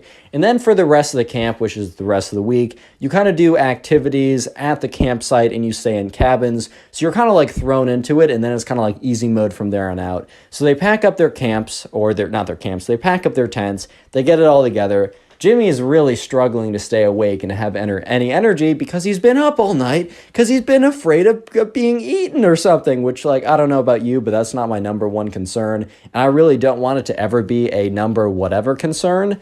But sure enough, Jimmy is walking back with his group. And he notices, the Minecraft girl is in his group, right? The Minecraft girl is not in front of him, not beside him, but square behind him. And Jimmy would kind of look behind once in a while, and he would see the Minecraft girl was always like 5 feet behind him. And Jimmy would kind of like, slow down a little bit, and she would slow down. He would speed up a little bit. She would speed up. He would move to one side. She would slowly shift over to the other side. And he knew that this girl was really just staying 5 feet behind him at all times. So he was super weirded out, which, can you blame the man? This girl threatened to consume him. Like, who, what? Huh? And then, like, all of a sudden, she starts stalking him. And so they get back, right? They get back to camp. And Jimmy goes to his cabin. And his cabin mates are like, "Oh, man, that was the coolest thing ever. Like, Jimmy, how did you feel about that?" Jimmy, who has no sleep and is traumatized, is like, guys, can we talk for a second? And his friends are like, yeah, dude, what's up? So Jimmy sits down, and even the camp counselor walks in because, Jimmy kind of wanted an adult in there too. And Jimmy explained everything that I just told you guys. And all the kids were like, bro, I saw that girl. Like, one of them's like, dude, I know that girl. Like, I saw her before. She was like hitting someone with a pickaxe and she got in trouble. She's so weird. And all the other kids are like, dude, she said she'd eat you. What? And the camp counselor's like, dude, that's messed up, man. Like, she basically, like, she scared you. She traumatized you. She also low-key threatened you with that, even though it's a very weird threat to make. And the camp counselor, God, I can't speak. One like equals one prayer for my brain that's going boom right now. So the camp counselor is like, hey, Jimmy, like, I think I'm going to have to report this. Like, you're okay with that? And Jimmy's like, actually, yeah, I really don't want to be in any other programs with her, or really be around her. And so sure enough, the camp counselor, like, tells it to the administrators and the other staff or whatever. And the next day rolls around, and they start camp with a camp meeting. And they always started the day with a camp meeting, but this time, one of the people in the administration came out, and it was normally only camp counselors being like, today's announcement is we're going to be having a bonfire at 4. Everyone should come around. Something like that. But no, it was like one of the kind of like administrators in kind of like a more office gear coming over and be like, hey guys, I just want to remind you that playful or not, you can't make threats of any kind against any other campers. It's not allowed here, and we will have a zero tolerance from this point on, blah, etc. like that. And apparently, right, Jimmy went back to the cabin because he had like a morning activity, and he didn't see the Minecraft girl anywhere. And when he went back to the cabin, right, the counselor is like, hey, Jimmy, I just want to let you know that the Minecraft girl is no longer at this camp, and she's also not allowed back. And that announcement this morning was kind of just like after the disciplinary process went through. Apparently, the Minecraft girl's mom was called, or parents were called, and, they drove over and got her, and, probably were very like, why is my daughter like this? What? But yeah, for the rest of the camp, Jimmy did not need to deal with the Minecraft girl because she was gone. She was kicked out. And Jimmy actually enjoyed the rest of that camp so much that he came back the next year. And he came back the next year without any feelings of worry or dread because the Minecraft girl, he was told, was banned from that camp. So he came back the next year and enjoyed it. And this time, when he actually camped out, he actually had a good time because he was not threatened to be consumed by a random Minecraft girl that was in love with him / obsessed with him. Click on the video on screen right now. I know you'll enjoy it. Just click it. Do it. Today we get a story of a Minecraft kid that destroys his brand new $5,000 gaming PC, which, by the way, why would he spend $5,000 on a gaming PC to play Minecraft? But anyways, he destroys it because he gets mad playing Minecraft or something, and then he tries to cover it up and blames it on the subscriber, and it is a fantastic story. So sit back, relax, subscribe if you like stories, and let's call today's subscriber who sent in the story Eli. So this all happened when Eli and a bunch of other kids were invited over to the Minecraft kid's house. Eli and the Minecraft kid were pretty decent friends, but Eli was better friends with the other people invited, and the Minecraft kid was kind of just friends by proxy. I don't know if you guys are ever in like friend groups where you're really good close friends with some of the people, but not as much the other people, but you end up hanging out with all of them at the same time, just because like that's how the friend group works. So Eli was pretty excited to see the new big gaming PC, and he didn't dislike the Minecraft kid. I want to make that very clear. They were friends, like they were on good terms. I mean, they weren't really friends after what happens in this story, but you'll have to wait to see exactly what that is. But anyways, let's just fast forward to Friday night. They all get out of school and they go home, and then after a couple hours later, all their parents drive them to the Minecraft kid's house, and they're all excited. I mean, the school week is over, man. They're going to see their friends. Their friend, the Minecraft kid, got a new gaming PC, and maybe if they're lucky enough and if he's feeling generous, they'll get a swing on the most extreme, powerful graphics ever so that they can play Minecraft, which definitely needs 10,000 frames per second that you literally can't even see, but whatever, man. Anyways, right, so they all get to the house, and the Minecraft kid's mom greets them. It's like, oh, welcome. welcome to our little house or whatever. It was not a little house, man. I mean, look, if your mom or dad is buying you a $5,000 gaming PC, they probably have a little bit of spare cash, if you know what I mean. It was a pretty cool house, but none of these kids really cared. They just thought the Minecraft kid was cool, and he was someone to play Minecraft with. Turns out he was not as cool as they thought. But anyways, right, the Minecraft kid runs down the stairs. He's like, guys, you gotta come up here right now. And they all kind of like run up the stairs, and they got their sleeping bags and their backpacks full of their belongings. It was turning out to be like a really great night. Or so they thought before it went terribly, terribly wrong. But anyways, right, they walk in the Minecraft kid's room, and none of them had actually ever been over to the Minecraft kid's house before. All of them had kind of grown up in the neighborhood together, and the Minecraft kid came 2 years ago, so he was kind of like a newer addition. However, the Minecraft kid did like sleep over at their houses before, but they walk in the Minecraft kid's room, and it is one of the coolest rooms ever. It's got like a really cool bed, and there's all these little fun things, and a beanbag chair, and there's like the glowing lights that you see on dorm rooms a lot of time in college, and it's just a really cool setup. And they're like, wow, man, you got the coolest room ever. And he said, and this is the best part. And he turns and he points at his desk, and sure enough, there is a massive monitor. There's a massive like gaming kind of like PC thing on the bottom. There's glowing keyboards and lights, or RGB. It's RGB, not Ruth Bader Ginsburg. It's RGB. And they were like, wow, man, that's the coolest PC I've ever seen. Like, we got to see you play on it. And the Minecraft kid is just teeming with excitement. He is so excited to like show off his new gaming computer. So he sits down. He's like, everyone, watch me obliterate these nerds in Minecraft. So the Minecraft kid, hops on his new super expensive, high resolution, tons of RAM, or I don't know computers that well. His new PC that was super expensive, he hops on there and he loads up Minecraft and he logs in a Hypixel, and he's like, dude, I'm gonna literally like destroy everyone in Bed Wars so hard. It's gonna be so crazy. Bed Wars is a game mode you can play. It's a video game you can play Minecraft in. It's like a mini game for Minecraft, basically, for you guys who don't know. And it's competitive, so you play against other players online. So anyways, he logs in the Bed Wars and he gets immediately smoked. And let me just say that, yeah, I'm a little annoyed by the level of kind of sweaty people that play all the time. I'm like, dude, just let me have fun. But whatever, that's for another day. And he gets obliterated within like the first minute because some guy like speed bridges over to him, like breaks his bed immediately. And all of his friends are like, dude, watch out. And he just gets flawless, basically. If you don't know what that means in Minecraft, when you're fighting someone and you don't even touch them back, you've been flawless. But anyways, right, he's like, oh, that's just a fluke. I think my systems are taking a little bit longer to run. At this point, right, the kid is equating skill and how expensive his PC is, but that's fair enough, right? He's got a good attitude so far. I mean, not for long, but I guess you'll see. And so sure enough, he loads up another game, and he actually is doing okay. And then he gets obliterated again by another guy. And he's like, bro, I hate this game. And his friends are like, dude, don't worry about it. Like, you're still good. And he's like, yeah, I am. And sure enough, the Minecraft kid loads up another Bed Wars game. And once again, another kid just starts like speed bridging over. He's like, bro, like, why is my computer not making me speed bridge? And so the Minecraft kid tries to bridge really fast, but obviously you need to aim right. It's not just if you have good frames per second. So he falls off. He's like, man.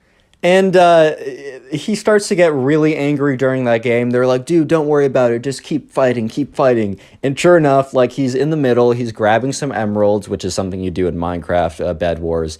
And he's in the middle of the map, and someone breaks his bed, which basically means he can't respawn. He's like, dude, I put end stone down. How did they break that? They're like, bro, don't worry about it. You got the $5,000 PC. No one is going to be able to touch you out here. So sure enough, right, the Minecraft kid has like an iron sword, iron armor, he's stacked up, he's got 1 billion frames per second, he's got all the hertz in the world, whatever that even does, he's got a ton of RAM, he's got a ram and a goat in his backyard, like, he's killing it right now. And sure enough, someone comes up to him and just W-taps him into the void. He just, like, they start fighting, they start, like, swinging swords at each other, they're PvPing, and he just flies into the void.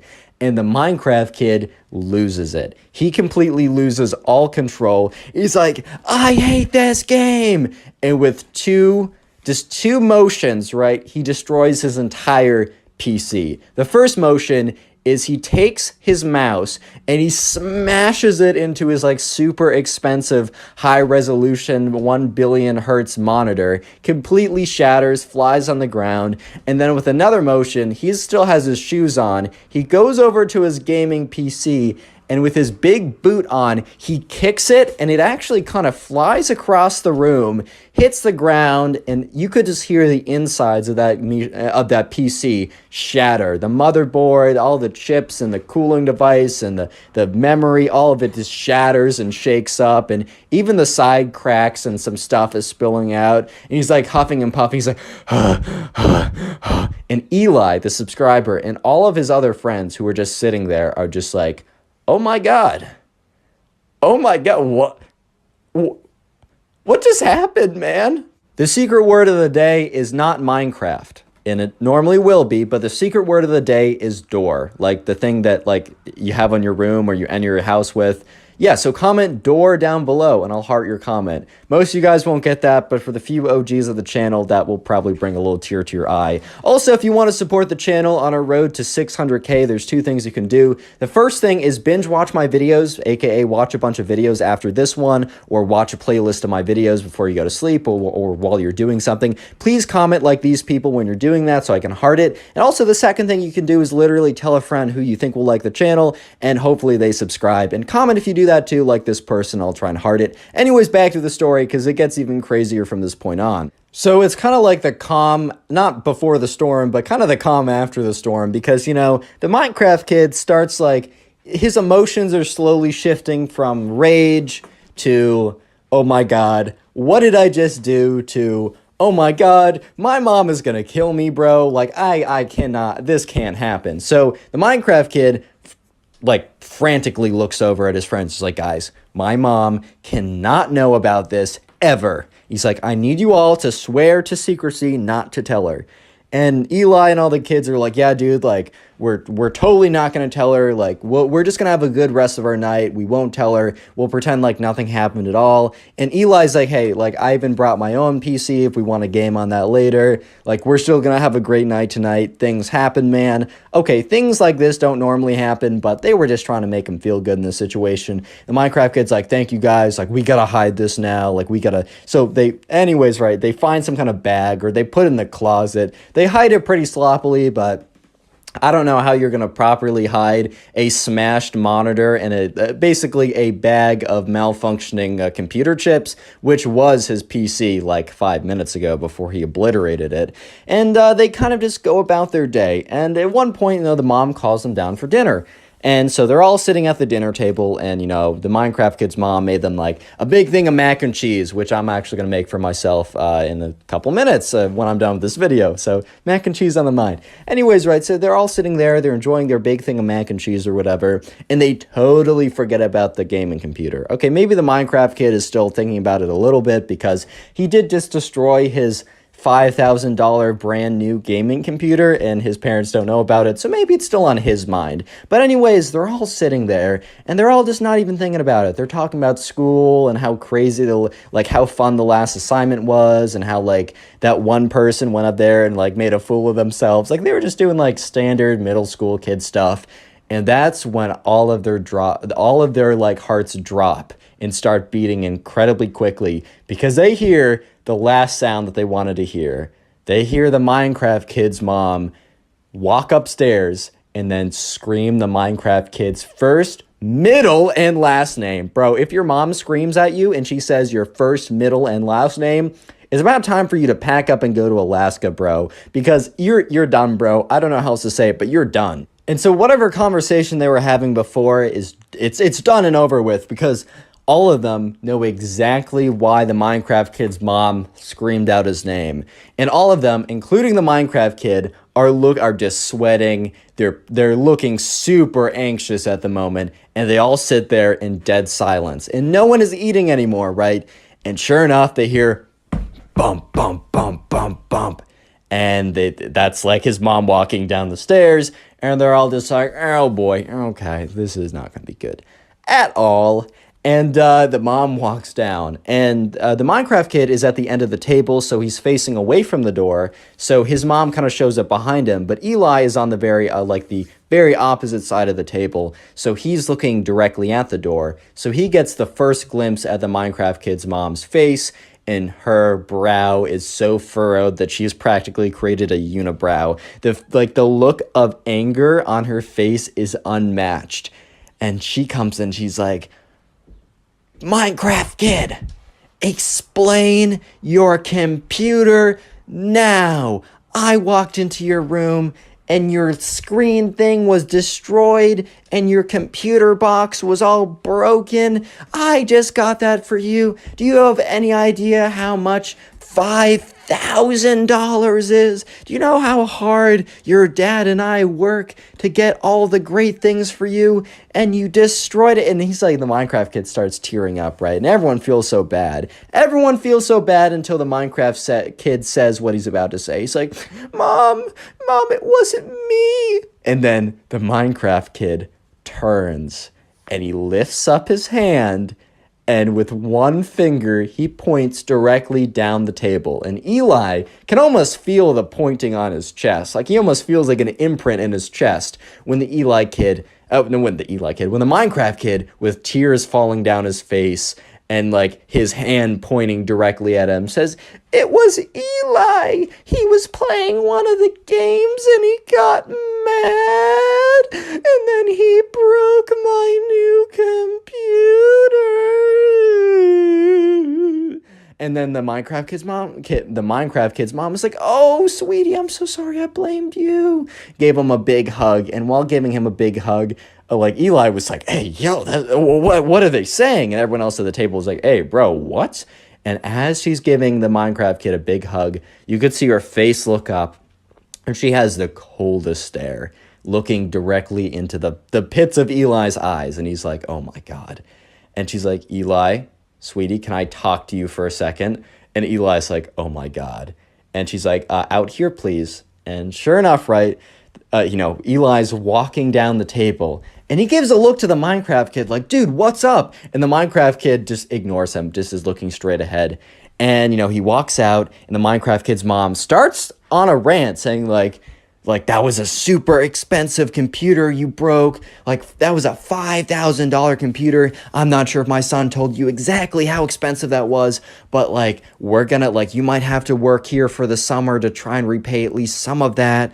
Like, this is gonna take forever for us to, and he's like, hey, like, I'm so sorry the computer was broken, but I need to tell you something. And she's like, what? Okay, make it quick. Like, I'm in the middle of, like, ranting about you, right? Or ranting to you.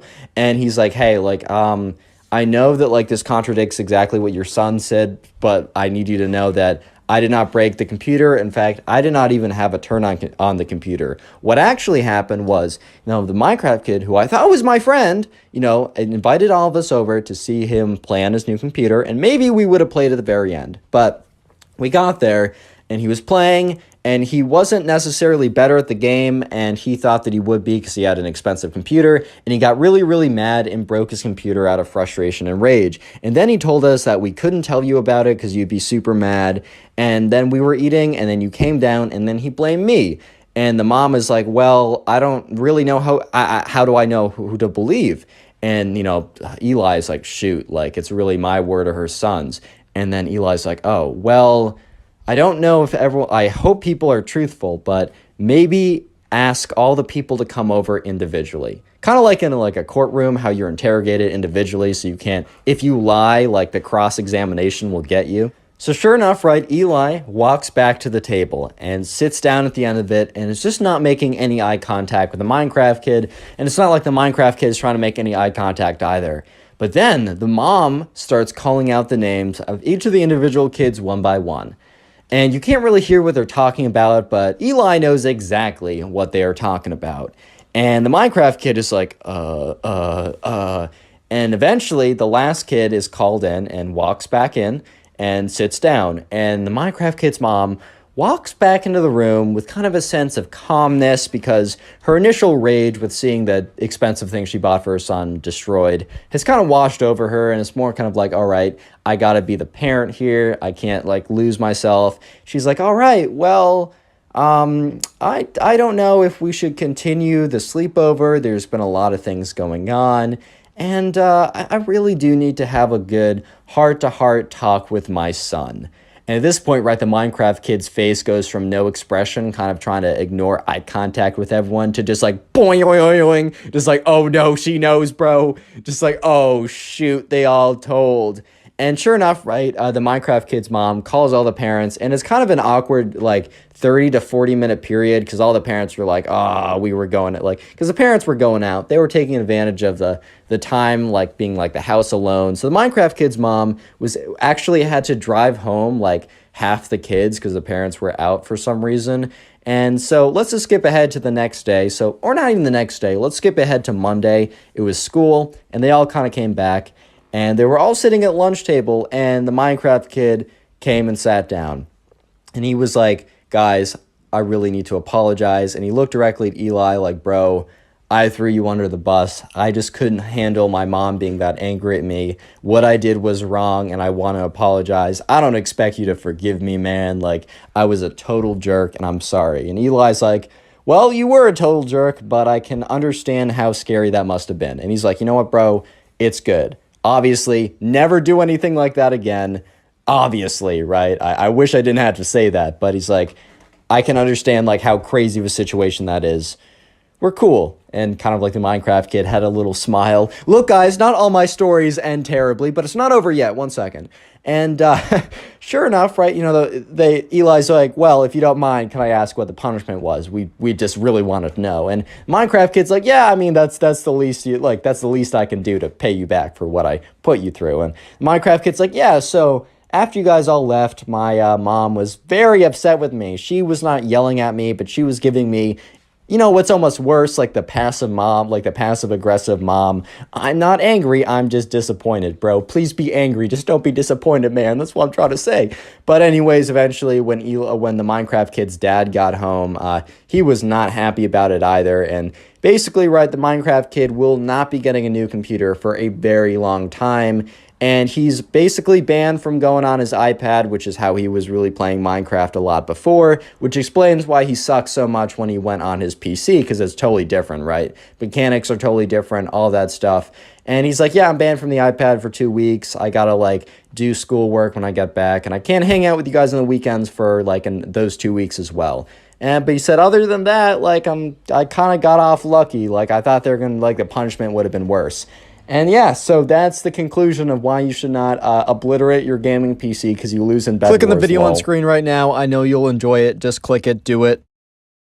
Today we got a story of this crazy Minecraft girl that ends up attacking the subscriber. I'm sure you guys will enjoy it, so subscribe if you like stories. And let's call today's subscriber, let's call him Hudson. So the subscriber who sent in this story, we're calling him Hudson, and Hudson got a new girlfriend. And Hudson and this new girlfriend had been dating for probably about a month at this time, and Hudson had never been over to his girlfriend's house. Hudson's girlfriend knew about him and was totally fine with it. And, you know, I think the reason that they just never saw each other at each other's houses is they were just kind of busy for the last, like, month or so. But one weekend, right, Hudson's girlfriend is like, hey, like, do you want to come over? So this was, like, tomorrow. So this was, like, a Friday, right? So she's like, hey, do you want to come over Saturday? Do you want to just, like, hang out for the entire day? And, you know, Hudson was like, yeah, sure. Like, is this at your house? And the girlfriend's like, yeah, like, I talked to my parents. They're totally okay. In fact, they're going to be away. So the only person who's going to be in the house is going to be you and me and my little sister, but she'll probably just be playing Minecraft with her friends or whatever. She'll be in her room the whole time. So it's really going to be just like you and me in the house alone. And Hudson was really excited because, like, you know, this is his new girlfriend or whatever, and this is a pretty big deal. So anyways, right, sure enough, you know, Hudson is, like, driven over by his mom to, you know, his new girlfriend's house, and his mom's like, bye, honey, have a good time. Don't have too good of a time. Wink, wink. Hudson's like, mom, shut up. Like, I don't want to hear that. She's like, ha, ha, ha, ha, ha. Well, you know, typical mom behavior. You'll love to see it. But anyways, right, you know, so Hudson walks up to the door. His new girlfriend greets him at it and says, oh, like, you know, this is the first time we're actually seeing each other at each other's houses. And, you know, Hudson was like, yeah, I'm pretty hyped. So she's like, all right, come in. I have lunch prepared. And, you know, Hudson was like, damn, you have lunch prepared? Like, all right, let's go. Yeah, she made some mac and cheese. You'll love to see it. So, you know, Hudson sat down at like the dinner table, got a bowl of mac and cheese, was just talking with his girlfriend. This seemed like it was going to be the greatest day ever, right? However, there was a bit of a complication that happened a little bit later on, as you can probably tell by the title. The sister, Hudson's girlfriend's sister, we're going to call the Minecraft girl from here on out. So if you hear me say Minecraft girl, what I'm saying is Hudson's girlfriend's sister. It's just a lot cleaner, and I'm not going to trip up over my words as I always do, so yeah. So as Hudson and his girlfriend are sitting at like the kitchen table just talking or whatever, they hear footsteps come down the stairs, and Hudson looks over, and it's this girl who's probably about, like, I don't know, like, Hudson and his girlfriend are both 16. This girl is probably 13 or 14 or something like that. She walks down the stairs in these, like, knee-high socks, this, like, sweatshirt or whatever, and this, like, creeper hat or whatever, and she walks down, and she just gives Hudson this look. This look of, like, I don't know who you are, but you better stay away from my sister type look of, like, I don't like you, I won't ever like you, and you gotta, like, watch yourself type look. So Hudson's girlfriend's like, oh, Hudson, this is my sister, like, Minecraft girl, says her actual name or whatever, right? And Hudson's like, oh, Minecraft girl, it's nice to meet you, and the Minecraft girl kind of looks at him and is like, hi, and kind of just, like, gives him this kind of look of, like, I don't like you, bro.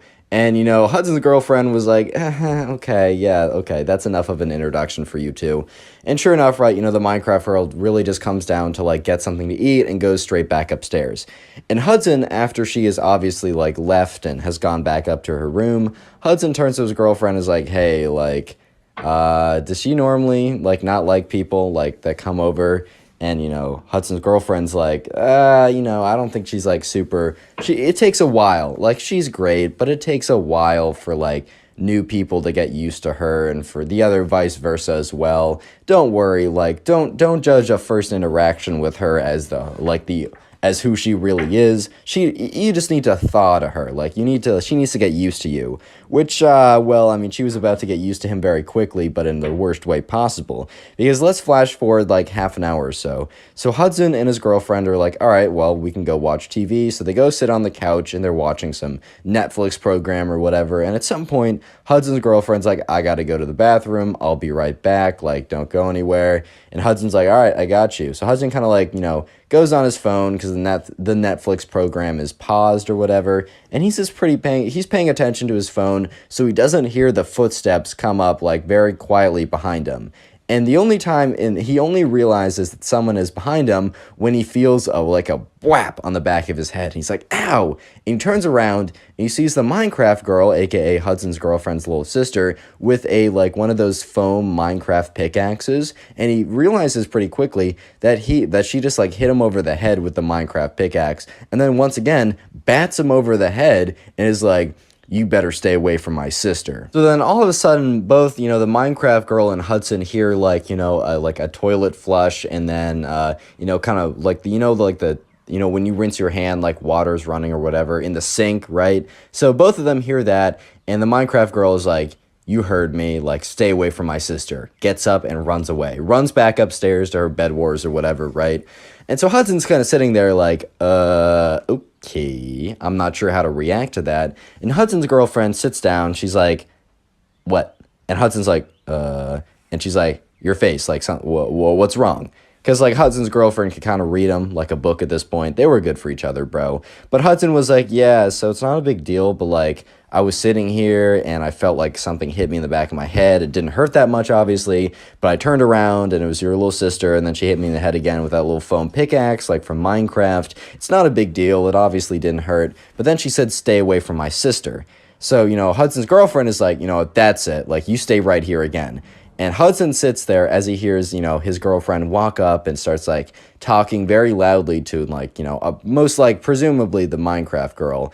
And he can't really make out what's being said, but you can assume that, like, don't treat, like, my boyfriend like that. I get that he's new here and that you don't know him. And even if you're trying to be protective, stop it. It's just weirding him out. Like, thank you for wanting the best for me, but not like this, yada, yada. There you go, stuff like that. So the girlfriend comes back down. It's like, sorry, like, that should be dealt with. Like, if you see her again, she's going to be chill. So Hudson's like, all right, cool. A little spoiler alert for you guys. She is the opposite of chill from this point on.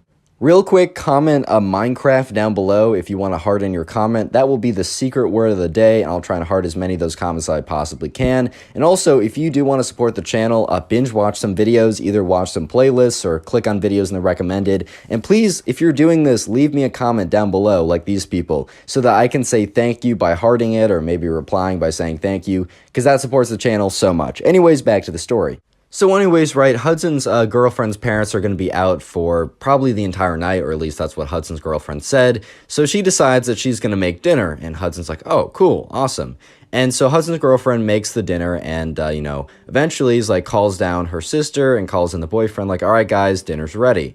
So, anyways, Hudson, walks over to the dining room and, sits down, and, the girlfriend sits down, and also the little sister, aka the Minecraft girl, sits down, and she's like being super awkward, making no eye contact at all with, Hudson, kind of understandably, right?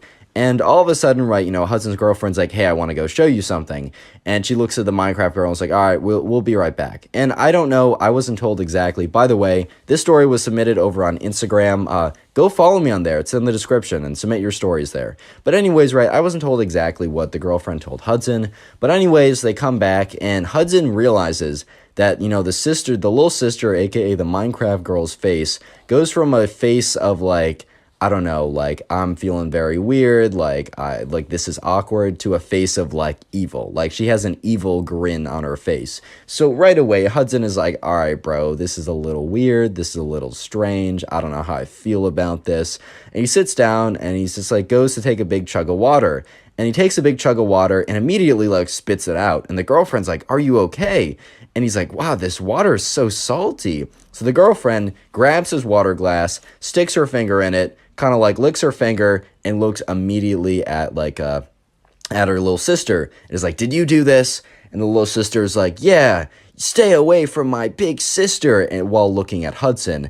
And sure enough, right, the Hudson's girlfriend starts yelling at the little sister, like, I already told you to stop being, like, weird. I already told you that, like, we're, like, great for each other, and just, like, you don't have to like him, but don't be weird about it. Like, it was strange already enough that you bopped him over the head with, like, a foam pickaxe, right? But now you're trying to make his food taste bad. Like, either way, like, if we're breaking up, it's not because of you. And, like, if anything, like, we have a stronger bond now, even if that wasn't true. She just said it, right? And she's like, you know what? Go up to your room. And the Minecraft girl's like, you know what? Like, you don't have any authority over me. And the old Hudson's girlfriend is like, I don't necessarily, but I'm going to, like, do you really still want to be here when we're both very mad at you? And the girl's like, fine, whatever, I'm going to go play Bed Wars anyways. So the girl goes upstairs, and Hudson turns to, like, his girlfriend, is like, hey, I feel kind of bad, like, I want to be on at least okay terms with your sister. Obviously, like, just you going over there wasn't enough. Maybe I should go up and, like, talk to her. And Hudson's girlfriend looks at him very longingly, like, you're so nice, you're so sweet, like, that's so kind of you, like, she really doesn't deserve it after what you've done, or not after what you've done, after what she's done, but just know that she's a little strange sometimes, and she really doesn't like new people. And I guess I've never had a boyfriend before, or at least I've never had one come over, so I don't know how she's going to react. And Hudson's like, you know what, I got it, don't even worry about it, I just want to be on good terms. This was a big mistake for Hudson, let me just say. Well, anyways, right, Hudson, finishes up his meal, looks at his girlfriend and says, hey, I'll be back in like 10 minutes, I just want to go talk. And she's like, all right, fine, but please don't get mad at me if things go wrong. And Hudson's like, of course not, like, I don't blame you at all for any of this. And she's like, all right, good. Thank you so much. You're such a kind soul. You got a big heart, like, for doing this. And Hudson's like, all right, man. So, Hudson walks upstairs, and he knocks on the door a little bit. He's like, hey, can we just talk for a second? Like, I'm not mad or anything. I just want to, like, get to know you a little bit. I want to let you know that I'm not, like, some evil stranger or whatever, and that I'm not some, like, I don't know, some Brad type that's just gonna, like, play your sister or whatever. By the way, I know some cool Brads. It's just a stereotype, bro. And if you're a Brad watching this, you're the good Brad, right? You're not the bad Brad that I'm referring to. But anyways, right, so he knocks on the door, and he's like, can you let me in? Like, we don't have to talk for long. It can just be for a minute or whatever. And he hears some, like, scuffling around, right? And he's like, okay, well, there's definitely someone in there. And he's like, if you don't want me to, like, if you don't want me to come in, just let me know, right? And he said, all right, well, I hear that you're in there, so just say, don't come in if you want me to not come in. And no response, right? So he's like, all right, well, I'm coming in because I really do want to talk, right? So anyways, Hudson starts opening the door, slowly opens it up, and what is in front of the room is bunch of like all these like clothes all over the place. There's like a whole big gaming setup with the light up mouse, the light up keyboard. It seemed to be in the middle of like just like sitting in the Hypixel lobby. Like it seemed like she was on like a game or whatever and just like quit to the hub and was just sitting there. Dude, okay, don't take that out of context. In Hypixel, like the Minecraft thing that I'm playing right now, there's something called the hub, which is just like the place where all the games are. It's not what you dirty people think. Oh my god. Anyways, right. So he just notices like, oh, well, she's not in here, but I heard her. And like mid-thought, right, because the door is open and he's scanned the entire room, he hears something from behind the door. So he turns around and he looks behind the door, and the Minecraft girl jumps out from behind the door and goes, rah! Literally tackles this guy. And here's the thing. Hudson wasn't like a massive football player or something that was like a really big dude or whatever, but he also was like significantly older by a couple years than this girl. However, the fact that he wasn't expecting this and like kind of the element of surprise, like he got fumbled by this girl. He fell over. Like this girl knocked him over, dude. So he's like on the floor and like the girlfriend hears all this commotion. It's like, "Oh my god, like what's going on?" And the Minecraft girl has the pickaxe in her hand and starts going bop bop bop bop bop. Starts beating like starts bopping like Hudson in the face, being like, "Stay away from," and every single like word is another bop with the Minecraft pickaxe. So stay away from my sister, you weird. Oh, and Hudson's like, stop, stop, stop. Like, I just wanted to talk to you to prove that I wasn't weird. Like, who's being the weirdo here? Like, me or the girl that literally lured me into her room to attack me with a Minecraft pickaxe? Like, who's being the weird one here, dude? But anyways, right, Hudson's girlfriend walks up the stairs like, oh my god, what is going on here? And, the Minecraft girl is like, I'm like defending you from this weirdo freak. Like he wanted to talk to me. Ha ha ha. Little did he know that I was like hiding, waiting for him to come. Like I pounced on him. I'm attacking him right now. So Hudson's girlfriend kind of like grabs like the Minecraft girl and rips her off of Hudson. And Hudson gets up like, whoa, okay. Not exactly what I was expecting, right? And the Hudson's girlfriend's like Minecraft girl, says her like actual name, right? Minecraft girl, like, this is like, I've told you again and again, like, just stay away from him. He's totally fine. He just wanted to come up and talk to you. I didn't even tell him to do this. He just wanted to make things right with you. He's got such a big heart, and all you do is like just attack him and you're mean to him. Like, why on earth are you doing this? And the Minecraft girl goes very silent, and you can see that her fists start to ball up. And Hudson's like, oh god, what's coming up next, dude? Like, what lucky surprise am I about to receive? Like, and sure enough, the Minecraft girl is like, if you can't see the truth, then you're lost to me too. Like, some real cryptic stuff, bro. And in the middle of like Hudson's girlfriend saying, what are you saying? The Minecraft girl starts like flailing, attacking like Hudson's girlfriend with the pickaxe and pushes her and is like, you don't understand that what I'm doing is for the best of you, so if you don't understand it, I'm gonna make you understand. It's just like attacking her with the Minecraft pickaxe, pushing her against the wall, and once again, Hudson's girlfriend was kind of petite, like she was definitely kind of small, but she was at least bigger than the Minecraft girl who was younger than her, so after being like thrown against the wall, because she was so thrown off guard by like, she did not expect her sister to just straight up like attack her out of the blue, she eventually like pushes back and is like, what are you doing? You're insane. And the Minecraft girl like kind of like pushes both of them away from her, being like, I'm doing this for the best of both of you. Like, stay away from my sister. And like turns to her sister, you got to start having a brain on you. And Hudson looks at her and is just like, dude, oh my god. And, Hudson's girlfriend's like, fine. And looks at Hudson and says, we should probably go. And the Minecraft girl's like, yes, I won. You're breaking up with him. And Hudson's girlfriend turns to her and is like, no, you're being crazy. We're going to go have a good time without you in the house. Or without you here. And Hudson's girlfriend's like, sure, whatever. Go and break up with him. I know it's coming. So anyways, Hudson is walked down, like, Hudson's girlfriend holds Hudson's hand and is like walking him down the stairs. Is like, I am so sorry. Once again, like, sorry times a billion. I don't understand. Like, I knew she was kind of crazy. Like, I knew she was a little bit weird and a little psycho, but like, isn't every 14-year-old girl or little sister, right? But this is absurd. And she says, you know what? This day doesn't have to be bad. So, anyways, Hudson's girlfriend's parents eventually come back. Hudson's girlfriend real quickly explains what happens, and they're like, oh my God, we're going to punish your sister for this.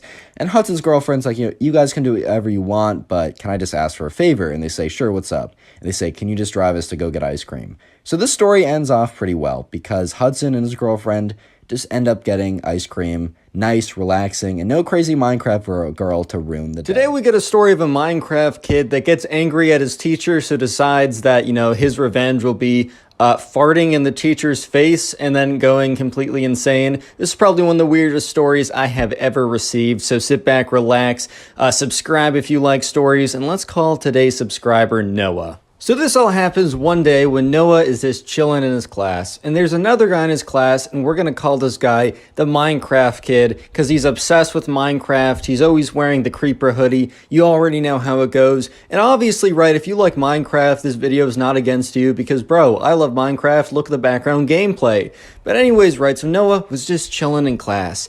And he looks to like his left, and directly like to the next of him, directly adjacent to him, is the Minecraft kid. And him and the Minecraft kid weren't like best friends or anything, but he had nothing necessarily against the Minecraft kid. And the teacher was beginning the lecture on whatever it was, and he sees the Minecraft kid, he had his computer out because everyone had their computers out. It was like 6th grade, and that was like the first time that like, they were given school computers or whatever, or Chromebooks, or I don't even know. He had his computer out though. And like, you could have your school given Chromebook or school-issued Chromebook, or you could bring your own computer. So the Minecraft kid, brought his gaming computer. And the difference with today and any other day is Noah looked over and saw the Minecraft kid reach into his backpack, pull out a mouse pad and a gaming mouse. One of those like gaming mice that like all light up and glow and all that stuff? Yeah, he whipped out one of those. And at first Noah's like, oh, he just wants to use a mouse instead of the trackpad. Like, that's totally understandable. Trackpad sucks. I 100% agree. And anyways, right, Noah doesn't even really pay that much attention. And that is until he hears the Minecraft soundtrack. Super, super, super loud. Minecraft soundtrack is beautiful. I've actually like gone to sleep to it a couple of times on Spotify. But that's beyond the point, right? Anyways, right, so Noah is like, he realizes that the Minecraft kid next to him is not only like not really caring that, he has his entire gaming setup out, he also just doesn't care that Minecraft music is blasting away. And sure enough, right, you hear the Minecraft soundtrack, you hear the walking footsteps in Minecraft, you hear him beating up some chicken and the chicken making like squeaking noises or whatever. And so Noah's just like, oh my God, like this kid's gonna get in a ton of trouble. But sure enough, right, the music was just so loud that the teacher like turns around and like looks at like the Minecraft kid and is like, Minecraft kid, like turn down that music. Like you can't be playing music in class. So the teacher didn't realize that this was just like music to a video game. The teacher just thought that the Minecraft kid was playing like music in class, which, sometimes kids have like tried to like listen to music, but normally they'd use headphones or whatever. And the teacher says, hey, no listening to music in class. You gotta be paying attention. So the teacher kind of doesn't think anything more of it and goes back to their work. And so the Minecraft kid, sure enough, just turns off the volume, but keeps on playing Minecraft. And it's super obvious because he's like whipping his like mouse around and like clicking really fast and doing all this stuff. And obviously if the teacher paid like really close attention, he would realize that the Minecraft kid was not just listening to music, but was not listening to music at all, but instead was playing a video game with music in the background. So anyways, right, Noah's like, dude, this kid's gonna get caught.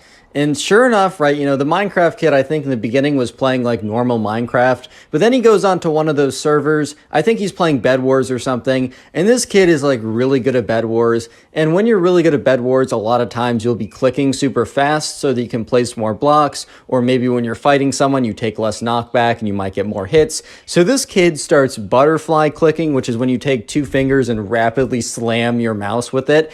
And sure enough, right, the kid in the middle of class starts spamming his mouse like,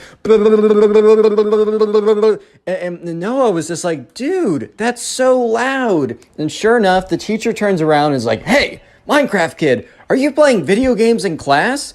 And the Minecraft kid legitimately keeps on clicking because apparently he's in the middle of like a fight or something, like a PvP fight, and keeps on clicking, ignores the teacher for a good 10 seconds. The teacher looks at him in disbelief, and the Minecraft kid looks up and is like, huh?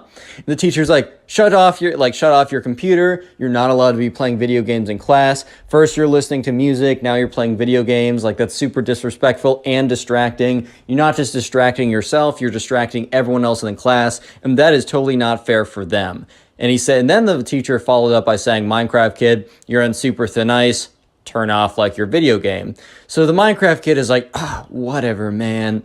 And like, closes the computer, closes the computer screen, whatever, and kind of like slumps back in his chair with his arms crossed because, man, he just, he wanted to play Minecraft. He didn't want to pay attention to whatever was going on in class, right? So at this point, Noah thinks that the Minecraft kid is done being stupid in class, but Noah was very, very wrong to say the least.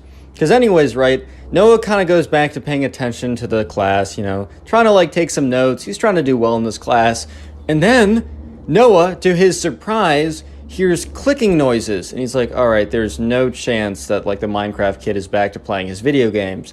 But sure enough, the Minecraft kid had taken out his computer again and went back to playing Bed Wars. And once again, he's on his mouse going, like clicking it literally as fast as he possibly could. And that he's not being slick. He's not being he's not being clever or anything like that. Because the teacher immediately turns around and is like, Minecraft kid, I told you, like, you can't be playing video games in class. I already told you you were on super thin ice. Like, that's it. If you can't like pay attention and you're going to be distracting everyone else, then you can't be in this class. Go to the principal's office and she'll deal with you. And the Minecraft kid just looks at him and says, what did you say to me? And the teacher's like, no back talk. Go to the principal's office now. And from here on, things were about to get much, much worse. But real quick, comment Minecraft down below if you want to harden your comment, as Minecraft is the secret word of the day. And by the way, if you've been binge watching my videos, please leave a comment like this down below so I can heart it, maybe reply, just so I can know that you're doing it and say thank you. Because when you watch a bunch of my videos in a row, it really does help out the channel more than you can even imagine. And I mean, also, if you want to be like this guy, I'm not saying to leave a playlist of my videos on overnight when you go to sleep with the volume on 1%, but I'm also not saying not to do that. Wink. Wink, wink, wink, nod, smile. Anyways, back to the story. This is where it gets crazy. So at this point, the teacher has told the Minecraft kid that, he needs to go to the principal's office right now. And the Minecraft kid is not happy about this at all. And so sure enough, the teacher, let me just paint the picture for you guys. The teacher is sitting down at their desk, at their chair, whatever, right? And the Minecraft kid walks up to go to like the door to leave the class, presumably, right? Because he has to go to the principal's and whatever, right? So he walks up to the front of the class. At this point, everyone has kind of been paying attention. Noah's like, wow, like this kid, whatever. I mean, the punishment fits the crime. If you're being an idiot, like play stupid games, expect stupid consequences, like it is, or expect stupid prizes. That's the actual phrase. My fault. But anyways, right, the Minecraft kid does something absolutely crazy because he walks up to the front of the class and he slows down as soon as he gets to his teacher. And the teacher's like, keep moving. Principal's office is that way. And as soon as the teacher says, keep moving, the principal office is that way, the Minecraft kid runs over to the teacher. And the teacher, remember, is sitting down at a pretty low desk/chair. And the Minecraft kid whips out a chair, puts it down in front of the teacher. And the teacher is in the middle saying, hey. And the Minecraft kid steps on the chair, turns around, and rips the biggest fart you've ever heard in the teacher's face. Like, this is the most ridiculous thing Noah has ever seen in his life. And in Noah's head, he was like, huh? What? Huh? And the teacher was just as shocked. The teacher's just like in a state of disbelief, also a state of like stink, because like, man, the Minecraft kid was eating like mega like I don't know, he was eating like premium beans for the last 7 months before doing this fart, bro. I swear to God. Like Noah said he could like legit like smell it from being like 20 feet away. And the teacher's like, oh God. And then the Minecraft kid's like, yeah, yeah, yeah, and then runs away. So the teacher is now steaming mad because he's got this big old fart that was just like landed in his face. This kid is destroying his entire class. So now the Minecraft kid is like, catch me if you can, and starts running around the class. And the teacher is so mad right now. Like the teacher is so angry. So the teacher starts sprinting after the kid. And the Minecraft kid is like, nyah, nyah. It just starts like running around the class, pushing over chairs to make it harder for the teacher to get. And the teacher's like, that's it. You're gonna be suspended for so long. You'll be lucky if you don't get expelled. I'm calling up your parents and I'm writing a full report. And Noah and everyone else in that class was just sitting there with their mouths dropped their mouths dropped open to the floor. They were just like, what is going on? Like, oh my God. Like, I knew this kid was a little weird, but seriously, what is going on right now? So the Minecraft kid is sprinting around the class, kind of doing like, so, you know, like in football where you kind of like psych them out and then you go the other way. And the teacher is kind of lumbering. What's up, guys? Today we got 3 story times of the cringiest kids ever. The first story is of a kid who tries to become a Spice King and ends up, throwing up in the cafeteria. The second story is of a kid who asks out a girl in the middle of class in the most cringy way possible. And the final story is of a spoiled kid who gets a stain on his fancy pantsy shirt, and you guys will not believe how he reacts. Leave a like on the video to claim your free nothing, and let's just jump right into it. Anyways, we're going to call the subscriber who submitted the first story Ty. So anyways, this all happened on what seemed like a normal day. Ty and his friends were in the cafeteria. So there's another kid who we're going to call Ben. And Ben was kind of the kid that always tried to seek attention, and that's how he thought he was going to be liked. You know, it's kind of a sad situation because I knew a lot of those kids back in the day that they thought, you know, they maybe were self-conscious of the number of friends they had or really the lack of friends they had. And they thought if they put on a clown show, they would be able to have more friends. Quickly, like and subscribe right now to claim your free nothing. Anyways, though, so yeah, this all started off as a normal day. And Ty and his friends, they were sitting at the cafeteria, and they had cafeteria food. You could bring in your own food, but most of the time, they just have the cafeteria food. And Ty tells me, this food's not great, bro. Like, it really is very average or whatever. It's just simply not that good. Which, you know, so they're sitting there kind of like picking at their mush or whatever. And Ben, this kid I was telling you about, sits down at their table. So Ben will kind of like float around from table to table. I've told you before, he doesn't really have a stable friend group, which is probably the reason why he's always acting out. And he's like, you know, he sits down. He's like, boys, this lunch is going to be for the history books. So Ty looks at him. He's like, what do you mean? Because I don't know why like a lunchtime would be so memorable. Right, so Ty and his friends kind of look at each other a little bit confused because it's kind of like, you know, why is this kid saying this is going to be a lunch to put down in the history books? That just doesn't make a lot of sense. Anyways, though, so Ben elaborates and he, you know, grabs his lunch bag because he brought in lunch today and puts it on the table. And Ty and his friends are kind of like looking at this lunch bag like, okay, bro, I see you have a lunch bag and you put it on the table. I'm not super sure what this means, but cool, I guess.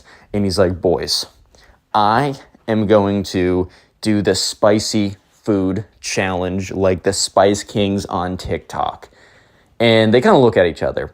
If you don't know, there's these people that are called Spice Kings, I think, or just people that eat a lot of spicy food in short form videos on YouTube Shorts, on TikTok, on Instagram Reels. Basically, they post videos of themselves eating, you know, spicy peppers, spicy chips, just like a lot of spicy food, allegedly in one sitting, trying to have like no reaction or whatever, and whatever, right? You can do what you want to do. I have no actual issue with that type of content. However, I think Ben thought it was such a good idea for him to do this to kind of show off to the kids or show off to like Ty and his friends and try and get their approval or whatever. Hey, I'm proud to announce I'm partnering up with Modern Mammals. Some of you guys probably don't wash your hair. Greasy. Ew. Some of you guys probably are thinking, oh, well, Connor, I wash my hair. I'm not greasy. You're dry. It looks bad too. And now you're probably getting angry at me and upset. You're thinking, oh, you want me to wash my hair? You want me not to wash my hair? Don't wash your hair with shampoo. Instead, you're going to use Modern Mammal's Magic Mud. It doesn't kind of like sud up like shampoo usually does, which dries your hair out, making you just look kind of bad. You're going to use their product instead, which is heavily moisturizing while also still making sure your hair is nice and clean. If you're still stuck on the shampoo bit, they also have a shampoo light of a bar. Does a much better job than anything else there. It's still heavily moisturizing, but it also cleans your hair, and it doesn't make it all puff. It doesn't make it all dry and gross and crunchy. Look, it's also extremely low effort with extremely good results. Imagine the date night hair. You guys go on dates, you watch my channel, you're killing it. The effort you put in to make it perfect could be done in like 30 seconds easily with this product.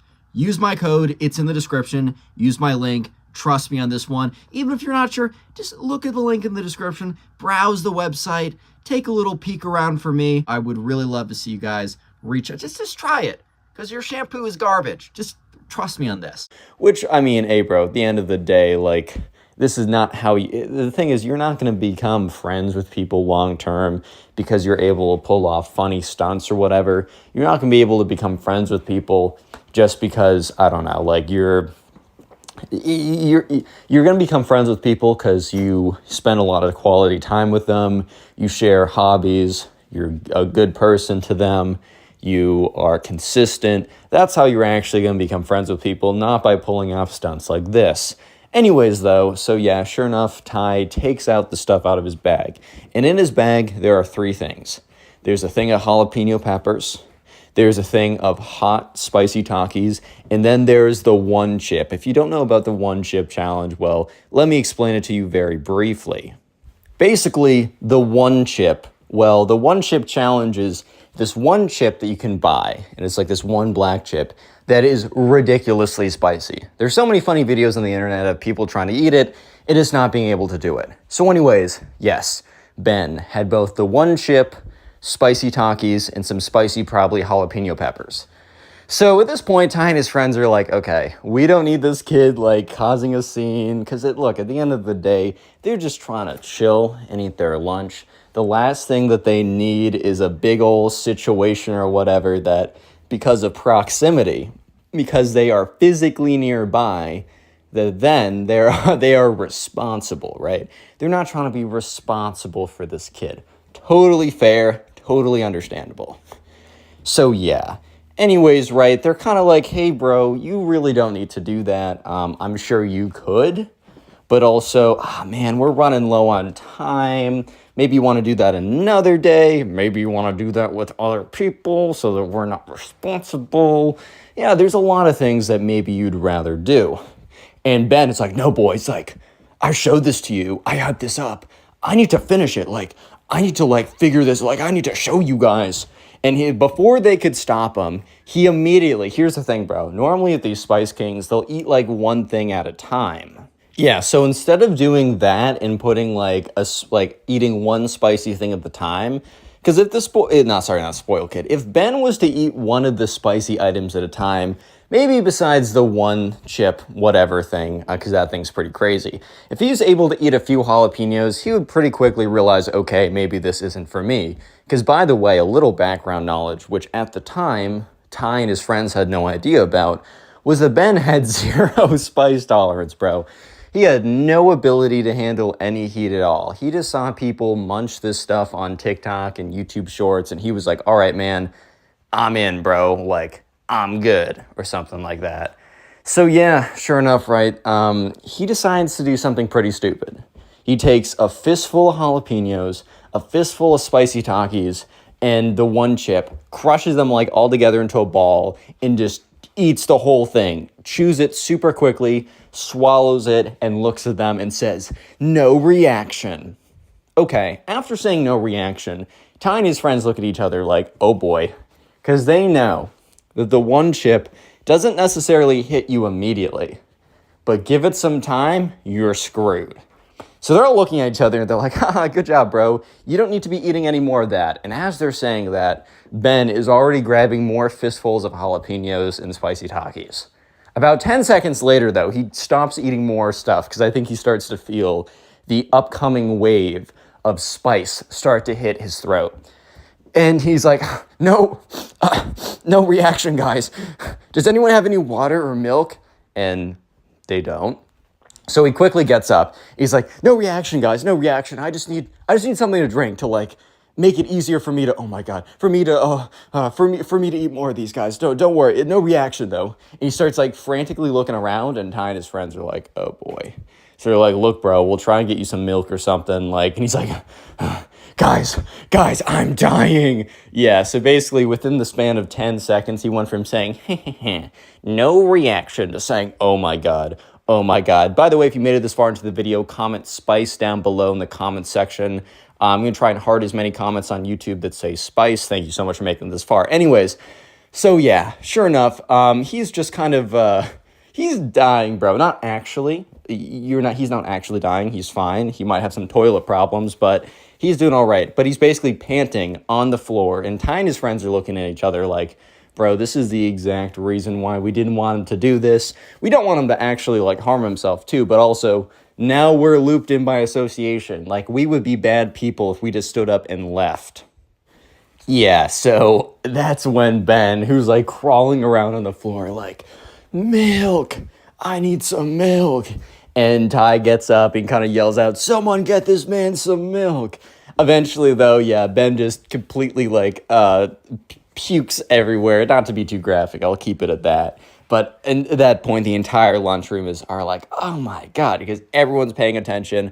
Once again, the one thing that Ty and his friends didn't want as well is all the attention, all the negative attention associated with this, and all the negative attention being associated with this guy. But yeah, what are they going to do about it though? So yeah, eventually the lunch lady, the staff, whatever, they come over, they get him some like milk or some kind of something to make him feel better and get the spice down.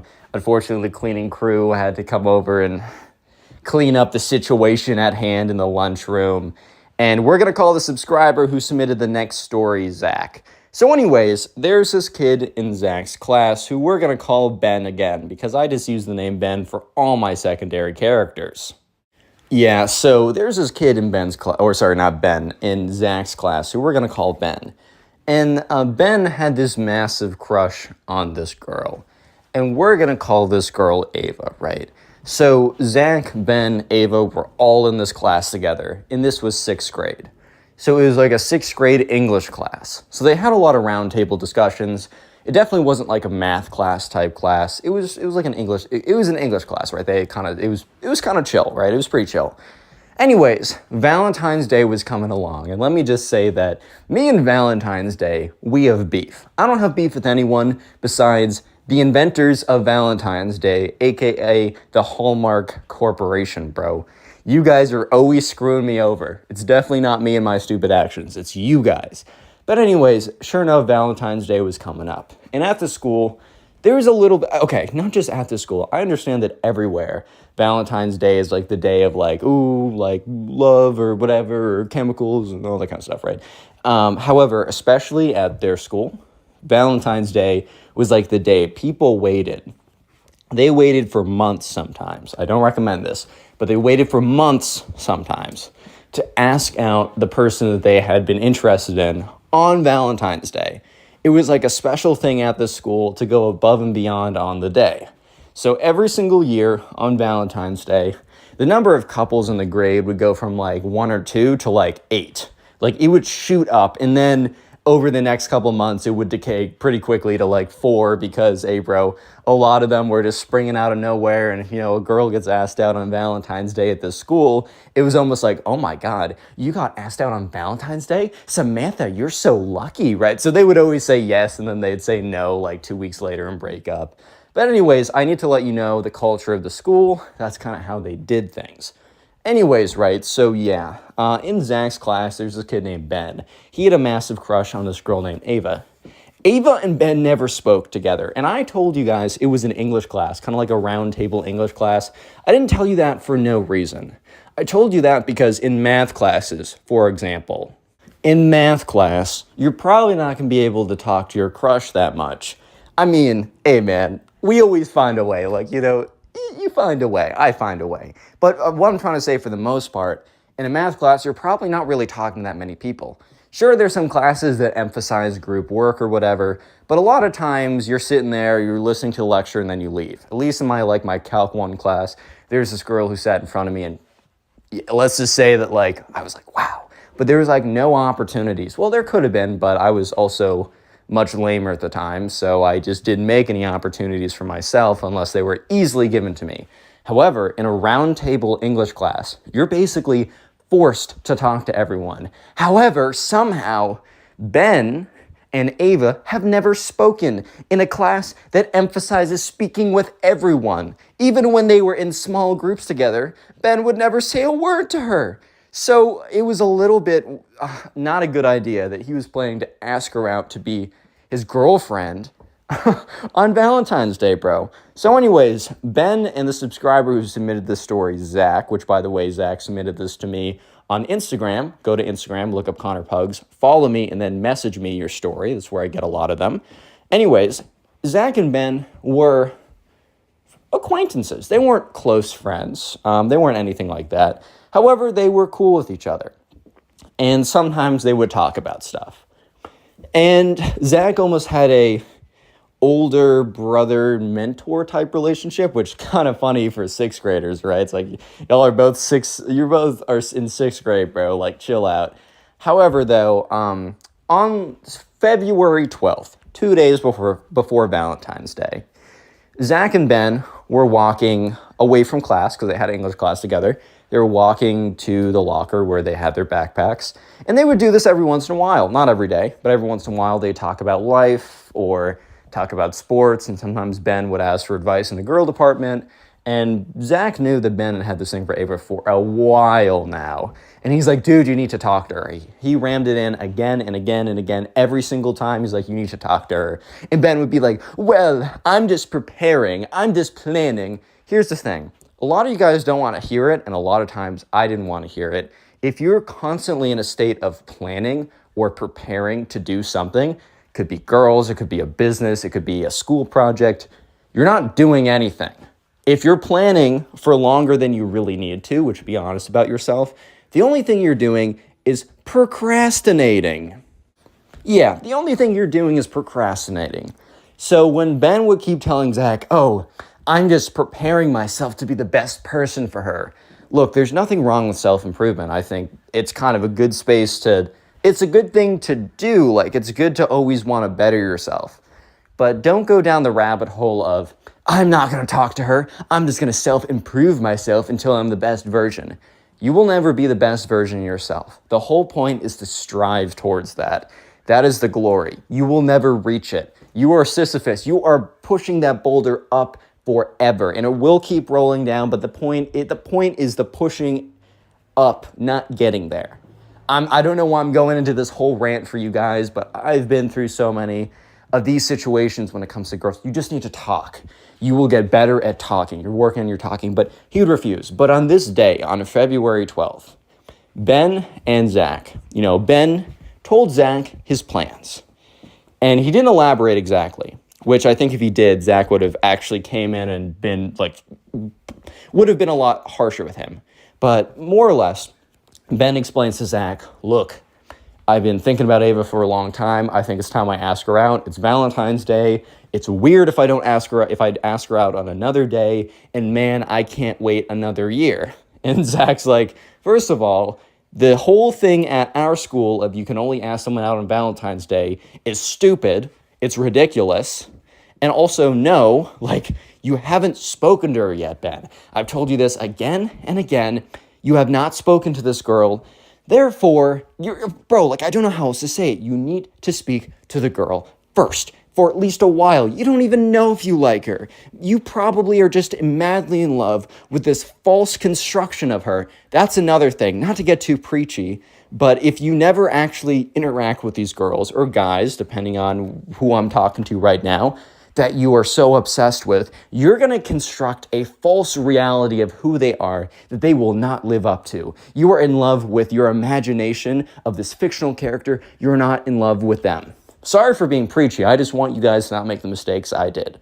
And this is a freaking therapy lesson for you and a little bit for me.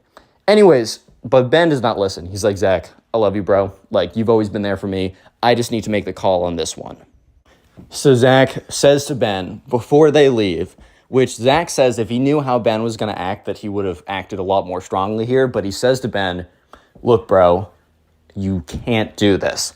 Like, you can do what you want to do. Like, I actually can't control your life, believe it or not. But this is a bad idea, and I promise you it's going to end poorly. You're going to be embarrassed, and I just need you to hear it from me that if you do this, I'm not responsible, basically. And Ben's like, you know what, Zach, you always want the best for me. I appreciate you, but I'm doing this. And Zach's like, okay. February 14th, dun, dun, dun, it is Valentine's Day. Everyone walks into school. There's kind of like this energy in the air, knowing that a lot of people are going to have really exciting days today. And there's a lot of girls that are very hopeful and a lot of guys maybe that are hopeful on this day that maybe they'll be asked out. And there's a lot of nervous people knowing that they're going to ask someone out and not knowing the answer, even if they kind of have an expectation of the answer. And then there is Ben, who is about to embarrass himself. Anyways, so let's move to English class. They all get to English class, and it's the very beginning. And this is kind of the teacher settling down. And the teacher's a chill, like teacher's kind of fresh out of college or whatever, or fresh out of grad school. I don't know what you need for teaching English. I really don't know, bro. And so this teacher's chill, and we'll spend like 5 minutes at the beginning of class like on their phone and be like, guys, this is a warm-up period, which basically means the teacher's not trying to teach for the full 45 minutes and just wants to chill on their phone for 5 minutes. So congratulations, you get to goof around for 5 minutes. So this kind of like limbo period in class, they're all sitting there. Ava's sitting with her friends. Zach is kind of sitting in the back. Zach has a little bit of a pit in his stomach because he knows what's about to happen, but he does not know the degree to which what is about to happen is about to happen. So yeah, sure enough, Zach watches as Ben gets up, walks over to Ava's desk. He is hoping, he's praying, he thinks that it's going to be short, brutal, and quickly done. A nice execution in quotations, right? Quick, done, not horse-drawn and carriaged or whatever that's called. Very quick and easy. No, he sits down, he's sad, and then he realizes he's an idiot for what he was doing. But no. Ben gets down on one knee and screams, "Attention, class! Attention!" And Zach's like, no, my son, no. So everyone stops what they're talking about, including the teacher, to look at what's going on. Ben, not Zach. Zach would never do this. Ben is on one knee, and he's like, Ava, you mean the world to me, and I wanted you to know that. But I not only wanted you to know that through my words, I wanted you to know that through my song. Ben can't sing, by the way, so this reenactment is probably accurate. Ooh, yeah, Ava. Basically at that level. So he he takes a pencil as a fake microphone, gets up and starts walking around like it's a music video. And he's like, whoa, yeah, Ava, aw. Bro actually has the freestyling ability of some of these random, bro has no freestyling ability. He probably wrote this down beforehand too. And he's like, Ava, every day that I come into class, I feel alive. Yeah. Ava. And she's just sitting there like, oh my God, because she did not expect this today. She probably was talking to some other guy who maybe even already asked her out, right? But at the end of the day, she was not expecting this. Yeah, so this goes on for a couple seconds. And that's when, thankfully, this wasn't like a 5-minute long song. This wasn't Mirrors by Justin Timberlake full edition. Good song, by the way, but oh my God, it's 9 minutes or something. Anyways, he eventually is like, so Ava, what will you say? Will you be my girlfriend? And the whole class goes silent. And Ava's like, Ben, I'm sorry, I just don't know you. And Ben's like, well, I'm giving you an opportunity to know me very well. Dude, if she says no the first time, don't look for a yes. You're not going to get a yes. If you like trick her or convince her in some other way, like you shame her into saying yes, bro, if she doesn't want to say yes the first time, tricking her, shaming her, coercing her, somehow getting her to say yes, that's not a natural yes, bro. Trust me, that's not what you want, guys. Come on now. Anyways, though, so she's just like, I'm sorry, bro. I'm sorry, Ben. She didn't say bro. Sorry, bro. I can't do it. No, she's like, I'm sorry, dude. Oh, I'm sorry, Ben. I don't know you like that. I can't. So Ben is like, oh, okay. And he walks back. But Ben doesn't sit next in his old seat. He sits down in the empty seat next to Zach. And they sit there in silence for a little bit as the teacher starts the class a little bit earlier than usual because of, what's going on right now. And she starts the class sooner than usual because she doesn't like the awkward period of silence. And by the end of it, Zach and Ben walk out. And they walk together, but they walk in silence for a second. And that's when Ben says, you're right. And Zach says, don't worry about it, bro. Like, learned a lot today. Don't let this lesson slip you by. And after that, they start talking about frickin' Spider-Man or sports, or they immediately jump over the topic because Zach knew that he didn't need to explain anything that Ben didn't learn. As terrible as that was, traumatic events in that regard are sometimes the best teachers. We're going to call